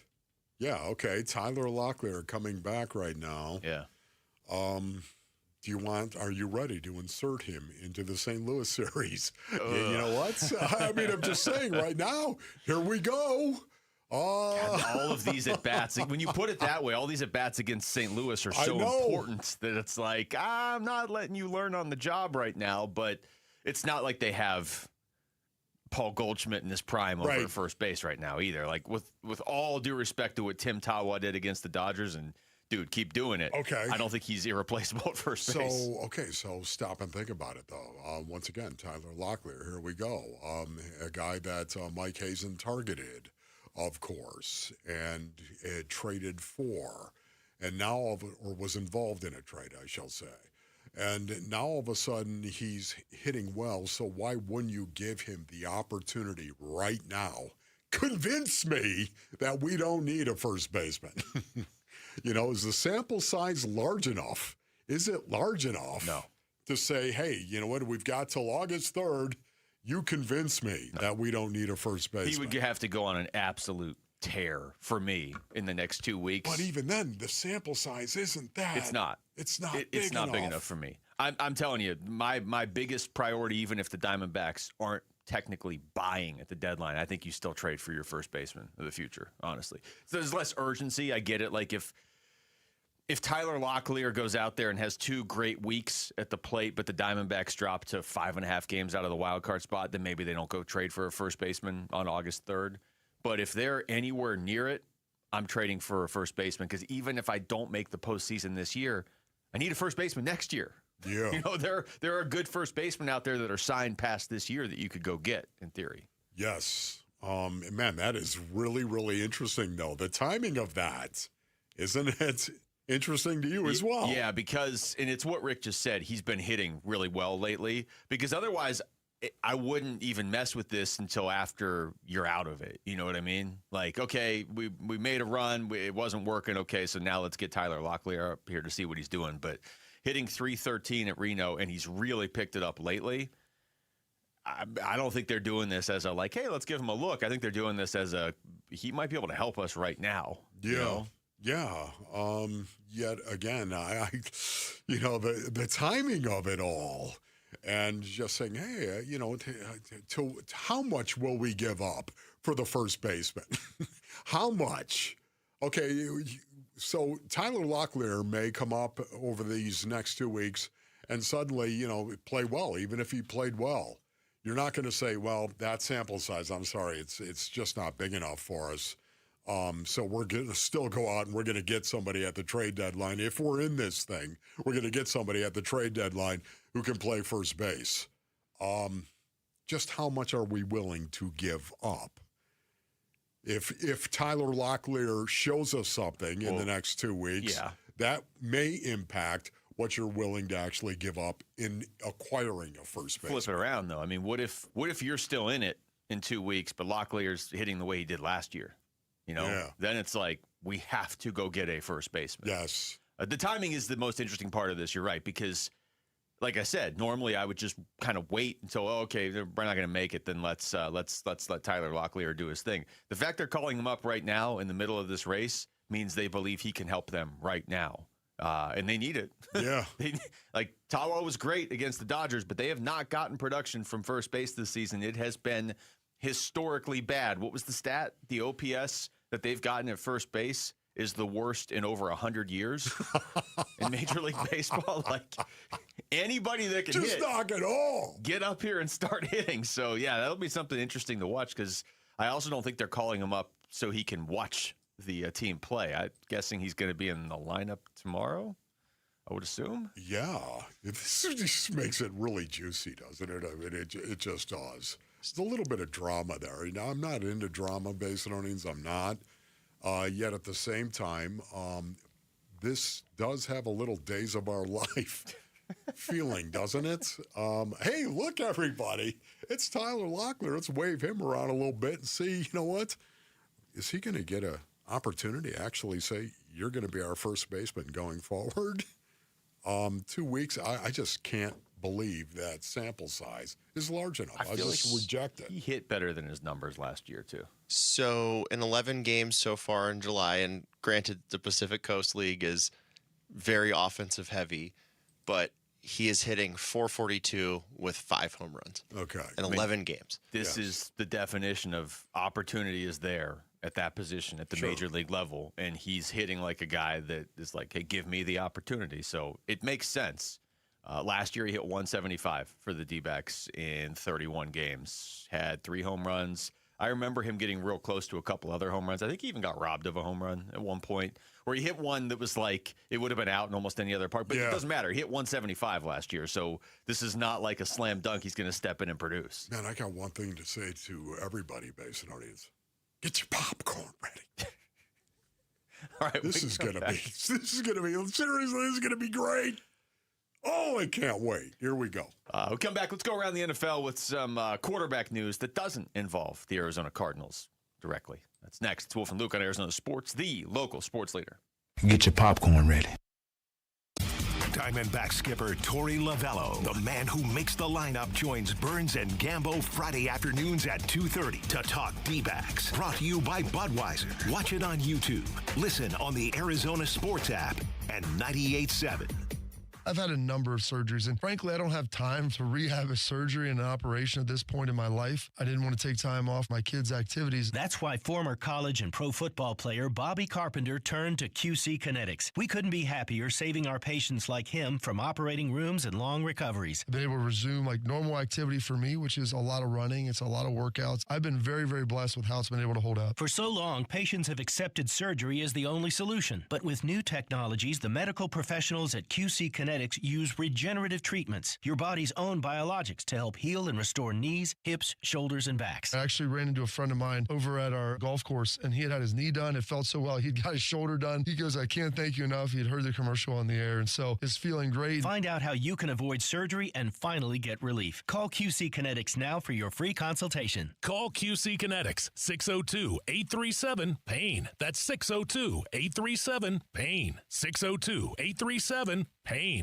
For over a century now, Ford has been part of America. In my family, it's been generations. Paul Calvisi here. My grandfather worked for Ford Motor. My first car, a classic Mustang, still have it. But going to our Desert Ford dealers today means getting more than a vehicle. We're talking a full suite of benefits like complimentary Ford mobile service or try Ford pickup and delivery. Yes, to and from your door, and it's easy scheduling in the Ford Pass app. Tough would be built Ford tough. More than a slogan, it's an identity of the F-Series trucks, and the all-new 2026 F-150 is the best yet. With a completely redesigned interior and exterior adventure, how about the Ford Bronco Sport? It says, let's get it, with 5 available trims so you can forge your own path. We recently bought a new Explorer at our Desert Ford dealers. Love the flexible seating up to 7. All the cargo room, the advanced tech. Bottom line, Ford is the future at our Desert Ford dealers. Just click buyfordnow.com. When your air conditioner stops working or a plumbing problem cannot wait, you need a company that's focused on helping you, not finding ways to charge you more. Home and business owners have trusted Ready Services Plumbing and Air Conditioning since 1957. The home of the no-fee emergency. No trip fees, no overtime fees, no weekend fees. What matters most to Ready Services is saving customers money and doing the job right the first time. For plumbing or air conditioning service, are you ready? Go to nofeeemergency.com. Hey, it's Gambo. I've been on the radio now in Phoenix for just about 30 years. I've seen a lot of companies come and go. M-Drive didn't. In fact, I've been taking M-Drive for over 10 years. Yeah, over 10 years. Every single morning. And these days, that's probably the best endorsement I can give you. Because after you reach the age of 40, you start noticing changes. Your energy's not the same. Recovering, takes longer. Staying in shape takes more work than it used to. That's true for a lot of men. That's why M-Drive was created. It's designed to support healthy testosterone, energy, metabolism, and recovery with clinically tested ingredients. There's no hype. There's no shortcuts. Just a daily habit I've trusted for over a decade. I know the founder personally. I've watched the company grow right here in Phoenix, and I've continued taking M-Drive every single morning. Go to mdriveformen.com and use the code GAMBO for 20% off your first order. That's mdriveformen.com. M-Drive, over 10 years, every morning.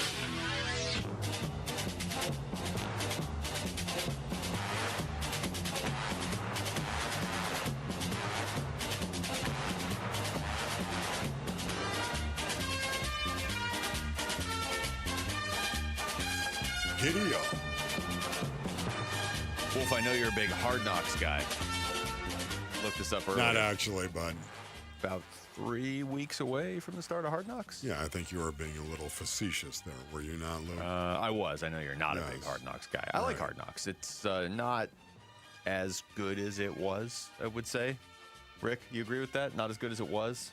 Yeah, it peaked with that Giants offseason Hard Knocks.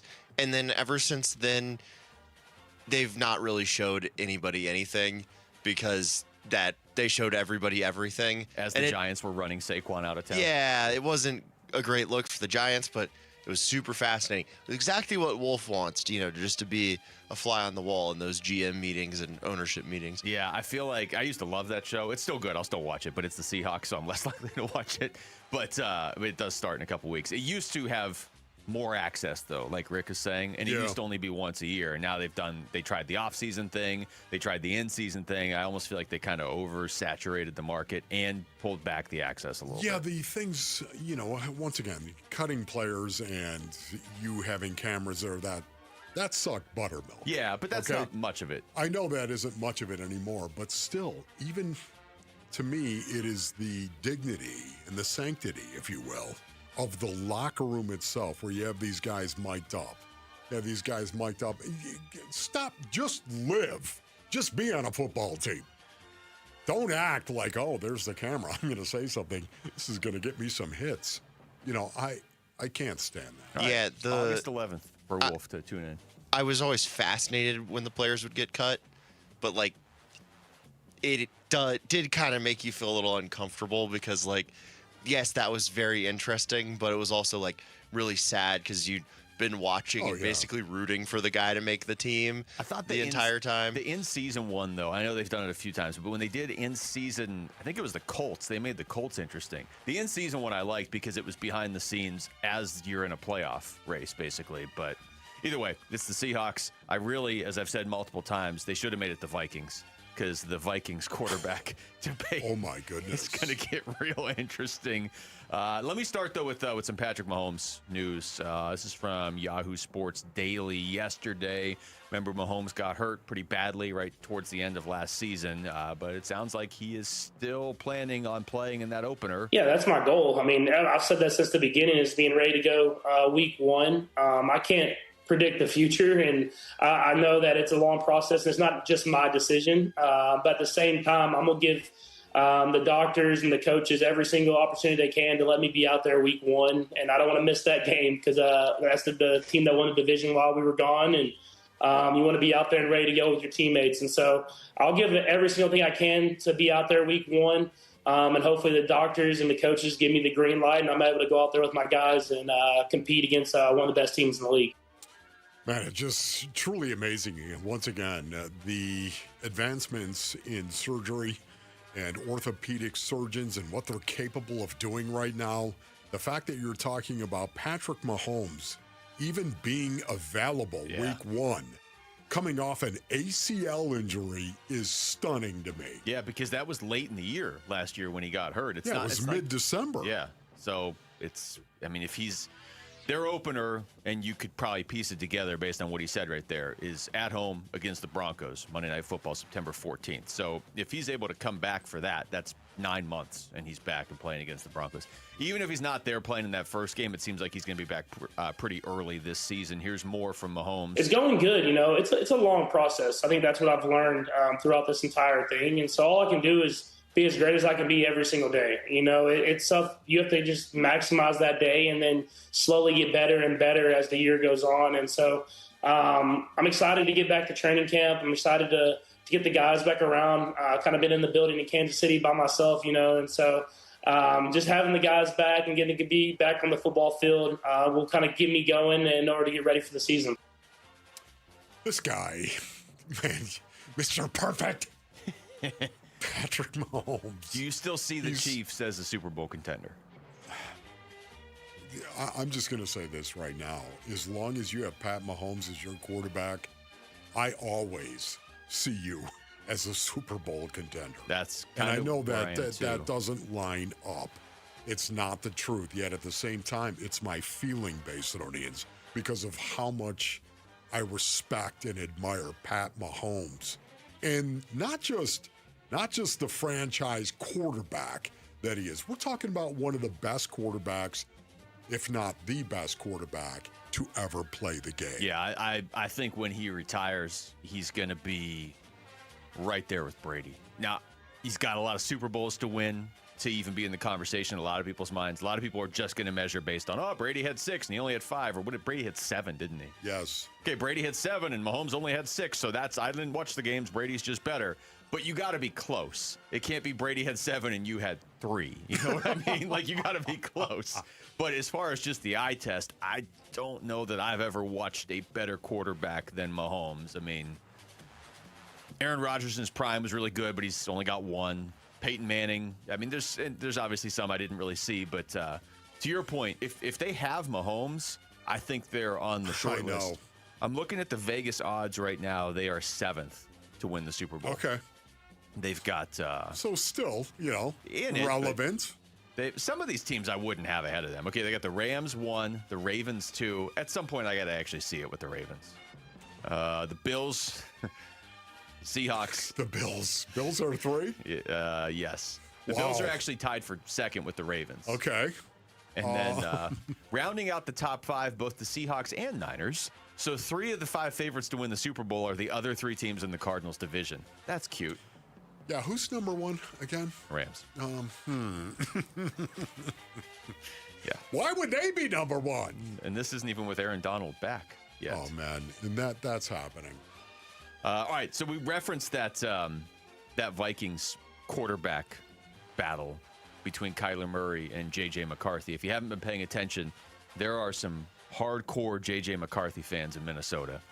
I don't fully understand it. For me, it's, that I call him 9. He hasn't done anything at the NFL level. Kyler's done a lot more than him, but it does just serve as the backdrop to whoever wins the starting job. I feel like they're going to instantly get second-guessed the second anything goes wrong. Yeah. I think because Kyler Murray is new, Basin Reigns, I think he's going to have a longer leash. I think it's going to take a little bit more time. The past is very powerful when you start thinking about professional football players and what they've accomplished or what they have not accomplished. And I think with JJ, that's always going to work against him. Kyler is new. Kyler Murray is going to be given a little bit of grace, I think, from the Minnesota Vikings fan base. But I will say this. This is fascinating to me because, I love the psychology of it all. Kyler Murray needs to change his psychology and how he plays the game of football. He needs to change it. He needs to change how he plays the game. He can't just slide. He can't just sit down in the pocket and take a sack. You mean literally sit down, literally not like sit back. Down in the pocket and take a sack. And I can't wait to see how this coaching staff, how Kevin O'Connell and this coaching staff will actually mold him and develop him into competing the correct way, because he will impact everybody else on the team. This is going to be drama, man. High drama as well. To see Kyler Murray, if he sits down in the pocket, because I know exactly what veterans will say. And Veterans they're on not this tied to team him. He's the new guy. That are not tied to him. Yeah. Exactly right. It's not like if you came in here the last couple of years, Kyler he had been here for 6 or 7 years at that point. Yeah. Luke, if you show fear on the football field, that is not going to fly, especially when you're talking about this new team paradigm, this new team that you're walking into, this new locker room, literally, that you're walking into. You play the game with fear and show fear on the football field, that's not going to fly. See, I think he's going to start. He's got an opportunity to change his career path. He's got a real good opportunity because he's got Justin Jefferson and he has a decent defense. But to your point, he's going into a division that's not any easier in terms of, like, he's got to face the Lions defense, he's got to face the Bears defense, got to face the Packers defense. And I think he's going to start. It's interesting Kevin O'Connell keeps insisting it's a flat 50-50 quarterback competition, because to your point, the Cardinals aren't saying that about their competition. But Kevin O'Connell is adamant that it's a quarterback competition. Kyler's better than J.J. McCarthy. But what I'm more interested in is how this season unfolds. I think he's going to start, but the second he even just has a bad game, you know how Vikings fans are. You know what that media is going to be like, and they're going to be like, well, J.J. McCarthy was just picked in the top 10, basically a year ago. It was 2 years ago, but he was hurt the first year. Kyler's going to get second-guessed a lot more there than he was here. That's my prediction. Yeah. More on this as the season unfolds. As the next, 6 months unfold. All right, when we come back, we're going to take you through the top stories of the day with Wolf and Down Your Lunch. It's Wolf and Luke on Arizona Sports, the local sports leader. The Arizona Sports YouTube channel. Just the local sports leader doing what we do on YouTube. Serve yourself some Arizona sports for live shows, podcasts, viral clips, shorts, and more. Subscribe to the Arizona Sports YouTube channel. Gleason Roofing.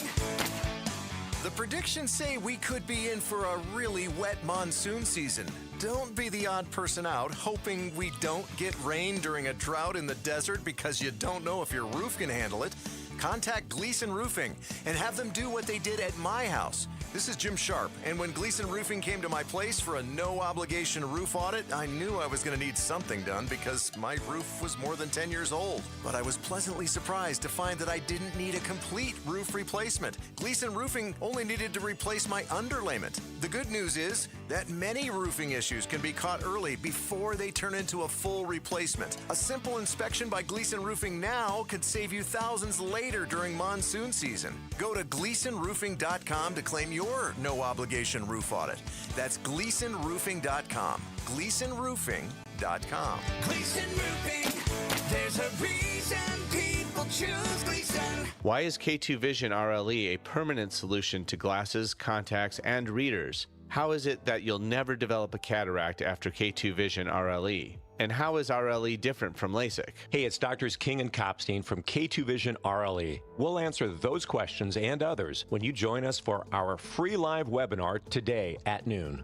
Andy, what are some of the other questions you hear? Well, how long is the procedure and recovery? Or who's a good candidate for RLE? And we'll also answer, how much does RLE cost? Is there financing available? Does insurance pay for RLE? Find out how K2 Vision RLE is the permanent solution to glasses, contacts, and readers. And cataracts too. Right, no more cataracts. K2 Vision's free live webinar today at noon. Space will be limited, so register now at k2visionrle.com. Join us at our free live webinar today at noon. Sign up at k2visionrle.com. The garage door springs that come standard with most homes don't last. And when they fail, it's not just inconvenient, it's dangerous. Hi, I'm Tommy Mello at A1 Garage Door Service. Our springs are the toughest in the industry, backed by our lifetime warranty. That's right. Fix them once and you're covered for life. Don't risk your family's safety or your peace of mind. Let A1 replace your springs before they become a problem. From repairs to upgrades, it's A1 from day one. A1 from day one. If your windows can't keep up with the heat, it's time for an upgrade. At the Window Depot, windows are what we do. Biggest inventory, best prices, guaranteed. Found a lower price? We'll beat it. Shop in stock or custom vinyl windows, built for efficiency and style.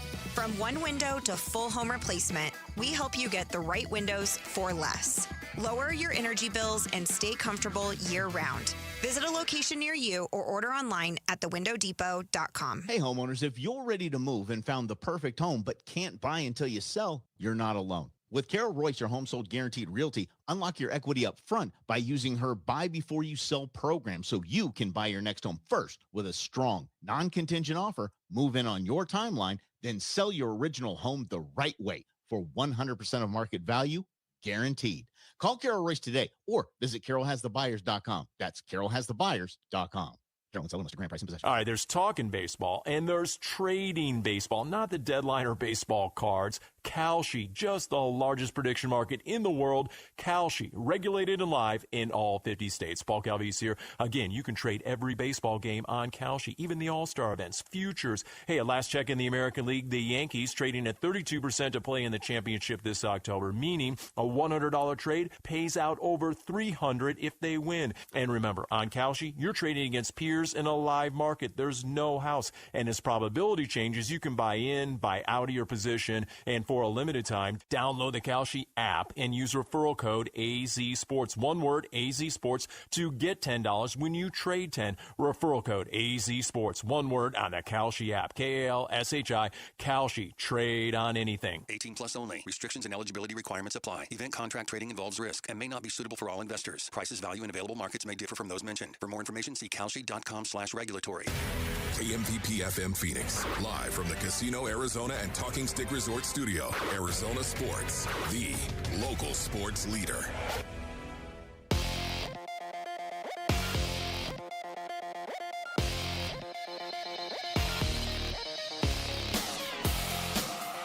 I'm Jesse Morrison, and here's what's trending now. The injuries are mounting for the Arizona Diamondbacks as they get ready to start the second half tomorrow against the St. Louis Cardinals. Outfielder Tommy Troy was placed on the 10-day injured list yesterday with a sprained AC joint, and shortstop Geraldo Perdomo is dealing with left wrist inflammation. Perdomo is not expected to miss time, but he did receive a cortisone shot during the All-Star break. Sticking with the Diamondbacks, Nick Pecora reports that the D-backs are promoting first baseman Tyler Locklear to the big leagues. Locklear has been mashing in AAA Reno. In 11 games so far in July, he is hitting .442 with 5 home runs. And Kamon Malawach and Rasheer Fleming had big games as the Summer Suns took down the Pistons yesterday, 188 in Las Vegas. Malawach had a team-high 23 points and a game-high 15 rebounds, while Fleming chipped in 22 points and 8 rebounds. This report is brought to you by the Schwartz Laser Eye Center. The Schwartz Laser Eye Center is the official team eye doc for your Phoenix Suns and Arizona Diamondbacks. Schedule your free eye evaluation today at teamidoc.com. That's teamidoc.com.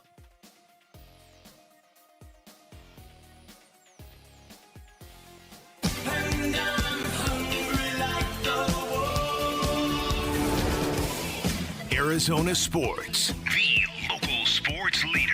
Yeah, could I have a number 3 with cheese and a large coffee? Wolfing down your lunch. Serving up today's top sports stories with Wolf and Luke. Man, does this smell good. Brought to you by Aria Dental Implant Center. Locally owned and affordable dental implants. All right, it is noon on a Thursday. Even though, Rick, you said this, and I think you're right, it feels like a Friday. Yeah, it does, and it's weird because I missed Monday. Yeah, it's not a Friday. It's definitely a Thursday. It's Anyway, my third day of the week. it's time for Wolfing Down Your Lunch, and Rick is here. Rick? Arizona Diamondbacks general manager Mike Hazen joined the show yesterday, and he said he wants to buy at the trade deadline. I would love to be able to add to this team, given if they show us that they belong in the wild card race. But we're going to see where they take us in the next couple of weeks. Like I said, we're going to be facing the competition we're standing next to in the wild card standings. The D-backs have 16 games before the deadline. How many games do you guys think they need to win to be buyers? Oh, that is a good one. It depends who they win them against. Can I say 10? Okay, 10. How about Say that? 10. Wow, look at that. Double Wolf, digit. Wolf had an answer I mean, lined 10 up. and 6. You got 16 games, 10 and 6. I think 10 is a good lead. That would have them 6 games over 500 going to the trade deadline. I think I like that. I think if you do that, then that's worth investing in. But I will say, 4 of those 6 losses can't be to St. Louis. Like you are going to need to beat St. Louis in particular. You don't have to sweep them. You already lead the season series 2-1, but you got 4 games against the Cardinals coming up over the next basically week, and I think you at least need to split with St. Louis. So 10 works for me as long as those wins aren't all just coming against the A's and the Guardians. You know what I mean? Yeah. Okay. No, I'm with you. Lionel Messi and Argentina continue to be the comeback kings in the World Cup. Yesterday, they stunned England with 2 late goals to win 2-1, and they advanced to the final. This takes us to our Arizona Sports poll question, up now on ArizonaSports.com. It asks, who do you want to win the World Cup, Spain or Argentina? Let's see. First, I wanted the U.S. to win. Yeah. They didn't. Then I wanted Italy to win, but they didn't even qualify. I see. Then that was it as far as my actual ties. But then I got invested in Norway because they were they're out too. So I don't know that I want either of these teams to win. But the fact that Spain has only given up 1 goal in the entire month, is interesting to me. Yeah, I love the World Cup because of history, of course, especially medieval history. And I wanted the U.S. to win, to follow Luke's path here. That didn't happen, of course. Then I wanted England to win. Okay? Probably not going to happen. That's not going to happen. Okay. Then I wanted France to win based on our needs. Also, probably not going to happen. That didn't happen. They as were well. rude to John Bloom, and they immediately got eliminated. I'm just going to say, who's got a better medieval history? I would say Spain does. And because of that, I'm going to go with Spain. Yeah, Argentina's been much more exciting. There is something to Messi just taking over games. It's so hard to do in soccer because you might not even get the ball. But so I'm fascinated by how he keeps taking over the ends of these games, but I think I'd rather have Spain.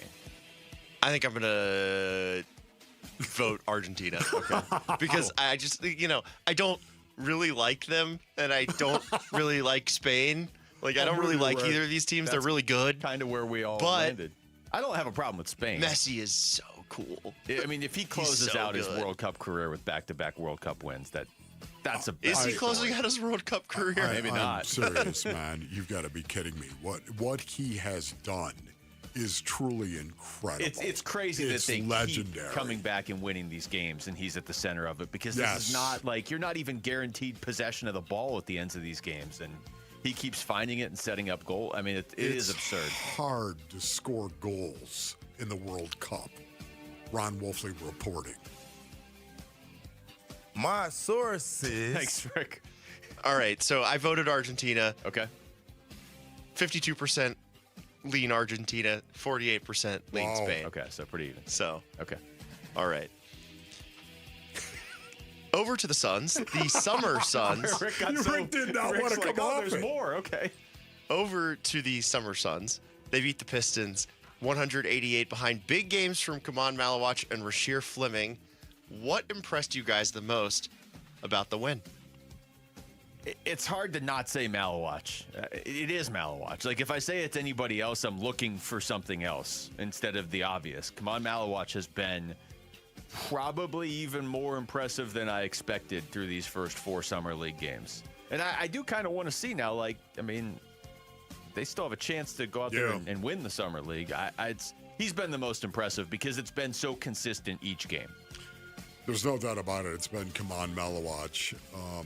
The consistency that he is showing right now, I absolutely love it. And I'm not talking about his totals. I'm not talking about how many points, how many rebounds. I'm not basing on needs. I said this coming into the Summer League. It wasn't going to be about the stats. It was going to be the eye test for Kamon Malawach. And for me, watching him develop in the paint, the eye test is good. Come on, Malawach. That's the answer. He made good a 4-syllable word. That alone. Let's go back to the Diamondbacks real quick. I threw this out to you guys about a half hour ago. Nick Piccoro is reporting that the D-backs are promoting first baseman Tyler Locklear to the big leagues. He has been crushing it in AAA Reno in 11 games so far in July. He's hitting .442 with 5 home runs.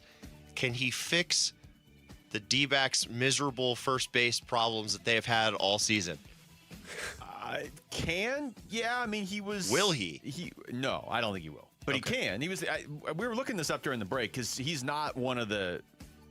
when they rank the prospects in each system, he's not even one of the Diamondbacks' top 30. Now, that doesn't mean he can't do anything, but he was the Mariners' 9th-rated prospect when the Diamondbacks traded for him 11 months ago.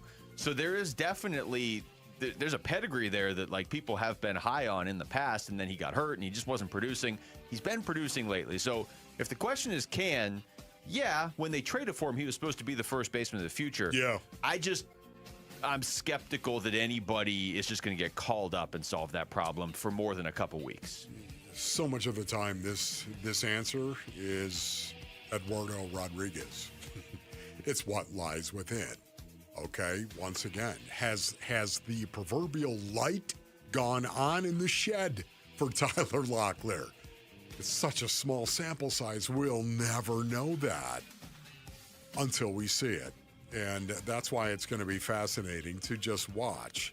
You think of how different Erod's season has been this year from every other season that we have seen. Really, every other season he's ever pitched in the bigs. Close. It's not even close. It's night. What happened? I don't know, base earnings, but it's not something physical. It's something inside that totally changed. Maybe Tyler Locklear has just started that process. It would be great to see the Diamondbacks. I know the Mariners had him originally, but he's working his way through the D-back system.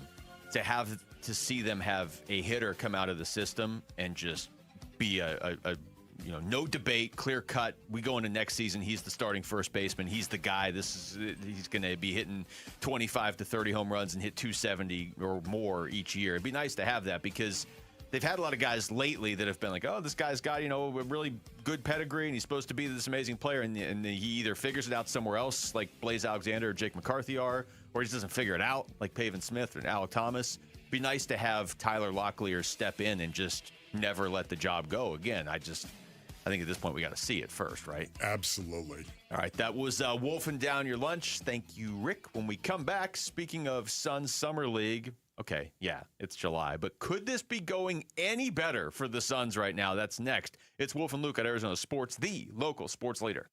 Football soon. The home of Arizona Cardinals football. The home of Arizona State Sun Devils football. Arizona Sports on YouTube, the Arizona Sports app, arizonasports.com, 98.7 FM. All right, Basinonians, Ron Wolfley here from my brothers over at Desert Institute for Spine Care, also known as DISC. All sports fans, you know this. Every great team has one thing in common. They diagnose the problem, they adjust, and they execute. Pain works the same way. If you're dealing with sciatica, numbness, tingling, or that deep ache that shoots down your leg, you need a team that knows how to fix it. Ladies and gentlemen, that is Desert Institute for Spine Care. These are fellowship-trained, board-certified orthopedic spine surgeons who pioneered endoscopic spine surgery, the least invasive surgical technique available. They've treated thousands of patients, including athletes, who need to get back and get back fast. Man, sciatica is often caused by things like herniated disc, spinal stenosis, or degenerative disc disease. Don't worry about it. Disc has got you covered. If pain is keeping you from workouts, from coaching your kids, enjoying the game, it's time to get your life back. Go to sciatica.com and connect with Disc today. That's sciatica.com. Dan Bickley here with my great friend Shane O'Hanrahan, GM of Chapman BMW, where there's big news coming from your service departments. That's right, Bick. We have slash prices on major repairs and 12 essential services, from oil changes to brake pads. The savings are incredible, and you don't have to take my word for it. Just go to ChapmanBMW.com, put your VIN number in, and you'll see all the money you're saving. And it doesn't matter where you purchase your BMW. That's Chapman BMW, 2 great locations. One great experience. From the FIFA World Cup to competitive business environments, grand ambitions lead to game-changing achievements. At Bank of America, we're there to support businesses at every step, providing insights and expertise to help you gain an edge. He shoots, he scores! What would you like the power to do? Explore winning business solutions at BofA.com/gamechangers. Bank of America, official bank of the FIFA World Cup 2026. Veterans and active duty service members, when your call to service ends, your mission doesn't have to. Go from GI to IT in just a few months at My Computer Career. Prepare for a high-demand career in cybersecurity, protecting people, systems, and institutions from real cyber threats. Cyber warriors are needed now. Will you answer the call? Go to mycomputercareer.edu/CWP to learn more. That's mycomputercareer.edu/CWP, an elite CompTIA certification partner. VA education benefits are available to those who qualify. I'm John Morgan. There are many reasons to hire Morgan & Morgan for your injury case. Reason number 3. First, all lawyers are not the same. If my family had an injury case and I couldn't hire us, there are only about 3 to 4% of the lawyers out there that I would hire. And here's why. Most of them rarely, if ever, go to trial. They just take the last best offer. Hell, you can do that yourself. Do this if you're looking for a lawyer. Google Morgan & Morgan results and see what comes up. It may shock you. Then Google the firm you're thinking of hiring and do the same. That may shock you as well. We became the largest injury firm in the world for a reason. We won a lot. $30 billion and counting. Morgan & Morgan, or thepeople.com. Who would I hire? I'd hire us. Morgan & Morgan, forthepeople.com. Arizona lawyer will handle Arizona cases. Prior results do not guarantee a similar outcome. Have you heard about Global Credit Union? Hey, everybody, it's Dave Burns. They're helping Arizonans keep more of their money. Last year, members saved over $194 million through better rates and lower fees. Perks include early payday, access to your paycheck up to 3 days early, and 24/7 U.S.-based support whenever you need it. Join at globalcu.org or visit one of their 9 Phoenix area branches. I'm a member, and you will feel the difference right away. Global Credit Union. Better rates, fewer fees, real savings.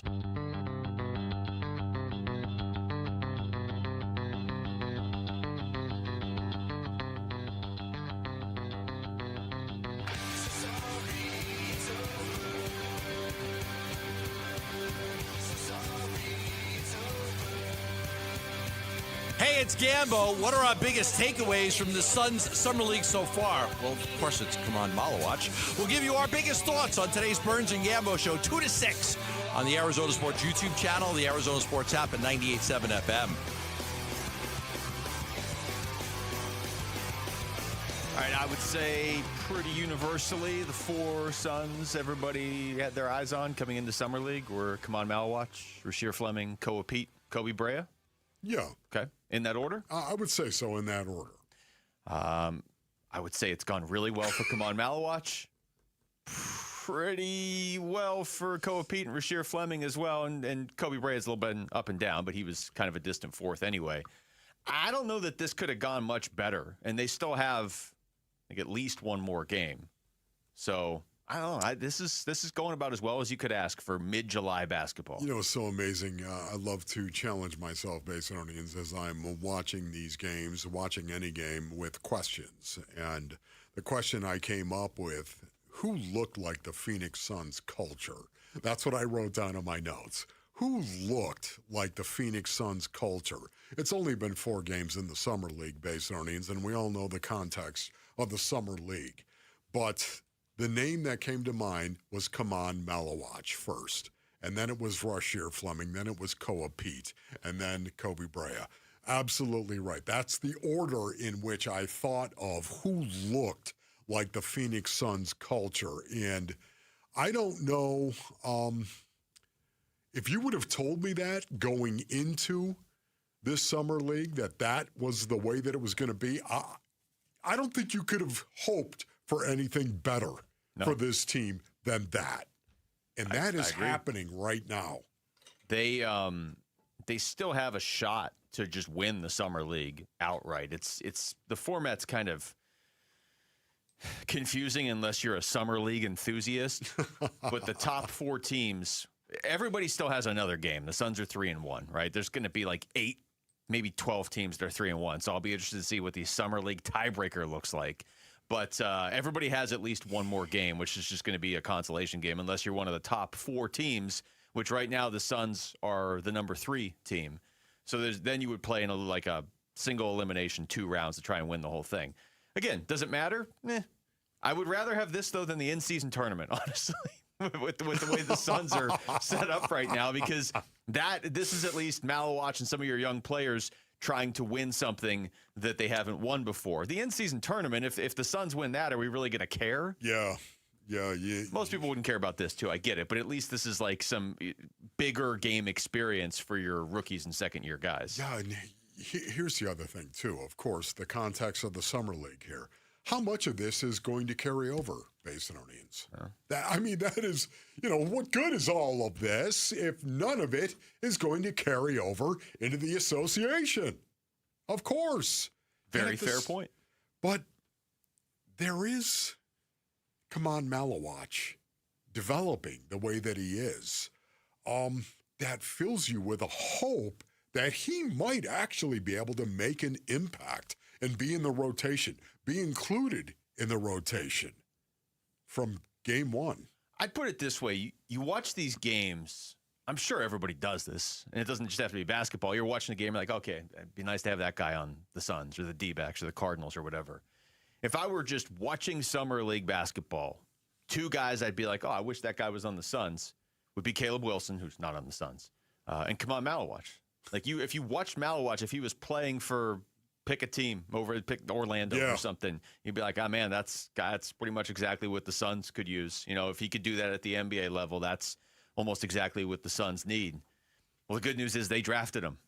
He's here. If he develops he is exactly what they need in a lot of ways. So yeah, it's I would say this has been about as encouraging as possible so far. Yeah, not only that, too, I would also say that Rasheer Fleming and what he has done has also been really encouraging. Shooting the 3 like a bad man in yesterday's game. It was pretty cool to actually see that. He was, 4 of 6 from beyond the arc, and 8 of 19 through 4 games, brothers. 8 of 19 through 4 games. That's 42%. Would you take that? From Rasheer Fleming. Yeah, you would take that, of course. And what's also interesting about it is in the first 2 games, he was 1 of 8 from 3. I wouldn't take that. 1 of 8 from 3, and he's really picked it up to be 8 of 19, as you would imagine. So I love that. Grow strong, Rasheer. See, this is what I've kind of wrestled with most of this Summer League, which has been like a week, so it really hasn't been that long. But you don't want to overreact, but this is kind of where I am. This is almost like we talk about Tyler Locklear coming up from AAA. Okay, he's putting up good numbers at AAA. Does that mean anything at the major league level? Not yet, but that's what he has. That to me, Summer League is like AAA. If these guys are putting up numbers, then it feels like they're going to get an opportunity at the NBA level. And then, what they do with it is what ultimately matters. But at least you're opening the door. You talk about Rasheer Fleming. He was on with Bickley and Murata this morning, and they asked him if the game is slowing down for him now going into year 2. Yeah, it definitely slowed down on my end. I feel like I had to kind of be intentional about going in there and just remembering that, like, I've done this before.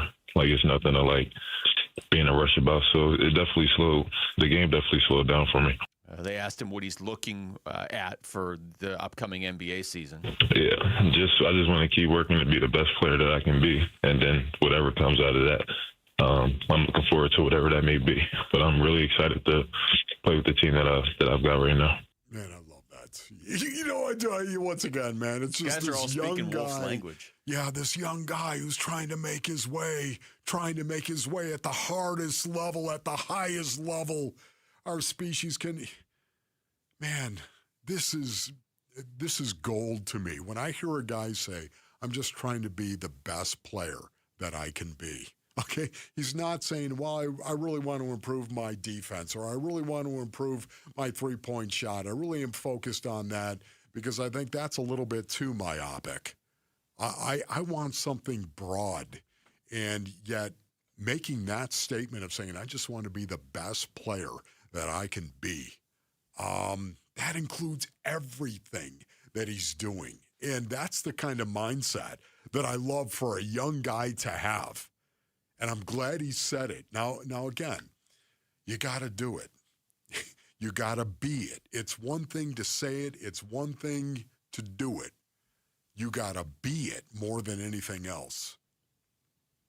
They also asked him what he's learning about his own personal game as this summer league unfolds. I feel like that I can compete with a bunch of different guys and do it at a high level. I feel like I can, do a little bit of everything on the floor, whether that's having the ball in my hand or, being in the corner or just moving around for my teammates, doing a little bit of everything, whatever's needed for the team. Yeah, whatever's needed for the team, man. The team. Rasheer Fleming is a guy that just watching him play last year, even over Malawach last year, watching him play in NBA games, Rasheer Fleming, I felt like this guy I thought he's got a chance more than Kaman Malawach. I was much more. I shouldn't say much more, but I was more impressed by Fleming last year than Malawach. You were? Okay, yeah. Yes, exactly. Watching him, you thought for sure this guy is going to be an NBA player. Kaman Malawach still had an awful lot to prove. He's in the process of doing that in the summer league right now. But will it carry over? Malawach has been more impressive this summer. Fleming's been good. Malawach has been more impressive. And the thing, we all know the context. Malawach is younger, and he was supposed to be a project. You don't want a project that takes 5 years. Malawach looks like a project that's going to have taken 1 year if he keeps going like this, which he looks like the number 10 overall pick in the draft right now. Yeah. All right, when we come back, let's go through some names of players that might be available at this year's trade deadline in Major League Baseball. I will tell you, Wolf, there's one name in particular. I said this earlier in the show. I didn't tell you who it was, but then you don't know who it is. But there's one player, in fact, you guessed and you were horribly wrong. There's one player in particular, though, that I think would make a lot of sense for the Diamondbacks. Honestly, even if they're not buying for this year, I think he makes a lot of sense for the Diamondbacks. It's Wolf and Luke on Arizona Sports, the local sports leader. Bickley and Murata mornings. When the word alignment is said so many times over the course of 2 years, how are we in this situation where the roster is not necessarily constructed for the head coach? Jarrett speaks to a question that a lot of, I think, Suns fans are asking. Is the return of Mark Williams, is the acquisition of Miles Bridges, is this back in the moment Matt Ishbia getting away from the careful building of what seemed to be alignment? That's what it feels like. Bickley and Murata, mornings on Arizona Sports, the local sports leader. The spotlight is on Talking Stick Resort for Arizona's biggest showdown. The 20th annual Arizona State Poker Championship runs from August 13th to the 19th, celebrating 20 years of high-stakes action. This year's tournament boasts an estimated $3 million prize pool. It's a monumental week of poker right here in the Valley. Get all the championship details at TalkingStickResort.com. Must be 21 or older. Problem gambling? Call 1-800-NEXT-STEP. If you don't have gas in your home, but something doesn't smell good. Ew, what's that smell? If it smells like rotten eggs, there could be a leak in your neighborhood. Now what do I do? If you suspect a leak, move fast, call 911 and Southwest Gas. From a safe location. But I don't have natural gas in my home. Gas lines are buried all around, so even if you don't have gas, I know, call 911 and Southwest Gas. Progressive's Home Quote Explorer helps you easily find and buy the right coverage for you. It's everything you've always wanted. Well, I mean, as far as a website that lets you shop, quote, and buy insurance in one place. But hey, maybe that is everything you've always wanted. Yeah, people have different types of dreams. And if all you've ever been searching for is a website that helps you choose home insurance rates and coverage, boy, do we have great news about Progressive's Home Quote Explorer. Progressive Casualty Insurance Company, affiliates, and third-party insurers. Comparison rates not available in all states or situations. Prices vary based on how you buy. If the world were like a Sleep Number mattress, everything would adapt for your comfort. Your coffee would never get cold. Your flight would always be on time. And your mattress would always respond to you and your unique sleep needs. Sleep Number mattresses are designed to respond to your body and shift with your changing life, helping you fall asleep faster and stay asleep longer. To experience a whole new world of comfort, visit a Sleep Number store or go to sleepnumber.com. Sleep Number. To a good life sleep.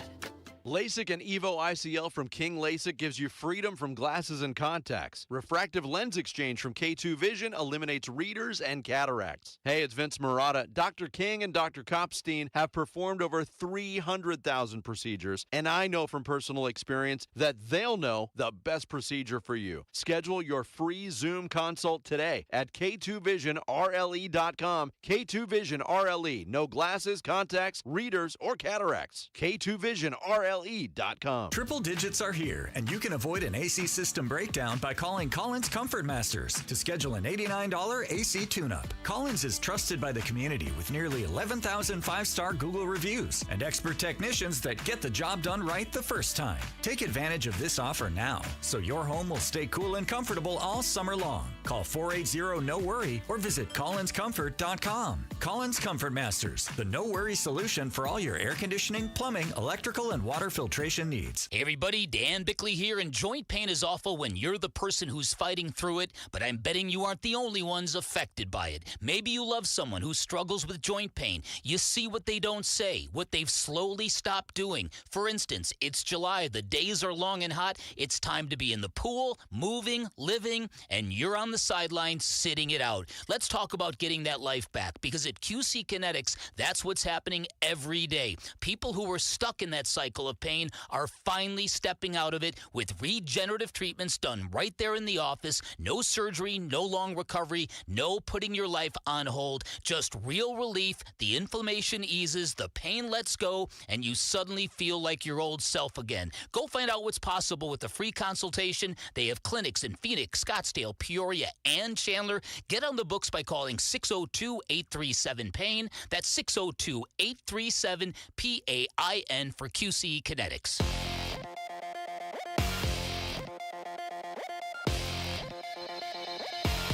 I'm Jesse Morrison, and here's what's trending now. The injuries are mounting for the Arizona Diamondbacks as they get ready to start the second half tomorrow against the St. Louis Cardinals. Outfielder Tommy Troy was placed on the 10-day injured list yesterday with a sprained AC joint, and shortstop Geraldo Perdomo is dealing with left wrist inflammation. Perdomo is not expected to miss time, but he did receive a cortisone shot during the All-Star break. Sticking with the Diamondbacks, Nick Piecoro reports that the D-backs are promoting first baseman Tyler Locklear to the big leagues.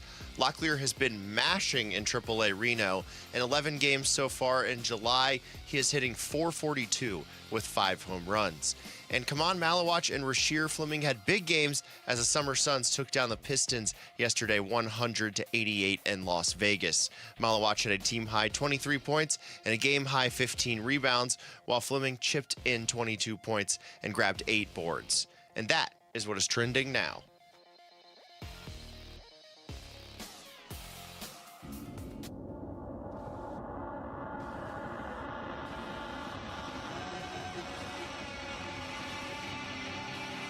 Hey, it's Mitch, and tomorrow morning we're going to talk baseball. And not the theory of baseball, but actual baseball. How pivotal is this series against the Cardinals? Bick and I will get you ready starting at 6 on Arizona Sports YouTube channel, the Arizona Sports app, and 98.7 FM.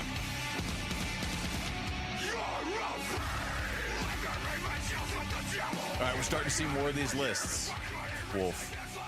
Yeah. But pay no attention to that guy screaming in the background. Right. He's just got some things he's got to say. Yes. Are you talking to me? You haven't done a Pantera call. I haven't done that in a while, man. I got to get back in shape for football. I got to get back in shape. Are you going to do that like shape next week? Yes. We're out at camp, I think, in 2 weeks. Okay. 2 weeks from tomorrow. Man. I don't know if you can do it at camp. Everybody on the field would look up like yeah, I don't think so. That'd be awesome, though. No, that'd be weird. Especially because are you talking about? When LaFleur doesn't know you yet, so he'd be like, what's going on up there? Like, it's not like BA's coach. And he'd be like, oh, that's just Wolf. You know? We're seeing more That's and more. just Wolf, baby. Just Wolf being Wolf. Is that your BA impression, Rick? Yeah. Oh, have you ever done that before? I think so. Okay. All right. Do you rate it well? Is it good? Scale of 1 to 10? I was a 7. Okay. I'll take a 7. 7's not bad. I'm just going to go 5. I don't think it's bad. 5 to 7. I'll take it. Okay. I'll take it. All right. Maybe a 6. Okay. I think it was a little enthusiastic there. Too just enthusiastic. Listening to BA. What's up, baby? So that's pretty solid. But you worked with him for a while. There's a list out. This is not list broadcasting. This is a list of players that teams may be trading for at the trade deadline. So these are names that you're gonna need to start to know if the Diamondbacks are really in this market. So I'm gonna read through some of these names. Rick, you can jump in on these too. This is courtesy of USA Today. If you like any of these specifically for the Diamondbacks, I'll be honest. When I read through this, and this is just one list, I don't know that a lot of these names made sense for the D-backs to me, which. I mean, we all know Mike Hazen well enough to know that if he goes out and trades for a first baseman, it's probably not even going to be somebody who was on a list. You know? Yeah. Like he seems to pull these names out of nowhere. A couple years ago when the list of first baseman free agents was pretty awful and he just traded for Josh Naylor. But I'll read through some of these real quick. Okay. Casey Schmidt of the Giants, who's been hitting pretty well this year. Aroldis Chapman. Everybody knows him. Reliever for the Red Sox. There's a theme here. It's a lot of Red Sox and Giants. Reed Detmers of the Angels. I know that's somebody Dave Burns has said he likes. Anything? Any of these names piquing any interest for you guys? No. Joe Ryan of the Twins. I do think Joe Ryan of the Twins is interesting. That's going to be a heavy price, though. Yeah. He's an ace. Yeah, 2.85 ERA. They had high expectations coming into this year for him. He's not. How old is he, Rick? He's not even very old, is he? I think he's 30. Okay. Or about to be 30. Okay. In pitching terms, I guess I still don't think. Yeah, boy, the price for that is going to be steep. Yeah. Well, and we talked to Mike Hazen yesterday. He's hopeful he's not going to have to pay for a pitcher because they do have 3 that are hurt right now. And Mike Soroka, Corbin Burns, and Ryan Nelson. So maybe one of them comes back or 2 of them. Jeremy Pena, shortstop for the Astros. They don't need a shortstop. Ryan Jeffers, catcher for the Twins. They don't need a catcher. Byron Buxton of the Twins is actually not getting paid that much, too. He's just over $15 million a year. So that one's interesting. Yeah. I would take Byron Buxton in a heartbeat. Yeah. He has had injury concerns, but he's been pretty healthy recently. And that guy can absolutely hit tanks, and he steals bases. He's great in center field. I would love that. What do you think he would you'd be have to give up, though? You're going to have to give up a lot of prospects for him. I don't know if you'd have to give up that much. You don't think there's other teams that want Byron Buxton? Oh, no, I do. I just don't know if you've got to give up, like, an exorbitant amount of prospects at this point in Byron Buxton's career. Other teams are willing to do it, though. Here's the one thing about it. The Arizona Diamondbacks, once again, we talked a little bit about this earlier in the broadcast, Basinonians, but they're going to start getting some pitchers back. They're going to get some pitchers back, both in the rotation, of course, and in the bullpen.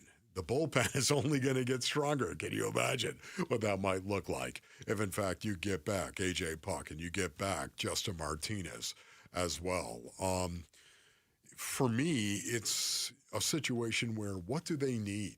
What do they really need? They need a first baseman. Yeah, there's not a lot of first basemen on this more than list. everything else, and it's not on this list. But Christian Walker, Seawoke, 35 years old. He signed through 2027. Okay, with the Astros, of course, and he's getting paid $20 million. I don't think that is ridiculous at all. No, I don't think that's ridiculous for the Diamondbacks. He's got 20 home runs on the season, 58 RBIs. Would you say that Seawoke is going to play a good first base? Of course, he's going to play a very efficient first base. Arizona Sports. Breaking news. My face got blown up. Breaking news on July 16th. What is this? Yeah. Okay. So this is according to our John Gambadoro. After a highly successful 4 games in the Summer League, the Suns will shut down Kaman Malawach, Rasheer Fleming, and Koa Pete. They won't play in any other Summer League games. All right. Well, there goes my interest in the Summer League. Wow. Right out that window right there. Actually, it would be out that window because that window just goes into the newsroom. So why'd you no more of them? I'm just, why? Well, that answers, I guess, the question we just had of, is there anything else you need to see from this team in the Summer League? Apparently the Suns are like, nah, we've seen enough. Yeah. Okay. They only had one more game, correct? 1 or 2, depending if they were in the contention for the championship. Yeah, but okay. One more game that was scheduled. One more guaranteed game. Okay. Yeah. I don't think they will be winning the Summer League now. No, not if they're not going to have their players out there. Wow. That's fine. I mean, like I said, I have no interest in the rest of Summer League now from the Suns side of things, but I think we've seen what we need to see. I don't understand why they're shutting him down. Like, why not? All of these games are valuable for Malawach, I would say, but there's nothing else he can really show. Yeah, maybe that is it as well. Maybe it's a situation where you did well. You did really, all 3 of you guys, you did really, really well. So you know what we're going to do? We're going to quit while we're ahead right now and hope that this is going to plant seeds in you, seeds that will grow for the regular season. All right, we'll get Just back. a guess. We'll get back into the Summer League stuff in a little bit. I do want to read off the last 2 names on this list. Mason Miller's on here. I would be stunned if the Padres traded him, but Yeah, it I does would too. kind of show where the Padres are.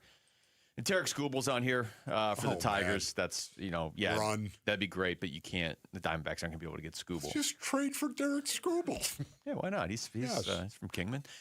Here's a name, though, Wolf, that I said earlier there was a name on here that I do really like for the Diamondbacks, even if they're not like in full-blown buy for this year mode, is Wilson Contreras of the Red Sox, who is listed as honorable mention on here. There's a couple reasons I like him. Okay.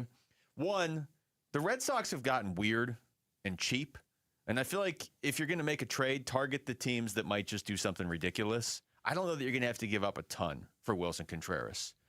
2, he's hitting 285 with 20 home runs this year.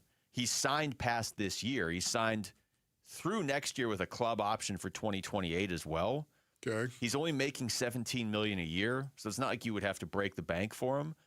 He's 34, so he's not your long-term answer at first base. I get that, but he just turned 34 in May, so he's also. It's not like he's. I mean, they brought in Santana. He was 40, right, or 39 or something. Yes. I think this is a guy, if you could get him, you wouldn't have to give up a ton, and you would have him beyond this year. Yeah. Would you rather have him over Christian Walker? I mean, I like Walker, and there's some familiarity. You know what you're getting. Like, you know how Walker performs here, and it's hard to ignore what he does against the Dodgers.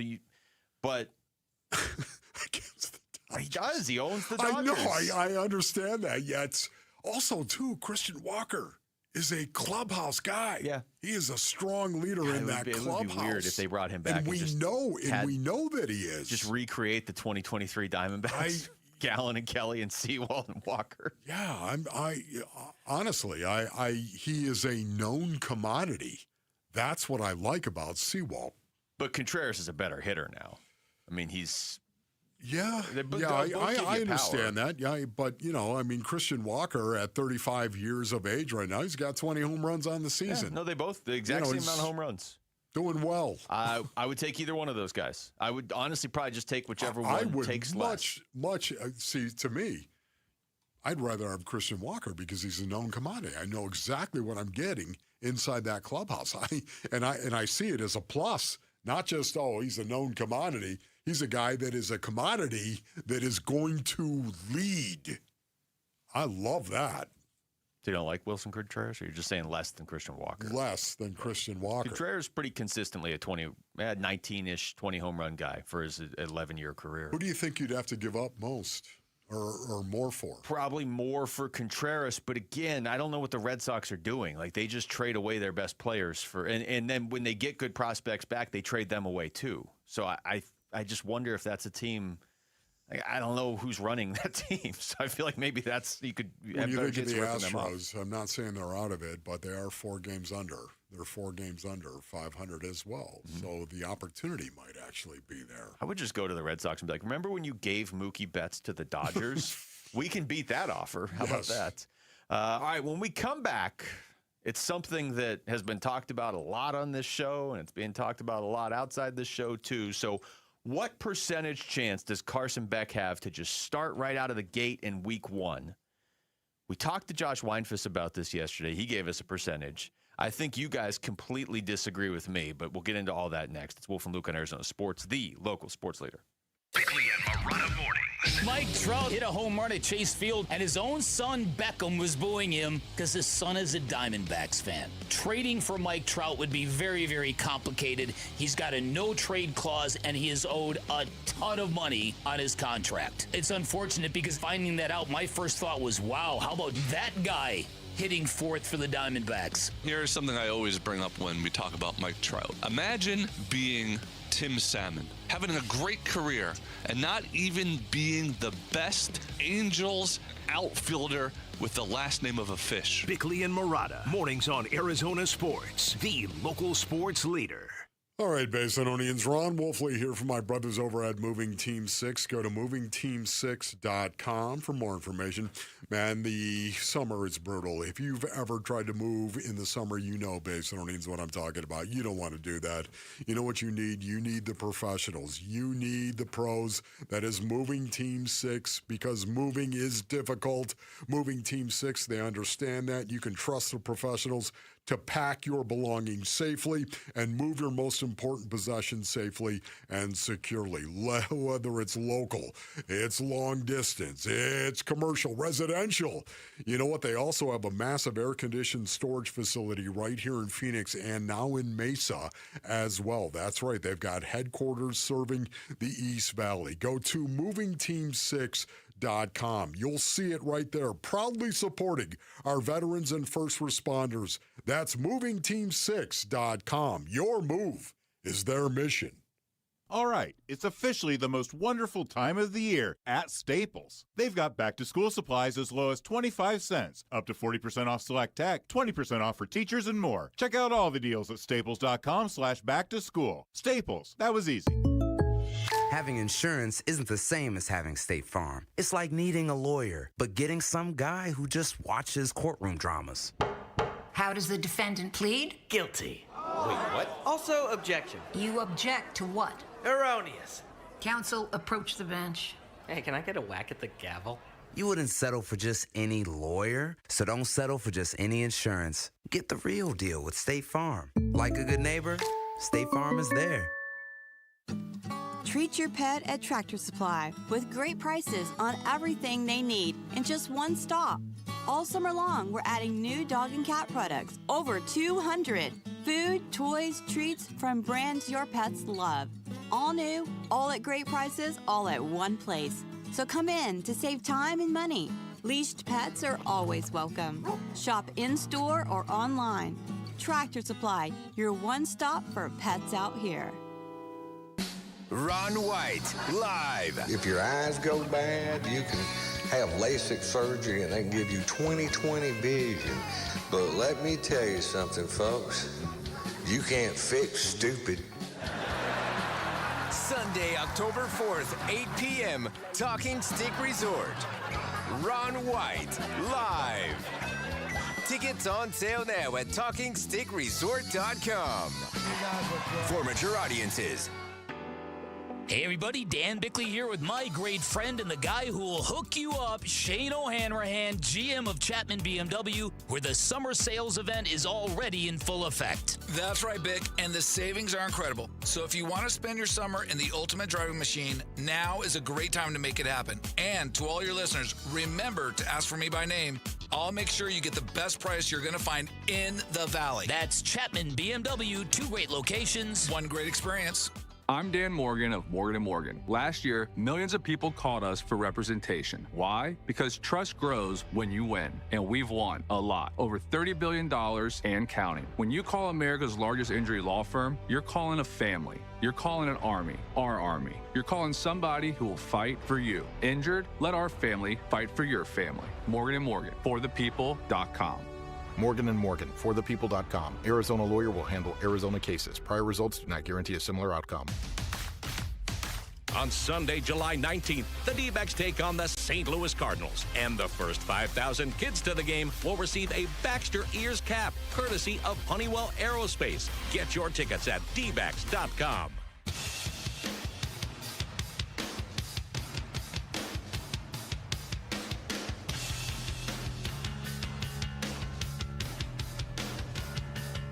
Hey everybody, Dan Bickley here. The Diamondbacks back in action on Friday. We'll talk about what our baseball team needs to do to get to the postseason. Fun begins at 6 a.m. on Arizona Sports, the Arizona Sports app, the Arizona Sports YouTube channel.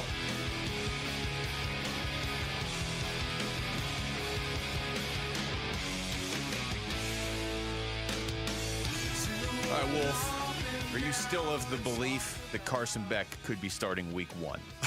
For the yes, okay. I do believe that. He could be starting week 1. Okay. Is it likely? No, it isn't. Okay. Could he? Yes. We had Josh Weinfuss on yesterday. He wrote a story for ESPN looking at the Cardinals' offense, not just Carson Beck. In fact, Beck wasn't even really in the story. I mean, he's peripherally in it, I guess, but it was more just, what sort of offense Mike LaFleur is looking to bring to the desert and what it's going to take to get everybody on the same page and how important it is for this offense to work with everybody on the same page. And I think you and I both had the same question, and we asked Josh, and he sort of had the same question as well of like, if everybody needs to be on the same page for this offense to work, don't you need to know who your quarterback is, like basically from day one of training camp? And obviously that's still up in the air with the Jacoby Brissett situation. So then you asked Josh what percentage chance he gives that Carson Beck would just be starting week 1 when they play the Chargers. And when you asked him this, I had a number in my head, so I'll give it to you in a second. But this is what Josh said. 15% right now. Oh, 15. I thought you might say 0. I thought you might actually say 0. No, because here's the thing. Like, I don't know how the Jacoby Brissett situation is going to play out as of now. And then I think if that doesn't play out as both sides want, I just don't know what's going to happen, right? Okay. But I think that's going to come down to – I think the backup's honestly going to come down to a training camp battle, right? I don't know if this job is completely Gardner Minshew's. I think if Carson Beck comes in and shows that he is who everyone thought he was – and he balls out, like I see a situation where he could be the backup, and then that could potentially lead to a starting job week 1. Like, there's just so many things that have to play out a certain way. But I don't want to say 0. I don't want to say 50%, so I'll go with 15%. All right, 15 is a very specific That was number. a little higher than I thought it was going to be. Is that higher than you thought he was going to say, Yes. or higher than you think it is? No. For Josh, okay. I thought it was higher than what I thought he was going to say. Okay. 15%. For me, it's 33%. Oh, well, obviously. All right. I'll give it a 33, not a 30% based on earnings, not just doubling what Josh said. I'm going to go 33%. Because there's 3 quarterbacks fighting for the job. And then a 1% margin of That was my final Slovis. point. I had 3 points as to why this is. Okay. And Josh already hit on one of them. Jacoby Brissett could get sideways once again on this contract situation. And I have a hard time believing that if it does go sideways for Jacoby Brissett, that Carson Beck wouldn't be in the running for starting quarterback week 1 of the regular season. I have a hard time believing he wouldn't be right there in regard to that. Knowing that you have Gardner Minshew as a backup quarterback, knowing that Carson Beck needs to play because you got to find out how he's going to adjust when he hits the valleys of the season, so to speak. There are peaks and valleys for every rookie that is going to play. No. Okay. Peaks and valleys, of course. And when he's in the valleys, how does he play? How does he respond? I mean, you've got to find out about this guy. I've been on the record as saying that I would be fine if, in fact, you told me that Carson Beck understood the offense and knows it, not just figuratively, but literally knows the offense and knows how to execute it. If you tell me that, I'd love to see him get the opportunity to go out and pull a Dak Prescott, if you will. 2016. Go back and look at what Dak Prescott did as a fourth-round pick in 2016. So for me, again, it's a situation where could that be the case? Yeah, I could see that happening.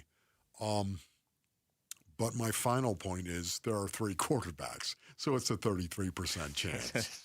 Great math there to put that together. I'm going to say 7% chance.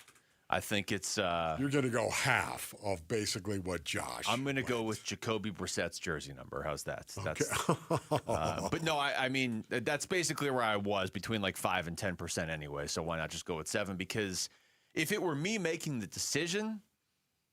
I'd probably have him in there by like week 3, unless I saw something amazing from the offense with Brissett and Minshew. But I just think they, especially with a first-year head coach and Monty Ossenfort, I don't know what he's been told behind the scenes or what he feels behind the scenes, but Monty Ossenfort might very well look at this and say, you know, if we're drafting in the top 5 next year and I can get my franchise quarterback in 2027 when everybody says it's loaded with franchise quarterbacks, I might not even be here to make the pick. You know, Monty, that might be what Monty's thinking. Or he might know he's going to be there to make the pick, and then that changes things. But I just think if it were me, like I said, I'd probably have Beck. Whoever starts would be on the shortest of leashes because I want to see Beck play a lot this year. Yeah. But I don't think they're going to do it. But I don't think it's a 0% chance. Sort of like Josh said, until we know what's up with Jacoby Brissett, if it just comes down to Carson Beck or Gardner Minshew, you got to give Beck a chance, because what if he's just better? Like, what if we go through camp and preseason, he's just better? That's possible. Yeah, no, it is possible. Once again, Carson Beck has everything he needs, Basinonians, to be an NFL quarterback.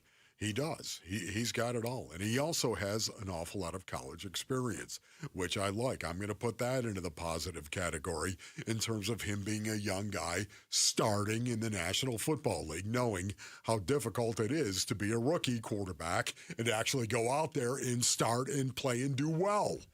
Yet he's got all the experience you could possibly want. And again, it comes down to him understanding the Mike LaFleur scheme and the offense, and adjusting to a new culture and a new coach and a new way of doing things. How quickly will Carson Beck be able to pick this stuff up?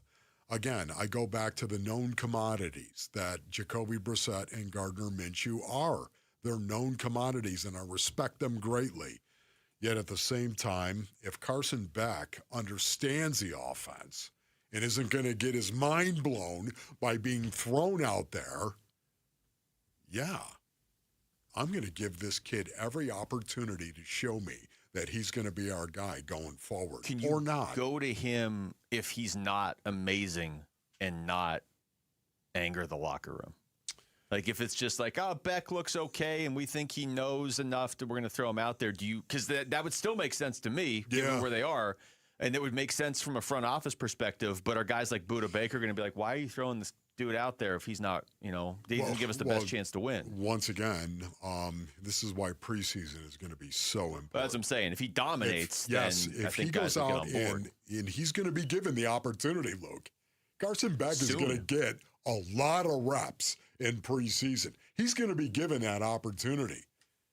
He would have to go out and dominate. And I don't think that's out of the realm of possibility. That's that first preseason game is, what, 3 weeks from today? Am I doing the math right? I don't know. We have no calendar on this. I think it's 3 weeks from today, actually. Okay. The first don't preseason Hall of have it in Fame front of me. All right. Okay, fair enough. Help me out. All right, when we come back, we were going to talk about the Suns maybe having a shot at winning the Summer League. Then Gambo just reported that they're sitting all their good players. So now it's, is there even anything to still watch in the Summer League? That's next. It's Wolf and Luke on Arizona Sports, the local sports leader. Live streaming audio, podcasts, video highlights. The Arizona Sports app has all this and more from the local sports leader and D-backs play-by-play. Marte grounds it to first, and it's under the glove of Sheets. That's into right field. Download the Arizona Sports app, presented by Ready Services Plumbing and Air Conditioning. The Lovebird Lowdown with Tom and Tawny. Wow, look at those tough Toyota trucks. Tundra is so tough. Tacoma, nimble and tough. Tough like me. What was that? A teacup Pomeranian. Wow, those little things can really project. Get behind me, honey. Right now, get 3.99% financing for 60 months on a rugged Toyota Tacoma. Or get low 2.99% financing for up to 72 months on a full-size Tundra on both gas and hybrid models. With great deals like these, now's the perfect time to visit your Valley Toyota dealer or valleytoyotadealers.com. Toyota, let's go places. 3.99% with $18.41 per thousand borrowed for 60 months. 2.99% with $15.19 per thousand borrowed for 72 months. Offers end 8/3/26 and exclude TRD Pro and Trail Hunter models.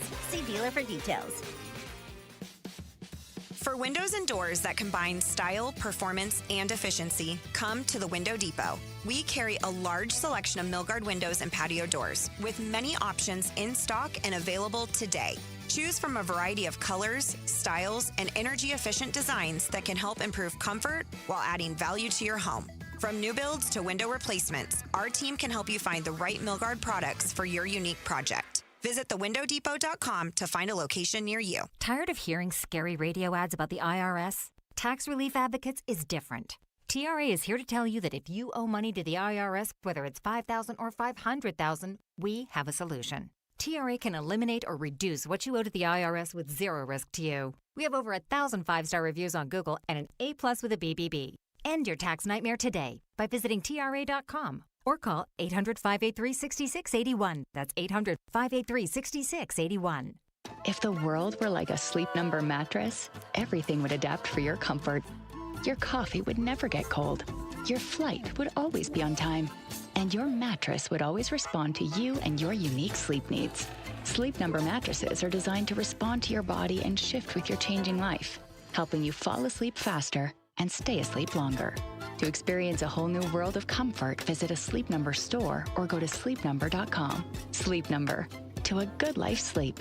Hi, I'm Jacob, your friend and an actual jeweler craftsman at Shane Company. I'm proud to work for a family business that's been committed to the highest quality standards for nearly 100 years. Your dream engagement ring is designed for quality every step of the way. We set your diamond by hand, not with machines. Prong tips are beautiful and secure, and intricate details are thoughtfully crafted. At Shane Company, there's no shortcuts, just craftsmanship. Because a friend knows true love deserves the highest quality. Visit us in store or at shaneco.com. Shane Company, your friend and jeweler. Dan Bickley here, and when life throws you a curveball, Life Changer Loan helps you knock it out of the park. And that is because in times of unrest and financial uncertainty, you have the power to pay down, pay off, or borrow back whenever you want, and you become instantly more liquid by always having access to your equity. And remember, it's not magic. It's just math. Find out more by calling 480-504-0844, online at lifechangerloan.com. Hey, it's Gambo, and I'm with the president of Asset Preservation Wealth and Tax, Stuart Willis. Stuart, I've got a friend going through a divorce. He's worried about what it could do to his retirement. What should someone in that situation be thinking about? Well, Gambo, the biggest thing is this. Divorce doesn't just divide assets. It can completely rewrite your retirement plan. Someone may have thought they were only 5 years away from retirement, but after dividing retirement accounts and pensions, home equity, income, and future expenses, that timeline may change. So how do you help someone get clarity? Well, we cash flow out the new retirement picture. At Asset Preservation, we use planning software like eMoney to model out their income, expenses, taxes, Social Security, everything. We don't replace the divorce attorney, but we can help people understand whether the settlement supports their long-term retirement goals. Call Asset Preservation Wealth and Tax at 602-877-PLAN or go to assetpreservationwealth.com. Investment advisory services offered through Foundations Investment Advisors, LLC, and SEC registered investment advisor. KMVP FM Phoenix. Live from the Casino Arizona and Talking Stick Resort Studio. Arizona Sports, the local sports leader.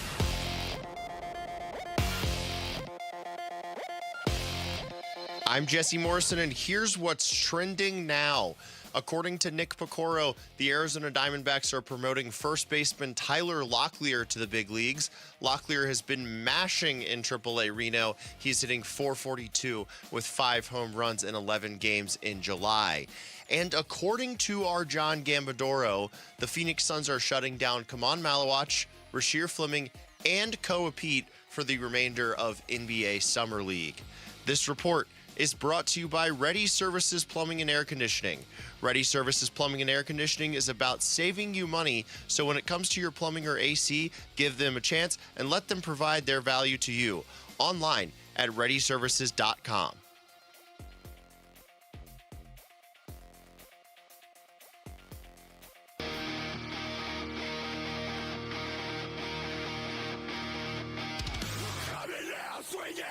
Hey, it's Gambo. What are our biggest takeaways from the Suns Summer League so far? Well, of course, it's Kaman Malawach. We'll give you our biggest thoughts on today's Burns and Gambo show, 2 to 6, on the Arizona Sports YouTube channel, the Arizona Sports app, and 98.7 FM.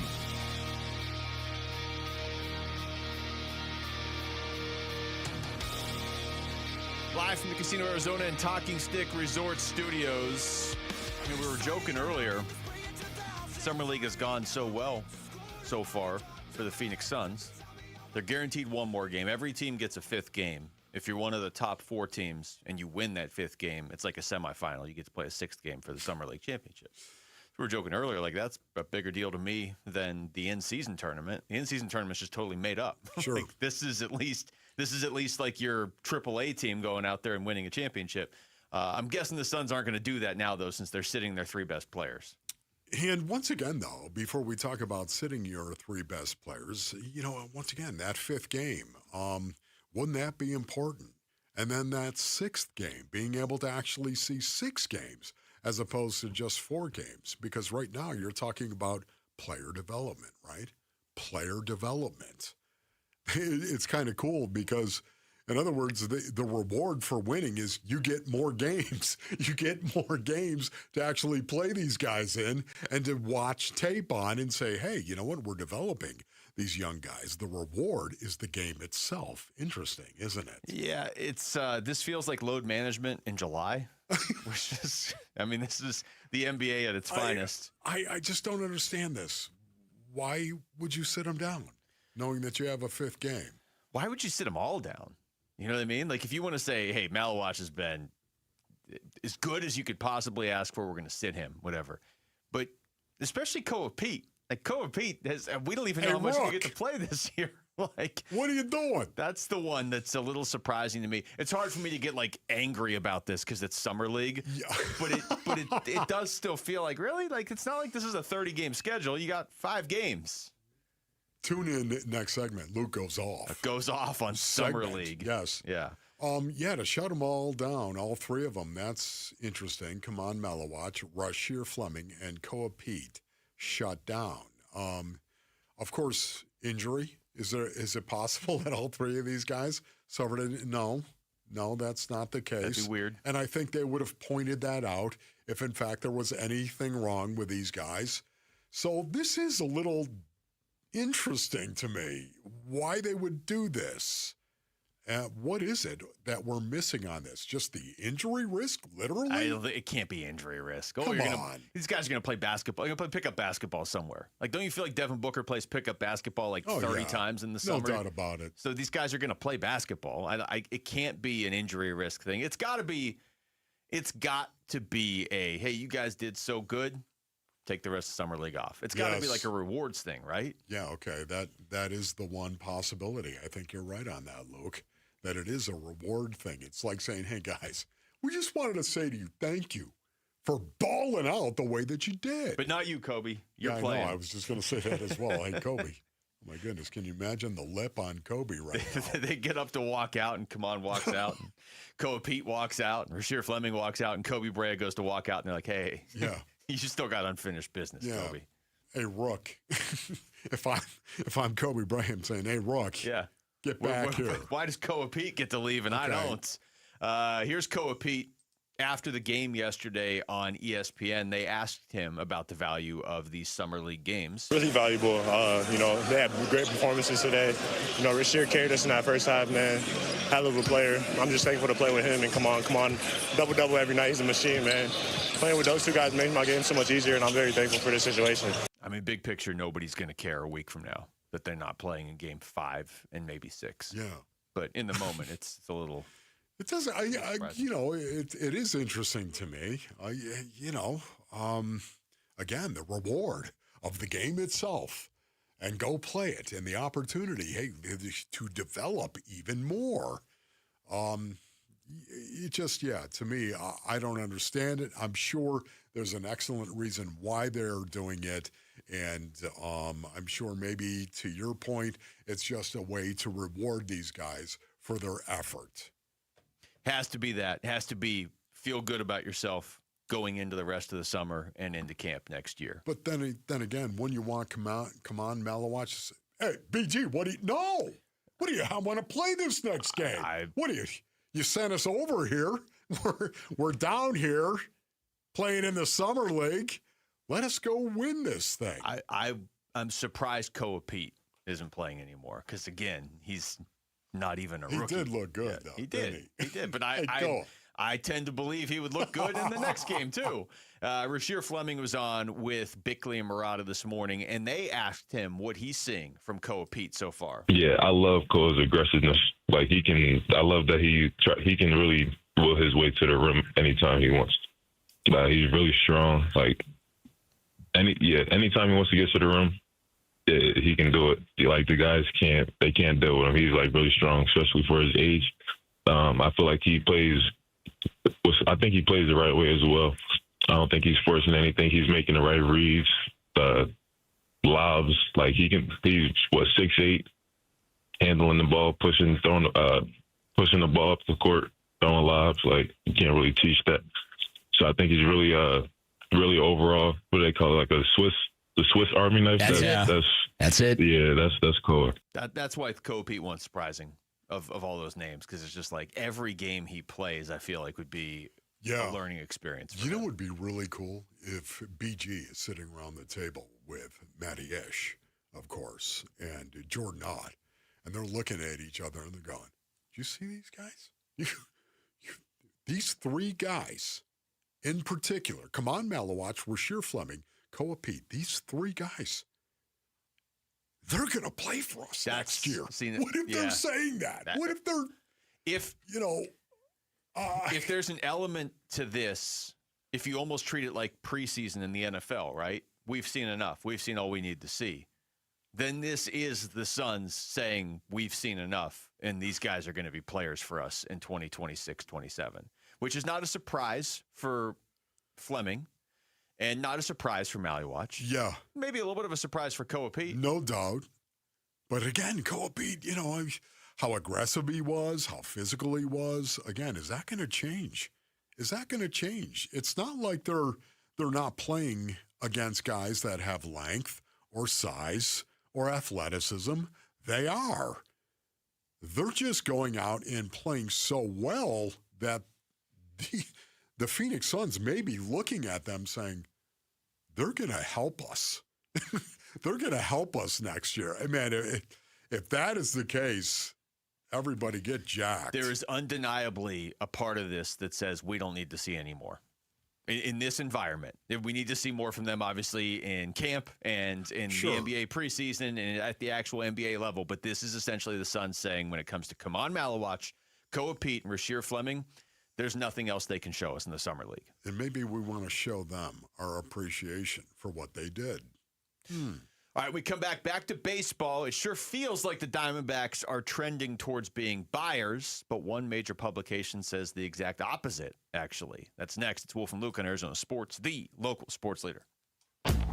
Burns and Gambo, afternoons. If you're Mike and you're trying to read the terrain here a little bit, there are a few teams in there that feel like they could be fizzle-out candidates. Miami feels like a fizzle-out candidate. St. Louis maybe ends up being a fizzle-out candidate. San Diego, who knows what they're going to do, right? Like, if you believe that eventually those teams are going to slide out, that might be one of your motivating factors to do it as well. With the bullpen performing the way it is and with the pieces that are in place and some of the guys that are coming back, I could see them being a buyer. Burns and Gambo, afternoons 2 till 6 on Arizona Sports, the local sports leader.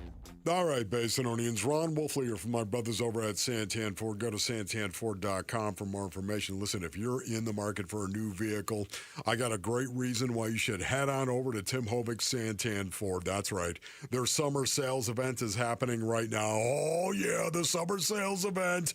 Right now, you can drive home a new Ford with no payments for 90 days, and they'll even include 2 years of premium Ford maintenance at no extra cost to you, Basinonians.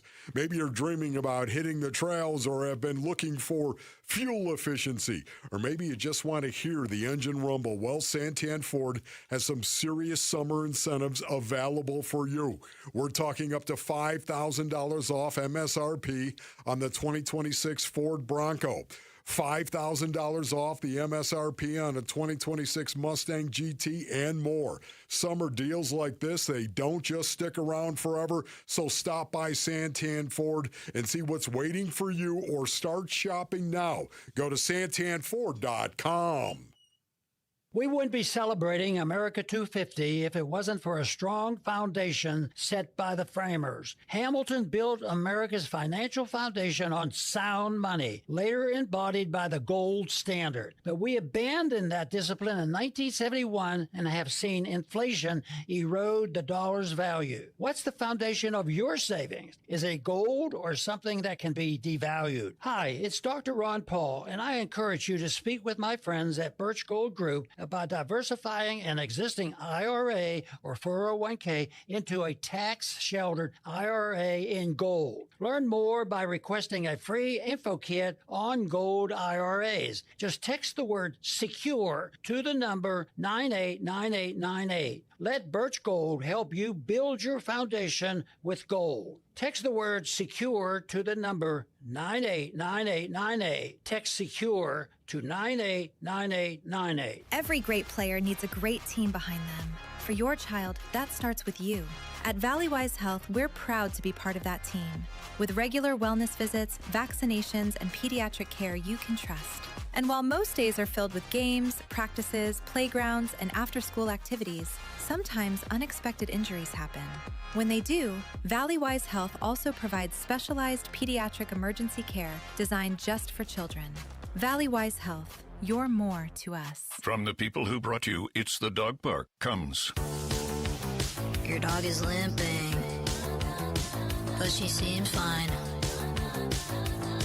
Plus, you've heard they can fake it just to get what they want. So what's the deal now? You're being gaslit. Protect your dog from injury and illness with Progressive Pet Insurance. Oh, now she switched legs. What a diva. Progressive Casualty Insurance Company and affiliates, not available in all states or situations. Coverage subject to policy terms. If the world were like a Sleep Number mattress, everything would adapt for your comfort. Your coffee would never get cold. Your flight would always be on time. And your mattress would always respond to you and your unique sleep needs. Sleep Number mattresses are designed to respond to your body and shift with your changing life, helping you fall asleep faster and stay asleep longer. To experience a whole new world of comfort, visit a Sleep Number store or go to sleepnumber.com. Sleep Number. To a good life sleep. Dan Bickley here with my great friend Shane O'Hanrahan, GM of Chapman BMW, where there's big news coming from your service departments. That's right, Bick. We have slash prices on major repairs and 12 essential services, from oil changes to brake pads. The savings are incredible, and you don't have to take my word for it. Just go to ChapmanBMW.com, put your VIN number in, and you'll see all the money you're saving. And it doesn't matter where you purchase your BMW. That's Chapman BMW, 2 great locations. One great experience.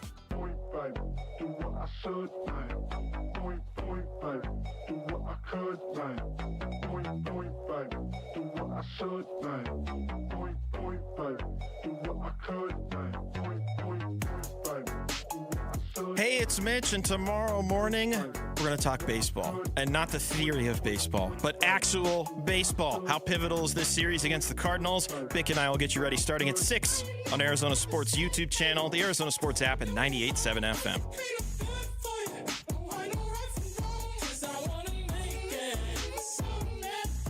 All right, if I asked you guys right now, just gut feeling, do the Diamondbacks make the postseason or not? Which way are you leaning? Not. Not? Okay, Rick? Sadly not. Okay, Jamal's out there, so I'm just going to wave at him. He can't really answer because he's not near a microphone. You would acknowledge it has felt more and more like they have a shot after that Dodgers series. Yeah, it's just, Luke, once again, I'm having a hard time looking at 3 games saying that's going to dictate what I've seen over the first, how many games? 96? Yep. So again, it's a situation where I think they're pretty much a 500 team. Is that going to get them into the postseason? I don't think that's going to get them into the postseason. Yeah. Okay, so again, now, boy, the wild card in all of this, again, is the health of this team. We've been talking about it for weeks. Mike Hazen, we talked about it with Mike Hazen as well, and he pointed to the same thing. It's going to be the health of this team and these players coming back that could make the difference for them. So just to play devil's advocate, one of the Diamondbacks, Marlins, Cardinals, Pirates, and Padres has to make the postseason. I guess the Nationals too.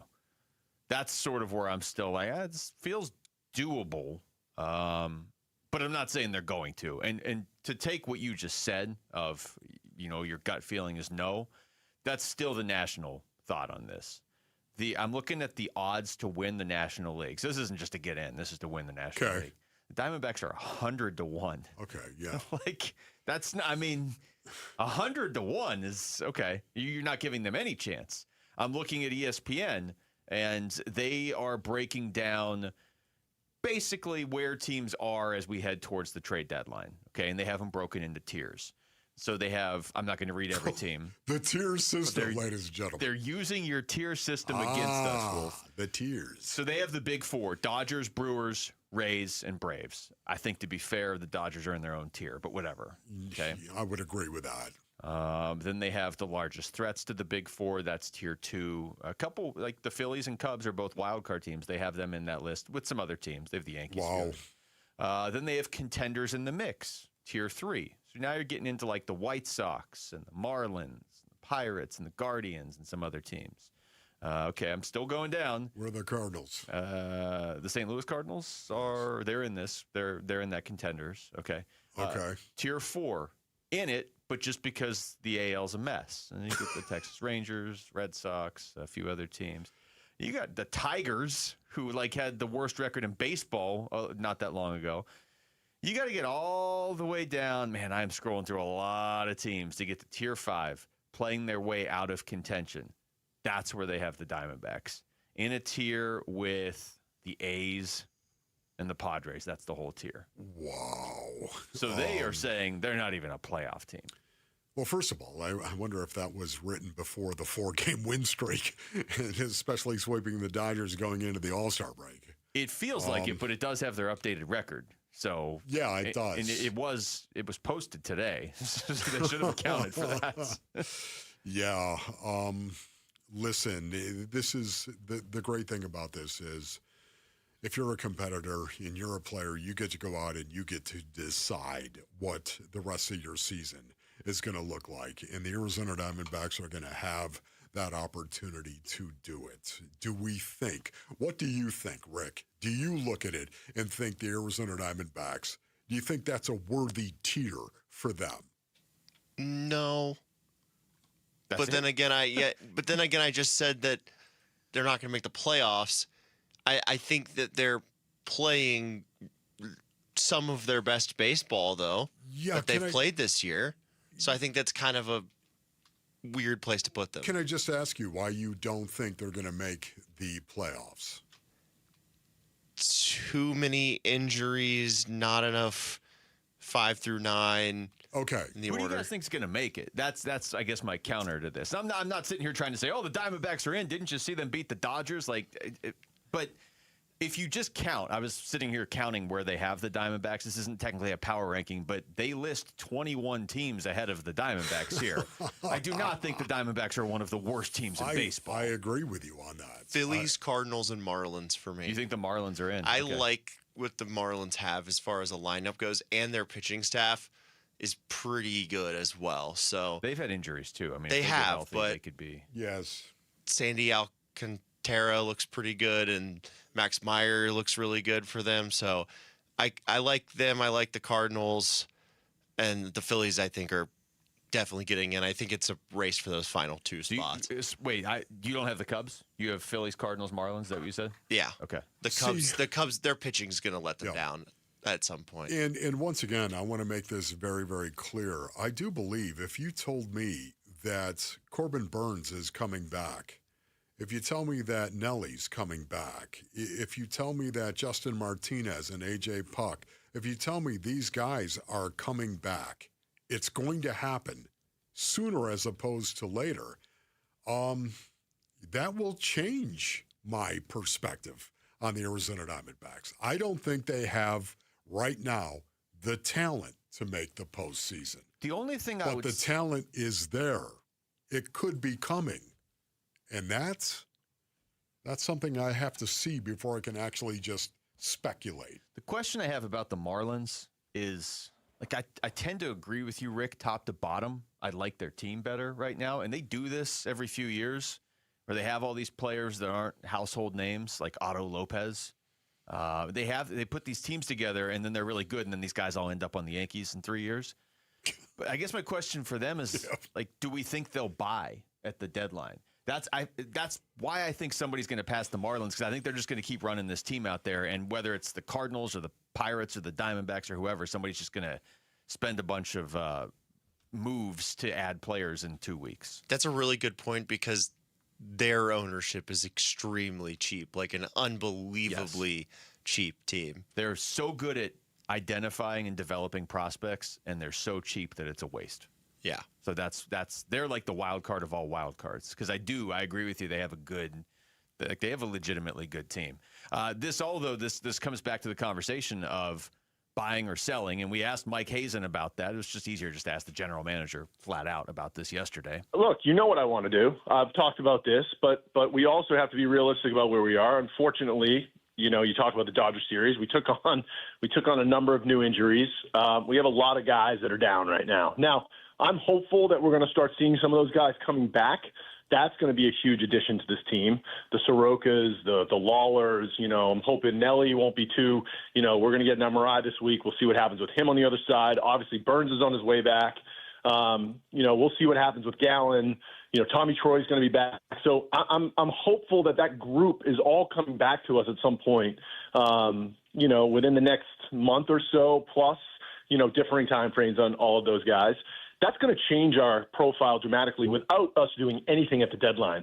But I would love to be able to add to this team, given if they show us that they belong in the wild card race. But we're going to see where they take us in the next couple of weeks. Mm-hmm. Like I said, we're going to be facing the competition we're standing next to in the wild card standings, and we kind of control where this thing goes. Man, I forgot about Michael Soroka right there as well. I mean, you tell me those three guys come back. Baines, or Baines. I just saw Reuben Bain Jr. What are you doing? Wait, who are they bringing back?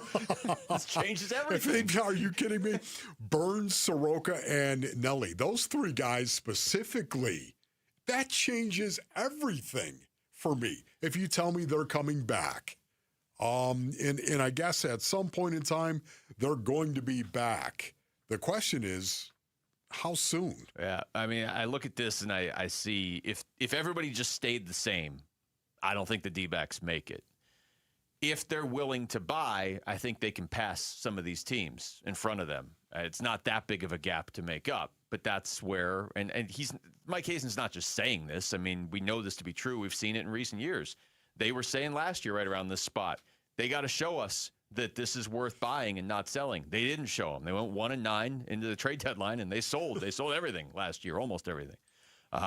This year, do I think if everything just plays out the same, they pass the Pirates, Cardinals, and Marlins? No, probably not.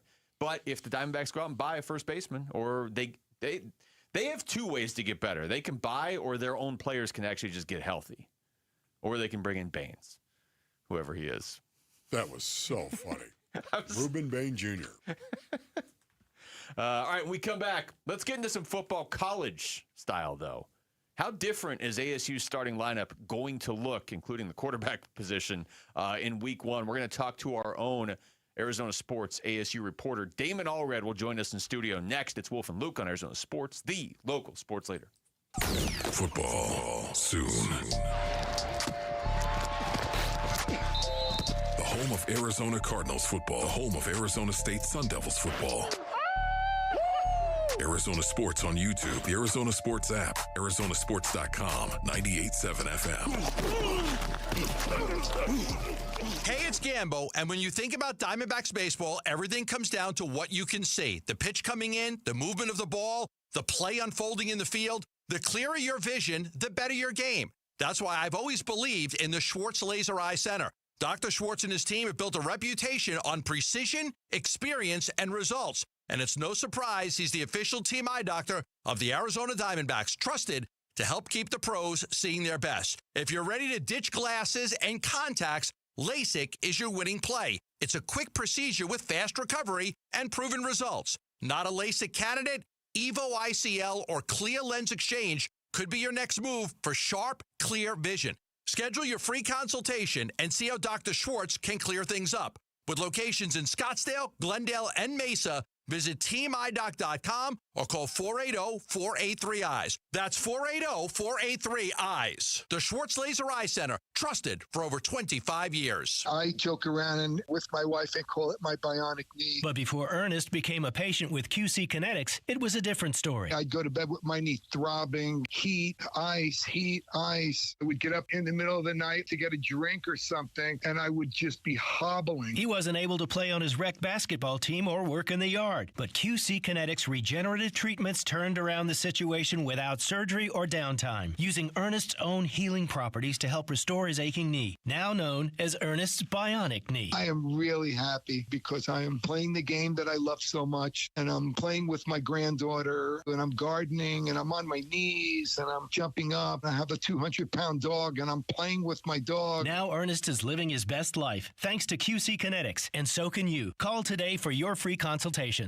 Call QC Kinetics, 602-837-PAIN. That's 602-837-PAIN. 602-837-PAIN. For over a century now, Ford has been part of America. In my family, it's been generations. Paul Calvisi here. My grandfather worked for Ford Motor. My first car, a classic Mustang, still have it. But going to our Desert Ford dealers today means getting more than a vehicle. We're talking a full suite of benefits like complimentary Ford mobile service or try Ford pickup and delivery. Yes, to and from your door, and it's easy scheduling in the Ford Pass app. Tough would be built Ford tough. More than a slogan, it's an identity of the F-Series trucks, and the all-new 2026 F-150 is the best yet. With a completely redesigned interior and exterior. Adventure? How about the Ford Bronco Sport? It says, let's get it, with 5 available trims so you can forge your own path. We recently bought a new Explorer at our Desert Ford dealers. Love the flexible seating up to 7. All the cargo room, the advanced tech. Bottom line, Ford is the future at our Desert Ford dealers. Just click buyfordnow.com. We've got the world's biggest soccer tournament, and it only gets better when you can trade on the outcome. Yep, get in on all the action with Kalshi, because here come the final teams from the quarterfinals, semifinals, and of course, soccer's ultimate prize happening July 19th. Kalshi, just the largest prediction market in the world, regulated and live in all 50 states. Paul Calvisi here. Hey, you see the latest? Messi joining Giannis, linking up with Kalshi. Remember, on Kalshi, you're trading against peers in a live market, meaning there's no house. And as probability changes, you can buy in, buy out of your position, and for a limited time. Download the Kalshi app and use referral code AZSports, one word, AZSports, to get $10 when you trade 10. Referral code AZSports, one word, on the Kalshi app. Kalshi, Kalshi, trade on anything. 18 plus only. Restrictions and eligibility requirements apply. Event contract trading involves risk and may not be suitable for all investors. Prices, value, and available markets may differ from those mentioned. For more information, see kalshi.com/regulatory.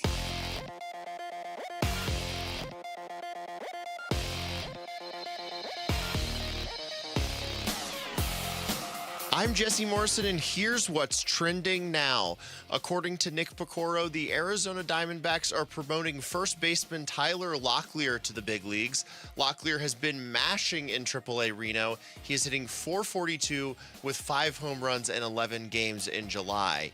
And according to our John Gambadoro, the Phoenix Suns are shutting down Kaman Malawach, Rasheer Fleming, and Koa Pete for the remainder of NBA Summer League. This report is brought to you by the Window Depot. Did you know the Window Depot is more than just windows? They have doors, skylights, cabinets, countertops, even flooring. They're a proud partner of the Arizona Diamondbacks. Go to thewindowdepot.com.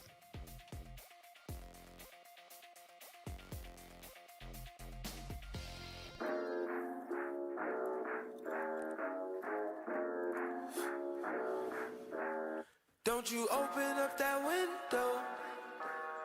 Don't you let out that antidote. All right, welcome back, Wolf and Luke, on Thursday.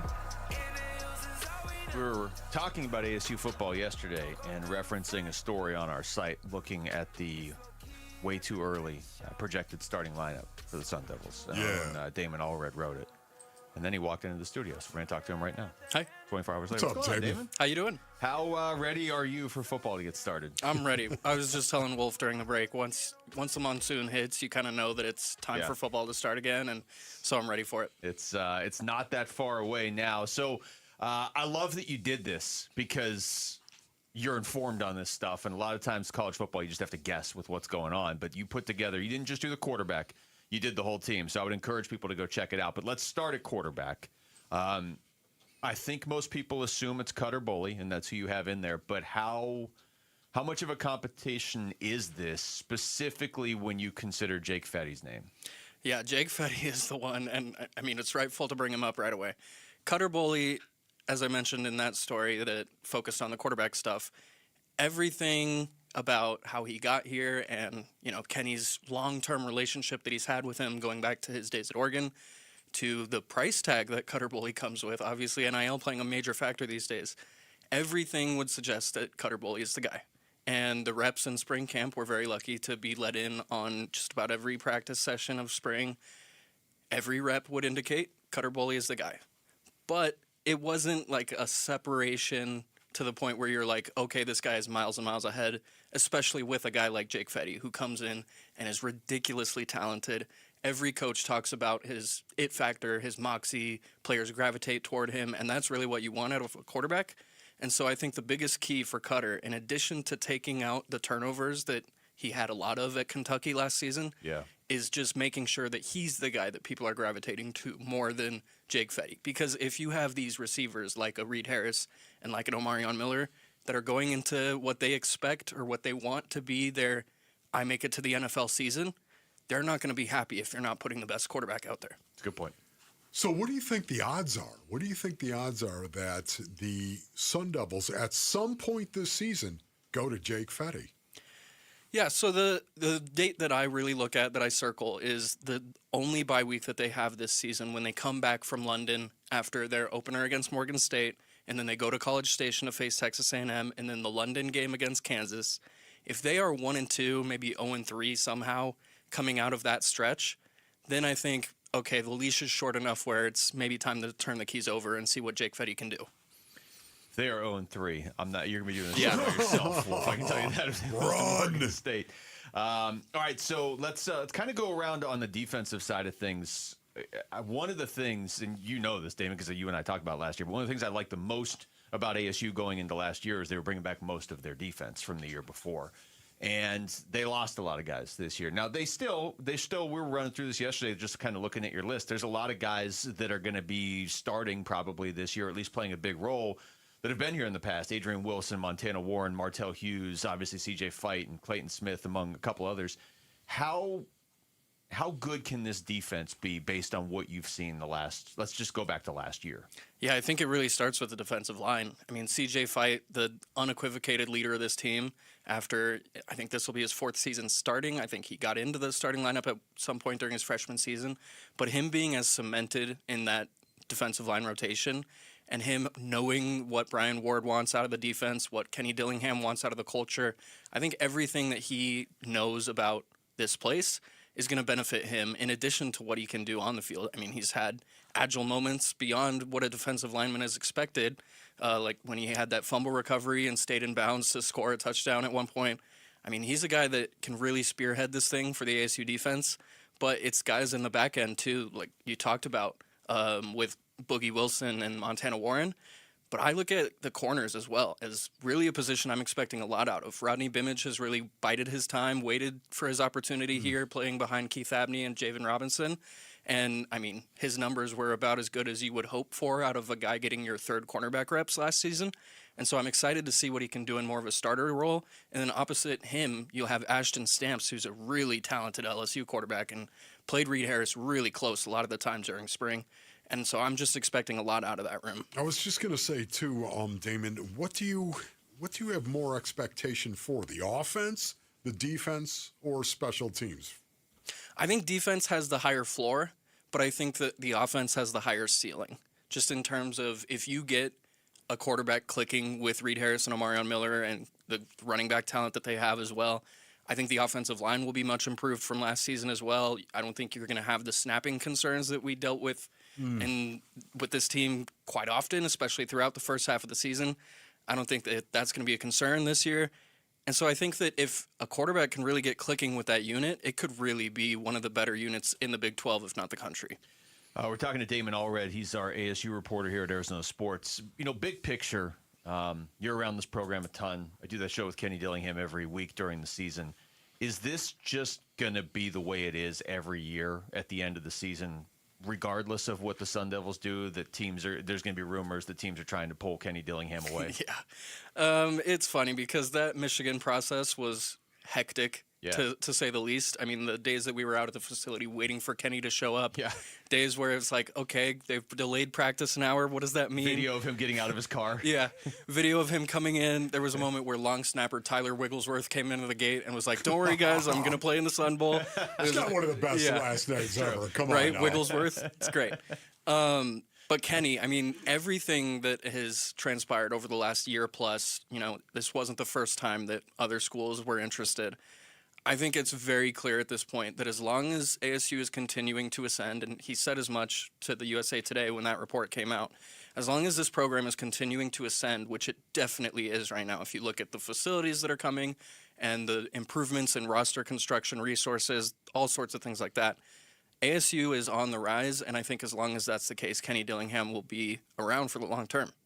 How important do you see Kyson Brown being to this offense going forward? Yeah, I mean, he's huge. Like we were talking about with Rodney Bimage, that's another guy who's been waiting for his opportunity to come out. We thought that it was going to happen last season, but then the injuries happened, and he's really a guy that knows this offense, knows what's expected out of the running back role, is definitely the best in blocking as far as that room.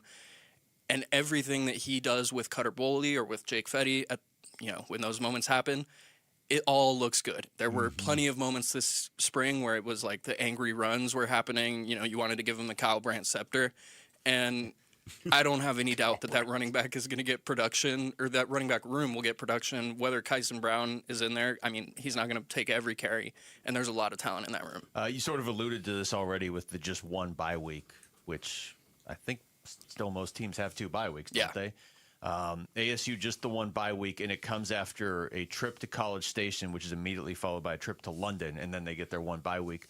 What do you make of the schedule in terms of it being its own obstacle the Sun Devils may have to overcome this year? Yeah, that's another thing I really detailed in another column, which people can go check out. But the biggest thing to know is that all their hardest games are on the road, and that they're seeing all the contenders of the conference outside of Utah and Houston, really.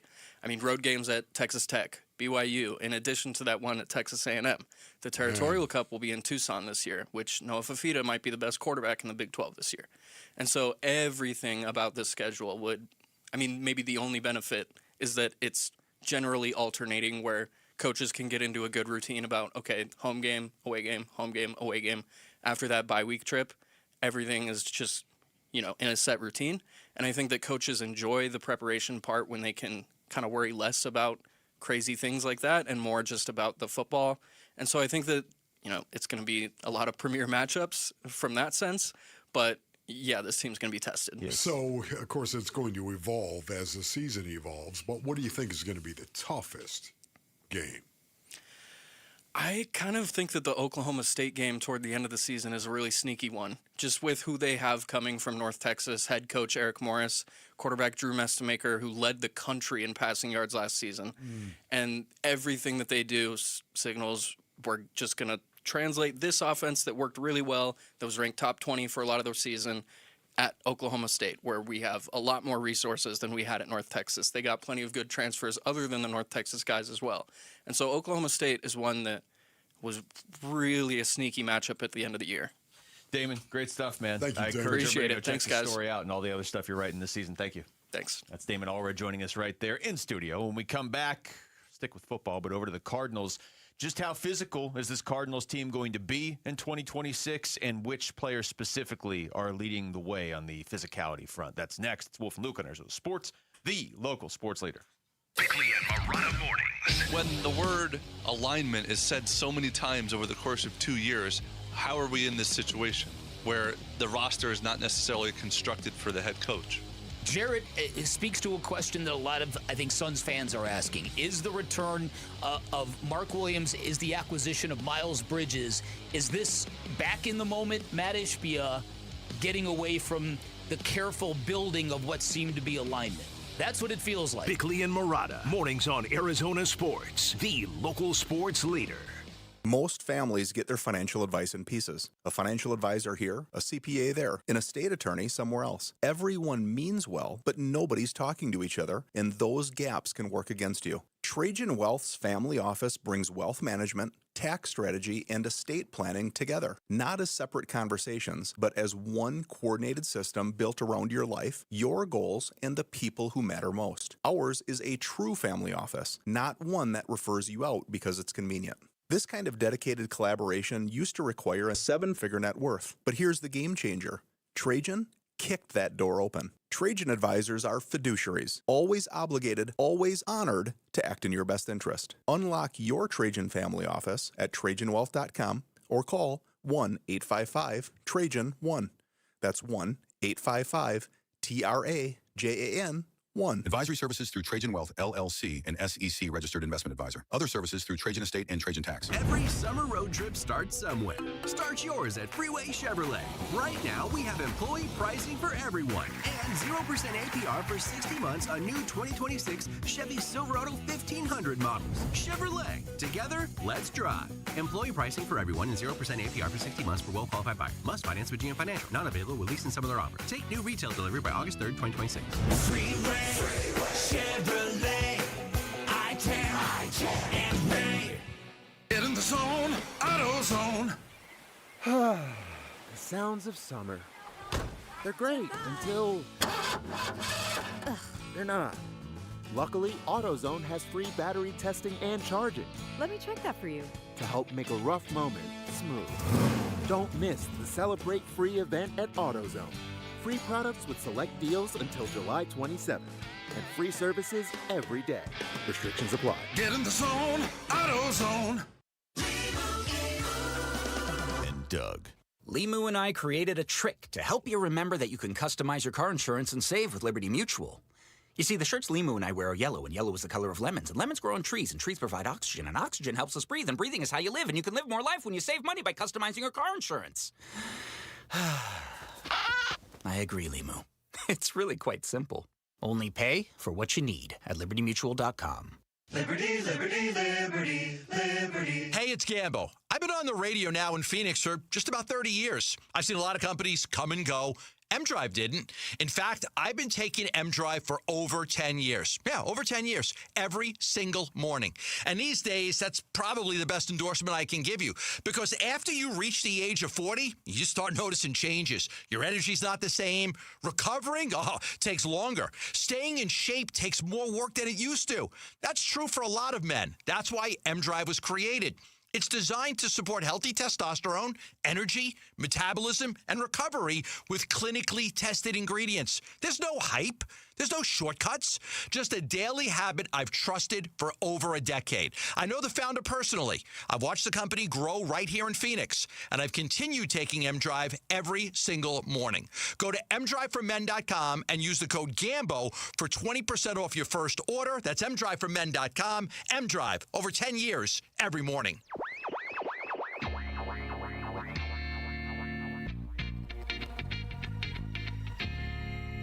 Hey, it's Gambo. What are our biggest takeaways from the Suns Summer League so far? Well, of course, it's Come On Malo Watch. We'll give you our biggest thoughts on today's Burns and Gambo show, 2 to 6, on the Arizona Sports YouTube channel, the Arizona Sports app at 98.7 FM.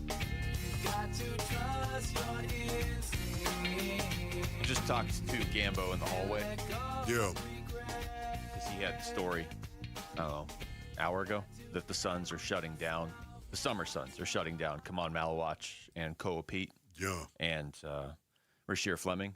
So he's got, you and I were speculating on why. He's, just check out Burns and Gambo at the start of the show today.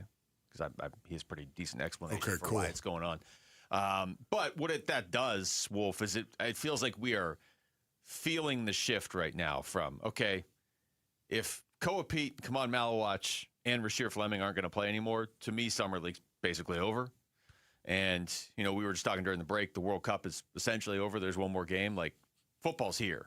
Football starts next week with the Arizona Cardinals. Yeah, thank goodness, man. It's so jacked up. What is it, a week from tomorrow, correct? First open practice a week from first tomorrow. Open practice. They're in there from tomorrow. A week from yesterday, I believe. Oh, yeah, yes. You and I are going to be out there. 22nd. Yeah, doing a show 2 weeks from tomorrow from that's such a great feeling. Man, this is going to be great. I'm jacked up. Doing the show from, I would assume, that same spot in State Farm Stadium overlooking the 50-yard line? Yeah, I would imagine that's where we're going to be. And, of course, this preseason is just, it feels different.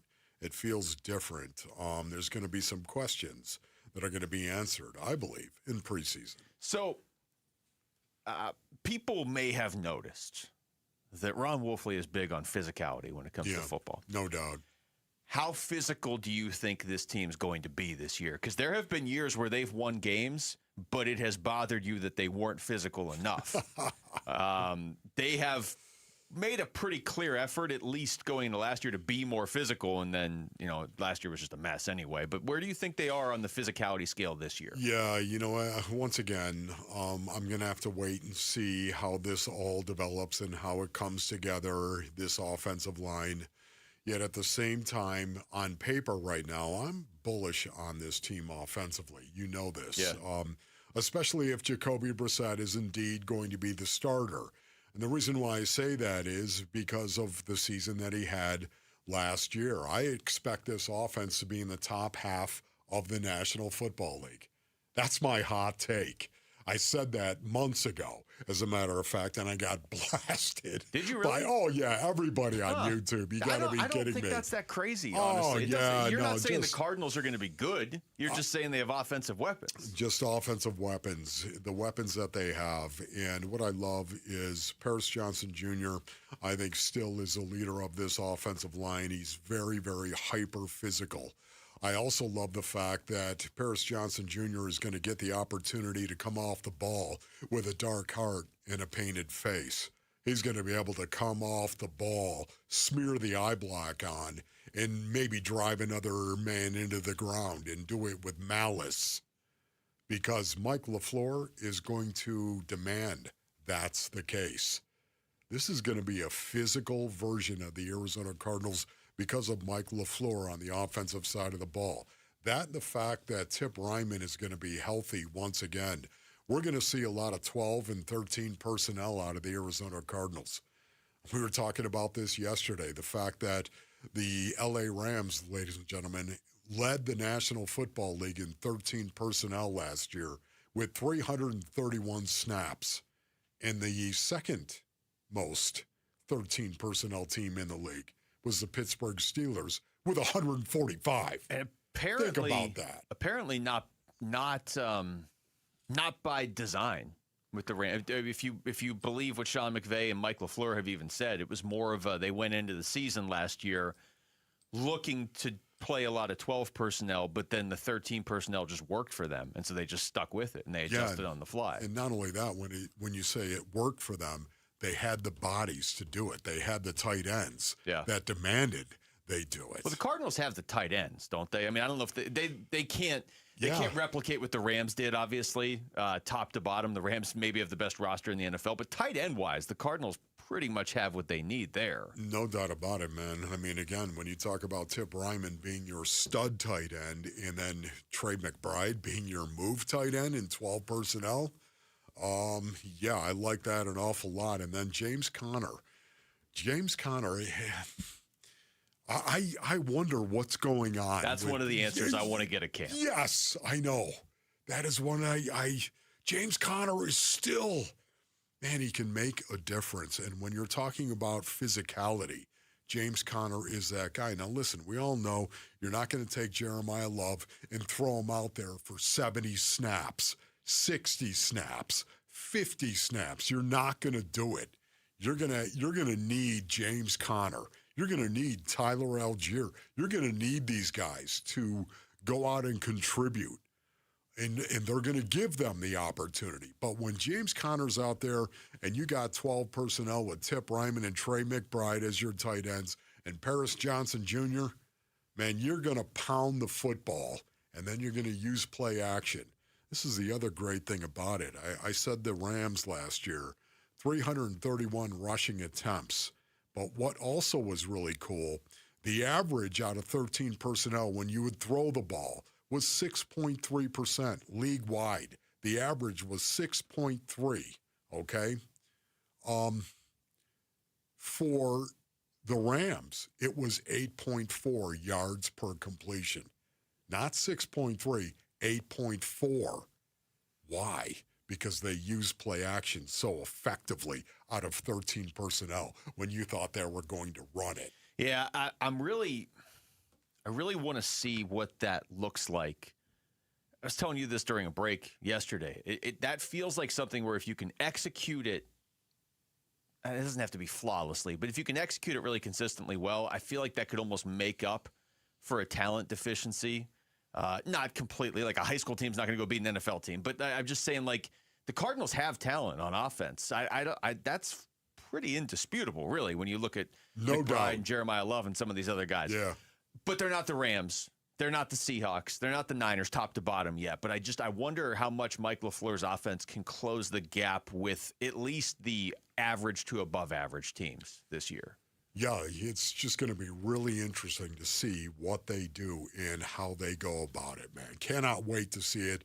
We're almost there, Luke. Yeah, and I also want to see, I want to know how healthy and ready James Conner, Walter Nolan, and Garrett Williams are, because we don't know any of that for sure yet. They're still injured from last year until further notice. All right, that's it for us. Thanks to Rick behind the glass. For Wolf, I'm Luke. We got Burns and Gambo coming up next on Arizona Sports, the local sports leader. Peace and strength. Bickley and Marotta mornings. Mike Trout hit a home run at Chase Field, and his own son Beckham was booing him because his son is a Diamondbacks fan. Trading for Mike Trout would be very, very complicated. He's got a no-trade clause, and he is owed a ton of money on his contract. It's unfortunate because finding that out, my first thought was, wow, how about that guy hitting fourth for the Diamondbacks? Here's something I always bring up when we talk about Mike Trout. Imagine being Tim Salmon, having a great career, and not even being the best Angels outfielder with the last name of a fish. Bickley and Marotta, mornings on Arizona Sports, the local sports leader. Buying a home comes with a lot of upfront cost. Earnest money, inspections, movers, it adds up fast. That's why Lund Mortgage is stepping in. Right now, we're covering the cost of your appraisal on every purchase loan we close. That's $600 to $800 you keep. We've got it covered. Think about it. Hundreds of dollars back in your pocket? That's a big grocery run, your first HOA payment, or just a little breathing room when you need it most. Give us a call and let's talk about your free appraisal today. Or go to lundmortgage.com. Terms and conditions apply. You know, I used to think all money managers were the same until I spoke with Fisher Investments. Really? How different are they? Fisher's investment counselors are dedicated to service, not sales, keeping clients up to date on their portfolio.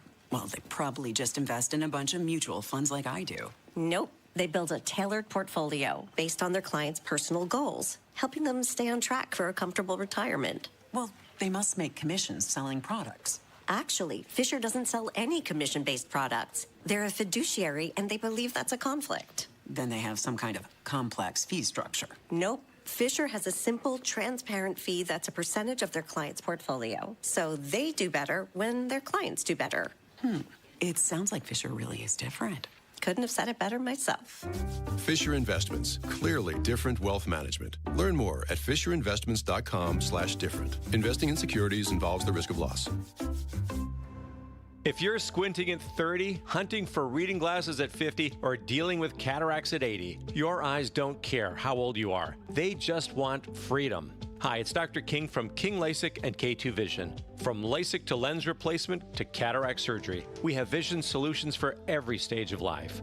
Trust the experience of 250,000 procedures and schedule your free Zoom consult at kinglasik.com. No glasses, contacts, readers, or cataracts. kinglasik.com. You've heard the cash offer companies on TV and radio. We'll buy your home fast. What they don't tell you, those offers come in below market value, loaded with hidden fees. The Carol Royce team, Your Home Sold Guaranteed Realty, does just the opposite. Carol's proven systems sell your home for more money fast into a qualified buyer who will pay top dollar because Carol has the buyers, guaranteed, or she'll buy it. That's a promise. Call Carol Royce today or visit carolhasthebuyers.com. That's carolhasthebuyers.com. Carol and Seller must agree on price and possession. I'm John Morgan of Morgan & Morgan, America's largest injury law firm. Over 35 years, I've seen it all. Car crashes, work injuries, defective products, medical mistakes, lives flipped upside down in an instant. But I've also seen something else, the power of fighting back, the power of winning. Over $30 billion recovered and counting. Size matters, reputation matters, results matter. There's only one Morgan & Morgan. Morgan & Morgan, forthepeople.com. Arizona lawyer will handle Arizona cases. Prior results do not guarantee a similar outcome. Plumbing problems never knock. They kick down the door at the worst possible time. A burst pipe turning your kitchen into a water park? A clogged drain bubbling like a swamp monster? Don't panic. Gettle wrestles plumbing nightmares for a living. Our perfectionist plumbers handle it all with the precision of a surgeon and the enthusiasm of a game show host. From sewer line repairs to water filtration to tankless water heaters, your home sparkles like we've never even been there, except your plumbing actually works now. Gettle, G-O-E-T-T-L, will fix your pipes, but it's hard to spell. Bunker to Bunker's annual Summer Throwback Golf Tournament presented by Shady Rays Sunglasses is coming up Sunday, July 26th at McCormick Ranch Golf Club in Scottsdale. The popular two-person scramble is loaded with team competitions, the big raffle, special prizes, and breakfast. It even includes a coupon for a second round of golf, all for just $120. Proceeds benefit St. Mary's Food Bank. This event is open to the public, but space is limited, so grab your partner and register today at bunkergolf.com. Hi, I'm Michaela, your friend and jeweler at Shane Company. You found your dream engagement ring. As a jewelry consultant, I recommend to start shopping for your wedding band 6 months before your big day. Don't worry. At Shane Company, we're here to help you find the perfect bands. Our men's and women's bands are crafted to high-quality standards, and it shows in every detail, with a stylish design and comfortable fit. At Shane Company, we'll take care of your engagement ring and wedding bands for life, because a friend wants you to say, I do, to your rings again and again. Shane Company, your friend and jeweler. KMVP FM Phoenix, live from the Casino Arizona and Talking Stick Resort Studio. Arizona Sports, the local sports leader.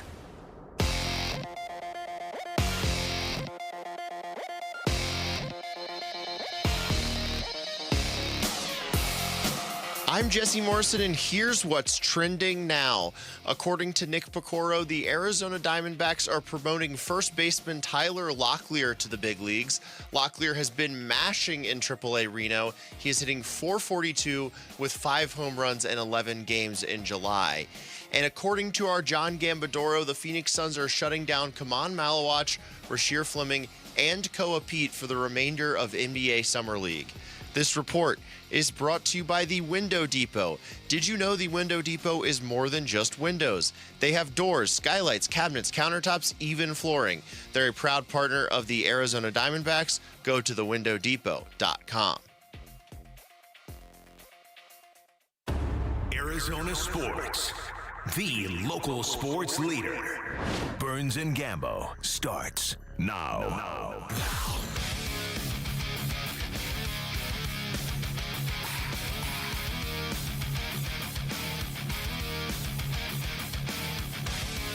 Straight up 2 o'clock on this Thursday in Phoenix.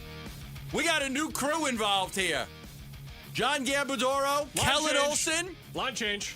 Line change, yeah. Jamal and I got the signal from the sideline. We're coming in. We're coming in, baby. Helmet, Jamal? I forgot my helmet. Where is it? It's the bruiser line. We're only here to fight. Oh, yeah. That's it. We're just here to fight. Us three in a pickup game, we may not win, but we're going to win the fight at the end of the game. We're going to knock some people. I know Jamal's that's what's most important. Jamal's very skinny right now. What are you weighing, like 165? Well, I wish. I'm about 210 right now. 210. Yeah, down from whatever you were. Yeah, so look a little skinny. I'm that guy in the game who's super annoying and pestering because I know I have two guys who will win the fight alongside me. Like, I'm not going to win the fight, but you two guys are going to win the fight. We'll throw some blows, me and Jamal. Absolutely. We'll take. We'll protect you. You could be the Wayne Gretzky. I'm the real big tough guy, and then I back up while you two are actually handling the business. I'll be Marty McSorley. We'll take care of business. Hold me back. Jamal's filling in for Mitch and Lauren. Lauren's on vacation. Mitch was doing the morning show.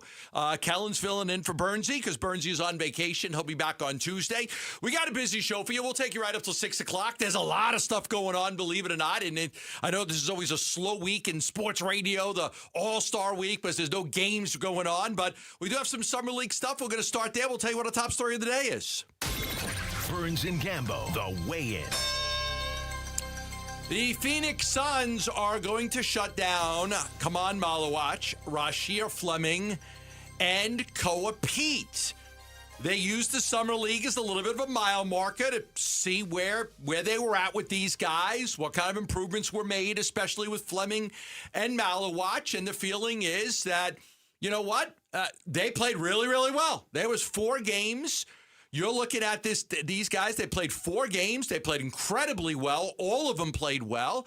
And you're at the point, and I heard Luke and Wolf talking about this. Are you shutting them down because you don't want injury, or is it a reward? It's just, I saw Washington shut down DeBonsa. This is just how it goes. It's just how it goes. You know what's a bad sign is if you don't shut them down because they need to keep playing. They didn't play well enough. Then they didn't play well enough. And I think, I know you watch every Summer League game from start to finish. Last night was another one of those games. They had an incredible run in that game. Ended up winning again. You had another solid outing by all of those guys, especially Kaman Malawach. So I think, after 4 games, and I came back and I watched, I had all the games recorded. I watched some of every single game. I couldn't be more impressed by how those guys played. I give them all an A+ for what they were able to accomplish, to be honest with you. So I don't know that there was anything else they needed to prove in these Summer League games. No, definitely not. You can't have your expectations too high or too low for Summer League. It is a useful tool to evaluate young players, but in terms of it determining whether a guy's going to be good or bad, you don't want to do anything like that. But what you want to see from Kaman Malawach is look like a top 10 pick from a year ago. And boy, has he looked like a top 10 pick from a year ago in these 4 games. We use the adage all the time in Summer League, too good to be here. And by the end of these 4 games, Kaman Malawach has solidified himself as a guy that is too good to be here. I thought yesterday was his best game. I thought that it was Koa Pete's best game. I thought it was Rasheer Fleming's best game as well. You started to see them get more and more comfortable as the week went on. And for Kaman and Rasheer especially, you saw an extra level of comfortability that comes from being with an NBA team for a full year. So mission accomplished for the Suns. And I think we talked about this a lot. 2 years ago, we were like, okay, what is the young core of this team going to be? How do you build up a young core with no draft picks and all these swaps and all this kind of stuff? And this is your core. It's these 3 guys right now, and all 3 of them have looked great. And the part of where this gets interesting, Gambo, is now that Suns fans have seen these guys for the last week play really well, boy, are you going to be getting tweets all season long about the playing time for these guys and whether they're going to play or not. Things can change, but I've got some answers for you that we'll discuss today. I know people are going to want to know has Malawach fit in, Fleming, Pete. We're going to go over that throughout the course of today. Don't leave us. But what a difference from last year, right? Because, Malawach, he played the first game, then he didn't play the second game, and he was really poor. I think he was 1 for 6 from three-point range in his first. So, we saw the three-point shooting with him. We saw Koa Pete, just, his ability to get to the basket and his power drives, and, that was outstanding. And Fleming, what I saw out of Fleming, too, was just defensively, just how good he was defensively. So give me your takeaways overall from what you've seen out of those 3 guys, and we could even add in Kobe Brea if you want through the 4 Summer League games. What's your takeaways from having watched every game? Biggest takeaway from Kaman was that in the first game, 7 turnovers, a lot of those were just bad hands, whether it was mishandling the ball when he was dribbling it, trying to catch it, trying to pass it to someone that was open. he was really struggling taking care of the ball. And then by the end of this week, these 4 games, some of the catches that he had yesterday, Gambo, were really impressive. Like not great only hands. Like a guy, it looked like a guy who has great hands, and Kaman necessarily doesn't. So to see that direct improvement over the course of the week was really impressive for him. And then of course, like his defensive positioning, just knowing where to be, that's still a work in progress for him. Don't get me wrong, he's going to have his possessions when he's out of place, but you know your job out there as a center. Your job out there is to grab rebounds and protect the rim. Don't allow any free shots around the rim. Deter as much as you possibly can. And there were about close to 50 possessions probably over these 4 games where a ball handler got into the key and Kaman was there, and he either just said no thank you and passed the ball out, or tried to shoot over him, and it didn't really go. I love that they gave them all 4 games. Not like, hey, you played 2 games. Like, come on, Malo, you could have said he was done after 2 games. I would have guessed that he was. Yeah. Right, and so I like that. Like, a lot of people question, well, why aren't they playing the next game? Because they don't need to. Like, there's no reason to play the next game. Like, they got everything they could have wanted and more out of these guys. If anything, you would have expected Kaman and Rasheer maybe to just play 2 games and then be done. But what I liked about these 4 guys, and I'm going to put Brea in there because I still kind of believe in Brea. I do too, yeah. I like Brea. Yeah. I'm going to put all 4 of those guys in a category. They're all really young players, who I think right now, today, all have a very bright future for the Phoenix Suns. That could change. These are summer league games, not regular season games. But right now, I think you're looking at a really young core that might be here for a little while. I love that they played them together, and not like you play 2 games and then you play 2 games and you're going to play, then you're not going to play, and then you're going to play, and then you're played them together. Let them get the continuity, the cohesion, whatever you want to call it, of playing with each other. Because I think down the road, I mean, can you see 3 of those guys playing together on the Phoenix Suns as part of a 7 or 8 man rotation down the road? Of course you can. So I liked that they played those guys the 4 games. They played them together. They let them work together and grow together because familiarity on the court, cohesion with each other. I think you saw that all in those 4 games. You totally did. I think Koa Pete was really impressive with how well-rounded his game is. Of course, he has the shot, and that's a problem, and that prevents him from being a totally well-rounded player. But you look at the way that he contributed as a passer, as a driver, as a playmaker, as a help defender, as an on-ball defender, as a rebounder. I think if you look at him, Malawach, and Fleming as the 3 guys, I think Koa is actually the most well-rounded of the 3, which is funny because Koa has the biggest defined weakness out of those 3 guys that is probably going to prevent him from playing right away. But we saw this when we watched our own Arizona Wildcats all year, right? If you put smaller defenders on Koa, he is just going to run right through them, and there was no one in a summer league environment that was going to be able to handle 6'8", 230 going downhill at them. So he's going to be able to handle those matchups. What's going to be curious to see is when he gets to the league and every single guy is his size, maybe guys are a little bit bigger than him, maybe guys are a little bit faster or stronger than him. How does he overcome that as well? That's where he ran into some struggles in Big 12 play. How about Rasheer's shot? His shot looked great. It looks fantastic. And we'll talk about what his role is going to be. But I liked him last year with some of those corner threes. I like that he can go to the left corner and then come around and then the right corner. There were games where he hit one from the left. I like his corner 3. Now, for him to play, that's going to have to happen. I liked Malawach's shot. Being able to stretch the floor is going to be important for him. I liked the power drives by Koa. And I know Brea had a really rough first couple games, but this kid's got such a sweet shot. His stroke is unbelievable. He really busted out in that 3rd game and shot the ball really well. He's very capable of that. So I think everything that they did well was on display throughout the summer league. The other thing is I thought, they let the excitement build. A lot of times, like last year, you got excited about the summer league. Then after one game, like you were there last year too, right? Yeah. It was like it faded so quickly. Very fast. With Ryan Dunn, it faded so quickly. I thought it kind of built up. It did, yeah. To where it was like 1 game, wow. 2nd game, wow. 3rd game, really wow. 4th game, and you thought last night was the best they played. Yeah. They let that build. They let that build up over 4 games. All the guys played. They all played a lot of minutes. They all played really well. It's almost like it left you wanting more, which may have been the next game. But there's no reason to play a next game. It's like the last preseason game in football. Like there's no reason to play. If those guys had struggled and needed work, then maybe you would say, okay, I'm going to play them. But because they played so damn well and everything clicked for them, I think the Suns feel really good about there's no need to play them anymore. Really important to see how consistent Kaman's jumper was in terms of like the mechanics.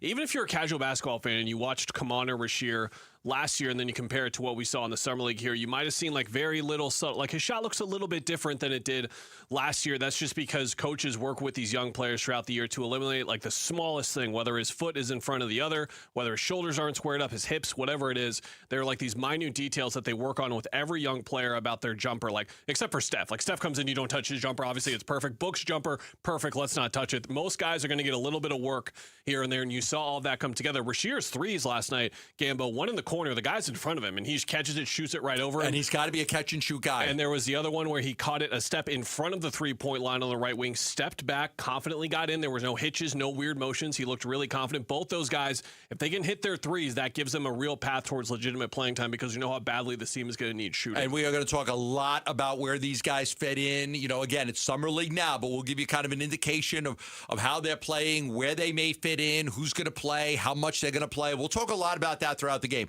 When we come back, the D-backs, we're going to give you some injury updates. They made a roster move today, and guys are going to start coming back. We'll tell you who may be first to return to the Arizona Diamondbacks. That's all coming up next right here on Arizona Sports, the local sports leader.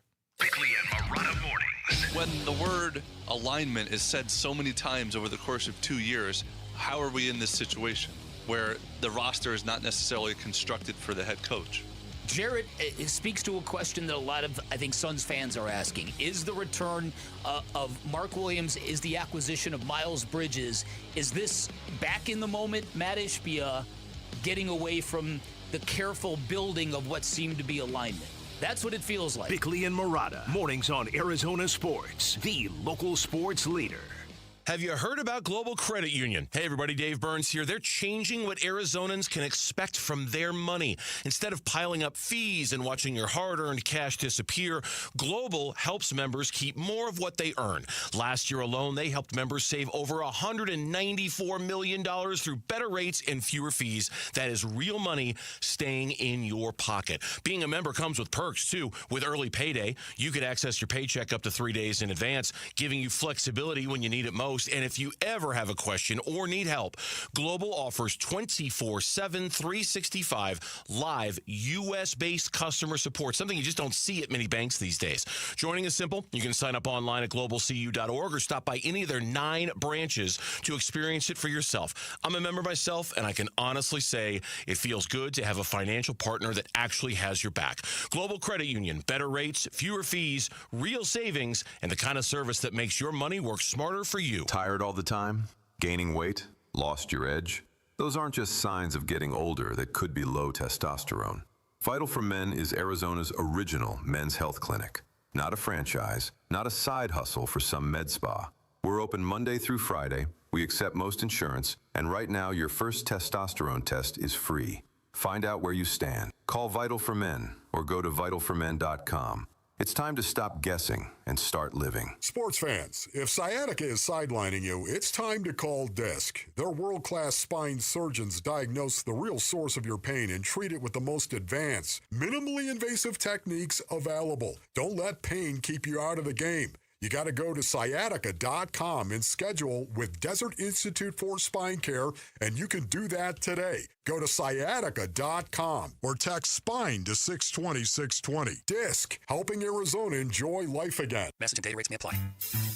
1-877 Cards for Kids. KARS Cards for Kids. Ready to get rid of that old car? Donate it to Cars for Kids. Call 877 Cars for Kids to reach a friendly live agent. Donation is super easy, and your car can be picked up as soon as tomorrow. Call us now or go to carsforkids.org. 1-877 Cars for Kids. Donate your car today. Did you know you can donate real estate too?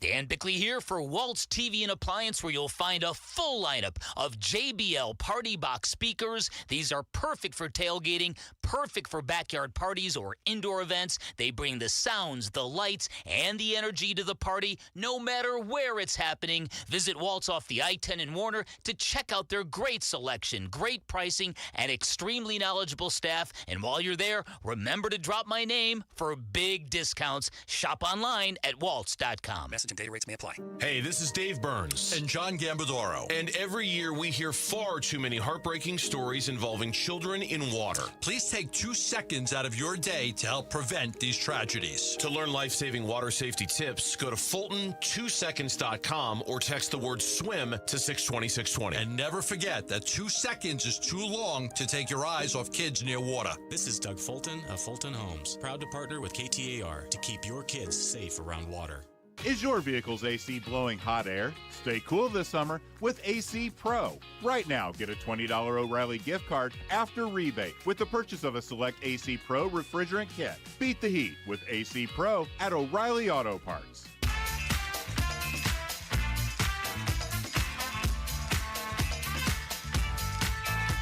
Hey everybody, Dan Bickley here. The Diamondbacks back in action on Friday. We'll talk about what our baseball team needs to do to get to the postseason. Fun begins at 6 a.m. on Arizona Sports, the Arizona Sports app, the Arizona Sports YouTube channel. Jamal, you spinning the tunes today? I am. You get to pick your own music? No, I just go from the rotator. You go from the rotator? Yeah. You don't get to pick your own stuff? No. Damn. It'd be a little different.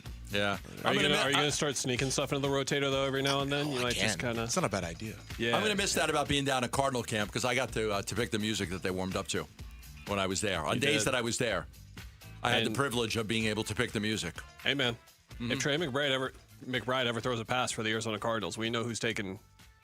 I got to play for him. I wrote the play up for him. I got to play for Trey McBride. He wanted to throw the ball. I got a play written up, and I gave it to LaFleur, and in the end, he kind of liked it. They're down 13-10 in the fourth quarter. It's like and they run my in the play. red zone, and they run his play. They run my play. Post-game, LaFleur says, he's asked, where'd you come up with that play? Actually, John Gambo, he fully just gives Gambo full credit. It goes national. Local radio host draws up winning play. The clip from our feed from him drawing and handing up has millions of views. It's this whole thing. I'd be like the Wonder Kid on Ted Lasso. Remember the Wonder Kid on Ed Lasso? Yeah. And then he got to coach his own team. He was just like the water boy or something. And then he got to started becoming resentful. Went to the rival team. Yeah. Went to the rival team, but he came back in the end. He did come back in the end. Yeah. Sorry for spoiling Ted Lasso, which has been out for 6 years. I think it's coming. A new one's coming out. Yeah, a new one's coming out, I believe. August? Yeah, I believe the main tagline now is that they're going to have an all-women's team that Ted is coaching. Love that show. Yeah, I love that show too. I hate when shows that you like go away. Oh. Just makes me so sad. I loved 24 with Kiefer Sutherland. Yeah. So sad when that went away. I'm a big rewatcher. Before bed, I like watching a show that makes me feel comfortable. So New Girl is one of my favorite comedies of all time. Other more The Wire, Band of Brothers on HBO, things like that. Shows that I love the characters and love being around them and things like that. I actually had The Love Boat on the other day, and my wife was like, "What are you watching?" I go, "It's the freaking Love Boat." Doc and Julie and Gopher was singing, and she goes, "This might be the worst show I've ever seen in my life." She goes, "You got to change the channel." I'm like, "I used to love The Love Boat. Come on!" They bring on these, these stars, and there's always a plot line, and there's Captain Stubing, and it's just she didn't get it. She just didn't get it. I don't know if I would have either, to be honest. You might not have either. I was changing the channel. Sometimes you change it and change the channel. The Love Boat's on. I used to like this show. Hey, how you doing? Exciting and new. Come aboard. We're expecting you, the Love Boat. The irony Soon we'll be making another tour. The irony of Gambo doing this performance to Jamal, who is known on this station as the generation gap loser. You could not have picked a worse person in the station to do that to be here's this show from the 70s, Jamal. Yeah, never heard of this. No, I've never heard it. Never heard of it. Oh, you got to go do a preview I don't know of the the Love direct Boat. examples. They got to sneak in a Love Boat question for you on Generation Gap, so that way now. They'll sing the song and you'll be the Love Boat. No, the light bulb. Julie played everything out. You had a Doc. You had Gopher. You had Captain Stubing. I mean, there was a good plot to it. What's going on with our baseball team, bud? All right, well, they're promoting first baseman Tyler Locklear. So Tyler Locklear, who was mashing in AAA, is back. That's a good news. He was in Reno. He had hit homers 5 times in his past 6 games. He got a .313 batting average, 8 homers in 211 bats at Reno. He'll take that roster spot that was available. So he's coming back. We know a couple of other things. When we start to look at what they've been able to do, Tommy Troy's on the 10-day injured list with that AC joint sprain. They're not that worried about the right shoulder. That's retroactive to July 12th. So the corresponding move is that Locklear is here. Now, you start to look at all the guys that they've got injured. And I think one of the things people are focused on is like, when are they going to get some of these guys back? The guy that's closest to coming back is Soroka. Okay. And it's pretty simple because he is currently throwing bullpens. He's throwing in the pen.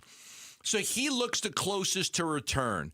Lawler's progressing a little bit, so I think that, that he's getting closer. But if you said to me, who's the guy that's most likely to come back first? Look, they've got Gallen out. They've got Nelson out. They got Burns out. They got Puck and Martinez out. Soroka's the guy that's closest. Throwing pens means that he's on his way. I don't know. They don't have a time frame.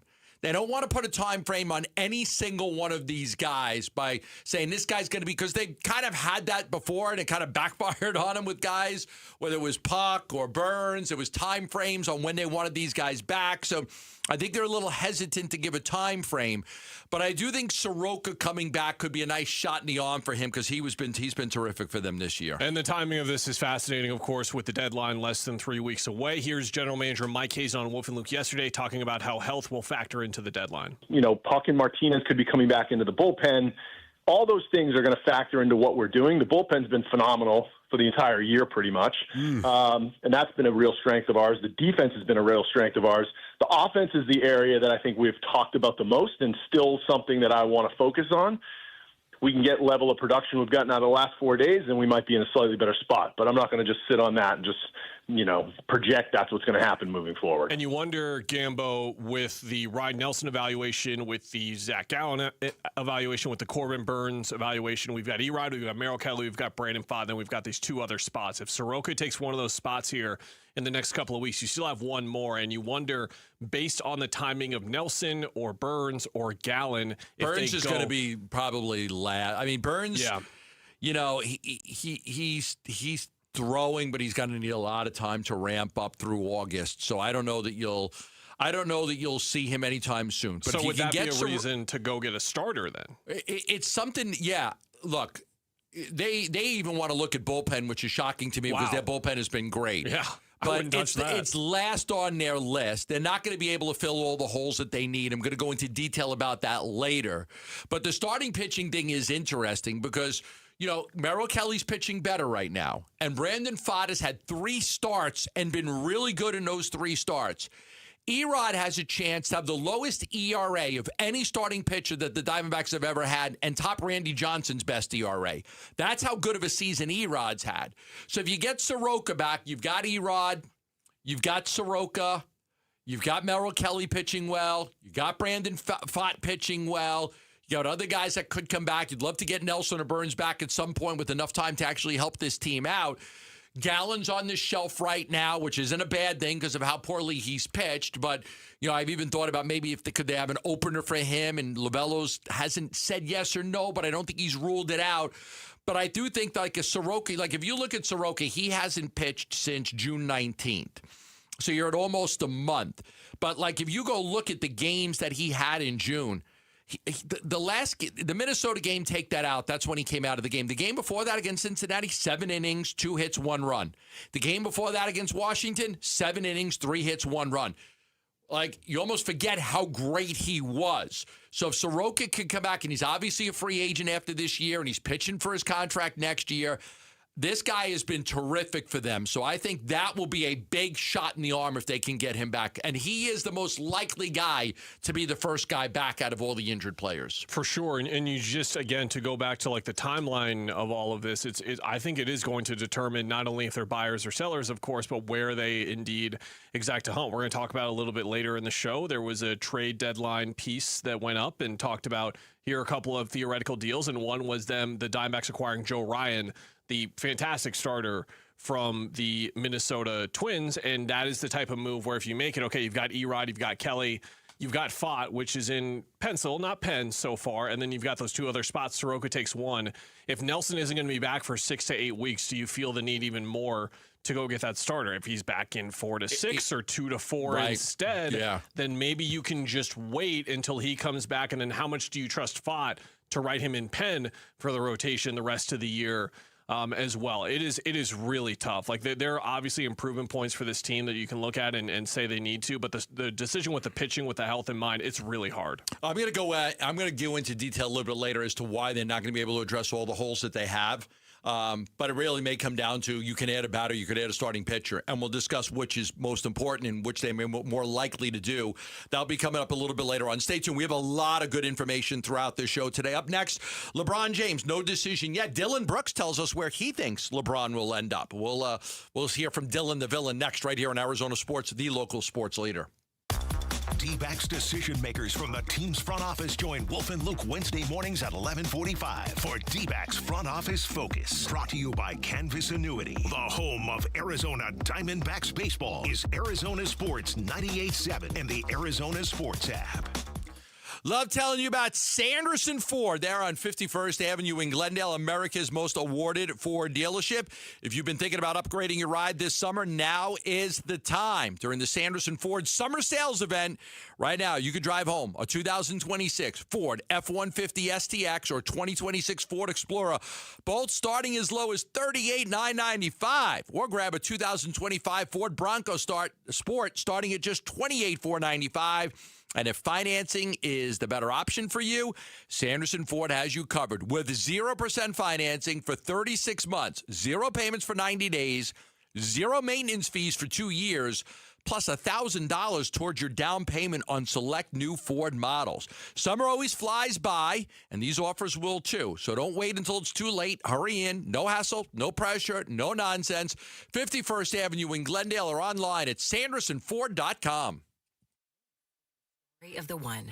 As a maintenance engineer at a beverage manufacturing plant, he starts his day knowing every line is ready to run because Grainger delivers the industrial-grade products he needs to keep mixers, conveyors, and packaging equipment moving.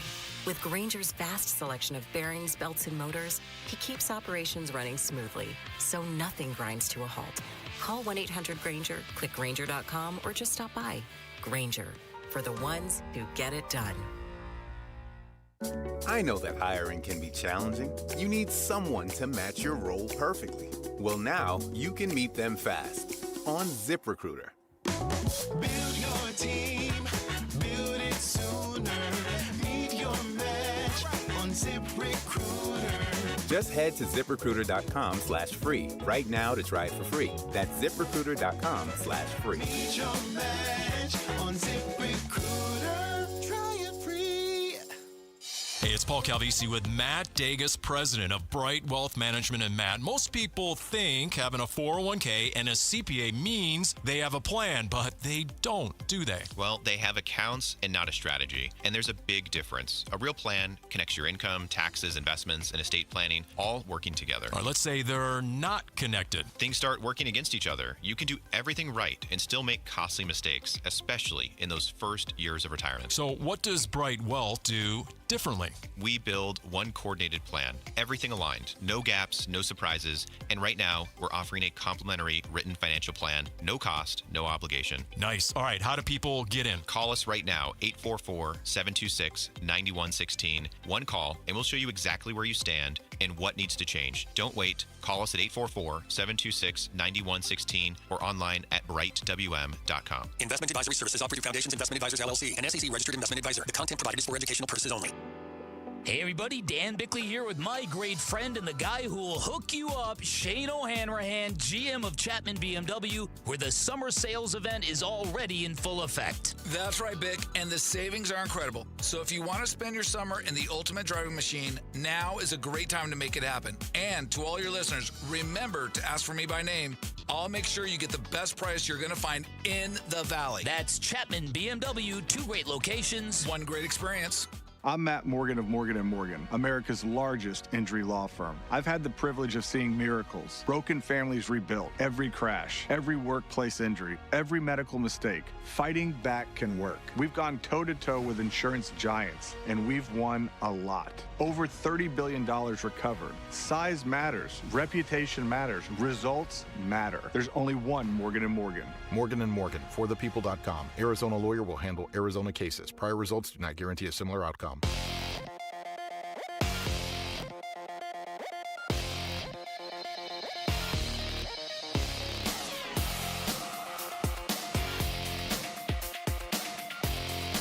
I'm Jamal Gumo, and this is what's trending now. The Arizona Diamondbacks are off just one more day until they return to the diamond tomorrow. They have made some moves, though. They are reportedly calling up first baseman Tyler Locklear to their major league roster. Locklear, so far in Reno this season, is batting .313 with an OPS of .897 and has hit 8 home runs. And according to our own John Campodoro, Rashir Fleming, Kamon Malawach, and Koa Pete will all be shut down for the rest of the Summer League. This report is brought to you by Freeway Chevrolet. This summer, get employee pricing plus 0% APR for 60 months on new 2026 Chevy Silverado 1500s at Freeway Chevrolet. New retail delivery by August 3rd.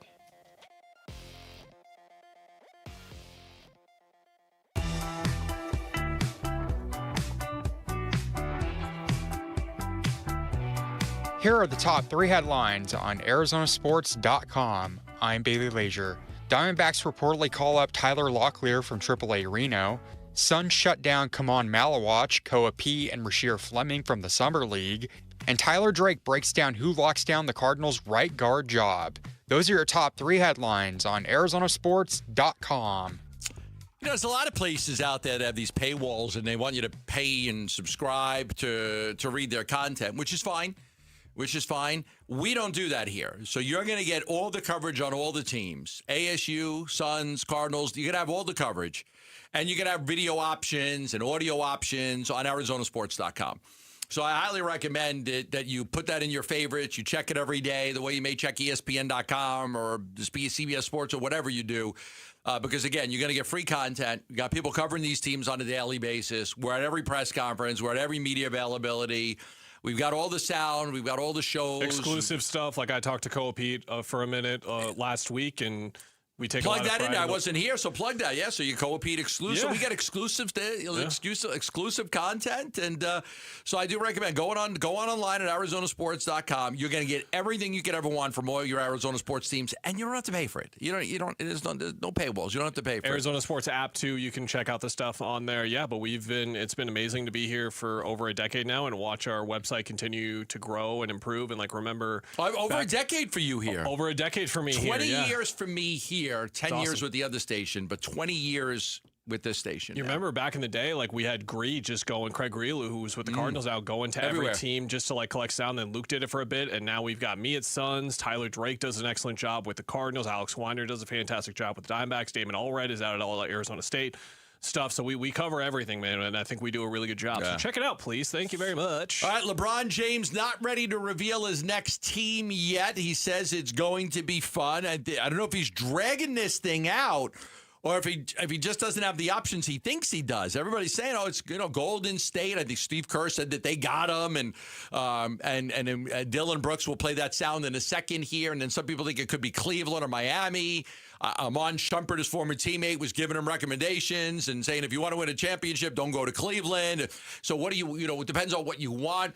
So I think in the NBA, I think this is the next big decision. We're pretty much set with our Suns stuff.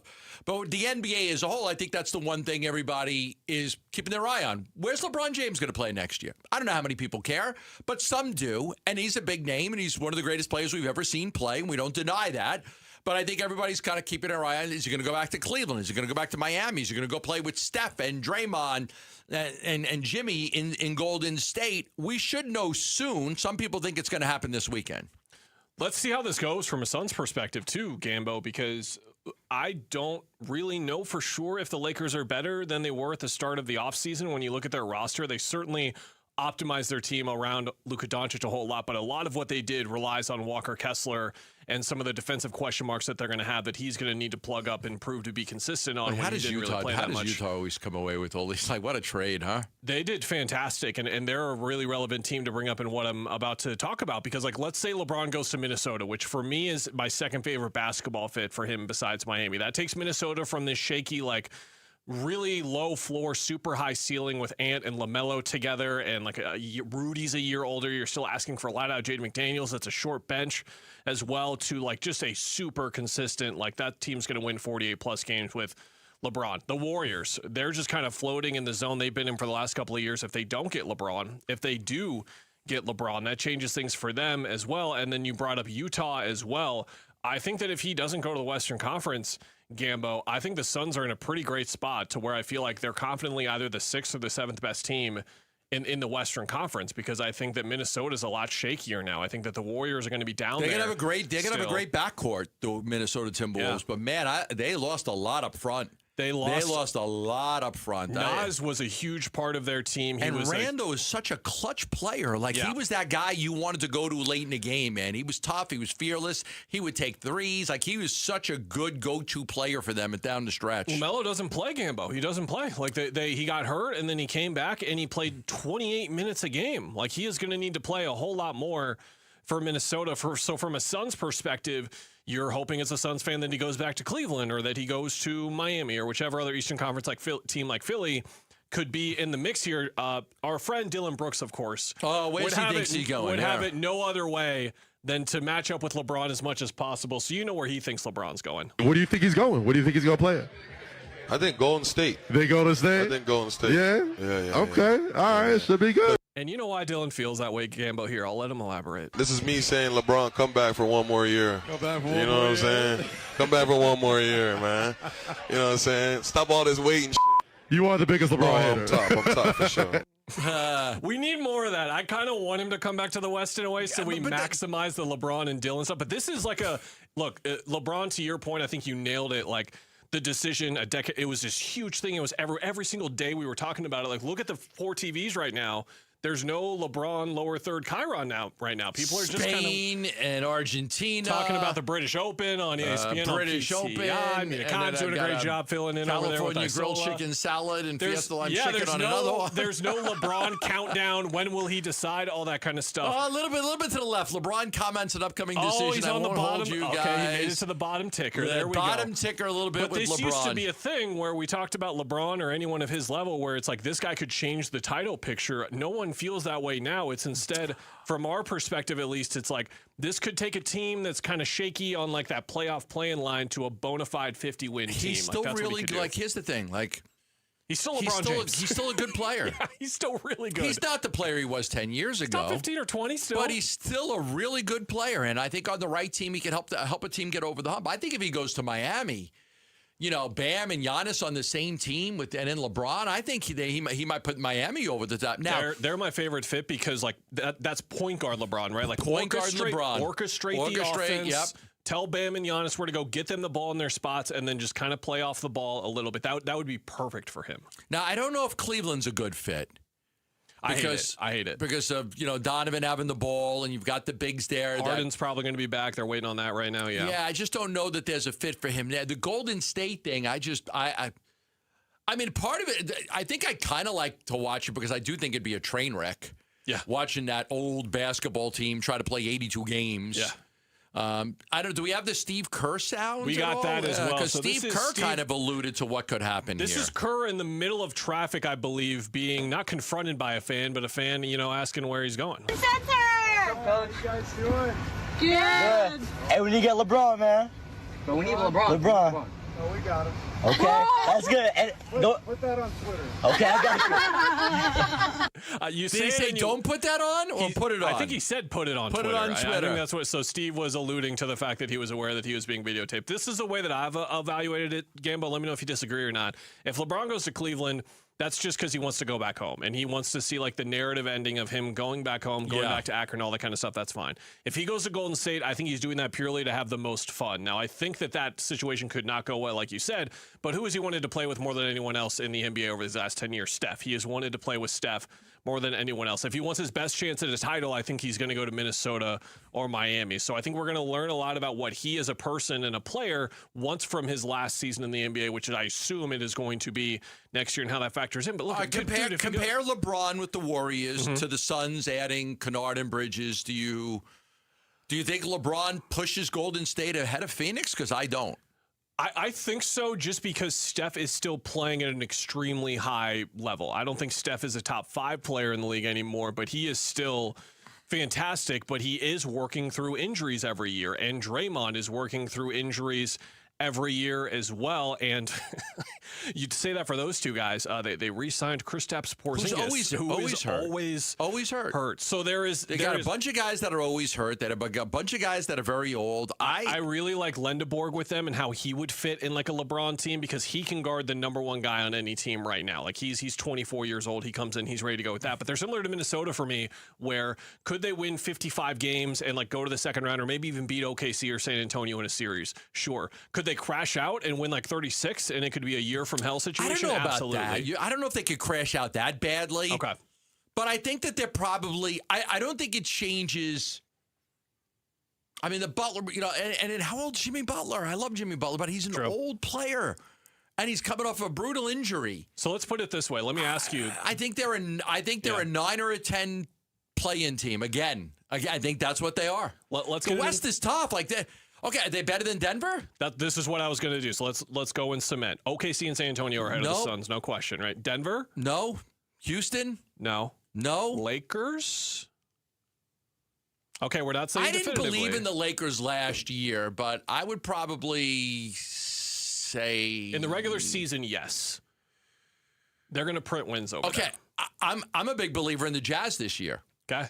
I think the Jazz are going to take a jump and a half this year. The only reason to doubt them is that they were purposefully losing basketball games last 3 years, unlike any other team in the league. And can you directly flip your culture? Because there are guys left on that team that were on the team last year when they were playing two-way guys 48 minutes a game just to give themselves the best. Like Isaiah Collier, you remember he played 48 minutes on a back-to-back in both games. They were doing nonsense over there. They were thrilled to get a top 4 pick. They loved all 4 of those guys. You know me, I think Peterson's the best player in the class. And I told you, listen, I told you, I was out in Utah in January. They loved Peterson. They loved Peterson. They would have been happy taking him number 1 if they had the number 1 pick. They loved Peterson. I think we landed on something good. I think there's 4 teams there, and then there's this mix of Denver, Minnesota, Phoenix, whatever the Clippers and the Blazers are after the moves that they have left to make as well. And then there's the Warriors.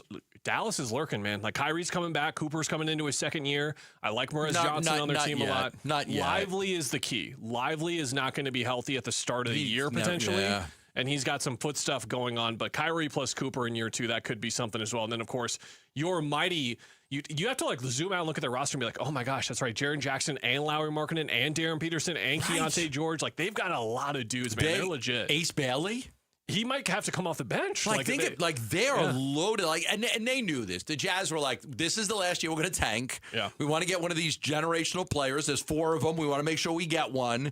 So they kind of knew that's like, this is, and they're going to go for it. And I guarantee you that I'll be shocked if they're not a play-in team this year. I think they'll jump in. All right. Argentina has done something truly remarkable in this World Cup. I'm going to do one segment on the World Cup. I don't know how many people are still interested. Argentina and Spain, the 2 teams left standing. But when you look at what Argentina has done, man, you're seeing some of the most clutch play in all of sports by that soccer team. We'll talk about that next right here on Arizona Sports, the local sports leader. Football soon. The home of Arizona Cardinals football. The home of Arizona State Sun Devils football. Arizona Sports on YouTube, the Arizona Sports app, Arizonasports.com, 98.7 FM. For over a century now, Ford has been part of America. In my family, it's been generations. Paul Calvisi here. My grandfather worked for Ford Motor. My first car, a classic Mustang, still have it. But going to our Desert Ford dealers today means getting more than a vehicle. We're talking a full suite of benefits like complimentary Ford mobile service or try Ford pickup and delivery. Yes, to and from your door, and it's easy scheduling in the Ford Pass app. Tough would be built Ford tough. More than a slogan, it's an identity of the F-Series trucks, and the all-new 2026 F-150 is the best yet. With a completely redesigned interior and exterior adventure, how about the Ford Bronco Sport? It says, let's get it, with 5 available trims so you can forge your own path. We recently bought a new Explorer at our Desert Ford dealers. Love the flexible seating up to 7, all the cargo room, the advanced tech. Bottom line, Ford is the future at our Desert Ford dealers. Just click buyfordnow.com. Hi, this is Stuart Willis, president of Asset Preservation Wealth and Tax. A personal relationship with your financial advisor really matters. It's super important that you have the ability to talk about anything you need to with your advisor. So if you have been pushed off to a call center and you don't have a one-on-one relationship with your financial advisor, then reach out to us at assetpreservationwealth.com. That's assetpreservationwealth.com. Investment advisory services offered through Foundations Investment Advisors, LLC, an SEC registered investment advisor. I love days like these at the pool, but my moderate to severe plaque psoriasis can sometimes take me out of the moment. I'm ready to make a splash with clearer skin thanks to Skyrizi, risankizumab Riza. Skyrizi is a prescription-only injection for adults who are candidates for systemic or phototherapy. At 4 months, most people saw 90% clearer skin when measured from head to toe, and many were even 100% plaque-free. People also saw significant improvement in psoriasis symptoms of pain, redness, itching, and burning. Don't use if allergic to Skyrizi. Serious allergic reactions, increased infections, or lower ability to fight them may occur. Before treatment, get checked for infections and tuberculosis. Tell your doctor about any flu-like symptoms or vaccines. Now there's nothing on my skin thanks to Skyrizi, and that means everything. Ask your doctor about Skyrizi, the #1 dermatologist-prescribed biologic in psoriasis. Visit skyrizi.com or call 1-866-SKY-RIZI to learn more. All right, Wolf, you've had All Pro Shade concepts at your house for a couple of years now. What is one thing you'd tell your listeners about them? Oh, brother, you gotta have shade. Temps hitting triple digits and the kids won't go outside? You gotta have shade. Hosting a backyard barbecue? You gotta have shade. Patio furniture fading? Robert, you gotta have shade. Wolf, is there anything else you'd like to add? Yeah. Get your free estimate at allproshade.com. That's allproshade.com. Because you gotta have shade. Dan Bickley here for Waltz TV and Appliance, where you'll find everything you need to take your viewing experience to the next level. Great selection, inventory you won't find anywhere else, super knowledgeable staff, and great pricing just like you'd get from the big box stores, but with 10 times the service. And if you really want the hookup, head on down to Waltz off the I-10 in Warner and ask for my guy Bear. You will not be disappointed. Online at waltz.com. Shop local, shop Waltz. The Burns and Gambo Social Poll. All right. It is time for we used to call it the Twitter poll. We just call it our social poll now. I have no idea what the question is because it used to be on the Burns and Gambo page. Now it's just on ArizonaSports.com. I didn't check it today, but Jamal, you've got the question? I absolutely Is do. it a good one or is it a mediocre one or does it suck? It's a good one. It's a good one. I don't mind. It's simple but good. Simple but good. Simple but good. It's a tough thing to come up with the poll question every day. I did it on the website Keep for it a simple, long time, stupid. especially at this time of year. It's tough. What do we got? We are asking, who do you want to win the World Cup? Argentina or Spain? Spain. Well, the context here, Gambo, is that while you were away and while it was 8 teams remaining in the tournament, I was pulling for Norway. We had me, Burnsy, Lauren, and Jamal, who was in for Mitch that day, do a draft of the 8 teams. Oh, and then okay. the winner is going to get baked goods from the Covels, who are known. Lauren and her sister Sarah are known for their baked goods. They like to bake. So Burnsy's got Spain. Jamal, fully acknowledging that he picked the corrupt winner in Argentina. Burnsy has Spain. Burnsy has Spain. Jamal has Argentina. So I feel like in a way here I'm asking who would I rather see win it. What are you going to get? What kind of baked goods are you going to get? Oh, I've heard very good things about the bakery that happens over at the Global House. Yeah. So I love scones. Scones would be good. So when I was in Europe and Ireland and Scotland, like I had scones I freaking love scones. If anybody bakes a good scone, let me know. I freaking love scones. Cranberry scones, blueberry scones. There it is. I freaking love scones. Gambo made the boss call. He made the boss call about RC Vanilla Cola, bean. and then it was here within an hour. Like, we're gonna have scones here by the end of the show. My wife is just addicted to the RC Cola cherry. She sent me a picture yesterday. She went and bought 2 cases at like this Family Dollar store or something. Family Dollar or Family. She found a place that sells RC Cola. I don't know what he's talking about soda being addictive. I don't know. RC Cola cherries is the best. Like, it's better than any other cherry soda. So and Jamal, I love RC Cola. The question is, do I want to see Burnsy win or do I want to see Jamal win? Burnsy's not here, so I'm going to say I want to see Jamal win. Yeah, to hell with Burnsy. Yeah, I want to see Argentina Burnsy. win. I want to see Jamal get the baked good of his choosing from the Colville sisters. I'm tired of watching Argentina win all these games the way they do, so I'm Me pulling for too. Spain. I really, we talked about this last week, Jamal. Like, I don't really like watching Argentina. I don't find them that interesting to watch outside of when Messi does Messi things. Plus, they cheated many years ago with the hand of God goal. The hand of God, Maradona. All of that history there, and then this VAR nonsense of Argentina, as they've been known over the last week. But I'll still vote Argentina because I want to see you win, Jamal. So, well, thank you, Kellen. I also do want to win. I'm not necessarily rooting for Argentina, but I do want to win. Argentina is leading the way, barely. 51% of the vote is rooting for Argentina, and 49% of the vote is rooting for Spain. Don't cry for Argentina, Jamal. I'm going to try not to. Don't cry for Argentina if they lose. All right, that is our poll question. You can go on the website. This is incredible. I wanted to spend a few minutes talking about this because I almost can't believe it. Argentina has scored 19 goals in the World Cup. 10 were scored in the 80th minute or later. Wow. 7 in the 90th minute or later. Think about this. They have 19 goals. 10 were scored after 80 minutes. 7 of them were scored after 90 minutes. Both are records at any World Cup tournament from 1930 to 2022. They scored in the 111th minute against Cape Verde. Is it Cape Verde or Cape Verde? Cape Verde. They scored in the 92nd minute stoppage time against Egypt. They scored in the 112th minute against Switzerland. They scored in the 92nd minute stoppage time against England. They have yet to lead after 90 minutes of any knockout game. They're in the finals. They have yet to lead after 90 minutes in any of the knockout games. It is an absolutely... I don't know how they're doing it. These unbelievable... They were down 2 goals against Egypt. I was sitting at a pub with my daughter and a fiance in Scotland. We're watching the game. Egypt's up 2-0. And it's like, this isn't... And then they scored. Oh, it's 2-1. They're back in it just a little time. Then they scored again. And then they scored again. They went 3. Like, I walked out of that place like, is there something in the fish and chips here? Because I can't believe that they just won this freaking game. Messi's been incredible. He scored 3 of his 8 goals in the 80th minute or later. He had 2 assists in that last game. He's 39 years old. Does he just save his energy for the end of the games? I don't know. But this team has been so clutch, so freaking clutch that all of these goals are happening. West Germany in 1970. That's how far. West Germany. Most people, young people have no idea there was a West Germany. They had held the previous record with 7 goals scored in the 80th minute or beyond. And now you're looking at Argentina, and they've got 10 goals scored in the 80th minute or beyond. They're just never out of a game. They're never out of a game.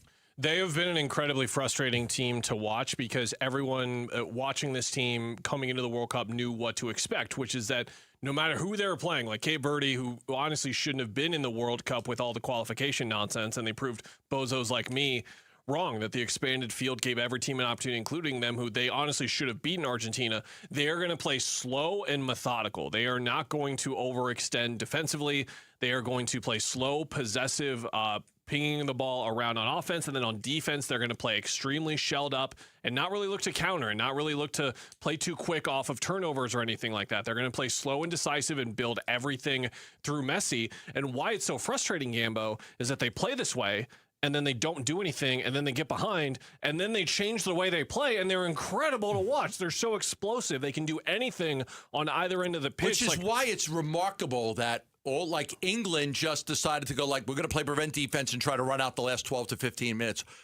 Man, you're going to really let them have possession of the ball in your end and try to hold off them scoring a goal for 12 to 15 minutes? Yeah, it was a heat check from Tuchel because this worked against Mexico. Argentina is not Mexico. And it was like immediately when they scored, even before the subs freaking happened, England just completely turned off and was fine with turtling up. The old park the bus, if you will, as it's been known forever. But obviously this is cool that we get to see Messi in a final again, but it's just been through a team that has been so frustrating to watch, and against a team in Spain who plays similarly. Like, Spain plays incredibly methodical. They play really slow. They take care of the ball. The difference is that they have such diverse playmaking talent across the pitch where they can score through anyone because of the way everyone touches the ball there and everyone passes the ball there. So it's going to be a different feel to Sunday's match. But you're totally right. Like, if Spain's up 2-0 at halftime, we're not going to be like, game's over. Right. Even against Spain, who's given up 1 goal the whole tournament, we're not going to be like, game's over. My wife texted me because I watched the first half of the England Argentina game. Then I came into the office and England was up 1-0 and Mitch showed me the goal. And then we watched Argentina come back to win. So my lovely wife, the beautiful Miss Chelsea, shout out. She goes, this World Cup is so rigged. How does Argentina always score multiple goals in the last 5 minutes of every game? That was her text to me. Yeah. This World Cup is so rigged because she was watching it. Then I got my buddy who he's a pilot for British Airways. His name is Andy Venn. And he's out here in Phoenix a lot. And he learned how to fly in Phoenix. And he comes out here to Phoenix a lot. He loves all the Phoenix teams. He loves the Cardinals and the Suns and the D-backs. But he's from Britain. Like, he lives in Britain. And he's like, I did my best Gambo impression, and I turned the TV off immediately after the final whistle. I couldn't watch them celebrate. I'm like, that's what I always do when my team loses, because I've been in such a bad mood all day today. Like, they're pissed because, like, they had the game won, and then they started to play this ridiculous, like, defensive scheme, and it kind of allowed Argentina to have complete control of the ball, and they ended up scoring the 2 goals to win the game. All right, when we come back, we are going to talk about Kaman Malawach. How much is he going to be able to play this season? We'll talk a little bit about that next, right here on Arizona Sports, the local sports leader. East Valley, West Valley, North Side, South Side, and Central. Arizona Sports covers high school sports all over the Valley. Saturday mornings 9 to 11 on The Kevin McCabe Show. If it involves competition on a court, field, pitch, rink, or track, the Dean is talking about it on the Arizona Sports app and 98.7. The Kevin McCabe Show. Saturday mornings 9 to 11. The red, white, and blue sale is on at Liberty GMC, and I mean it when I say it. There has never been a better time than right now to go get yourself a truck than it is right now at Liberty GMC. Dave Burns back here with you because the red, white, and blue sale going on right now at Liberty GMC, 87th Avenue and West Bell Road in Peoria, or online all the time at libertygmcaz.com, features something that Liberty GMC hasn't done for 8 years, and it's substantial. You pay what they pay. Employee pricing right now on the 2026 GMC Sierra 1500. You're going to pay what they pay. Or you could take advantage of 0% financing for 36 months. Either way, if you want to get your hands on the best truck out on the road, the 2026 GMC Sierra 1500, there's never been a better time than right now. Liberty GMC, 87th Avenue and West Bell Road in Peoria. Shop and buy online all the time. LibertyGMCAZ.com. GMC, we are professional grade. Are you planning a home renovation? Getting quotes on windows, doors, cabinets, countertops, or flooring? Before you commit, visit the Window Depot and make sure you're not overpaying. The Window Depot is your one-stop shop for top quality products at the lowest prices. We're locally owned and operated with no installers and no middlemen, so you save big. Perfect for DIYers, contractors, and homeowners. Visit a location near you or shop online at thewindowdepot.com. The Window Depot, more than a window store. Ready! At Ready Services Plumbing and Air Conditioning, saving customers money isn't a promotion. It's how they built their business. That's why they're the home of the no-fee emergency. No trip fees, no overtime fees, no weekend fees. If you'd like a second opinion on your AC or plumbing repair, Ready Services would love the opportunity to earn your business. They'll do a great job, treat you right, and work to get you the best value possible. Are you ready? Go to nofeeemergency.com. Hey, Ron Wolfley here. I am with Brian Griffiths, who is a captain of Moving Team 6. Brian, how are you doing? Not too bad, Wolf. How about yourself? I'm doing great, brother. Tell me why you got involved with Moving Team 6. I used to be in the Navy, had gotten out, doing a couple other things, and wanted to get back into something that actually helps people again. How did being in the Navy actually help you with Moving Team 6? It helps out a lot. It gives you the discipline, big things, showing up on time, work ethic. Show up, you get the job done, get it done the right way the first time. Makes everything much smoother and easier. How much did it matter to you that Moving Team 6, they proudly support and hire veterans? Oh, it mattered a lot. That's one of the reasons why I started working here. So, Brian, if there's another veteran that is listening right now, what would you tell them about Moving Team 6? First of all, it's a great place to work. Similar kind of brotherhood you had while you were in with the guys and the other veterans that we have here. Thank you, Brian. Go to movingteam6.com. Where your move is our mission. When I was a kid, my dream wasn't a mansion. It wasn't a yacht. It was a 250cc Kawasaki dirt bike sitting in the garage. That garage and that bike represented freedom. Hi, I'm Tommy Mello. At A1 Garage Door Service, we know your garage holds more than tools. It holds dreams. From repairs to upgrades, call A1 Garage Door Service today or schedule online at a1garage.com. A1 from day one.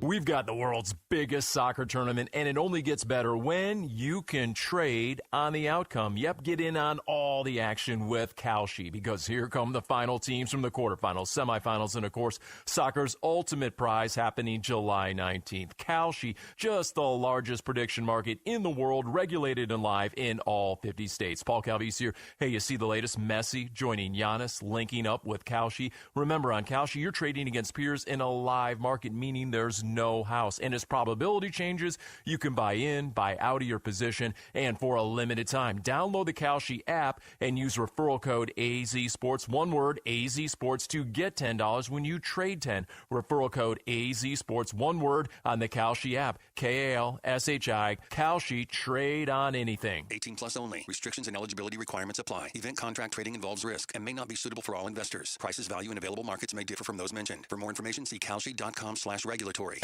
KMVP FM Phoenix. Live from the Casino Arizona and Talking Stick Resort Studio. Arizona Sports, the local sports leader. I'm Jamal Gumo, and this is what's trending now. The Arizona Diamondbacks are off just one more day until they are back on the diamond tomorrow. But until then, they have made some roster moves. They are reportedly calling up first baseman Tyler Locklear to the Major League roster. Locklear, so far in Reno this season, is batting .313 with an OPS of .897 and has hit 8 home runs. And according to our own John Gambadoro, Rasheer Fleming, Kaman Malawach, and Koa Pete will all be shut down for the rest of the Summer League. This report is brought to you by Freeway Chevrolet. This summer, get employee pricing plus 0% APR for 60 months on new 2026 Chevy Silverado 1500s at Freeway Chevrolet. New retail delivery by August 3rd.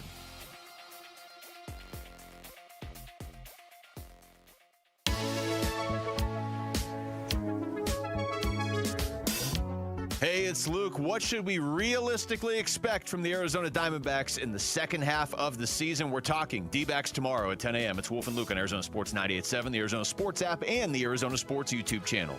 All right, Kellen is filling in for Bernsey, who decided to take a week off after I got back from vacation. I don't think it's the biggest no-no, but you usually want a couple days to, because I get back, I don't know what the hell's going on. I'm in freaking Europe. Like, it's an 8-9 hour time difference. I don't know. I'm visiting castles and. It's your guys' tag team philosophy where you guys make sure always that one of you is here no matter what. And Burnsy's still looking for his time here or there. Picks a really good week where there's not a whole lot happening, and he'll come back. And dude, training camp next week. Isn't that crazy? I know. It happens so fast every summer, dude. I can't believe it. Yeah. Still sad that I'm not going to be able to pick the music out for the pre-games. Maybe there are negotiations still in place. We'll Gannon would come up and he'd be like, what's your list today? And I'm going to give him a bunch of songs and he would play them. Yeah, when I was there. Like they're playing Blue Oyster Cult and Clear CCR. Are you liking that as a player, Jamal? If you hear Blue Oyster Cult, up around the bend. I think I've heard it maybe 3 times. Around the bend. There you go. Blue Oyster Cult? Yeah. Don't Fear the Reaper? Yeah. And you don't listen to this show. I play it all the time. It's like the iconic song for this show. Well, it's because of this show. The discography he's saying, the whole entirety. Not just that song. It's probably my favorite, rock song. It's probably my favorite rock song is Don't Fear the Reaper. But I played CCR, Clearwater Revival. I played some of that when I was there. But I'm not going to get to do that. Anyway, we need to talk about Kaman Malawach because I know this is going to get you very, very excited. Okay. Kaman Malawach had an incredible 4 games, and everybody's asking how much can he play? Can he play with Mark? Can he play with Oso? All that stuff. It's a question that you have is, can the Suns play 2 bigs at one time? Because as you know, last year, they were very small, and they got hurt defensively a lot of times because they didn't have the bigs to play because Malawach wasn't ready to play. Like he wasn't ready to be able to help them win as a rookie who was 19 years old and, didn't have the experience. So I think we're all looking at these 4 games in which he flat out dominated, just dominated. And we're looking and we're starting to wonder, okay, how much is he going to play? And can he play as another big? What I will tell you is I like that thought of playing him with another big, but it's got to be Oso. It can't be Mark. It's like Malawach and Mark would not go well together, but I think Malawach and Oso could play together. So I do think that's something I know it's something you've been asking and you've been wondering, can they play the 2 bigs together? Fans have been chatting about it, yeah. And I think that it is something that is really worth looking at. I think that there's a chance, because of Oso's, movement on offense, because Oso can be almost like a playmaker, on offense. Can guard anyone on defense. Yep. More teams are playing bigger guys, and last year they were too small. So they know they've got to play a little bit bigger. So it is something that I do want to keep an eye on that. Again, I don't think that you'll see Malawach and Mark together because I don't think that that's the right fit. I agree. But because of Oso's ability to switch defensively, guard a lot of positions, and then kind of run some offense, and I think Malawach's ability, and this is the key, is the key, his ability to spread the floor a little bit now with that shot is going to allow them to possibly play some 2 bigs together. It's fascinating because it really is fascinating. The example that we bring up, Gambo, is the start of last year when the Suns were playing 3 centers. I brought it up a lot. Mark Williams, Oso Ighodaro, and Nick Richards. The big difference there is that when Nick Richards was playing, Oso was playing just about the same amount of minutes as him. Remember, Oso was playing like 12 to 18 maybe at the start of the season. And then as Oso really took a big jump in his second year and Nick didn't play well, it became a 2-man rotation instead. And you remember the games, Gambo, where it's like the 8:30 mark, 8-minute mark, and Oso's already coming in. Like, it's been 4 minutes, and Ott's like, Mark just doesn't have it tonight. I trust Oso so much more with all these different kinds of things. Ott hasn't said that, to be clear, but you can read into his decision-making and kind of look into what he's done over the course of the season and how he picked his rotations and when he subbed Oso in. Oso is clearly the center that he trusts the most, and now Oso is the guy that's going to play at least 20 to 25 minutes a game. That's where you're going to have Mark around too. And of course, that leaves you 0 time from a center perspective with the 48 minutes you're allocated. So can you find a way to sneak in some double big lineups? Can you use Oso's versatility on defense? Gamble, can you imagine Malawach being the primary rim protector and then Oso cleaning up whatever he can't get to either from the weak side? That would be really fun to watch defensively, but offensively, Malawach has got to be a consistent 3-point shooter, and the spacing has got to be there as well, because even if Malawach is a knockdown 3-point shooter at his size and teams are playing off of him, then that spacing isn't going to work because guys are going to completely play off of Oso as well. So what you're saying, Gambo, is the path towards playing time for Malawach a role as these double big lineups, or it's just going to be a way to find him minutes here and there? So what I think is going to happen is I think that they will be very careful with Mark because of his injury history in the past. So on days that Mark doesn't play, and let's just take back-to-backs. Sure. That's 16 games right there. Mm-hmm. You're going to see Malawach likely start in those games. Okay. So what I'm expecting is that just take those 16 games. There are going to be 16 back-to-backs. They're not going to play Mark in back-to-backs. There's 16 starts for Malawach right there. Now you've got injury. You know, that's probably going to be games that Mark gets injured and doesn't play. That's more opportunities for him to start. So I don't think it's going to be Oso starting when Mark misses a game. Interesting. I think it'll be Malawach that starts. So I do think you're going to start to see him play. Look, one of the things you got to keep your eye on, too, is everybody's talking about, oh, he didn't play. There was only 2 rookies. You probably know this because, you know, you're a savant. Is that the right word with this stuff? A savant. Oh. There were only 2 rookies on. I know I don't use big words. It's a big word. I had some guy on YouTube yesterday. How does this guy even have a radio show when he can't even say parameter? Dude, That's why the compliment means even more, because you took the risk of saying savant. Like, your brain's going, are you the savant? Call him the savant. And you're like, I don't want to call him the savant because I don't know what savant means. Like my vocabulary is not as expanded. I'm not stupid. I appreciate that. You were saying 2 rookies? Okay. There were only 2 rookies last year on good teams, playoff teams, that played a lot of minutes. Yeah. Okay, there were only 2. It was Harper in San Antonio, and the other one was an Eastern Conference, so you probably know who it is. Rory Boyles, right? It was Edgecombe. Oh, okay. With Philly. Okay. Those guys on playoff teams they played a lot of minutes. Okay. if you go look at there weren't a lot of, like, on bad teams, you saw some rookies play a lot of minutes. But on good teams, if you take all the playoff teams and you look at their first-round picks, you're going to see a lot of those guys didn't play a lot of minutes. Harper did and Edgecombe did. But Malawach didn't play a lot of minutes. He was 19 years old. They wanted to work with him. They wanted to develop him. And I'll give you, like, this kid's work ethic is something to behold. You know how to look up Summer League stats? Because I don't. Yeah, I got you. Look up the last 2 games. I'm going to tell you something about the free throws as I talk a little bit about this.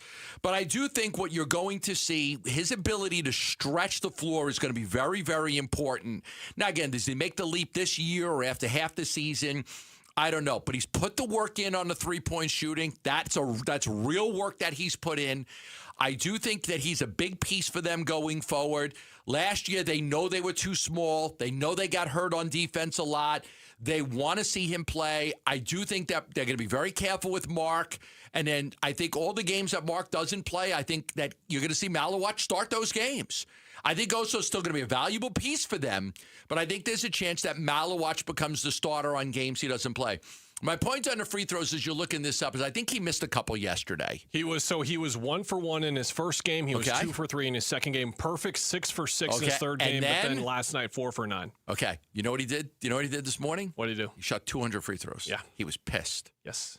He was pissed. Which is weird because he's like this jovial, like energetic kid when you talk to him in some senses, but then you realize like there's like a really mature guy in there too. So give me it again. So he, after the first 3 games, what was he? He only missed 1 free throw in his first 3 games. He was 8 for 9 from the line. And then yesterday? And then he went 4 for 9. So what did he do? He woke up this morning, knowing, went to by the the way, gym, he shot 200 free throws. he's done playing. They're shutting him down. He doesn't have to play until training camp. Didn't care. He went out there and worked. He was, I am like with your information, which our listeners know that you can trust more than any other information you're going to get out there about the Phoenix Suns or any of the teams here, this is a really big test for him now because, okay, Mark, we need you to play on the second game of the back-to-back. We need you to start and play 26 minutes, and then you're not going to play for 4 games, and then we're going to put you back in. Like, if that's how this is going to be handled, where he's going to play a pretty big role when Mark is out for a back-to-back or out because he's injured, and then Kaman's going to go back to either not playing or playing 6 to 8 minutes, this becomes a huge challenge for him as well, and honestly makes me rethink re-signing Mark Williams as well, because part of the reason you reported why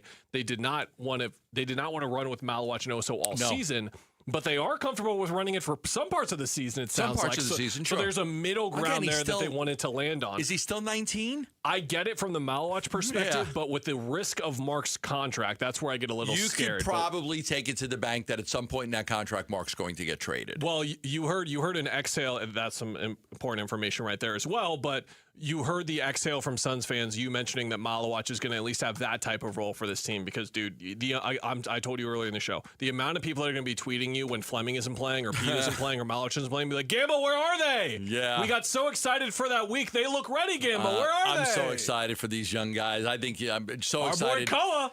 Yeah, our boy Koa. We'll talk about Koa and what his role is, and we'll talk about Fleming, and obviously, we'll talk a lot more Suns. We just know how to breed basketball players down south, don't we, Gamba? We just know how to get you How ready. many Arizona Wildcats are in the NBA right now? I can't name enough. Don't we have to go to break, Jamal? You just said break in like 30 seconds ago. I can tell you all the NBA guys that the Arizona Wildcats have produced, but then we'd be here until about 3:16, which is when we're supposed to get back. A lot of guys in the NBA right now. When we come back, the second half preview for your Arizona Diamondbacks, the biggest hurdle keeping them from contending and what to expect from here. That's next, right here on Arizona Sports, the local sports leader.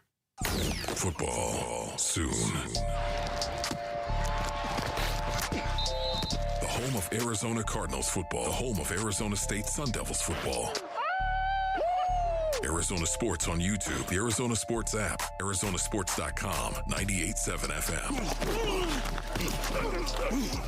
Hey everybody, Dan Bickley here, and joint pain is awful when you're the person who's fighting through it, but I'm betting you aren't the only ones affected by it. Maybe you love someone who struggles with joint pain. You see what they don't say, what they've slowly stopped doing. For instance, it's July, the days are long and hot, it's time to be in the pool, moving, living, and you're on the sideline sitting it out. Let's talk about getting that life back, because at QC Kinetics, that's what's happening every day. People who were stuck in that cycle of pain are finally stepping out of it with regenerative treatments done right there in the office. No surgery, no long recovery, no putting your life on hold, just real relief. The inflammation eases, the pain lets go, and you suddenly feel like your old self again. Go find out what's possible with a free consultation. They have clinics in Phoenix, Scottsdale, Peoria, and Chandler. Get on the books by calling 602-837-PAIN. That's 602-837-PAIN for QC Kinetics. Kids Free Weekend is back. When the St. Louis Cardinals visit Chase Field starting on July 17th, kids get in free, courtesy of Wendy's. Get tickets for the weekend at dbacks.com/kidsfree. Progressive knows you could have easily taken the freeway, but you took the scenic route to see a waterfall and an oddly busy boiled peanut stand. Discovering the unexpected is exactly why you bought an RV, so protect it with a bundle from Progressive. Because although you may be 3 hours behind schedule, you're 6 jars of jam richer and possibly enrolled in a butter-churning workshop. Switch to Progressive and protect your RV, boat, or motorcycle by bundling with your home or auto insurance. Progressive Casualty Insurance Company, affiliates, and third-party insurers. Not available in all states or situations. Get in the zone, AutoZone. Summer's finally here, and we're kicking it off with a whole lot of free. Free brake pads with Duralast rotors. Free oil filter with 5 quarts of oil. Free Armor All wipes with Armor All glass cleaner, and more. More free, so you can have more summer. Celebrate free at AutoZone. Now through July 27th. Restrictions apply. Get in the zone, AutoZone. Hey, it's Bodie and Victoria, owners of NewACUnit.com. In Arizona, it hits 100 degrees and suddenly AC prices magically go up. We don't play that game at NewACUnit.com. Even with manufacturers raising prices this year, we've used our buying power to keep your costs down. And the price you see online, that includes everything. Unit, install, delivery, no surprises. Just a smarter, more affordable way to stay cool at NewACUnit.com.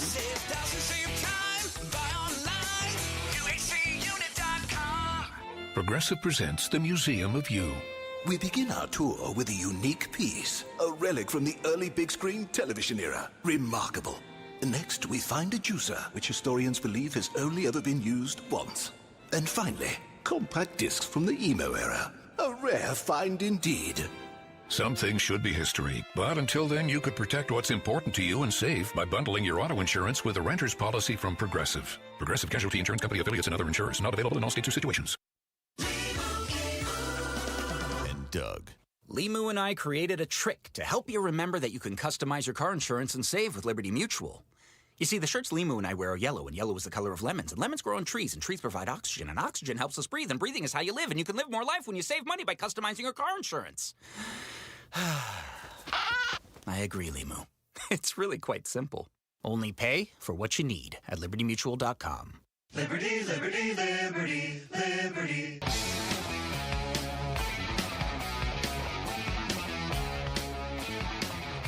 Hey, it's Mitch, and tomorrow morning, we're going to talk baseball. And not the theory of baseball, but actual baseball. How pivotal is this series against the Cardinals? Bick and I will get you ready starting at 6 on Arizona Sports YouTube channel, the Arizona Sports app, and 98.7 FM.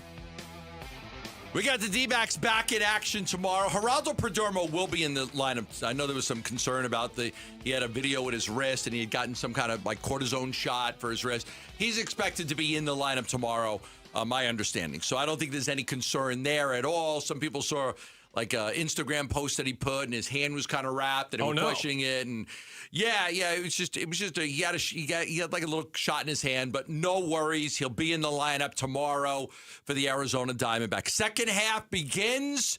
They've got a schedule. They're going to be playing teams that they're battling with. You've got St. Louis coming up. You've got the Pirates coming up. So there are some good teams that they're going to be playing. Right now, the Diamondbacks have a record of 49-47. I was on MLB.com today looking at second half preview rankings projections. They project that they'll finish at 83-79. Their playoff odds are 25%. So they've got a 1-in-4 chance to make the playoffs. The biggest hurdle they say that's keeping them from contending, I think it's a little bit different than me. They think it's pitching. Okay. I still think it's the offense, the lack of offense, because I can't tell you how many times another team has scored 3 runs, and I'm like, this game is over because they just can't score. I told Bernsey once Gabriel Moreno's done with his at-bat, like I go get dishes done. Like I'm listening to the game or whatever, but until after 1 through 4 is done, I felt the need. Now, those guys have stepped up. They stepped up in the Dodgers series. He probably could have been an all-star, Gabby. Gabby's been phenomenal, man. On a tear. Yeah. We have been quietly watching his breakout season that I hopefully – the thing with him every year is that he's had a stretch like this and then he gets hurt, so hopefully he just stays healthy because if he does, like we're talking about right now at the All-Star break, he's been one of the 3 best catchers in baseball. 3. He's been awesome. Yeah. They talk about the rotation is seeing Gallen, Ryan Nelson, Michael Soroka land on the injured list. And it says in the midst of that, the offense, with the exception of Corbin Carroll, who, by the way, is in an awful slump right now, they say has underperformed, ranking 25th in the majors in OPS, 19th in runs per game. I still think the biggest hurdle keeping them from contending. Right now, to me, Eduardo Rodriguez is an ace. Merrill Kelly's back to being Merrill Kelly. Brandon Pfaadt looks terrific. If Soroka comes back, and I think he's the closest guy to coming back, I got 4 guys that I feel pretty comfortable with. So I don't think it's the pitching. I think it's the offense that is the hurdle that's going to keep them from getting there if they don't get there. I agree with you, and I think that it starts everywhere. You mentioned Corbin. He's been their best offensive player this year. He's been their best overall player this year, but he's going through a slump right now. Gabby has been the guy who, for the last 2 months, has been their best offensive player. Gabby does that through plate discipline, and he does it through contact. He gets on base a whole lot. There's not a lot of slug there from Gabby, but he's been hitting like 340 for the last 2 months. Geraldo Perdomo is getting back on track, but they need him at the level that he was at last year. Ketel Marte, Gambo, is having a nice season. What do I need from Ketel Marte? Not a great season. A superb season. He's not having a great season. He should be the best second baseman in baseball without a shadow of a doubt, like he was good season. The last couple of years. Need a little bit more from him. Again, I'm not attacking him. I'm not saying he's a clubhouse cancer. I'm not saying any of that stuff. I just want to see the best second baseman in baseball be the best second baseman in baseball once more. And then, of course, give it about 15 seconds, and all the people that love Ketel Marte are going to just tweet at you and tell you how awful you are. You're trying to run the guy out of town, and you don't like him. And why are you trying to run Ketel? Why are you saying that he's not been a great player and he's only been good? Why are you saying you need more out of him? He's working as hard as he can. He's giving everything he has. Well, we're doing the sports talk radio thing, and when the best player on the team is not playing like the best player on the team, like I believe Ketel is. I think he's better than Corbin. I think he's better than Jerry. I think he's better than any pitcher that they have. I think he's their best player. We just need him to be at that level. And then the thing that could really change for them, Gambo, is if they are able to add a bat at first base or DH, and you can go from we're not asking for this guy to come in and be JD Martinez, right? We're not asking for 25 homers in 60 just games. Don't be the worst in 100 years. Be league average. If you get a league average OPS from your first base spot or your DH spot the rest of the year, that is a dramatic difference in the overall production that you're getting. Like if you could get Lourdes back on track in one of those spots and then get a first baseman at the other spot, I think that this offense could be good enough. Lourdes hasn't looked right, and I don't know if he will get right. No, he had a bad year last year before the injury too. I think Lawler coming back will be a key. If he could just stay healthy, I think Lawler can help them.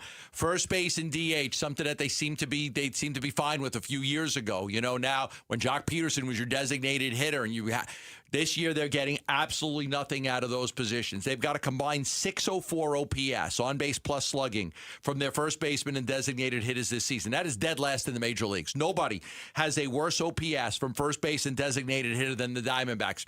They went in to fix the bullpen. They didn't spend a lot of money on it, but they wanted to fix their defense. So that's why they got Santana and they got Arenado. But they have really struggled. They miscalculated on first base with Pavin Smith being able to help. We've seen Eldemaro Vargas there a little bit. It's been a black hole for them. They're getting no production out of first base. Locklear's been called up. Give him an opportunity. Let's see what he can do. You know, this last series against the Dodgers, it was guys like Tim Tawa and James McCann that were carrying. It wasn't Corbin Carroll, Ketel Marte, and Geraldo Perdomo carrying the team. It was the bottom of the lineup that was carrying him in that Dodgers series. But I think that's going to be, one of the keys, too, is I think they've got to figure out something in the next 3 weeks at first base. Now, Locklear's here. You give him every opportunity to get 4 at-bats every day and see what he can do. And if he can't, then you are desperate for a first baseman. Now, the good news is they're a dime a dozen. It's like the easiest position to get at the trade deadline is a first baseman / DH. I hope so, man. I hope so. I mean, like a couple of years ago, they got Josh Bell for a song and a dance. Yeah. Like, it is the one position that you can get guys because there's a bunch of them. Yeah, like a player to be named later, and you don't even that was the Josh Bell trade, and it worked out well for them while they needed a fix. Like these 16 games before the deadline, you and Tim talked about this a little bit yesterday, but the interesting wrinkle in these 16 games that you got 4 against the Cardinals, 3 against the Nationals, and 3 against the Pirates, who you're fighting with for this spot as well. So we know how this is going to go. It's 16 games. Yeah. There's going to be one team out of these 8 that's going to go 3-13 or 4-12, and then they're going to sell. Would you take this out of first base? 248 batting average, 13 home runs, 60 RBIs. Yeah, that's average, right? We're talking about average. 60 RBIs is pretty good. We're talking about average. Yeah, it's fine. I mean, that's average to above average. You're on pace. Let me give you what the pace would be. Like 90, yeah. Because somewhere around there. because we're only halfway through the season. It would be 100. Okay. 100. You're projected 22 home runs and 100 RBIs. Would you take that? Yes. That's Josh Bell. Yeah. That's Josh Bell this year. Mm-hmm. That's what he's doing for the Twins, Josh Bell. He was with the Diamondbacks. Again, these guys are a dime a dozen. When he came to the Diamondbacks, he hit 279 with 5 homers and 22 RBIs in just 40 games. He played 40 games. Those are the guys that are available. You can get those guys. Well, first base is not like it's okay. It's not like trying to get a frontline starting pitcher or a closer. Yeah. So I do think that that's an area that they should be okay with. They better get it right because they thought they were doing that with Carlos Santana and they were dead wrong. So they need to be right with it this time. Absolutely made a mistake on that one. When we come back, we talked about Kaman Malawich. What about Rasheer Fleming and Koa Pete? What are the plans for them going forward? We'll break it down and talk about those two young studs next right here on Arizona Sports, the local sports leader. Wolf and Luke, middays 10 to 2. Pleased to be joined by Diamondbacks General Manager Mike Hazen on the Arizona Sports Line. Do you see yourself being a buyer or seller at the trade deadline? I would love to be able to add to this team, given if they show us that they belong in the wild card race. But we're going to see where they take us in the next couple of weeks. Mm-hmm. Like I said, we're going to be facing the competition we're standing next to in the wild card standings, and we kind of control where this thing goes. Wolf and Luke, middays 10 to 2 on Arizona Sports, the local sports leader. I'm Ultima Morgan of Morgan & Morgan. Every time one of my children started driving, it was terrifying. I am quite aware of the dangers being on the road. Thousands of accidents happen across the country. We see it every day. These families' lives will be changed in an instant. We fight for these families as if they were our own. We've become America's largest injury law firm by winning cases just like these. If you've been injured in a car accident, call us. Injured? Dial pound law or visit forthepeople.com for an office near you. Hi, it's Dr. Kopstein from K2 Vision. Have you heard about refractive lens exchange? K2 Vision RLE means no glasses, no contacts, and no readers permanently. And you'll never develop a cataract. After 150,000 procedures, our team has the experience to tell you if it's your right time for K2 Vision RLE. Schedule your free Zoom consult now at k2visionrle.com and enjoy life with no readers, glasses, contacts, or cataracts. 2 different companies can install exactly the same air conditioner, and it will perform entirely differently in your home. If not installed correctly, that system will break down often and die an agonizingly expensive death. At Gettle, we install air conditioners the right way, not the easy way. From measuring and adjusting the static pressure in the ducts to cleaning out the pre-existing copper lines, because it doesn't make any sense to install a new heart without cleaning out the arteries. Gettle, G-O-E-T-T-L, will keep you cool, but it's hard to spell. Hi, folks. Jody Jackson here. Is private student loan debt wrecking your life? There are so many families stuck with student loans they can't afford, and with payments so high, they feel hopeless.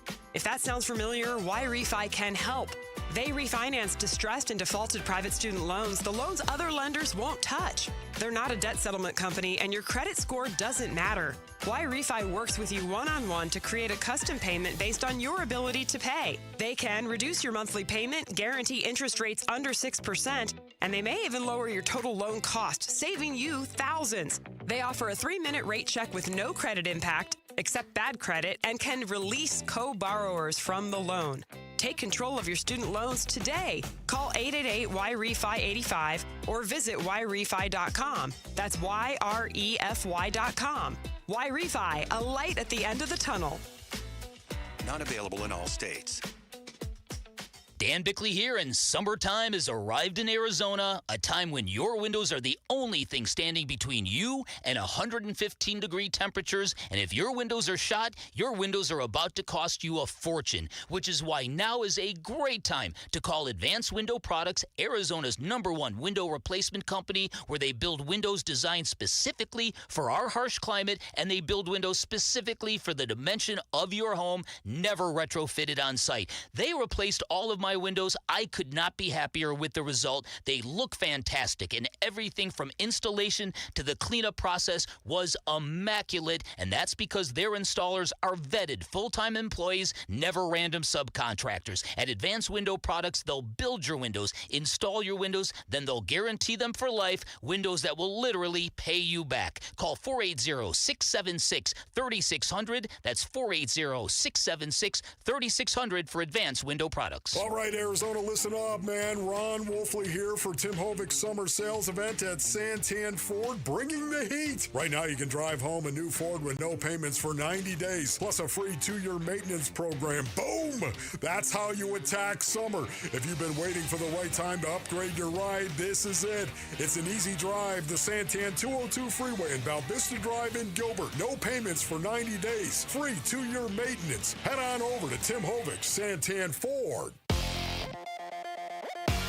I am Jamal Gumo, and this is what's trending now. The Arizona Diamondbacks are off just one more day until they return to the Diamond tomorrow, but they have made some roster moves. They are reportedly calling up first baseman Tyler Locklear to the Major League roster. Locklear, so far in Reno this season, is batting .313 with an OPS of .897 and has hit 8 home runs. And according to our very own John Gambadoro, Rasheer Fleming, Kaman Malawach, and Koa Pete will all be shut down for the rest of Summer League. And that is what's trending now.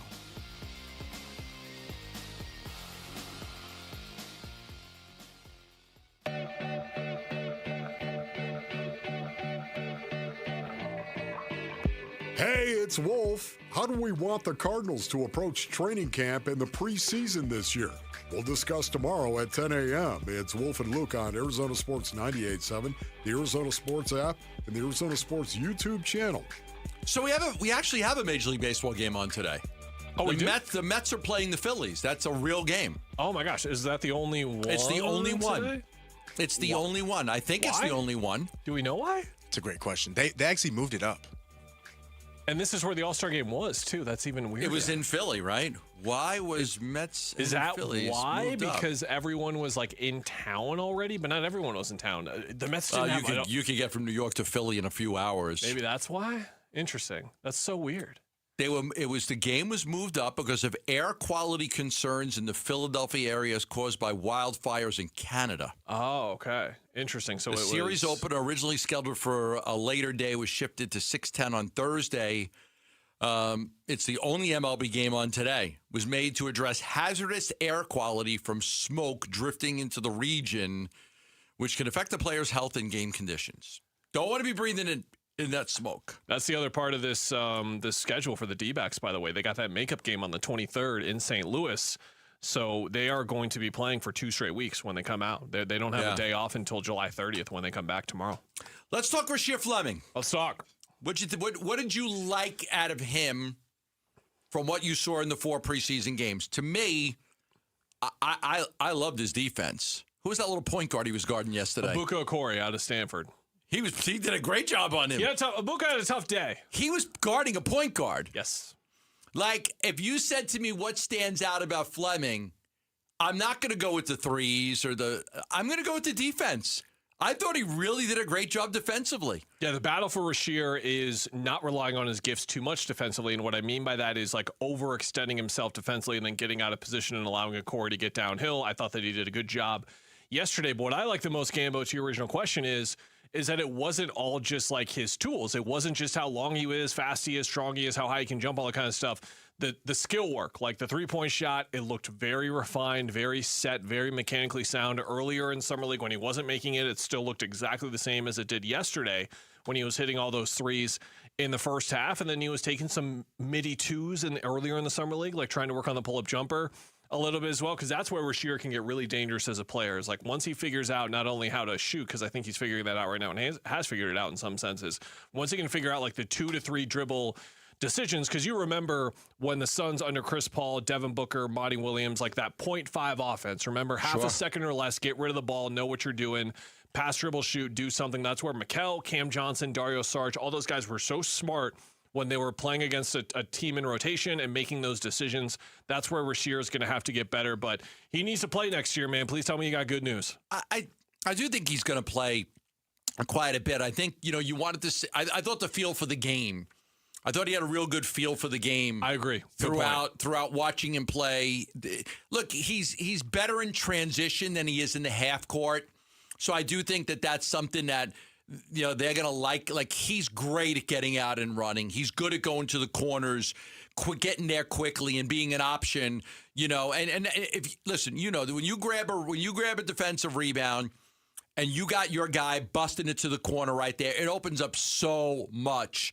It opens up the lane for your center cutting. It opens up a 3-point shot. And then Kaman's sprinting down that middle, and now there's even more room. Yeah. Yeah.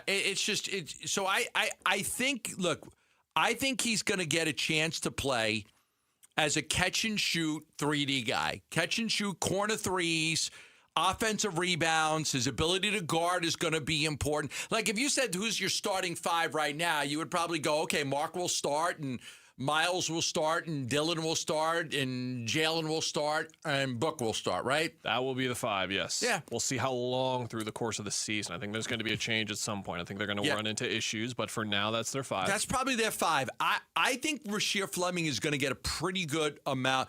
They like his ability to shoot the corner 3. Okay. They like his ability to defend right now. All right. It looks like he's got a better feel for the game. If they want to run, he's your perfect guy for transition, better than your half-court guy. So I think that they're very impressed with what he did. And I think a lot of people will question, okay, they got Miles Bridges. What does that mean for Rasheer Fleming? Well, I think before Bridges, I think there was a chance that Fleming could have even started. I would have liked to see that, yes. But now that you've got Bridges, now you're like, okay, how much time he can get? I think he's still a big part of their future.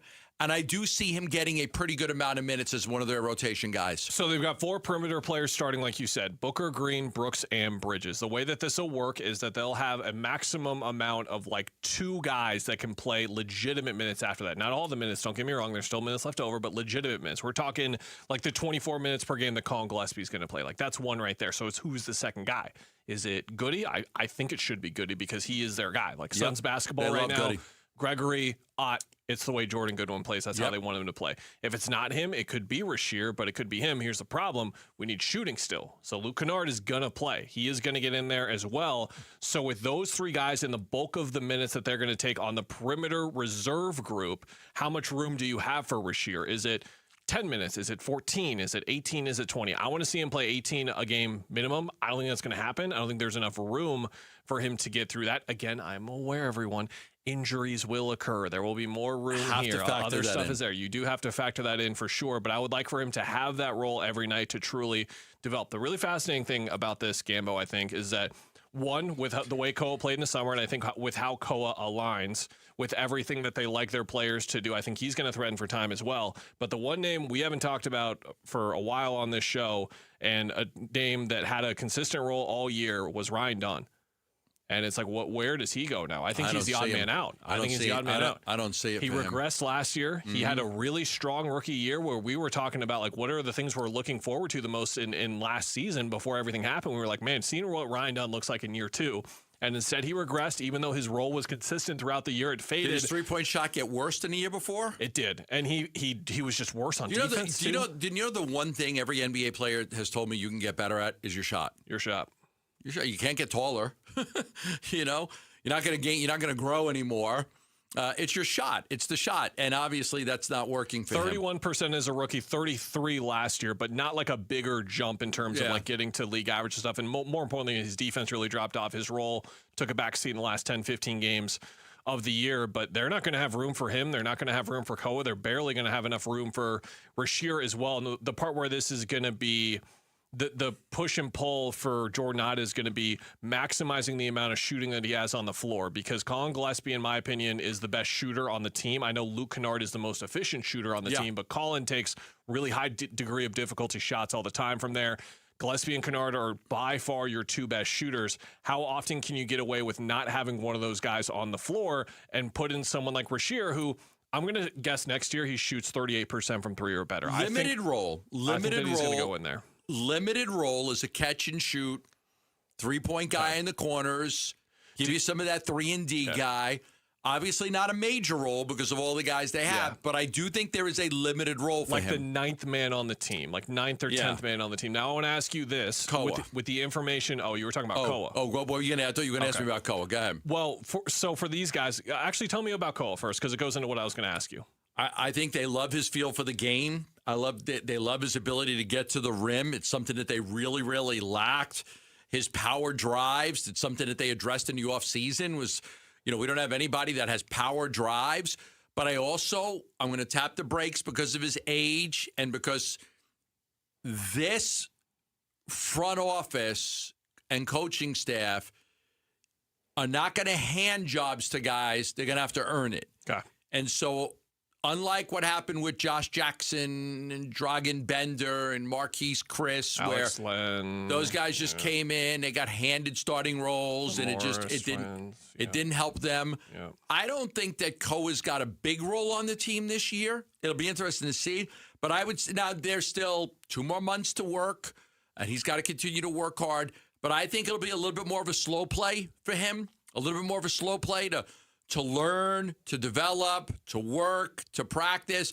But the interesting thing to me is that he does give them that power game that they lack in a lot of areas. It's funny, zoom out 2 months ago, and I tell you, Gambo, biggest offseason addition. Well, they're going to add Miles Bridges too, but biggest offseason addition to the bench and their youth and all this kind of stuff. They're going to get a guy. He's going to be 6'8", 230, plays downhill, plays powerful, he drives the basketball. Just what they needed. He can move his feet, he can defend, he can rebound really well too. Gambo, and you're like, Kellen, that sounds perfect. Let's get that guy in. That guy sounds great. He's exactly what they needed.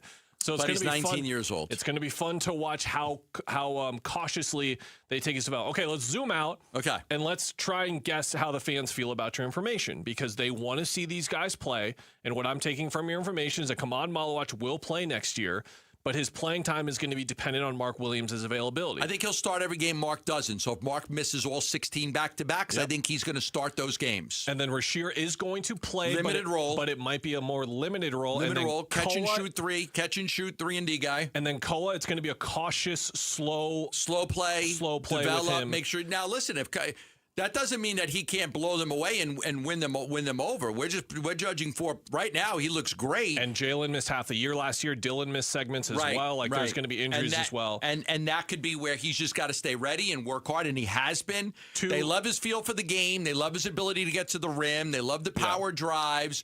But again, 19 years old. Yep. You don't want to rush these guys in. You don't want to force them in. But to your point, when you've got injury, if Miles gets hurt or Dylan gets hurt, it could be a role for Koa to come in and get some time. So 2 questions. Do you think that is enough for the fan base based on how much they want to see these young guys? And do you think it's enough to develop them this year? Those are my 2 questions to you with what we know. Yeah, because I think what we've seen out of Malawach, again, if you go back and look at all the rookies last year that were on good playoff teams, I think you're only going to see 2 guys that played a lot of minutes, Harper and Edgecombe. That's it. Maybe you find another one, but I think that's the only 2. So what happened to Malawach last year happened to quite a few guys. There were a lot of guys that didn't play a lot of minutes on good team. Now, if you're on a crappy team, you probably got a chance to play a whole lot more. Like if you were Queen, Derek Queen, you got a chance to play a lot. Your leaders in minutes played amongst rookies, VJ Edgecombe, Con Knippel was another one, but Cooper Flagg, bad team. Right. Jeremiah Fears, bad team. Derek Queen, bad team. Ace Bailey, bad team. Maxime Renault, bad team. Nate Clifford, bad team. That's my point. My point is if you were on a bad team, you got a chance to play a lot of minutes. If you were on a good team, and I don't consider Charlotte a good team, but if you were on a good team, the only 2 guys that played a lot were Harper and Edgecombe. Yeah, Murray Boyles was the guy shout out, but he was at 1,200 minutes. He didn't play that much until the end of the year. He only played in 57 games as well. So okay, but the point is, I think that's what you have to look at, especially when you got a 19-year-old, not a 20 or 21. All of those guys are older than Malawach. So I do think that you got to have a cautious approach to how you build some of these guys up. All right, when we come back, the Diamondbacks have one of the easier remaining schedules. What does that mean? We'll talk about that next right here on Arizona Sports, the local sports leader. Diamondback skipper Torey Lovello, the man who makes the lineup, joins Burns and Gambo Friday afternoons at 2:30 to talk D-backs. Brought to you by Budweiser. Watch it on YouTube. Listen on the Arizona Sports app and 98.7. Love telling you about the Lund Mortgage Team. And for those of you that are renting, I want to do some math here. If you're renting a house and you're saying, let's just say you're paying $2,000 a month in rent. That's $24,000 a year going straight to your landlord. 5 years of that, and you've just handed somebody, about $125,000, and you own nothing, zero. A mortgage payment in that same range builds equity every single month in something that's yours. That's your money in your house working for you. So if you have been renting for a long time and you're tired of renting and you don't want to rent anymore, you'd like to own your own home, I want you to call the Lund Mortgage Team at 623-889-0130 and let them show you what's possible. Get pre-qualified for a mortgage for free. They will tell you within just a few hours whether buying a house is actually on the table for you with a yes or no answer.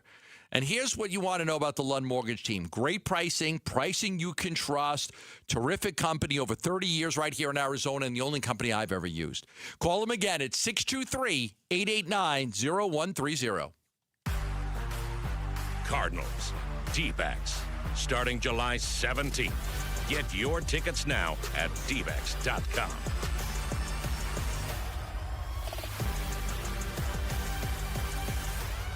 America First Credit Union has everything you need to get your money working. And for a limited time, new members get a $150 cash bonus for opening a checking account and $200 more for enrolling in and using direct deposit. If you're ready to do more with your money and get up to $350 cash, head to americafirst.com and become a member today. Subject to membership eligibility, terms, creditworthiness, change, and conditions. Additional requirements may apply. Federally insured by NCUA. Equal Opportunity Lender. This is the story of the one who keeps multiple buildings running smoothly day after day. Plumbing that flows, HVAC that hums, cleaning supplies that keep surfaces sparkling. That's why she counts on Grainger. With easy reordering online and 24/7 support, Grainger helps her keep the products she needs on hand. So shelves stay stocked and buildings stay ready. Call 1-800-GRAINGER, click Grainger.com, or just stop by. Grainger, for the ones who get it done. Liberty Mutual customizes your car and home insurance. And now we're customizing this rush hour ad to keep you calm, which could help your driving. And science says therapy is great for a healthy mindset. So enjoy this 14-second session on us. I think you've done everything right and absolutely nothing wrong. In fact, anything that hasn't gone your way could probably be blamed on your father not being emotionally available because his father wasn't emotionally available, and so on. And now that you're calm and healing, you're probably driving better too. Liberty, liberty, liberty, liberty. Get in the zone, AutoZone. The sounds of summer. They're great until they're not. Luckily, AutoZone has free battery testing and charging. Let me check that for you. To help make a rough moment smooth. Don't miss the Celebrate Free event at AutoZone. Free products with select deals until July 27th. And free services every day. Restrictions apply. Get in the zone, AutoZone. My name is Whitney Allen, and I'm a widow. My husband, Ryan, died. We never thought we'd ever have to use life insurance, but the unexpected happened. With Ethos, signing up was fast and 100% online. You can get a quote in seconds, apply in minutes, and get same-day coverage. No medical exams, and you can get up to $3 million worth of coverage. I'm grateful we were prepared. Get your free quote at ethos.com/beat. That's ethos.com/beat. Paid spokesperson. Time spent on application may vary. Online health questions required. All right, it's officially the most wonderful time of the year at Staples. They've got back-to-school supplies as low as 25 cents, up to 40% off select tech, 20% off for teachers, and more. Check out all the deals at staples.com/back-to-school. Staples, that was easy.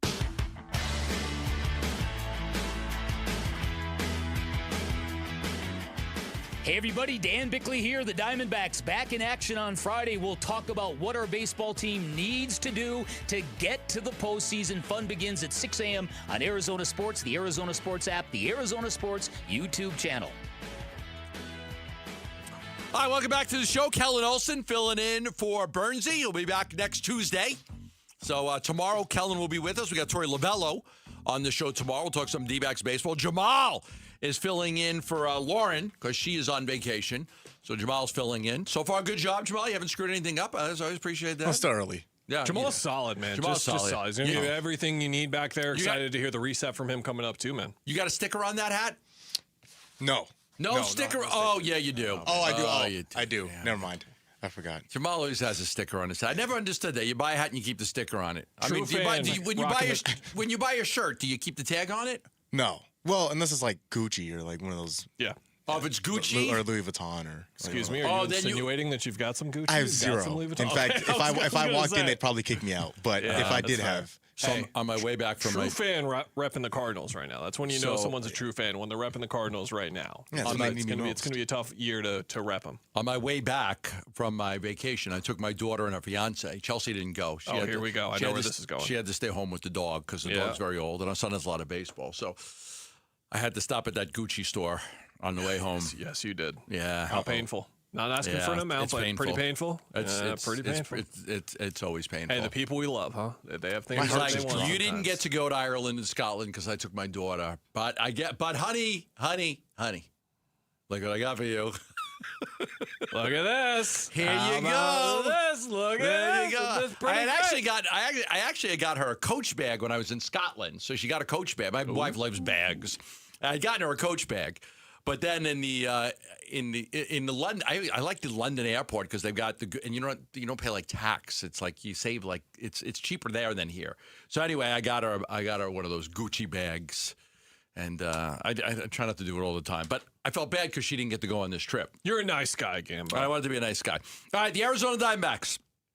Schedule, remaining strength of schedule, theirs is 28th. They have one of the easiest schedules in baseball. Only the Tigers and the Indians have what would be considered a more easy schedule. So now we look with 3 weeks to go at the deadline. If they're buyers, is the priority starting pitching? Is it a bat? Is it bullpen? We're going to discuss a little bit of that right now. One of the biggest challenges the Diamondbacks have, and I'm going to explain this to you, is that they don't have the amount of money necessary to fill the holes that they have. Mm-hmm. You want to trade for a starting pitcher, a team's going to want prospects. You're not trading equal salary. Oh, now you're going to take on a few $1 million in salary, and you're going to trade some prospects, so they're going to save some money. You got to add money. You want a bat, they're going to want prospects. Those prospects don't cost any money. So the problem that the Diamondbacks are going to face is that they have a lot of holes to fill. They have a hole at starting pitcher. They have a hole in their lineup. They would absolutely like to add another bullpen guy, which is crazy because their bullpen's been great. So that's the challenge for them, is that they've actually spent all their money. They spent a lot of their money. So there's not a lot of money to go into these trades. So you've got to look at it as, okay, I want a bat. Okay, but what bat is cost efficient for us, because they can't add another $10 million to the payroll. And guess what? And if you're trading for a bat, these teams are going to probably want your prospects who don't cost any money. And guess what's more expensive? The guy that makes $7 million who is playing like a guy who makes $25 million. Like, we're going to talk about Joe Ryan a little bit at 4:30 because we were looking through like some fake trades you were in your prep email, and that came up. Joe Ryan only makes $6.5 million this year and next year, which is just going to make him more pricey in terms of what you have to give up for him. Right. So if the Diamondbacks are going to go after and be an aggressive buyer for someone, we have to expect it to be someone like a Joe Ryan who makes $6.5 million a year. But that just means he's going to be more expensive in what you trade for as well. This is the challenge in where they're at every year, Gambo. You've reported it over the years, is that their success and their attendance numbers, all that kind of stuff, like this directly factors into how much they can spend into the team as well. So when you have a couple back-to-back seasons like this, when you're in this middling perspective of chasing a wild card spot, that's what can happen as well. I don't think that I would expect, and let me know if you disagree, last year was a drastic sell, and we're not going to be expecting that, but that was a drastic sell that helped them save a lot of money too. Like, I don't think that that's going to be part of the strategy here because they don't really have a lot of guys that they would be trading anyway that make that level of money as well. There is a scenario in which they can buy and sell at the same time. Ooh, okay. There is a scenario in which they can sell to get some money back and then buy to use that money towards one of their players. Okay. So there is a scenario that they're discussing now in which, okay, what if we got off of this player and saved a few $1 million and then took that money and then used it as a buy to go get something we need? So, yes, there is a scenario in which they could both buy and sell. What I will tell you is the fate of this team probably depends more on the guys returning than the guys that can add. Is Nelson going to be back? Is Burns going to be back? Soroka, Puck, Martinez, Lawler, Troy. The fate of the team is more dependent on the guys coming back than what they can add. Now, when you talk about what they can add, what I will tell you, and people have asked me this, so I'm going to discuss this, like who's untouchable? For a controllable player, nobody. Nobody is untouchable for a controllable player. And you might say, well, what about Troy? What about Waldschmidt? What about Groover? What about for a controllable player, they do not have an untouchable prospect. Meaning they have like over 2 to 3 years left on their contract. Yes. They're not a rental for this year. They don't have like a year and a half left. Like they have control is the word, yes. So there isn't a prospect they have that is not movable. But they're not going to, but on the other hand, none of their top prospects are available for a rental. So none of the top prospects would go for a guy who's only here for a few months. But it's possible if they could get a controllable guy that they'd be willing to trade any of their top prospects. So that's just something to keep in mind as we get close to the deadline. All right, when we come back, we got the 4 o'clock reset. You going to handle that, Jamal? Yes, sir. You got all the topics? He's locked in, bro. You're locked in? You loaded? You ready Don't to go? question my guy. Locked in. He's ready. All right, Jamal is going to give you all the top stories that are going on in the world of sports. It's the 4 o'clock reset. That's next right here on Arizona Sports, the local sports leader. Live streaming audio, podcasts, video highlights. The Arizona Sports app has all this and more from the local sports leader and D-backs play-by-play. And now the 1-2 pitch. Swing and a miss. He struck him out. Download the Arizona Sports app. Presented by Ready Services Plumbing and Air Conditioning. From the FIFA World Cup to competitive business environments, grand ambitions lead to game-changing achievements. At Bank of America, we're there to support businesses at every step, providing insights and expertise to help you gain an edge. He shoots. He scores. What would you like the power to do? Explore winning business solutions at BofA.com/gamechangers. Bank of America, official bank of the FIFA World Cup 2026. Ryan Reynolds here from Mint Mobile. With the price of just about everything going up, we thought we'd bring our prices down. So to help us, we brought in a reverse auctioneer, which is apparently a thing. Mint Mobile Premium Wireless. How to get 30, 30, bit to get 30, bit to get 20, 20, 20, bit to get 20, 20, bit to get 15, 15, 15, 15, just $15 a month? Sold! Visit mintmobile.com/radio. Upfront payment of $45 for 3 months, $90 for 6 months, or $180 for 12-month plan required. $15 per month equivalent. Taxes and fees extra. Initial plan term only. Greater than 50 gigabytes may slow when network is busy. See terms. All right, Basinonians. Ron Wolfley here from my brothers over at Aria Dental Implant Center. Go to ariadentalimplantcenter.com. I spent years in professional football taking hits. Never backed down from anything, Basinonians, but living with teeth that are broken and falling apart, that wore me down in a way football never did. Every meal was a battle to smile. What a gamble that was. Listen, I got the all-on-4 implants. It really changed. It's a game changer. Eating what I want, smiling without thinking twice. Trust me, if you need this done, you want the best hands in the game, and that is Dr. Joe. That's right, at Aria Dental Implant Center in Phoenix. Over 3,000 full-mouth cases. 3,000, man. This is what he does day in and day out. Right now, Aria Dental is running their summer promotion, the all-on-4 with premium zirconia teeth, starting at $12,500 per arch. This deal will not last. Call now, 602-877 0429. Progressive knows it ain't easy navigating the open plains of home insurance, but there is one man who can help tame that wild herd of options. The Home Quote Explorer. Note, Progressive's Home Quote Explorer is not a real person, but an online tool that lets you compare home insurance. He's the type of feller who helps you decide on the right insurance, even if it ain't with him. Again, not a person, just an online tool that helps you find great home coverage. A real pioneer. Okay, fine. Just do the thing. Progressive Casualty Insurance Company affiliates and third-party insurers. Comparison rates not available in all states or situations. Get in the zone, AutoZone. The sounds of summer. They're great until they're not. Luckily, AutoZone has free battery testing and charging Let me check that for you. to help make a rough moment smooth. Don't miss the Celebrate Free event at AutoZone.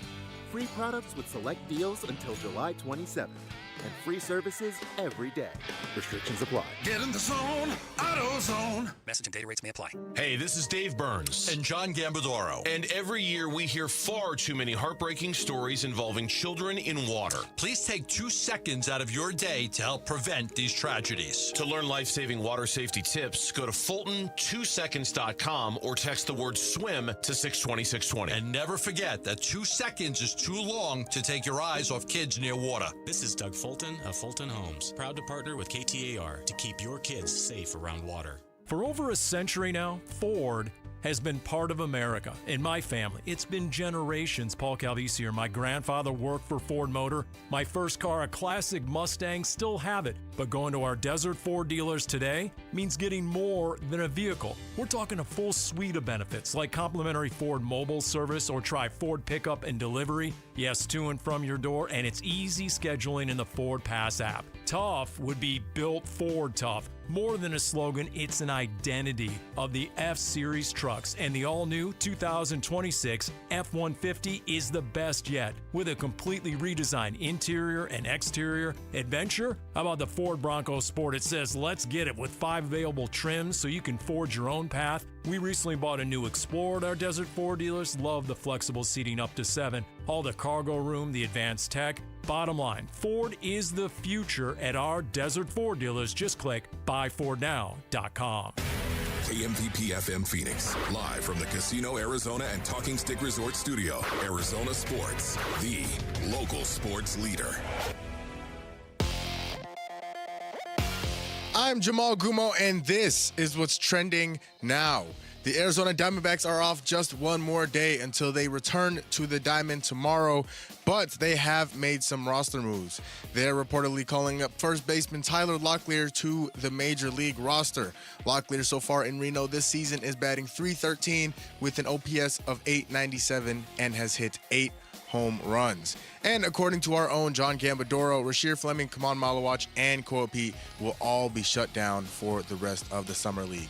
This report is brought to you by Advanced Window Products. Advanced Window Products builds every window in Tolleson, ensuring factory direct quality with no middlemen or delays. Call 480-676-3600 to schedule your consultation.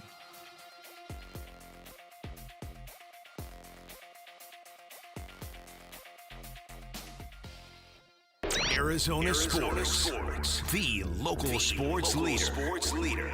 Burns and Gambo, the 4 o'clock reset. 4 o'clock reset. All right, it is the halfway point of the show. So we can't say goodnight, everybody. Not yet. Because we still got 2 hours to go. And then we can say goodnight to everybody. Yes. At 6 o'clock. Be like, goodnight, everybody. We'll see you tomorrow. Oh, man. Which would be Ci vediamo domani. Talk to you tomorrow. Oh, that's it, in Italian? In Italian. All right, we are going to go over everything that is going on in the world of sports. There is a lot of topics out there. I have no idea what they are, so I'm going to turn it over to Jamal, and we'll react to each thing that he says. Fellas, we're going to start with the D-backs. They are off today. They will be back on the field tomorrow, but they are trying to help that first base position out a little bit. They are reportedly calling up first baseman Tyler Locklear from Reno. Yeah, Tyler Locklear was mashing in AAA Reno. He was part of the Suarez trade, I believe. Yes. Part of the Gino Suarez trade. I'm trying to think between them and a Merrill Kelly trade. He's a first baseman. They need it. They've had no production out of first base. They've got the worst production in over 100 years from first base. Last in the majors in OPS out of first base. Man, if Tyler Locklear can come up and give them a good bat in the middle of the lineup, Give him the opportunity. And if you give him 10 games and he doesn't get it done, then you've got to go get somebody at first base at the trade deadline. Yeah, when the D-backs sold big last year, it was 4 different trades that they made, 9 total prospects that they got back in return. And there were some prospect experts that felt like Tyler Locklear was the best prospect amongst them. He had a rough showing towards the end of last year and then had the 2 different injuries requiring the 2 different surgeries. And I think Jamal, they were just always going to send him to Reno for a good month or 2 just to let him get back to baseball and not put him in the majors right away coming off those surgeries. He's gotten that time. And now this is like audition time for him, not only for the next couple of weeks, but for the rest of the year. Like for him, he's got to go out there and play in a way that says, you don't need to add a bet at the deadline. You don't need to add a first baseman next year. I'm going to be that guy as well. We talked about that last year. He was unsuccessful last year. Let's see if he turns it around now. And he's been raking too over the past month. Big time. Yeah, a lot of home runs, driving in some runs. Sure, we'll take it. The Summer Suns have looked very impressive with a 3-1 record so far. They have, Jamal. You're right.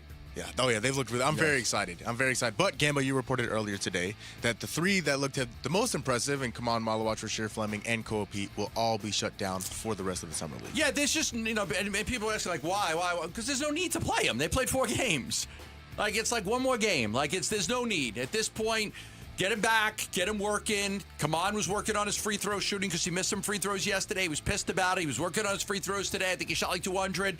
Like, it's like a preseason football, right? You play, when they played 4 games, you play 3, you don't play the last one. Like, Dabonsa got shut down by Washington. Others key players are getting shut down. No reason for those guys to play. They accomplished what they needed to.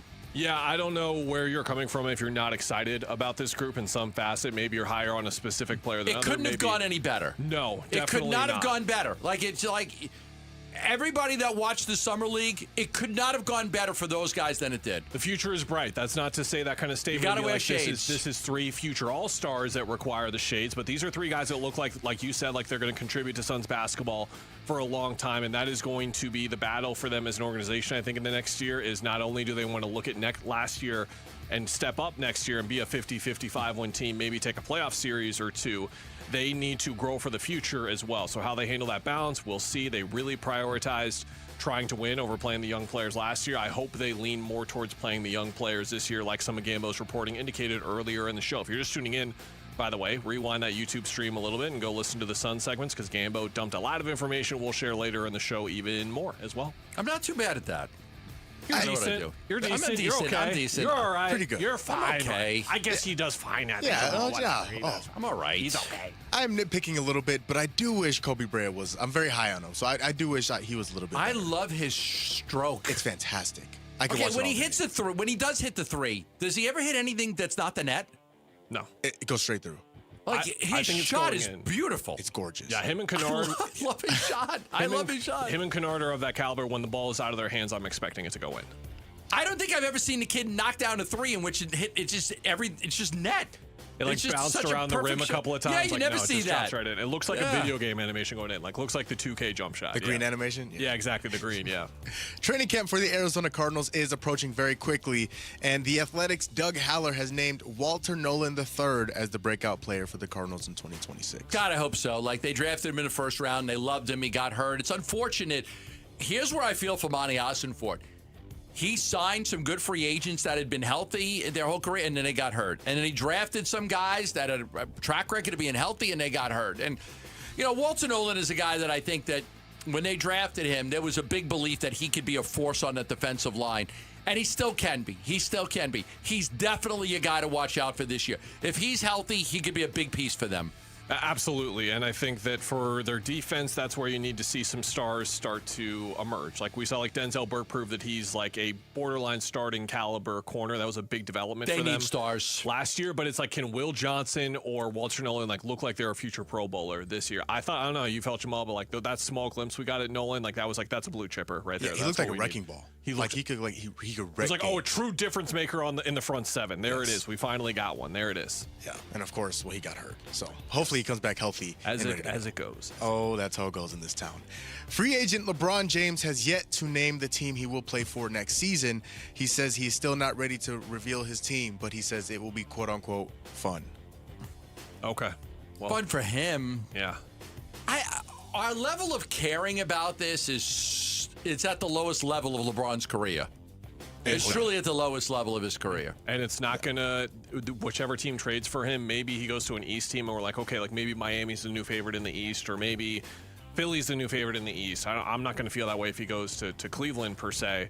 But yeah, we're waiting on his time. I'm sure there's some kind of planned announcement in regards. It's not going to be to the decision level, but whether it's going to be somewhere. Let's hope not. Somewhere on social media, or he does a live stream or something. Like, he's going to do something unique to announce it. And I'm expecting that this is going to be like Last Dance-esque. Like the announcement is not only going to be his team, but he is going to make the formal announcement. This is the retirement tour.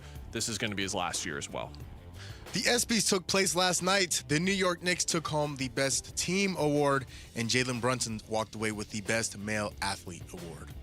Did the guy have any funny lines? Josh Hart wasn't there, so they said thank you to the ESPYs for not inviting Josh Hart. I don't know who hosted it. Who hosted it? Who did you watch it? Marcelo Hernandez. He did say something funny, and I can't remember what it was. He said something about Fernando Mendoza. Like him, like the Latino community? No, it wasn't that. There was something else that was pretty funny. I missed it. I was out on this. I saw some clips. I didn't watch it, but I was kind of on social media after. Okay. I'm going to see if I can find what it was. What's the guy's name? Marcelo Hernandez. Marcelo Hernandez. He's pretty funny. I think he's from SNL. Right? SNL. Yeah, that's where he God, he had one funny line, and I just forgot what it was. I know the Will Ferrell one was good too. What was that one about? It was he said something to Will Ferrell in Spanish, and Will Ferrell replied completely what it definitely was. And like he said something, and he was like, "Oh yeah, I hate the beach too." And he was like, "Yeah, that's not what I said." Okay. All right, I'm gonna look it up. I'm gonna look it up and see if I can find out what you guys talk about. Giannis Antetokounmpo had his introductory press conference with the Miami Heat today, and he spoke about the expectations that come along with being on the Miami Heat. I know the expectations that this team has. I love pressure. Coach Spo talked about pressure, and I think I thrive pressure. I think I need pressure at this time of my career. I think in order for me to go to the next level, I got to get out of my comfort zone, and I feel like Miami was a place for me to be. We are very like-minded as a team, and me, and it was a no-brainer. I wanted to be here. I'm excited to be here, and I want to get to work. What do you think about Giannis and Bam together, Jamal? I think they're two of the very similar players that they need to build correctly around, or else they won't be successful. And it feels like the Powell thing and other things that they kind of are going to have to figure out now. It is like they need a LeBron level kind of addition, not just in terms of like supplementary star power, but just like the pieces, because like who's coordinating their offense? Like they don't really have like a point guard anyway, like the shooting. And I love Davion Mitchell, but I don't know if he's going to be able to get those. Yes, it's that very fine line between like, oh, Davion Mitchell, I enjoy him as like an 18. He's fun on a 40-win Heat team to like, Can he be Mario Chalmers? Can he be like the point guard of the superstar-studded Heat team? Like that's a big jump to take as well. The East is going to be really fun just because of the parity that is going to be there. Like we're going to watch the West all year knowing it's probably just going to be OKC and San Antonio again, but I feel like the Knicks should be treated as a favorite to repeat, but it wouldn't surprise anyone if Philly, if it all clicks together for them, or Miami or Boston. Like we'll see what Boston is too. It's going to be really fun. I really like Philly. I think if that big four, quote unquote, can stay together and stay healthy, that they're going to be a problem. I found it. You found it. I found it. In 1973, hockey players didn't wear helmets. Basketball had no three-point line. And in 1973, Bill Belichick was the age his girlfriend is now. Oh! Bada boom! There you go. Bill's been out of the game for a minute, and he is still taking his shots. He's still taking his shots. Always. Yeah, he's got what's the age difference between him and his girlfriend? It's got to be 50 years, right? It's rather significant. Yeah. It's like 48.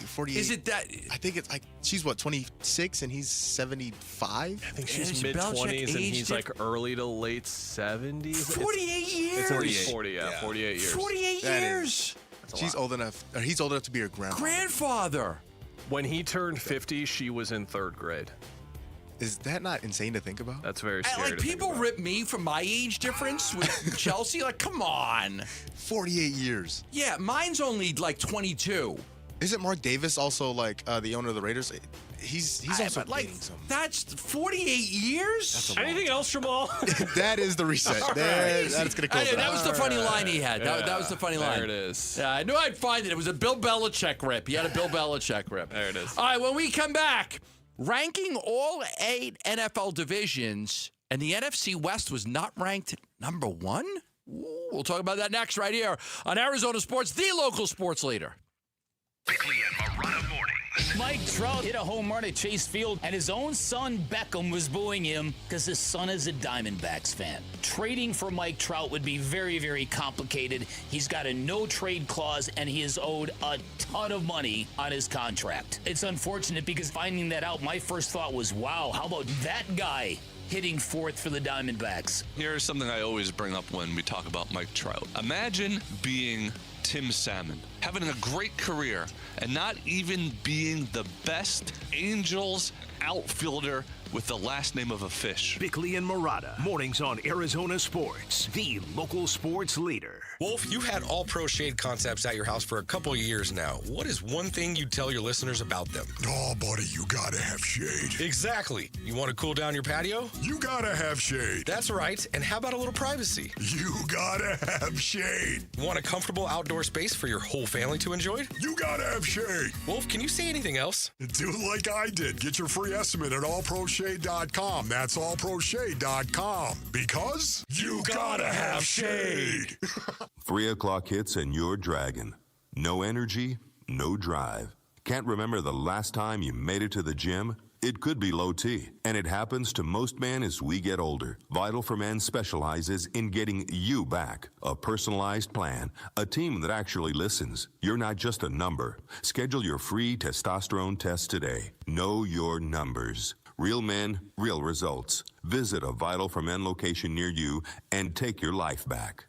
Summer. Sonoran hot dogs, baseball games, and triple-digit temperatures. When Phoenix turns up the heat, keep your home running smoothly with American Home Shield. An AHS home warranty can help protect your wallet from pricey breakdowns on even your oldest appliances and systems like your AC, plumbing, or fridge. If they can't repair your covered item, they'll replace it. American Home Shield. Don't worry, be warranty. Sign up today at ahs.com. See ahs.com/contracts for coverage details, including limit amounts, fees, limitations, and exclusions. My uncle's Maytag washer lasted over 37 years. His motto, buy once, cry once. Hi, I'm Tommy Mello. When I started at A1 Garage Door Service, I thought about my uncle's Maytag. Most garage door springs get about 10,000 cycles for 3 to 5 years. Our Max Life springs last over 100,000 cycles. That's a minimum of 30 years. From repairs to upgrades, call A1 Garage Door Service today or schedule online at a1garage.com. A1 from day one. I'm Ultima Morgan. Morgan & Morgan isn't just an injury firm. It's our family's life work. It's my husband, it's my sons, it's me. When we take a case, we see a family just like ours. $30 billion recovered is something I'm proud of. But what I'm really proud of are the families we stood beside. It's an honor to fight for you when you need our support the most. Morgan & Morgan, for the people and your family. Morgan & Morgan, forthepeople.com. Arizona lawyer will handle Arizona cases. Prior results do not guarantee a similar outcome. I realize the complexities of the human body and its ability to heal itself. That's orthopedic surgeon Dr. John Herzog talking about regenerative medicine at QC Kinetics. It's a very well thought out process, and they use it in all the professional teams around the world. Regenerative medicine uses healing agents from your own body, like your blood or bone marrow, highly concentrated and delivered right to the achy joint. By putting it in the spot where it can't normally get to, you can facilitate healing. At QC Kinetics, they are the nation's leader in this exciting field of medicine. Lasting pain relief with no drugs, no downtime, and no surgery. People are very happy to have an opportunity to get better without going through the entirety of a medical procedure. The old ways of dealing with joint pain are no longer the only ways. Learn more about regenerative options that could help you get your life back. Call QC Kinetics now for a free consultation. Call QC Kinetics, 602-837-PAIN. That's 602-837-7246. 602-837-PAIN.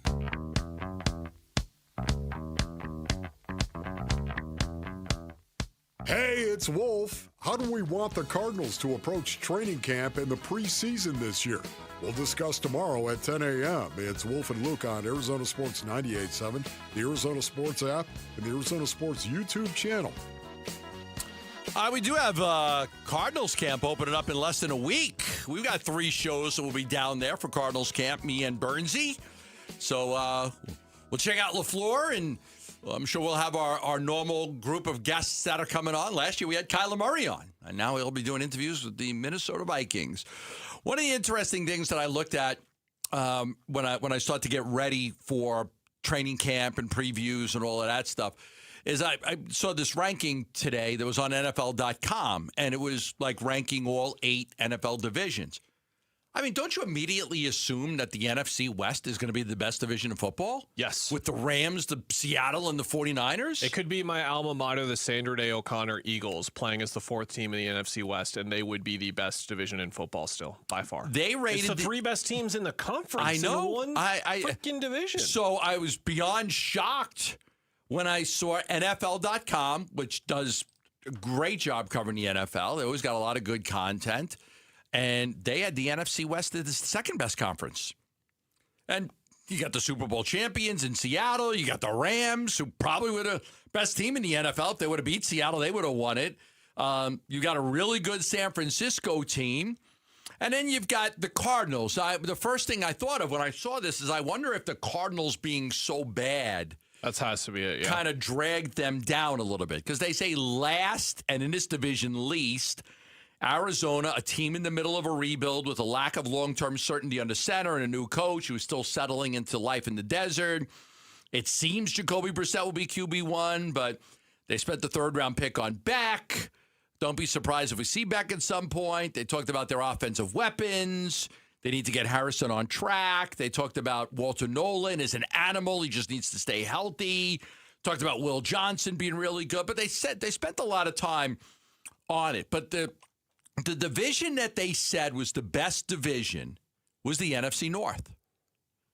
With the Bears and the Vikings and the Lions and Green Bay, and they just felt that the NFC North was the best division. And that was a little surprising to me because I do think that they've got, because the Cardinals are so weak, it hurts the NFC West. But I would think because Seattle and the Rams are so strong, that would have catapulted them to the top. But, yeah, they say the NFC North is the best division in football, the toughest division. The gambling odds have the Rams as not a significant favorite to win the Super Bowl, but if anyone is the largest favorite to win the Super Bowl, it is the Rams by a pretty healthy margin.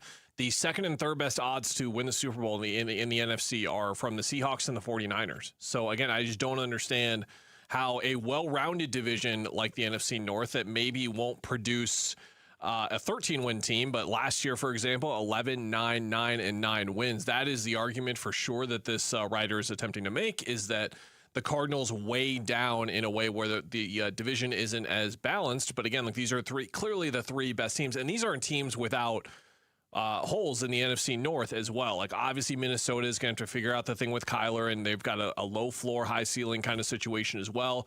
The Packers have their own warts that showed up last year. So did the Chicago Bears. And then the Lions are in some kind of weird rebuild state. Yeah, that was right an now. odd season for the Lions to be, what were they, 9-8 last year? I think they were 9-8. Both their coordinators. Clearly, Ben Johnson's departure was a huge deal but for them as well. But here comes Drew Petzing to save the day. Here he comes. And reignite that offense. Get ready for screens on 3rd and 9. Yes. Get ready. Here it is. Amon-Ra St. Brown. Get behind the line of scrimmage, brother. 3rd and 9. Why'd you throw the ball 3 yards behind the line of scrimmage? How many times did we ask that question last year? A lot.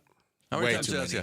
They're going to ask it a lot more. Hey, this is the Detroit. biggest play of the game, and you threw it to the practice squad guy who hasn't played all year, but you had Trey McBride and Michael Wilson and Marvin. Yeah. But you threw it to the practice squad guy who's got 2 catches all year. Can you guys explain that to me? Why'd you run a draw on 3rd and 13, basically giving up and punting and sacrificing? Do you remember Gannon's response to every time you would ask him about a play, and you're like, "No, I loved the play. I loved it. Yeah, I do it every time. It was a great play. I loved it. It's a great. You gained 1 yard. You needed 13. It was a great play. It was a really great play. If it just would have went our way, we would have busted that thing wide open.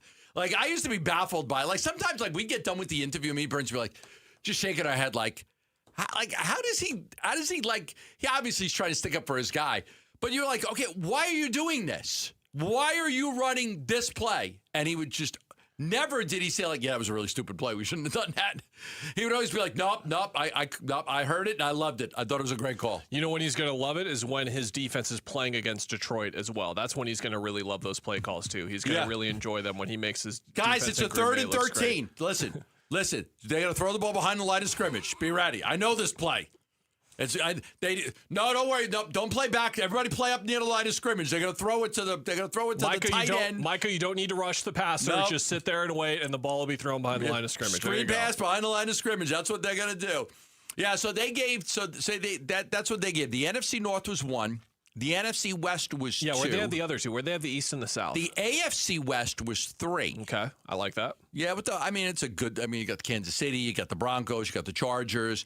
Raiders might be a bit better, yeah. Raiders, yeah, we'll see. The Raiders have. I was talking about this with Tim Ring yesterday. The Raiders have a 23-year drought of not winning a playoff game. Miami's is 25. Man. The Cardinals is 10. The Cardinals have the 4th worst drought without winning a playoff game. I like Kubiak. But I do think that and Mendoza, I like those 2 quite a lot. I like Mendoza too. Yeah, I mean, I loved him in college. But they're the Raiders. AFC North is 4. Okay. The AFC South is 5, and the NFC East is rated as 6th, and the AFC East 7th, Yeah, and then the NFC NFC South is rated as the worst. They suck. Yep. Yeah, and so all it took to take home the NFC South crown in 2025 was an 8-9 record. Who do you think's winning the East? Eagles, Cowboys, Commanders bounce back, Giants, Hardball? I heard Schottenheimer say yesterday that the Super Bowl's on this day and we expect to be there. Oh. Yeah. He was like calling it out. I put a lot of money that they're not there. I put a lot of money that they're not there too. Yeah, are you taking bets, Mr. Schottenheimer? We'd love to take that with you. How good is Harbaugh as a coach? Because the Giants could have if they stay healthy, they could have a good year. I think they could legitimately win the East. That defense they're ridiculous. Branch, Reese. Yeah, but what about the wide receivers? They're banged up at wide receivers so bad going into the season. But if you can run the ball with Scadaboo and Tracy and the offensive line got better, they drafted Francis Malignone. Gotta convince Jackson Dart he's not a gladiator from the Roman era and just be like, brother, just slide. I mean, we get it. You're tough. You're cool. I know, you have chains. Slide. What are you doing? I think they could be a surprise team. I think I would probably say the Eagles. Okay. I could never buy the Cowboys. Big year for Jalen Hurts, man. That noise is only going to intensify if he has another year like he did last year. Really big year for him. I know. And if those fans are brutal there. Commanders, like we had such high expectations for them after that year. They went 5-12. Could that have just been a weird year for them and they get back to it as well? That's probably the most interesting division to me out of the 4. I know people will argue the North, but the East is going to be the Harbaugh factor is just so interesting to me as well. I have nothing to say about the NFC South. I don't know if you possibly could have anything interesting to say about the NFC South, and then I'm sure we're going to talk about it as we get closer to the regular season. Like, okay, the NFC West, but there were changes for all 3 of those teams, Gambo. Seattle lost a lot of pieces on their defense. The Rams did not. They're going to add. They added one big one already, and they're probably going to add another big one here. And then the Niners. Aaron Donald's going to come back? Probably, yeah. We'll Mike Evans is in San Francisco now. They've got a pretty deep pool there with McCaffrey. He was hurt last year. He was hurt last year, and he's really getting up there in age, but he's still a good player. Our guy Ricky Pearsall, former ASU guy, and then Christian Kirk. He was hurt last year too, so Pearsall didn't play. Kirk should help them a lot. If they can stay healthy, I like their offense quite a bit as well. It's going to be a really fun division to watch at the top, Jamal. Those top 3 spots are going to be really fun to watch. The 4th spot, maybe not so much. There's a trade package for the Arizona Diamondbacks that's been suggested in which they give up their left-handed pitcher Mitch Bratt, their right-handed pitcher David Hageman, and one of their top infield prospects, Demetrio Crisantes. Who do they get back? We'll tell you next on Arizona Sports, the local sports leader. Soon. Home of Arizona Cardinals football. The home of Arizona State Sun Devils football.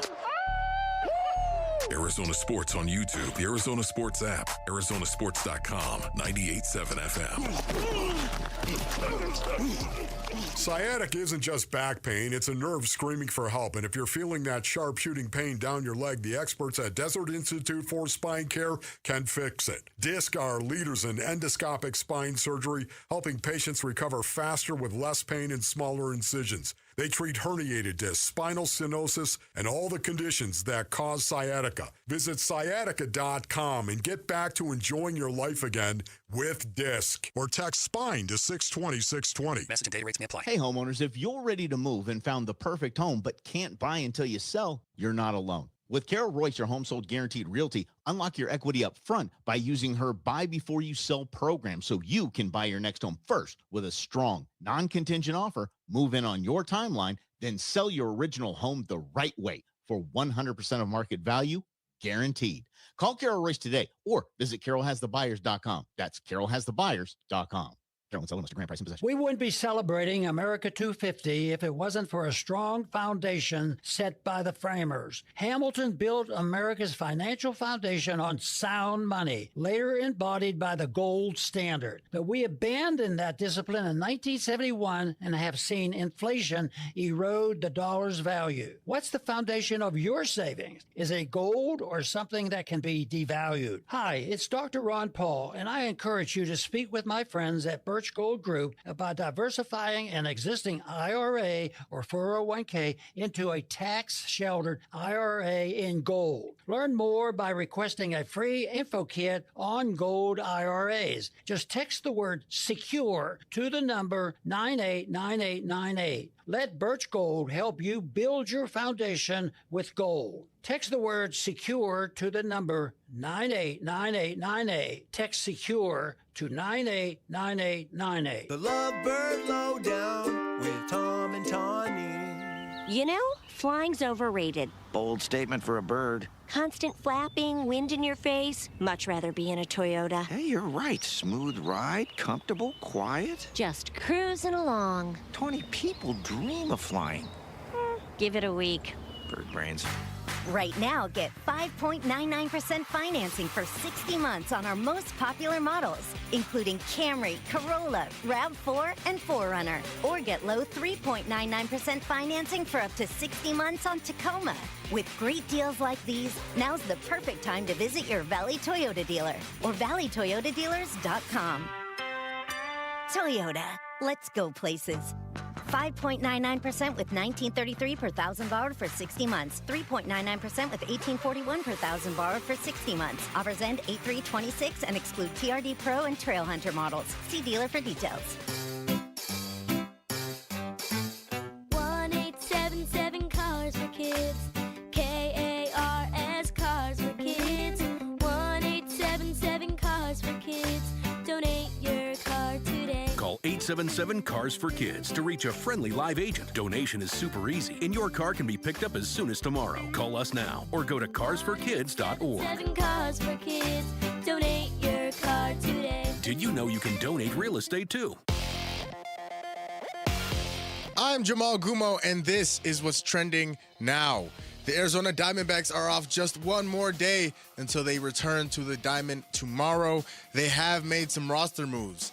They're reportedly calling up first baseman Tyler Locklear to the major league roster. Locklear so far in AAA Reno this season has batting .313 with an OPS of .897 and has hit 8 home runs. And according to our own John Gambadoro, Rashir Fleming, Kaman Malawach, and Kopi will all be shut down for the rest of the Summer League. And that is what's trending now.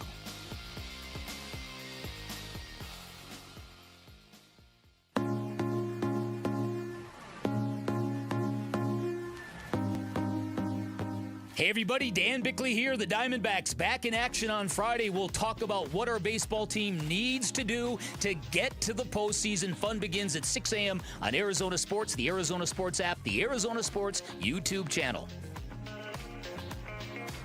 All right, welcome back to the show. 4:31 on this Thursday in Phoenix. Just one more day till the weekend. I think we've got some rain in the forecast coming up over the next few days. Always like when the rain comes. I hate when the monsoons come because my backyard patio is an absolute mess. Rain. Rain? What? Yeah. What's that? Yeah, we're supposed to get some, I think, tonight over here and then throughout the weekend, which was great. Yeah, we had it 2 days ago. It was awesome. You don't power wash on the side, do you? Felt foreign. I do not do that. Okay. Jamal, you power wash on the side? You gonna power wash it? No? throw you a few shekels. You could power wash my patio. No, you don't do that. It had to look really bad.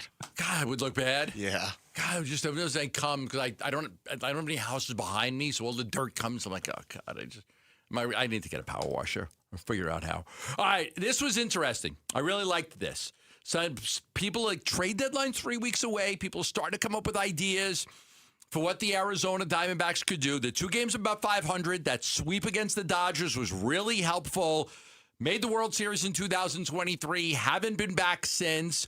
There was a story on Fansided, and their suggestion was the Diamondbacks give up 3 top prospects and go get right-handed pitcher Joe Ryan. Now, the interesting thing about Joe Ryan is that he's under contract for more than just this year. Next year, too. So he's under contract for next year. He's 30 years old. He's a 6'2" right-handed pitcher. He won 13 games last year. He won 13 games in 2022. He's got a 2.85 ERA right now. He's got 128 strikeouts in 110 innings. Like, that's a legitimate frontline starter that you could add to your team. He's having a great year. The last 3 years in the big leagues, ERA 3.6, 3.4, 2.85. Over that time, Gambo, since the start of the 2024 season, take him amongst all those starters, 17th in ERA. So this is not a super sexy name you might not be aware of, but over the last pitcher. 3 years has been a clear number 1 pitcher on a good team. Yeah. Yeah, and there's a lot of talk with the Twins right now. Like, what are they going to do? The next 16 games could really determine their future for the next couple of years and what they're going to do with the trade deadline. You know, and there's been some reports that Ryan is like one of the top 2 or 3 players who have a chance to be traded before the deadline. He's durable. He's got swing and miss stuff. You got club control. All of that makes him very, very desirable for teams that need a starting pitcher. Right now, Mike Hazen believes that he needs a starting pitcher.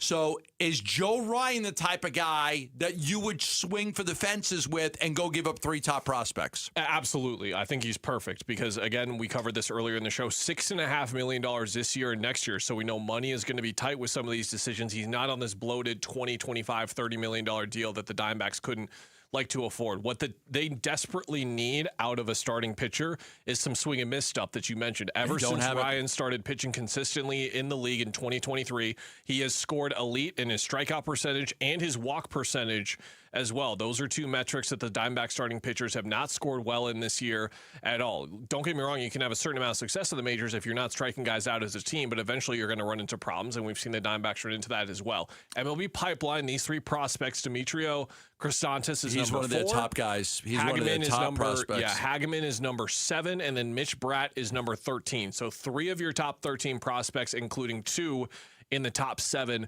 that you would be getting rid of. This is like the sweet spot for me, Gamba, where you're not giving up one of your elite best prospects, but 3 good ones that you feel pretty confident could become contributors for you later on. The key thing is, as you mentioned, control. He's under control next year. So, man, we can get Joe Ryan right now and look to attack the rest of the year and see if we make it the wild card spot. But then think about the rotation next year. You'd have Erod, you'd have Burns, and you'd have Joe Ryan as your top 3 guys. That's pretty darn good, man. The only problem with that is if you look at the standings, because the American League is so bad, the Twins are under 500, but they're actually tied for the 3rd wild card spot. It's ridiculous. So if you're the Twins, do you really want to make a trade? Last year they made the Correa trade.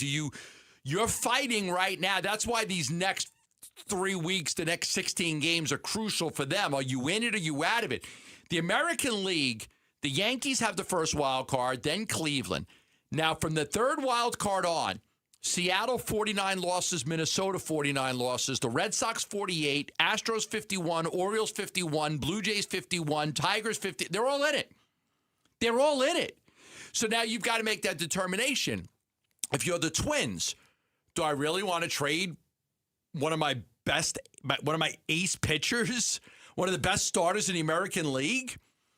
If we're tied for a wild card spot, what message does that send to your fan base, to your clubhouse, if you're trading Joe Ryan and you're in the hunt for a playoff spot? So I'd be leery of believing that this one could be a possibility only because of where the Twins are in the standings. Now, what they're saying is, okay, what if they go 6-10 in their next 16, or what if they go 5-11 and all of a sudden they fall 4 or 5 games out? I get it. Then that becomes more of an angle for them to make a trade.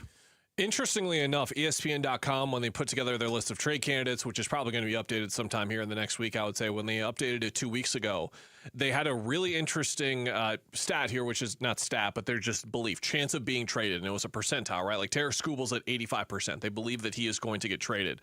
But when you go through the starting pitchers, Joe Ryan is at 55%, but then Reed Detmers with the Angels is only at 20%. Casey Mize in Detroit is at 60%. You keep going down, you look at Sonny Gray, 25% for him as well. Sandy Alcantara, 25% for him. Jose Soriano, 20%. In other words, Gambo, if you don't absolutely blow me away in your offer for Reed Detmers or Sandy Alcantara or Jose Soriano, I'm not taking him. So that could suddenly, or I'm not taking the trade. That could suddenly turn Ryan into an even more valuable piece at the deadline because he's one of the few elite pitchers available that they are willing to sell on like a agreeable type of trade instead of trying to get blown out of the water as well, because a lot of teams are going to be going after Skubal. Only one is going to get him. Those other teams, if they trade him, we still don't think know if there's they a trade chance him. they I still think they could try to hold on to him. We'll see. The other guy that I like, and doesn't throw as hard, and he's an older guy, but he's also got another year of control. Michael Wacha has been really good this year. All-star. I mean, yeah, all-star. And, you go look at, 2022, 3.32 ERA. 2023, 3.22. 2024, 3.35. Last year, 3.86. This year, 3.77. He's always in the threes. He's consistently good. He doesn't have the swing and miss stuff that Ryan does. Kind of Merrill Kelly-esque, right? But, he's a good pitcher. You wouldn't have to give up as much to get him as you would to give up Ryan. Now, let me say what I said earlier on the Diamondbacks. The top prospects in their organization are not available for a rental. They are not available for a rental. Any guy that's coming in to just pitch here for 2 or 3 months they're not giving up any of their top prospects. But those prospects are all available for somebody with control. Would they trade Waldschmidt? Yes, for the right guy. Would they trade Cassante? Yeah, for the right guy. Would they trade Tommy Troy? Would they trade LeJames Group? Yes. If they get a controllable player who they say, okay, I've got control of this guy, not just this year, but then I got him for next year and the year after, then those guys become available. So keep this in mind when it comes to their top prospects. They're not available for a rental, but none of those guys are untouchable. There's not one guy where they say, that guy's untouchable. If they can make the right trade for a controllable piece, then they would move off their top prospects. And I do wonder if the sweet spot that they're going to look for is not someone like Joe Ryan, who just has a year and a half left, but they look for a Zach Gallen-esque trade where they made the Jazz Chisholm trade, and it was basically a top-rated prospect for another top-rated prospect. These are two guys right on the edge of the majors, if not already in the majors, like Gallen was as well. And they look to trade essentially for a starting pitching prospect instead of the many position players in their system. So right now, if you look at the Diamondbacks' top 10 prospects, Waldschmidt, outfielder, Cunningham, infielder, Caldwell, outfielder, Crisantis, infielder, J.D. Dix, infielder, Daniel Egan, pitcher, but not only in Double-A right now. Hageman, pitcher, only High A right now. Forbes, pitcher, High A right now. Then Groover, then Christian Mena, who is injured right now as well. So in terms of their top 10 prospects, only one is a pitcher that is going to be ready in the next year or two. The rest are pitchers that are a little bit ways out. So do you look to move one of those outfielders or one of those infielders for a pitcher that is ready right now instead? So the other point is, and I said this is going to be a huge factor at the trade deadline. Ryan makes what, $6.5 million? $6.5. Waka's on a 3-year, $51 million deal. You're talking about $18 million this year, $14 next year. Too pricey. Now, that's where it becomes a problem because the Diamondbacks don't have the ability to add another, say it's $8 million in salary, because if you trade prospects for a player, you're not giving any salary. You're just taking in salary. The Diamondbacks spent all their money. They don't have $8 million to go add to this year's payroll. They don't have it. So that, they're in a catch-22 situation. If they want to go after a player, it's got to be somebody whose cost is kind of low. Ryan's is decent at $6 million. So $6 million this year, and most of 4 of it's gone. You'll pay $2 to $2.5 million. Where Walker, you're paying more like $7 million, $7.5 million out of the $18 million. So that's a factor, believe it or not, because the money they had, they spent in the offseason. They spent that money. So it's not like they go into the trade deadline. And again, you trade 3 prospects for a player, you've got to take his salary on, the remaining salary. So that's something just to keep in mind, again, when it comes to the trade deadline for the Diamondbacks. There was an NFC West preview, top storylines for the Arizona Cardinals. There were 3 of them. We'll tell you what they are next right here on Arizona Sports, the local sports leader. Wolf and Luke, middays 10 to 2. So much of what is going on with the Arizona Cardinals right now is about these players, these young guys developing. What if Will Johnson just suddenly became a shutdown corner? Walter Nolan, what if he is destined to be one of the best 3 techniques in the National Football League? What happens if these guys develop so quickly and profoundly that suddenly the Arizona Cardinals start winning games? Is that a possibility? Yes. That's a possibility. You know what? I know there's guys out there, you're going to be laughing at that. That's fine. Laugh all you want, man, because I've seen it happen. Wolf and Luke, middays 10 to 2 on Arizona Sports, the local sports leader. Love telling you about Dr. Jay Schwartz because I can tell you firsthand. I had LASIK surgery done at the Schwartz Laser Eye Center a long time ago. Yeah, like 15 years ago. When I was in my early 40s, I had LASIK surgery. My eyesight was starting to go.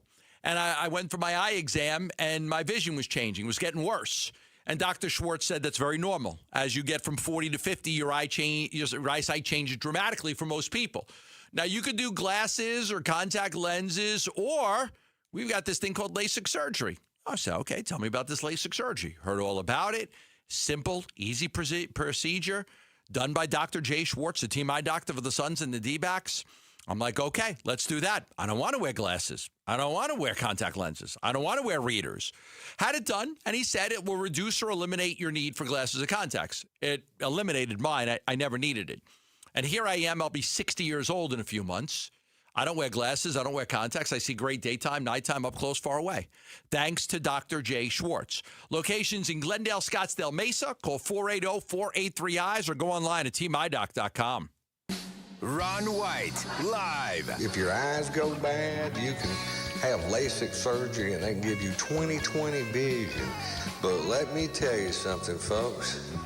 You can't fix stupid. Sunday, October 4th, 8 p.m., Talking Stick Resort. Ron White, live. Tickets on sale now at TalkingStickResort.com. For mature audiences. Hi, I'm Tom Shane, third-generation owner at Shane Company. As a family jeweler for almost 100 years, we're known for doing right by our customers. Our legacy of integrity depends on it. We stand behind our engagement rings with our all-inclusive free lifetime warranty. We handpick the most beautiful diamonds, then negotiate for the best price. At Shane Company, we put you first because a friend always has your back. Shane Company, your friend and jeweler. Dan Bickley here, and summertime has arrived in Arizona, a time when your windows are the only thing standing between you and 115-degree temperatures. And if your windows are shot, your windows are about to cost you a fortune, which is why now is a great time to call Advanced Window Products, Arizona's #1 window replacement company, where they build windows designed specifically for our harsh climate, and they build windows specifically for the dimension of your home, never retrofitted on site. They replaced all of my windows. I could not be happier with the result. They look fantastic, and everything from installation to the cleanup process was immaculate, and that's because their installers are vetted full-time employees, never random subcontractors. At Advanced Window Products, they'll build your windows, install your windows, then they'll guarantee them for life, windows that will literally pay you back. Call 480-676-3600. That's 480-676-3600 for Advanced Window Products. In baseball, every decision matters. One pitch can change the game. I'm Jeff Jr., founder of Trajan Wealth. And like a good manager, building a strong financial plan takes strategy and the right team. Torey Lavello here. Jeff's right. In baseball, you can't just watch one part of the field. You have to see the whole game. And that's how we think about financial planning. Most advisors just manage investments and refer you somewhere else for taxes or estate planning. But the best teams work together. Exactly. At Trajan Wealth, we built a family office model that brings everything together. Wealth, tax, estate. One team making sure every part of your plan plays well together. That's why I trust Trajan Wealth. With my family's plan, they see the whole field. Call Trajan today. 855-TRAJAN-1. That's 855-TRAJAN-1. Advisory services through Trajan Wealth, LLC, an SEC registered investment advisor. Paid advertisement. Other services through Trajan Estate and Trajan Tax. Additional disclosures at TrajanWealth.com. The Burns and Gambo Social Poll Update. All right, this one's pretty easy. Do you want Jamal or Dave Burns to win baked goods? That's it. That's it. That's the question. Answer the question. It's very simple. I'll put in a word to the web Somebody's going to department. get baked goods. Let them edit the poll question. Change it up. I have a weakness for brownies. Like I do have I had the best dessert I ever had in Scotland at this place called Cora. It was this Belgian chocolate cake drizzled. Like it was this chocolate cake drizzled with Belgian chocolate. It's like literally to die for. God, don't mention Belgium to me right now. Anything Belgian or Belgium, don't mention it. Because they beat the hell out of the U.S. They beat the hell out of us, man. I'm still not recovered yet. Yeah. I didn't get to watch that game. So just give me a quick 30 seconds. What the hell happened? They got slaughtered. Oh, we got boat raced. They looked completely outmatched. We got our asses kicked. We looked like we were finally making a turn towards something competent, something that could threaten the right team on the right day, beating Paraguay 4-1, doing a bunch of other stuff throughout the games that led you to believe that this was a different U.S. team, and then they were the same exact U.S. team, which is once they faced a competent team in the round of 16, they lost. And even worse, Gambo. Like, it took extra time for Belgium to beat them 12 years ago. Like, they competed with the Dutch really well 4 years ago. But didn't they play them in a friendly not too long ago and Belgium slaughtered them?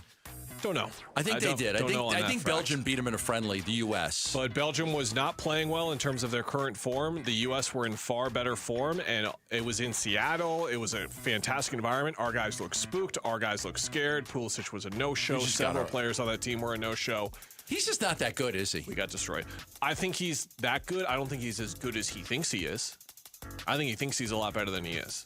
And I don't is think that the game where our goalie gave up like some stupid goal? He kicked to the ground instead of the ball. Correct. Young Wekuda. Oh my goodness! I saw that. I was in Ireland at that time, and when I woke up and I saw the score, it was like, wow, they got slaughtered. And I read like one highlight. We were on the air. They got boat raced. We were on the air for the first hour, and then Tillman scores that free kick. What time was that game on? 5 o'clock our time. Okay, so because I missed it, so that was like 2 o'clock in the morning, 3 o'clock in the morning. Where I woke up and I saw the score, and I'm like, wow, they didn't even compete. Tillman scores a free kick. It's 1-1, and we're like, okay. And I'm saying on the air while that's happening, like, just get to half at 1-1 because we're clearly not right. We just need to get to half. And then 2 minutes later, as I'm talking, Belgium scored again. And it's like, okay, we're just gonna get boat raced. And then when did they put it away?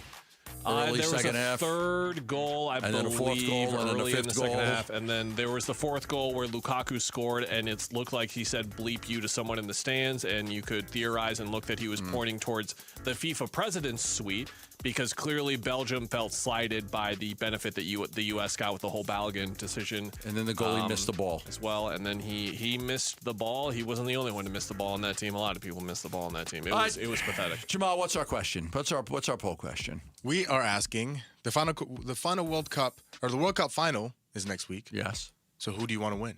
Spain or Argentina? Spain. I want Argentina to win because I want Jamal to win. Thanks, Kellen. Burnsy's got enough to make. He's got enough going on in that. I'm sure Lauren will give you baked goods anyway, even if you lose. That's also a great point. Yeah. In a way, I think everyone on the show will get baked goods because, like, they're not just for you specifically. Like, they'll be brought in. I think the winner more so gets to choose. What they want. The baked good because those sisters are versatile with what they can. I like scones. I really like scones. All right, that's our poll question. What's the result? People are picking Argentina. Spain by barely. Okay, 51% of the vote compared to Argentina. It should be a great game. Thanks, Jamal. Thanks, Jamal. For the NFC West training camp preview, they had 3 storylines for the Arizona Cardinals. We're going to go over these quickly before we hit the 5 o'clock hour. Sorting out the Jacoby Brissett contract drama. I think it's starting to weigh on everybody. I think you're starting to see guys like Budda Baker. Guys are starting to get pissed off. Like, can we get this resolved? Training camp's next week. You saw Budda comment on it, and he's like, okay, like, he's your leader. He's your best player. He's been here for 10 years. Like, get this thing done. And he even said, it's not like the guy's asking for a lot of money.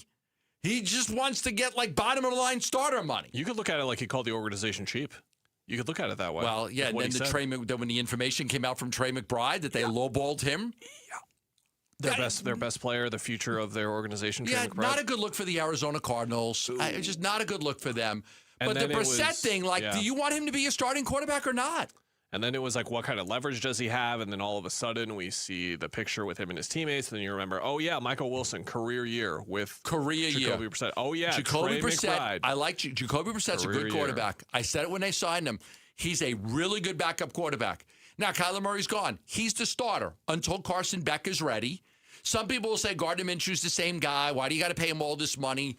Because he signed here to be the backup, and now you're making him be the starter.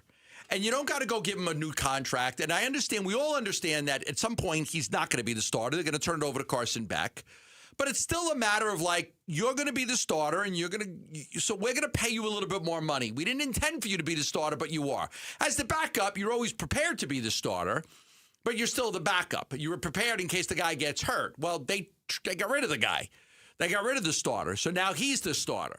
So I think that they've got to get something done. I hope they do before training camp. I really don't want to get to my first day of training camp, and this saga continues to go on. Which is less than a week away. Less than a week away. A whole lot of love, they said, is number one. That Jeremiah Love could be the most anticipated rookie in the league. And it says, all due respect to Fernando Mendoza, but Love's talent and eye-popping ability is off the charts. They used the third overall selection on him. Some people still didn't like it because the amount of money you got to pay a running back at number 3 overall. But I think we are all excited to see if this is the next great Cardinal running back. For a long time when I was here, the Cardinals had 2 guys that had 1,000 yards. One was Johnny Johnson, and the other was Ronald Moore. And it was they really struggled to get good running backs in here. So there's a chance that this kid could be that special. I think we're all excited to see him. I think the standard is he needs to be the best running back in franchise history. You look at the entire production and some of the best running backs we've seen here. James Conner is up there. David Johnson is up there. But that was a blip for David Johnson. And James Conner did it over a few years. You need this kid to be elite and special for a few years. The storyline there that's within the storyline game is how many touches he gets. Ashton Genty had over 300 touches his rookie year. That's not happening. But is he going to land? You got Algier. Where you got Conner. Yep. How many touches? We're going to be talking about that a lot in training camp. How do you balance these 3 guys together? And then there's Trey Benson as well as the 4th guy as well. And they talk about a time for a new era. They Marvin Harrison Jr., number 4 overall pick. Darius Robinson, number 27 overall pick. Walter Nolan, number 16 overall pick. That trio has combined to play 53 out of a potential 85 games. Robinson, 21 games in 2 years. Nolan, just 6 games last year as a rookie. Harrison, he's been, he hasn't missed as many games, but he's kind of been a disappointment for them. As a top 5 pick, you're expecting a lot more. So it's time for these new guys to kind of step up and get the job done. That was the preview they had. Time for a new era, a whole lot of Jeremiah Love, and the sorting out of Jacoby Brissett's contract situation are the 3 key storylines for the Arizona Cardinals going into camp. When we come back, the Suns go 3-1 in Summer League, and they're going to shut down their key players because they don't need to play them anymore. We'll talk about that next, right here on Arizona Sports, the local sports leader. The Arizona Sports YouTube channel for live shows, podcasts, viral clips, shorts, and more. Just the local sports leader doing what we do on YouTube. Serve yourself some Arizona sports. Subscribe to the Arizona Sports YouTube channel. Love telling you about the great people at Asset Preservation Wealth and Tax, and that, of course, is Stuart Willis. Now, I'm going to tell you something that I hope you all take very, very seriously.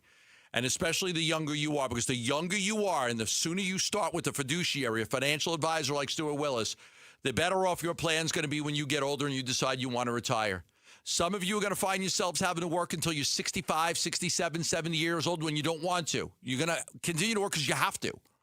Now, if you want to put yourself in a position where you're not going to have to, and then you can determine on your own if you want to work or not, then you've got to make the right decisions when you're younger. When you're 30, when you're 35, when you're 40, when you're 45. That's why I recommend contacting Stuart Willis from Asset Preservation Wealth and Tax right now and putting a financial plan together. You get a free portfolio review. You might say, Gambo, I don't really have a portfolio. You probably got a 401k, maybe a Roth IRA, and maybe you've got gold. And so I don't know what you have, but it's probably a portfolio. Contact Stuart Willis. Get that financial plan. Get that retirement plan so you will be in a position of strength when you get older. Call 602-877-PLAN for that free review. That's 602-877-PLAN. Investment advisory services offered through Foundations Investment Advisors, LLC, an SEC-registered investment advisor. Every summer road trip starts somewhere. Start yours at Freeway Chevrolet. Right now, we have employee pricing for everyone and 0% APR for 60 months on new 2026 Chevy Silverado 1500 models. Chevrolet. Together, let's drive. Employee pricing for everyone and 0% APR for 60 months for well-qualified buyers. Must finance with GM Financial. Not available with lease and some other offers. Take new retail delivery by August 3rd, 2026. Freeway Chevrolet, I-10 and Ray. Temperatures are rising, and so are AC costs. But Collins Comfort Masters can help you stay cool without breaking the bank. Get a new high-efficiency Lennox AC system installed for as low as $99 a month. Serious comfort at a seriously cool price. Collins Comfort Masters has served the Valley for over 40 years. Call 480-NO-WORRY or visit collinscomfort.com to schedule today. Collins Comfort Masters, your no-worry solution for air conditioning, plumbing, electrical, and water filtration. I'm John Morgan of Morgan & Morgan. My best advice to you when hiring a lawyer for your injury case is simple. If you know court personnel, ask them who they'd hire. They know. If you know an insurance adjuster, ask them. They know. And then ask them about us. Ask them about Morgan & Morgan. They know. I look forward to talking to you soon. There's only one Morgan & Morgan, America's largest injury law firm for the people. Injured? Dial Pound Law. Morgan & Morgan, forthepeople.com. Arizona lawyer will handle Arizona cases. Prior results do not guarantee a similar outcome. For over a century now, Ford has been part of America. In my family, it's been generations. Paul Calvisier, my grandfather worked for Ford Motor. My first car, a classic Mustang, still have it. But going to our Desert Ford dealers today means getting more than a vehicle. We're talking a full suite of benefits like complimentary Ford mobile service or try Ford pickup and delivery. Yes, to and from your door, and it's easy scheduling in the Ford Pass app. Tough would be built Ford tough. More than a slogan, it's an identity of the F-Series trucks, and the all-new 2026 F-150 is the best yet. With a completely redesigned interior and exterior adventure, how about the Ford Bronco Sport? It says, let's get it, with 5 available trims so you can forge your own path. We recently bought a new Explorer at our Desert Ford dealers. Love the flexible seating up to 7. All the cargo room, the advanced tech. Bottom line, Ford is the future at our Desert Ford dealers. Just click buyfordnow.com. LASIK and EVO ICL from King LASIK gives you freedom from glasses and contacts. Refractive lens exchange from K2 Vision eliminates readers and cataracts. Hey, it's Vince Marotta. I had LASIK performed about 25 years ago, but with age and time, my vision has changed a little bit. So I met with Dr. King and Dr. Kopstein at K2 Vision and received a thorough examination, complete with great information about my eyes and my vision, and more importantly, what options I have should I choose to address my changing vision. Dr. King and Dr. Kopstein have combined to perform over 300,000 procedures, and I know from my personal experience that they'll know the best procedure for you, whether it's LASIK, EVO ICL, or refractive lens exchange. Schedule your free Zoom consultation today at K2VisionRLE.com. K2VisionRLE.com. K2 Vision RLE, no glasses, contacts, readers, or cataracts. K2VisionRLE.com. KMVP FM Phoenix. Live from the Casino Arizona and Talking Stick Resort Studio. Arizona Sports, the local sports leader. I'm Jamal Gumo, and this is what's trending now. The Arizona Diamondbacks are off just one more day until they hit the diamond again tomorrow against the St. Louis Cardinals, but they have made some roster moves. They are reportedly calling up first baseman Tyler Locklear to the Major League roster. Locklear so far in Reno this year is batting .313 with an OPS of .897 and has hit 8 home runs. And according to our own John Gambadoro, Rasheer Fleming, Kamon Malawach, and Koa Pete will all be shut down for the rest of the Summer League. And that is what's trending now.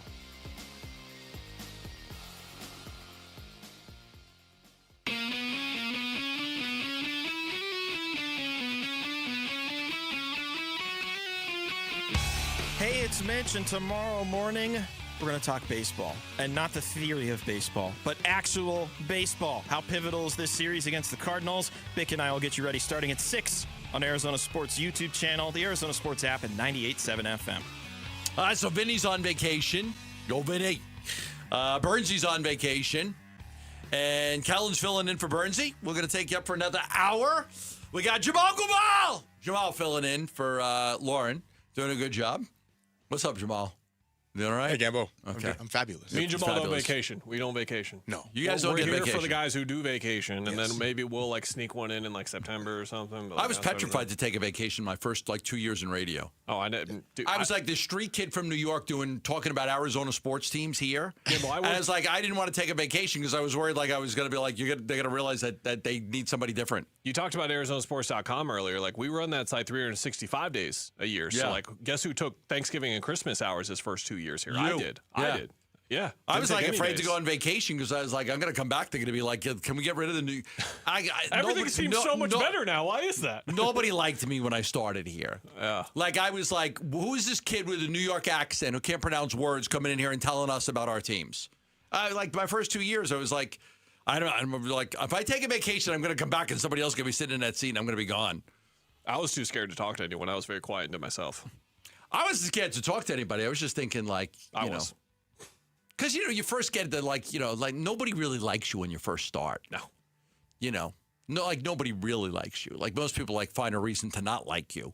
So you got to, either win everybody over or, you're never going to have everybody likes you. It's like, office politics says it. Yeah, like somebody always told me, you don't want everybody to like you. You don't want everybody to hate you. You just want everybody to have, some kind of opinion Except about here at Bonneville Phoenix, where we love everyone.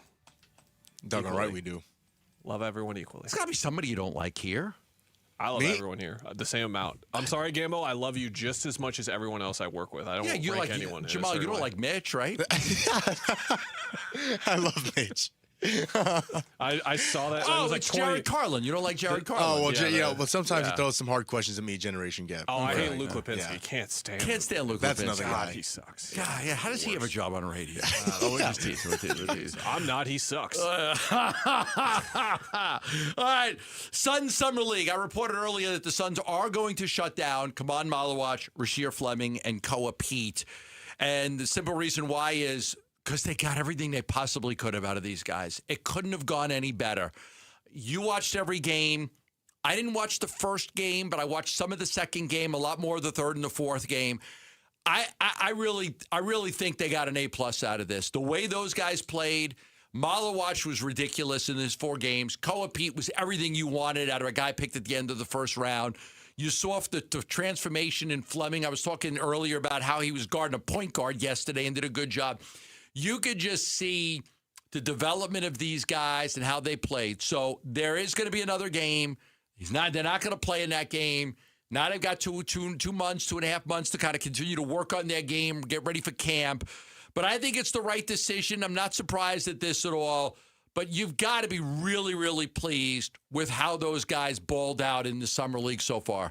Yeah, and also just like a sign of if you need a little bit more faith in the front office, just look at what's happened the last 2 years with what they've been looking to add, right? Like we talked about how much this team needs to get more athletic. They need to get bigger. They need to get longer. They need to get stronger. And you look at the 3 guys that they're going to be building around with their young core, not so much now, but in 3 to 5 years, you expect the team to be about these 3 guys specifically. Look at what they do on the floor. Look at where they affect the game on the floor and look at how they do it on the floor. They do it in all the ways where they needed to clean up this roster and make it better 2 years ago. They had to get some size. They had to get longer. They had to just stop playing athletic teams and getting played off the floor, run off the floor as well. So as we get to maybe not this season or the halfway point of this season, that part is now of the roster is now going to become some of the identity of this team as well. Like they hope to become one of the most athletic or bigger teams in the league as well. Like you talked about earlier on the show, Malawach is going to play this year, and some of the time he plays this year could very well be occasional minutes with Osu Ighodaro together, and that's possible because of Kaman's development and his 3-point shot and how much better he could stretch the floor and protect the rim at the same time. You've got something very special here. But yeah, I do think that as we talked about Malawach, I do think there's I don't think that they're going to be very careful with Mark Williams. So let's just assume here Mark doesn't play in back-to-backs To me, that's 16 games that I would expect Malawach is going to start. Not Oso, but Malawach. You mentioned, can they play together?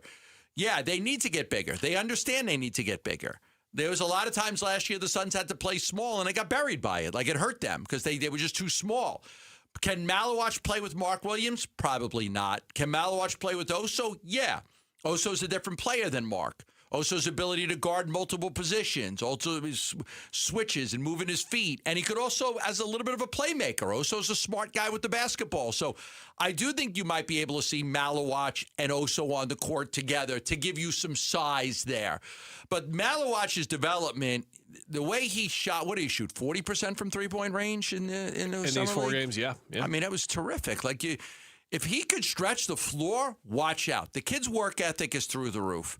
I said to you earlier, he shot really well the first 3 games from his free throw line. Then he missed a bunch yesterday.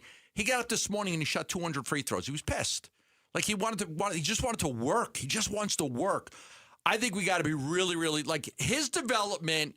We can talk about Fleming and Pete, and we'll do that in a little bit. But the Malawach, his development from last year's summer league to this year's summer league, night and day difference. He dominated those games.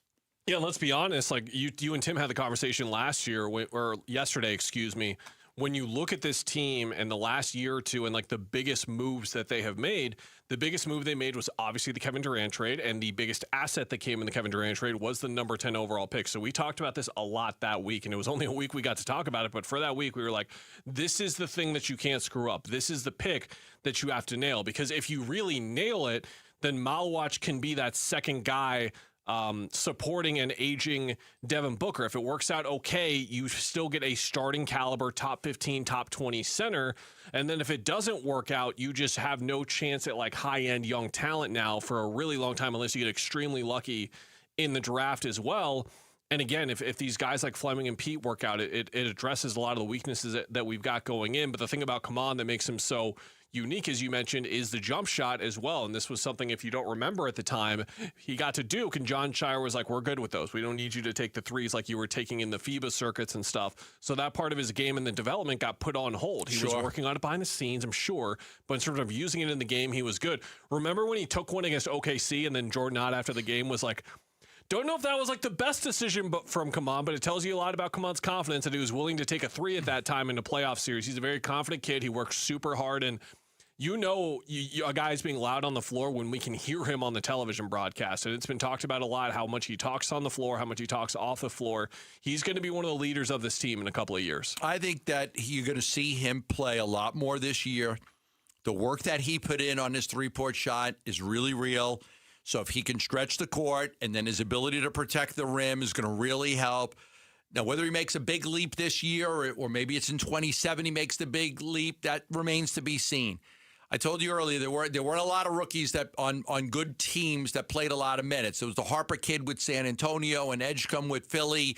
A lot of the rookies that played a lot of minutes were guys that were playing on real crappy teams. So he didn't play a lot. He was on a good team. He was 19 years old. I expect you're going to see a lot more of him this year. And if I'm them, like, I'm thrilled with what I saw out of the Summer League. That's why they're going to shut these guys down. There's no need to play them anymore. You got everything you could out of them.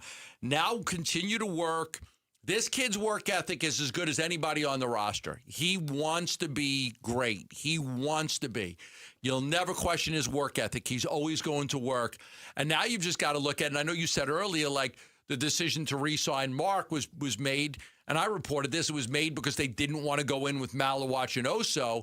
Now, I don't know if they knew that Malawach was going to play this well, because you're watching him, and it is Summer League, tap the brakes, but you watch him play that well, and you're giddy. You're like, oh my goodness, wow. Like, can he do this in a regular season game? Well, we'll see. And revisit remember the conversations around DeAndre Ayton at the time. Like, this franchise has never had this great, fantastic, amazing center. And that was part of the reason why we talked about the Suns being so interested in DeAndre. That opening still exists for Kaman. Like, he could wind up being that center as well. We're tapping the brakes. We understand it's Summer League. We also understand that in the league and in basketball, sometimes it's like this. Like, a guy in 3 to 6 months, he comes into the gym and they're like, who the hell is this guy? Where was he last year. For young guys like that who haven't been playing basketball that long like Kamad, it can be very fast. Don't put those expectations on him, to be clear. But if he comes out midway through this year and just looks like the best center on the team, you and I are not going to be shocked because this is an extremely talented kid who works extremely hard. Yeah, and I think the Mark Williams contract, it was longer than I thought it was going to be. I know they didn't want to give him 3 years. They were preferring 2. He got 3, but he also got a lesser deal than what I think that they were expecting to pay him, which makes the contract somewhat tradable. So I do think that becomes a tradable contract at some point. That word, tradable. As long as the contract's tradable, they're fine. As long as he avoids significant injuries and his play remains at a decent standing, when as soon as Kaman's ready, they can send Mark out. They're good to go. What are the buy and sell scenarios for your Arizona Diamondbacks? I'll tell you next, right here on Arizona Sports, the local sports leader. Bickley and Marotta mornings. When the word alignment is said so many times over the course of 2 years, how are we in this situation where the roster is not necessarily constructed for the head coach? Jarrett, it speaks to a question that a lot of, I think, Suns fans are asking. Is the return of Mark Williams, is the acquisition of Miles Bridges, is this back in the moment, Matt Ishbia, getting away from the careful building of what seemed to be alignment? That's what it feels like. Bickley and Marotta, mornings on Arizona Sports, the local sports leader. Paul Calvisi here with Matt Degas, president of Bright Wealth Management. And Matt, most people think they're done paying taxes when they retire. Paul, not even close. If most of your savings is in a 401k or an IRA, you've built a tax time bomb. And without a strategy, the IRS becomes your biggest beneficiary. So the time to act is now. Call Bright Wealth Management at 844-726-9116. We'll map out your risk and show you how to fix it. BrightWM.com. Investment advisory services offered through Foundations Investment Advisors, LLC, an SEC registered investment advisor. The content provided is for educational purposes only. We're hiring at A1 Garage Doors. No experience? No problem. We provide full training, a brand new van, top-of-the-line tools, a gas card, and steady jobs with weekly pay. This isn't just a job. It's a career with real growth, great pay, and job security. Our team members go from training to 6 figures, and we're ready to help you do the same. Don't wait. Apply now at a1garage.com/careers. A1garage.com. A1 from day one. Sponsored by Progressive Insurance. Make sure your family is well taken care of with life insurance. Protect your phone, laptops, and more with electronic device insurance, and cover your furry friends with pet health insurance. Well, it's official. My friends have all switched to Pure Talk because I told them they could save a bunch of money on a super reliable high-speed network with unlimited data. And because they're my friends, they trust me. As for the rest of you, well, Pure Talk understands that even though you might like me, you're not just going to take my word for it, nor should you. For that reason, and for a very limited time, Pure Talk is offering any of their plans for just $15 a month for the first 3 months, including their top-tier unlimited plan that normally sells for $65 a month. Think of it like a test drive, a super simple way to save $150 while you kick the tires on Pure Talk's blazing fast network, and a fine way to see for yourself why I switched from big wireless, along with a few 100,000 of my closest friends. Dial pound 250, say Mike Rowe, and be connected to Pure Talk's friendly U.S. customer service team. Again, dial pound 250, say Mike Rowe, and let the savings begin. If your windows can't keep up with the heat, it's time for an upgrade. At the Window Depot, windows are what we do. Biggest inventory, best prices, guaranteed. Found a lower price? We'll beat it. Shop in stock or custom vinyl windows, built for efficiency and style. From one window to full home replacement, we help you get the right windows for less. Lower your energy bills and stay comfortable year-round. Visit a location near you or order online at thewindowdepot.com. T-Mobile has an exclusive bundle for customers 55 and up. I'm Sarah Bowl. Yeah, I'm Frank Bowl. A reliable network is key for us. And with T-Mobile, it's been wonderful. And going to the 55-plus plan saved us so much money. A lot. And that's important, trying to keep costs down. The home internet's been perfect. It's fast, it's quick. The setup was so easy, it took less than 15 minutes. It was like, ta-da! If you want simplicity, coverage, reliability, you want the whole package, T-Mobile has it.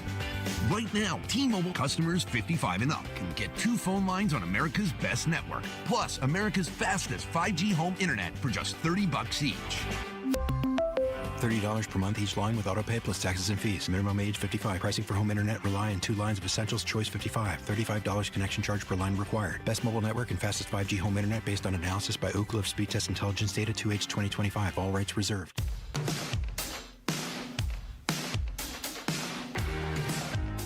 Hey, it's Wolf. How do we want the Cardinals to approach training camp in the preseason this year? We'll discuss tomorrow at 10 a.m. It's Wolf and Luke on Arizona Sports 98.7, the Arizona Sports app, and the Arizona Sports YouTube channel. Little tip jar for me, Gambo. Oh, what is it?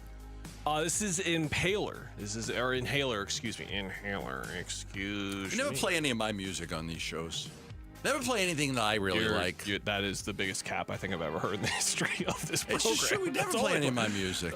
In terms of this little rotator, maybe it's more lean. By the way, Gambo, your type of music, we played a lot of Fott Rock while you were gone because Brandon Fott was on fire. Was pitching great. He was pitching good. A lot of Fott Rock in the mix. Hey, we play your music a lot. We're going to play it even more tomorrow, I'm sure. You're good. Okay. Let me hear a little question of you about Inhaler and, get my little tip jar, and then we'll get back to your stuff. You got your tip jar. All right. Thank you. All right, so there you go. Tip jar right there. We'll talk a little D-backs baseball right now. Trade deadline 3 weeks away. Diamondbacks with that sweep of the Dodgers before the break put themselves 2 games over 500, 2.5 games out of a wild card spot. And the biggest question on people's mind is, are they buyers or sellers? Well, they don't know right now. I mean, they really don't know. They're hoping to buy. Trust me, they're really hoping to buy. The question becomes, what are they going to buy? How are they going to buy? And what are they going to use to buy it with? It's not like they're going to the store with an open checkbook and they can just do whatever they want, however they want to do it. This is going to be something that I think is very important to keep your eye on, and that is they don't have a lot of money to spend on these trades. And you can just be like, well, it's a trade. But if a team is saying, okay, I'll take 3 of your prospects back, and you give me this player, and that player is going to cost the Diamondbacks $8 million, it might not get done. We talked about Joe Ryan at $6.5 million. Okay, they paid half of his salary this year, maybe a little bit more by the time the deadline comes, so you might owe him $2.5 to $3 million. That's manageable. You start to look at guys that are making $18 million, and the other team's paid 10, and you got to pay 8.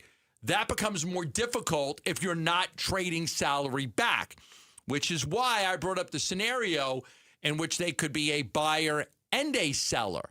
They could sell to get off of some salary and then buy to add on the salary back. So it might be a little bit of just shifting some money around.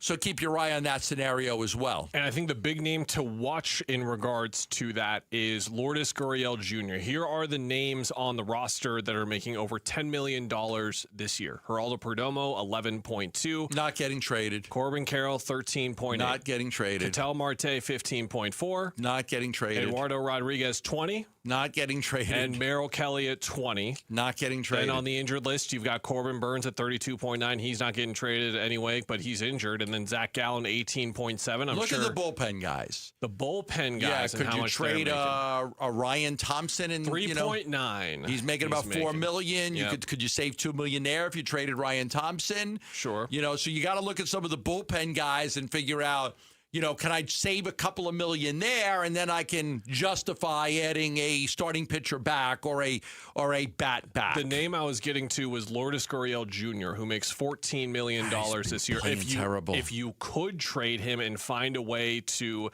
take on a certain amount of salary, but then take out that salary in a spot where you probably just want to play Lawler and a threesome of Lawler, Troy, and Waldschmidt in those left field and center field spots, or you add a bat at that position as well. Can you find a team that is willing to buy low on Lourdes Gurriel Jr., take on half of his salary or whatever, because he is on an expiring, it's a $14 million club option next year. He's the guy out of this whole list, to your point, what you were saying, we just went through with the thought exercise.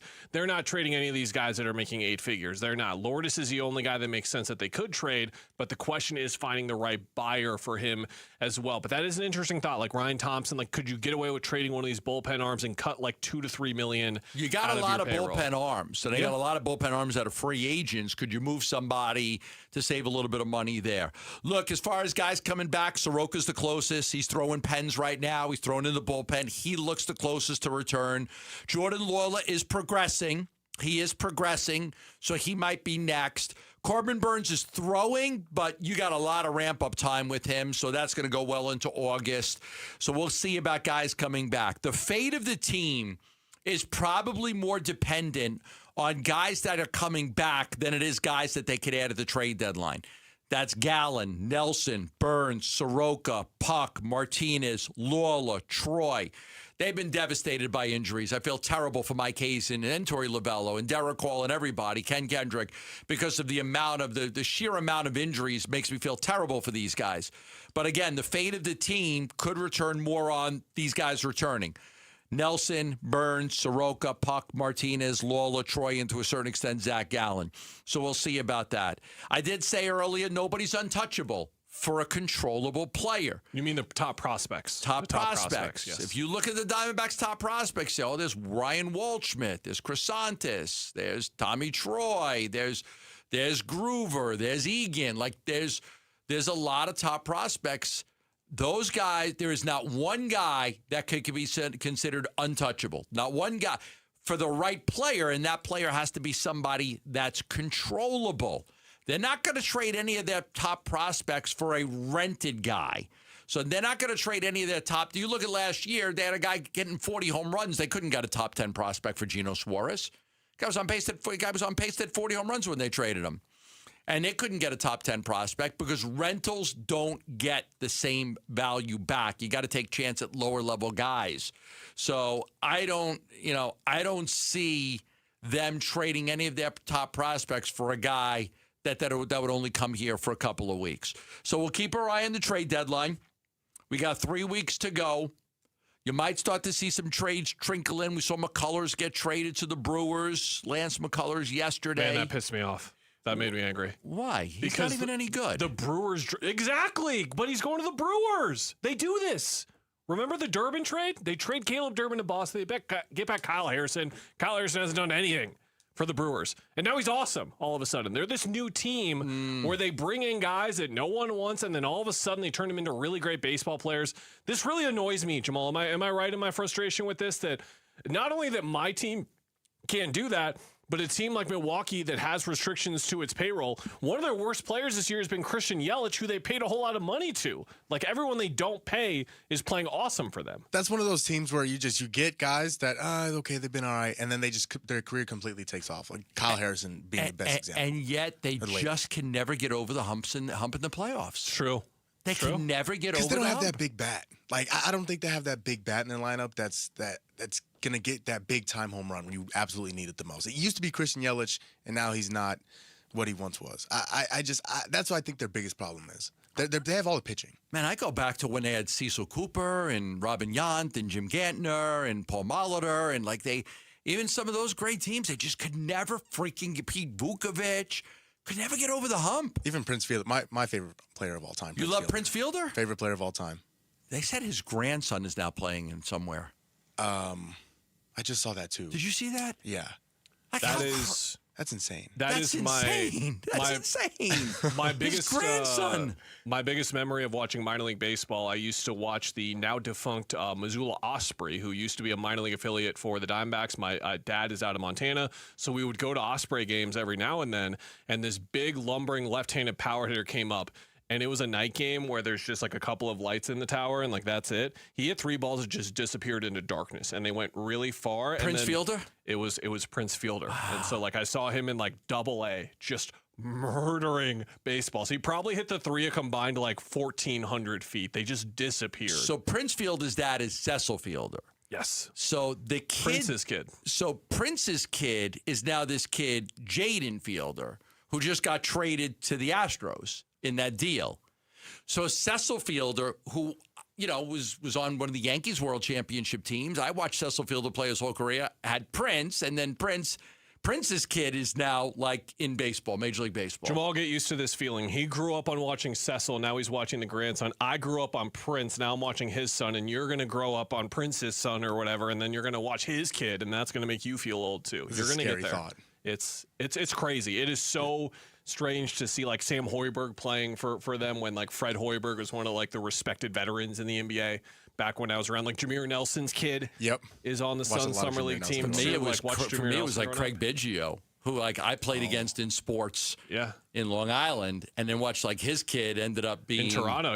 Is Kevin Biggio anywhere? I don't think he is anymore. I think he's out of baseball now. Yeah, he's out of baseball. He was good for a while too, or for at least for 1 year. Yeah, they had that. Toronto was bringing up those three young guys. It was Bichette, and it was I don't know what happened Biggio and Vlad.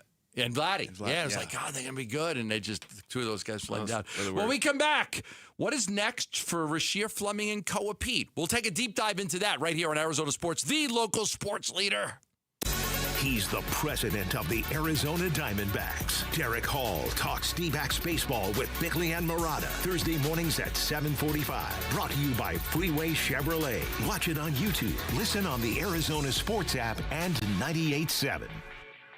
There are many reasons to hire Morgan & Morgan for your injury case.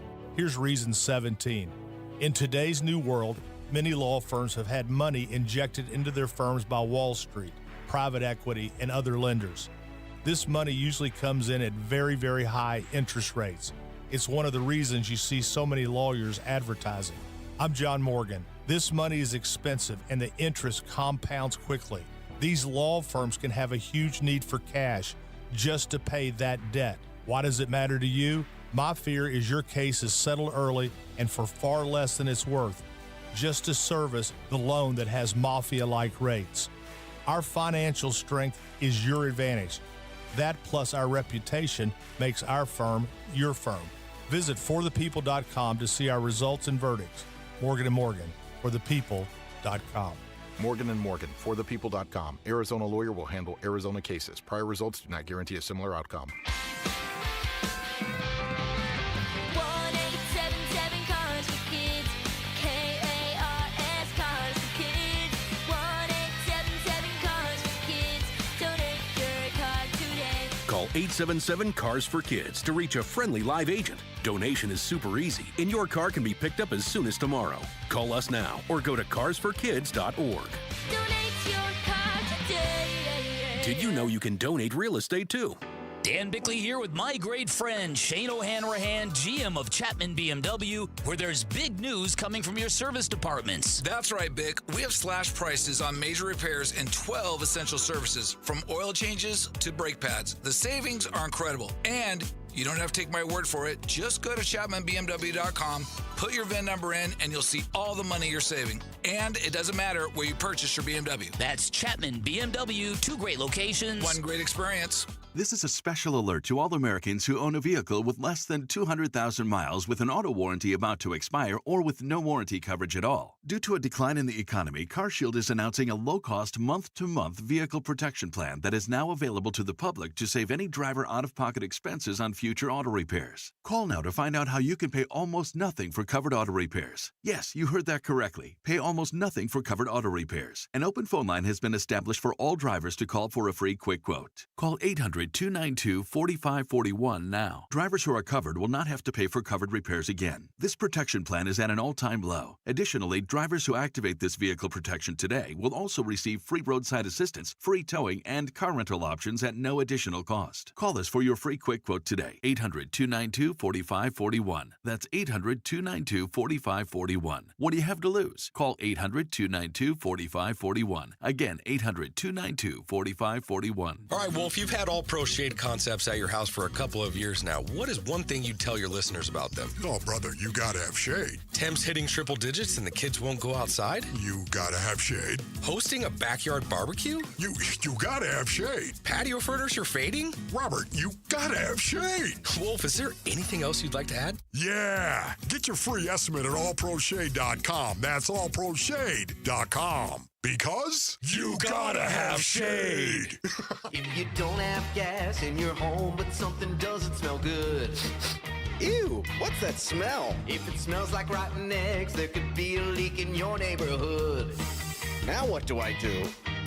If you suspect a leak, move fast, call 911 and Southwest Gas. From a safe location. But I don't have natural gas in my home. Gas lines are buried all around, so even if you don't have gas. I know, call 911 and Southwest Gas. I'm Jamal Gumo, and this is what's trending now. The Arizona Diamondbacks are off just one more day until they return to the Diamond tomorrow when they host the St. Louis Cardinals. Until then, they have made some roster moves. They are reportedly calling up first baseman Tyler Locklear to their major league roster. Locklear so far in Reno is batting .313 with an OPS of .897 and has hit 8 home runs. And according to our own John Gambadoro, Rasheer Fleming, Kamon Malawach, and Koa Pete will all be shut down for the rest of the Summer League. This report is brought to you by Casino Arizona. Big wins are waiting at Casino Arizona with your chance to win a 2026 Jeep Wrangler or a share of $25,000. Join us July 29th from 6 to 8 p.m. Details at CasinoArizona.com.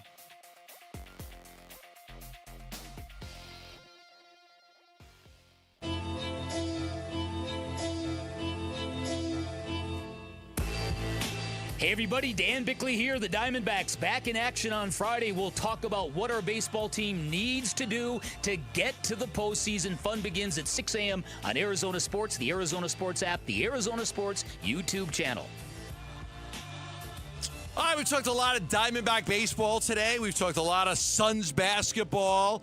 We snuck in a World Cup thing. We did sneak in a World Cup with Argentina and so Spain. sad it's about to end. 2 games, that's it. Just 2 games left, man. I know. We just got to get back to Italy being in this damn thing. I cannot take another year with it. Another World Cup with no Italy. Can't wait to fly out to Italy next summer and watch that squad with you. You're going to get your Lake Como tickets, I'm going to get right? the season tickets for Como. Yeah, I'm going to get the season tickets. They were able to retain Nico Paz, their big superstar breakout kid who's playing for Argentina right now. He's going to be great for them next year. I'm excited. It's a beautiful stadium right on the lake, and I've actually sent them a message for season tickets. I've sent them a message, I did. I'm waiting. They haven't get back to me yet. I'm like, how many tickets you got? 3. So when me and Jamal come out next summer, you got us. I'll be there. All right. I'm like, I did send them a message, like, hey, I want to buy season tickets. Let me see where they are. Como. Okay. And there it is. There's the message. Okay. You know, I mentioned I'm going to be a dual citizen. I'm buying a place there, and I mentioned I got married to Villa Carlotta in Tremezina, which is in Lake Como. I've got family in Milan. How can I purchase season tickets for your games? And I've not heard back yet. Well, that's I'm trying to purchase season tickets. Like, I got money to burn here. Let's maybe go. Follow up and be like, I also am on Twitter and have over 100,000 Twitter followers. If you want promotion for your club, I mean, there's a decent chance I might be named as a special envoy to Italy. You know, it's very. I might. What is be an envoy? What's that mean? I tried to get the ambassador thing. Tough gig. But then the president told me, like, you can't do the ambassador, but, like, I could use a special envoy. Okay. Because I'm having some problems with some of the people over there. So would you be willing to, like, do a special envoy? And I said I would. And this was just a couple months ago when I met with the president. We talked about this. And I'm open to being the special envoy to Italy. And so I would go back and forth and negotiate on now that would help you get season tickets. Now that's the way you can get. You wouldn't even have to pay for season tickets. I like listen, you people. I'm going to forget about I'm about to be the special envoy to Italy. Like, you don't want to not get back to me here. Yeah. Matter of fact, just give me the tickets for free. Oh no, I don't want that. I'll pay for the tickets. So I got to get at least 4 because you guys might want to come to a game. Appreciate that. Appreciate that. Yep. Okay, we'll work on that. Thank you, sir. Let's talk a little Suns basketball. I know you wanted to talk about Koa Pete and Rasheer Fleming. Which one you want to start with? Let's start with Rasheer. I think that there is a good chance that Rasheer could play a decent limited role for Phoenix this year. There was a couple things they liked about him. One was his defense. He played really, really well. His ability to catch and shoot the threes is something that's good for them. More of a corner 3 guy. Offensive rebounds is going to be big for him. His ability to guard, I think, is really important because he's long and he's quick and he's athletic and he's got the length and the reach. And so, like I said yesterday, he was just from guarding. What was the point guard's name that he was guarding? Abuko Corey. He was right. He was a guarding that kid. And it was like, okay, he looked good. So his ability to guard there. Rasheer's a guy that you love in transition. He runs the court really well. He knows where to go in those corners. That opens everything up. So I think that he's in a half-court game, not as much, but in a transition game when you like to get out and run, I think he could really help them. They got a crowded field for playing time. but I do see him having a limited role as one of those catch-and-shoot 3D defensive guys for them. And the key thing here, Gambo, is the defense element. That's what you've been impressed by the most. Yeah. And that is what they're going to need next year, because if you go through this roster, Jordan Goodwin is their best on-ball defender. I think with a extended role next year, he could push for an all-defense spot. He was pushing for one last year as well. I think Colin Gillespie defends well for his size, but you look at the other perimeter defenders on the team. I think Dylan Brooks is a good on-ball defender still. He's not great. He's not elite like he once was as well. This is a huge Miles Bridges thing. Like, if Miles Bridges can be a good on-ball defender, that would really change the way we kind of look at this team defensively. I think Book's really going to have to step it up defensively this year. And then I thought Jalen Green was serviceable. Last year he was solid, but in terms of like the good to great perimeter defenders on your team that are versatile as well, Goody's the only guy, and Goody's 6'2". So you need someone with size that is a versatile defender as well. Yeah. And that's where Rasheer comes in, and we talk about like, okay, he's so long. He's so long. 7'5" wingspan for a 6'9" guy. That is outrageous. He's so freaking long. Like, there's like you know what happens is you get excited about a guy, and then the next year, then they draft Koa Pete. And I think I saw a clip where you were talking about, could Koa Pete get more playing time from Fleming? Was that the right clip? My bold proclamation, my hot take for these four guys is that I think Koa is going to get the most minutes out of the four of them. Out of all four? Out of all wow. four. That's my bold take. Now, I'm not the information guy. You're the information guy, and I'm sure you're leaning more Malawatch or Fleming, but I'm going to go Koa. I think, like I said, I think Malawatch is going to start every game that Mark doesn't. I don't think Mark's going to play back-to-backs. I think they'll be careful with him. That could be 16 starts for Malawatch right there. So I think Malawatch will get the most time. I think Fleming does have a limited role on this team. The fascinating thing is going to be Koa. Because Koa came in and he did something that they really, really lacked. And that's get to the rim. Yes. His ability to get to the rim, his power drives to the basket with such force and physicality. This is something that they wanted to address. They needed to address. They did it with him. But then you look at the feel for the game. You can see how smart he is. He's got a great feel for the game. He's been a winner everywhere. But then you tap the brakes. You say, how old is he? 19. Yeah. And they made big mistakes in the past, not this regime, but other regimes, when they started gifting minutes to guys that were rookies, whether it was Josh Jackson, Alex Len, Marquise Chris, Dragan Bender, and it backfired. So I think what they did with Kaman last year might be a similar path for Koa. Now, Koa still got the opportunity to win them over and beat out guys and play. And I do think he'll get some time this year, but I think that this is almost one of those years where you're going to develop him and you're going to get him ready. And because again, at 19, how much can he help you win? I don't know the answer to that. They've got to determine that, but I do think that he gives them an element that they just don't have. Now, is that enough to get himself into rotation minutes? I still think that's going to be hard.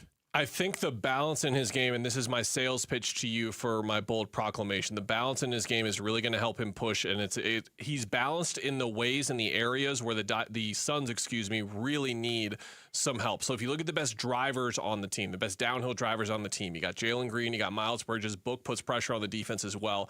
I'd argue Koa's right there, 4th or 5th on the team as well. You look at the best rebounders on the team. You've got Mark Williams, you've got Kaman Malawatch, and I think Koa's right after that. I think he's one of the 3 or 4 best rebounders on this team. You look at the best overall defenders on this team. Obviously, Goody we talked about. We talked about maybe Miles Bridges having a chance of that guy. Ryan Dunn can still defend pretty well. I think Koa's right there with Rasheer in terms of his ability to defend. You look at the best passers, playmakers on the team. You've got Colin Gillespie. You've got Book. You've got Jalen Green. And then I think Koa comes up Well, just right again, there the feel for the game. Knowing when to pass, knowing when to drive.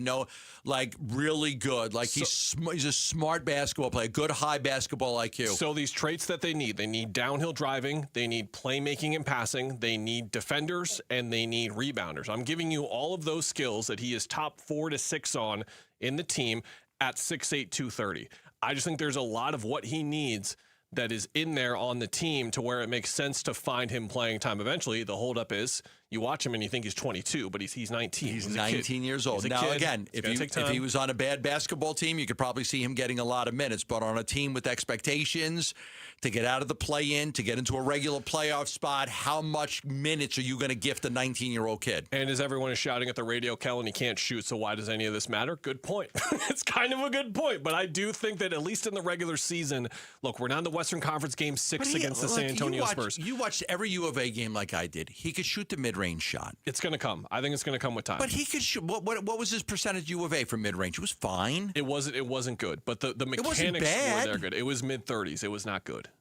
On the mid-range? On the mid-range shots. His field goal percentage, to your point, was really good, but those were the finishes around the rim. Right. Those were the drives in there. The mid-range jumper, to what you're saying, though, mechanics look great. Like, the shot's flat, but the mechanics look great. The problem is you can't shoot a flat shot from 25 feet out on three, so he's got to redo his jumper there, and that's what he's working on as well. But you don't need that shooting, like, in the regular season every single game. You can still find ways to make him a big positive on the floor without a jumper because, again, every single area of need we talked about on this team, besides shooting, he really helps them. By the way, has anybody been better in the summer league than Braden Burries? He's been amazing. Oh my goodness! Wow! Oh my goodness! Wow! Also, with Koa Pete, sorry, not to change the topic too much. I was just wowing about Braden. I loved Braden Burries in college. Wow! Yes. If you're looking to buy any more stock, come talk to Gambo and I because we bought all of it 6 months ago. Oh my goodness, is he crushing it? He looks amazing. They got a steal with him. Koa Pete's jump shot early to me, and I don't want to get raked over the coals for saying this. It looks like Kawhi Leonard's jump shot when he came into the league. Oh, I get what you're saying. It's not pretty, it's not fluid. The easiest thing to fix. But easiest thing to fix is your shot. He stocks it up here. Like he stocks it up there to what you're talking about. Yeah. Do you remember Glenn Robinson?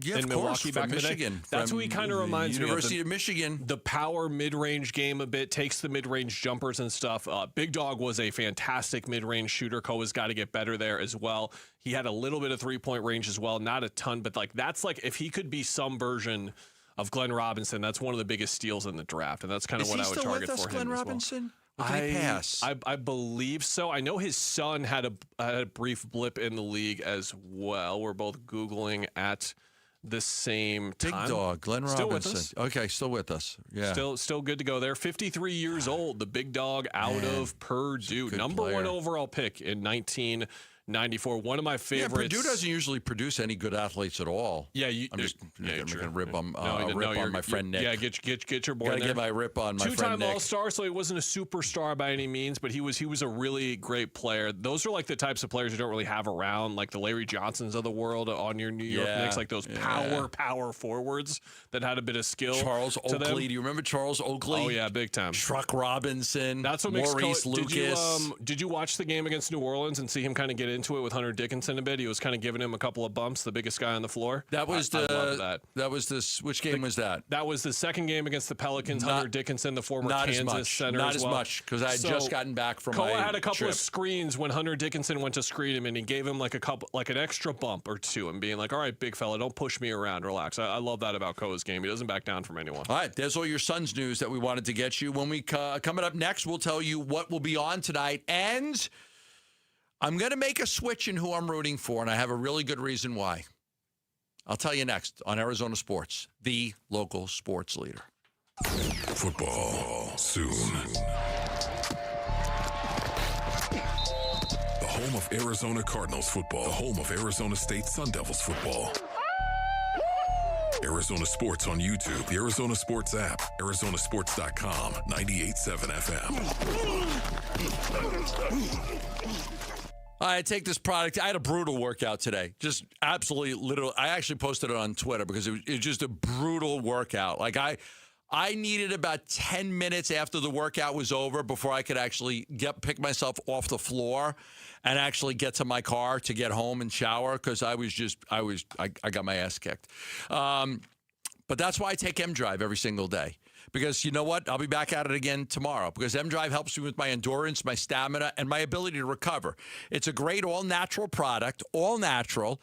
It helps boost your natural testosterone, but it helps you with 5 clinically tested ingredients that's going to help you every single day. Whether it's M-Drive Elite, M-Drive Prime, or M-Drive Boost and Burn, there is an M-Drive that is right for you.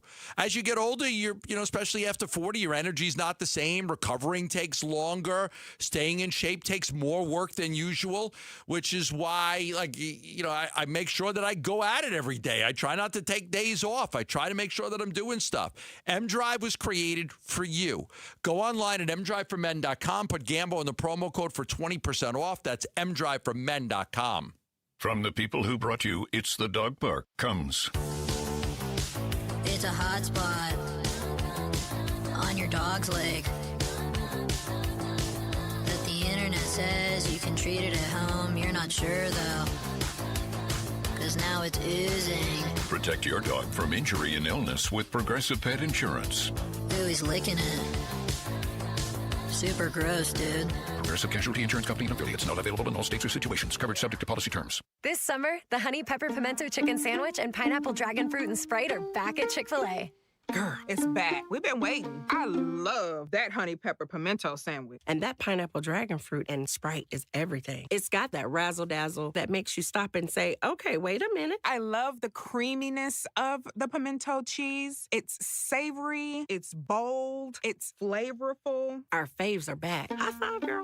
Which fan favorite will you choose? Real customers paid for their testimonials. Hey, it's Bodie with NewACUnit.com. A lot of people think buying a new AC unit is complicated. It's not. Just answer a few quick questions online, see your price up front, and we'll connect you with a certified install team. No pressure, no upsells, no surprises. Just a better way to buy a new AC unit. And many customers save 50% or more. If you need a new AC unit, don't overthink it, and definitely don't pay more than you need to. Go to NewACUnit.com today.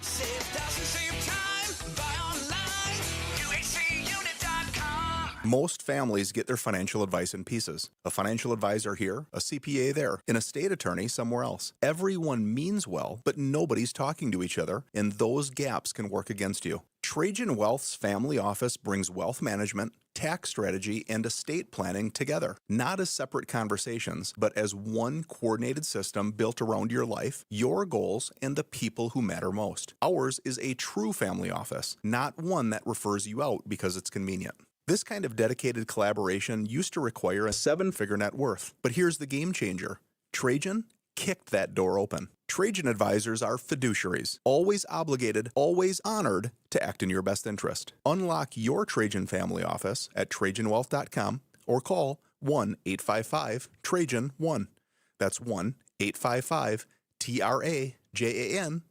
Advisory services through Trajan Wealth, LLC, an SEC registered investment advisor. Other services through Trajan Estate and Trajan Tax. Hey, I'm Ron Wolfley, and I'm sitting here with Garrett Lee, co-owner of Moving Team 6. Moving season is quickly approaching, and I didn't even know there was a moving season. How would you advise people? Actually, the month of May is National Moving Month. That's right, we have a National Moving Month. Yes, we will be busy this summer, so we always recommend calling us as soon as possible. Let us come out, do an on-site estimate. Let us meet you. If you've got a move coming up, go to movingteam6.com for more information.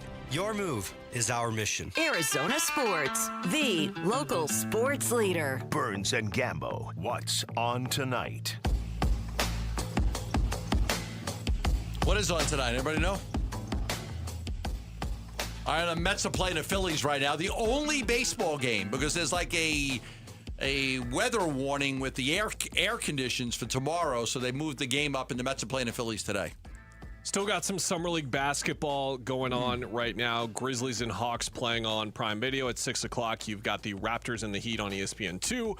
And then Prime Video wraps up the Summer League coverage at 7 o'clock with the Trailblazers and the Nuggets in Vegas. They're still going in Vegas. But yeah, baseball, that's it right now. No World Cup until Saturday when the third place match occurs as well. And then the Merc are in action, not tonight. They'll be in action tomorrow, and we'll bring that up tomorrow when we're talking about what's on tonight tomorrow. I heard the France coach say, we don't want to play in this game.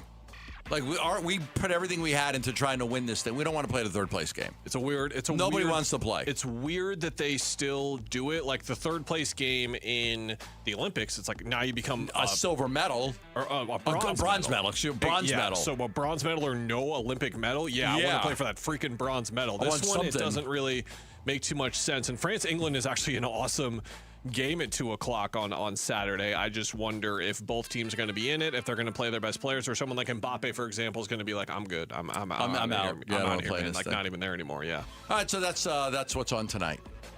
Anything else we need to put on that? No, that's it. No, that's good. No, we're good. There really isn't anything that's on tonight. All right, so we've kind of been rooting for Argentina to lose because, there's other teams that I've been rooting for. Argentina, excuse you. Yes, Argentina. Argentina, yes. I was rooting for Norway. The Holland guy was unbelievable. I was rooting for Switzerland. I was even rooting for England to win. But my wife sent me this just a short time ago. Okay. Current Argentinian players with Italian roots. Uh-oh. Lautaro Martinez, Veneto, Italy. Nicholas Tagliafico from Piemonte. Juan Musso, Piemonte. Emiliano Martinez, Liguria. Giovanni Lo Celso, Piemonte. Nicholas Gonzalez, Italian name. Sicily. Nico. The head coach, Scaloni, Calabria. Sounds pretty Italian. Giuliani Simoni, Piemonte. Nico Paz, Puglia. Who plays for your Como squad. Puglia. Giovanni Lo Celso, Sicily. Doesn't say where in Sicily. Rodrigo De Paul, Venezia. This is where these guys live? Leandro Paredes, Campania. Rodrigo De Paul, Venezia. Lionel Messi. Lionel Messi's got Italian roots. Current Argentinian players with Italian roots. Okay. 1, 2, 3, 4, 5, 6, 7, 8, 9, they 10, define what 11 with Italian roots, and then the coach, Calabria. Are these places like they've been, lived? Like what exactly is the definition here? I guess they, like, a lot of Italians ended up in Argentina. Got it. Yeah. So there are, like, I think, like, even, I even think Diana's got, like, Argentinian, her parents are, like, Italian through Argentina. Okay. I believe. The greatest women's basketball player of all time. Oh, DT. Yeah. Diana Taurasi. Yeah. I'm sure Diana she does. Taurasi. I'm sure she does. I All think- greatness, there's Italians involved. I We think know I this. looked that up. Let me see. Taurasi family heritage. Because I think that it The GOAT, Jamal. Yeah. The GOAT. Second goat. Oh, the second GOAT? You think Asia passed last I summer? think Asia passed. I love DT. Oh, I got so much love for DT, but man. Asia is unbelievable. Bro, I was there for that game too. when Taurasi's she- yeah. family heritage is a blend of Italian and Argentine roots. Her father, Mario, was a professional soccer player from Italy, while her mother is of Argentine descent. So 90% Argentine and Italian and 10% American is what she said she was. So, like, there's a lot of, like, that So now I'm, like, kind of torn. Like, I was rooting against Argentina, but damn, they got a lot of Italian heritage. There's a lot of Italian blood on that Argentinian squad. We'll have to make picks tomorrow. We'll have to talk about it on tomorrow's show, whether it's in the reset or a segment, and kind of go through the match a little bit. And it's crazy, man. This tournament has just fully encompassed my life. I think I've watched like 60 to 70% of it in totality. And we got a game every single day for nearly a month. It was great. And It was now great. Now we got to wait 2 days for a game, and we get 2 over the weekend, and then it is gone, and we're on to the Premier League or whatever. When this is over, the Euros are great. The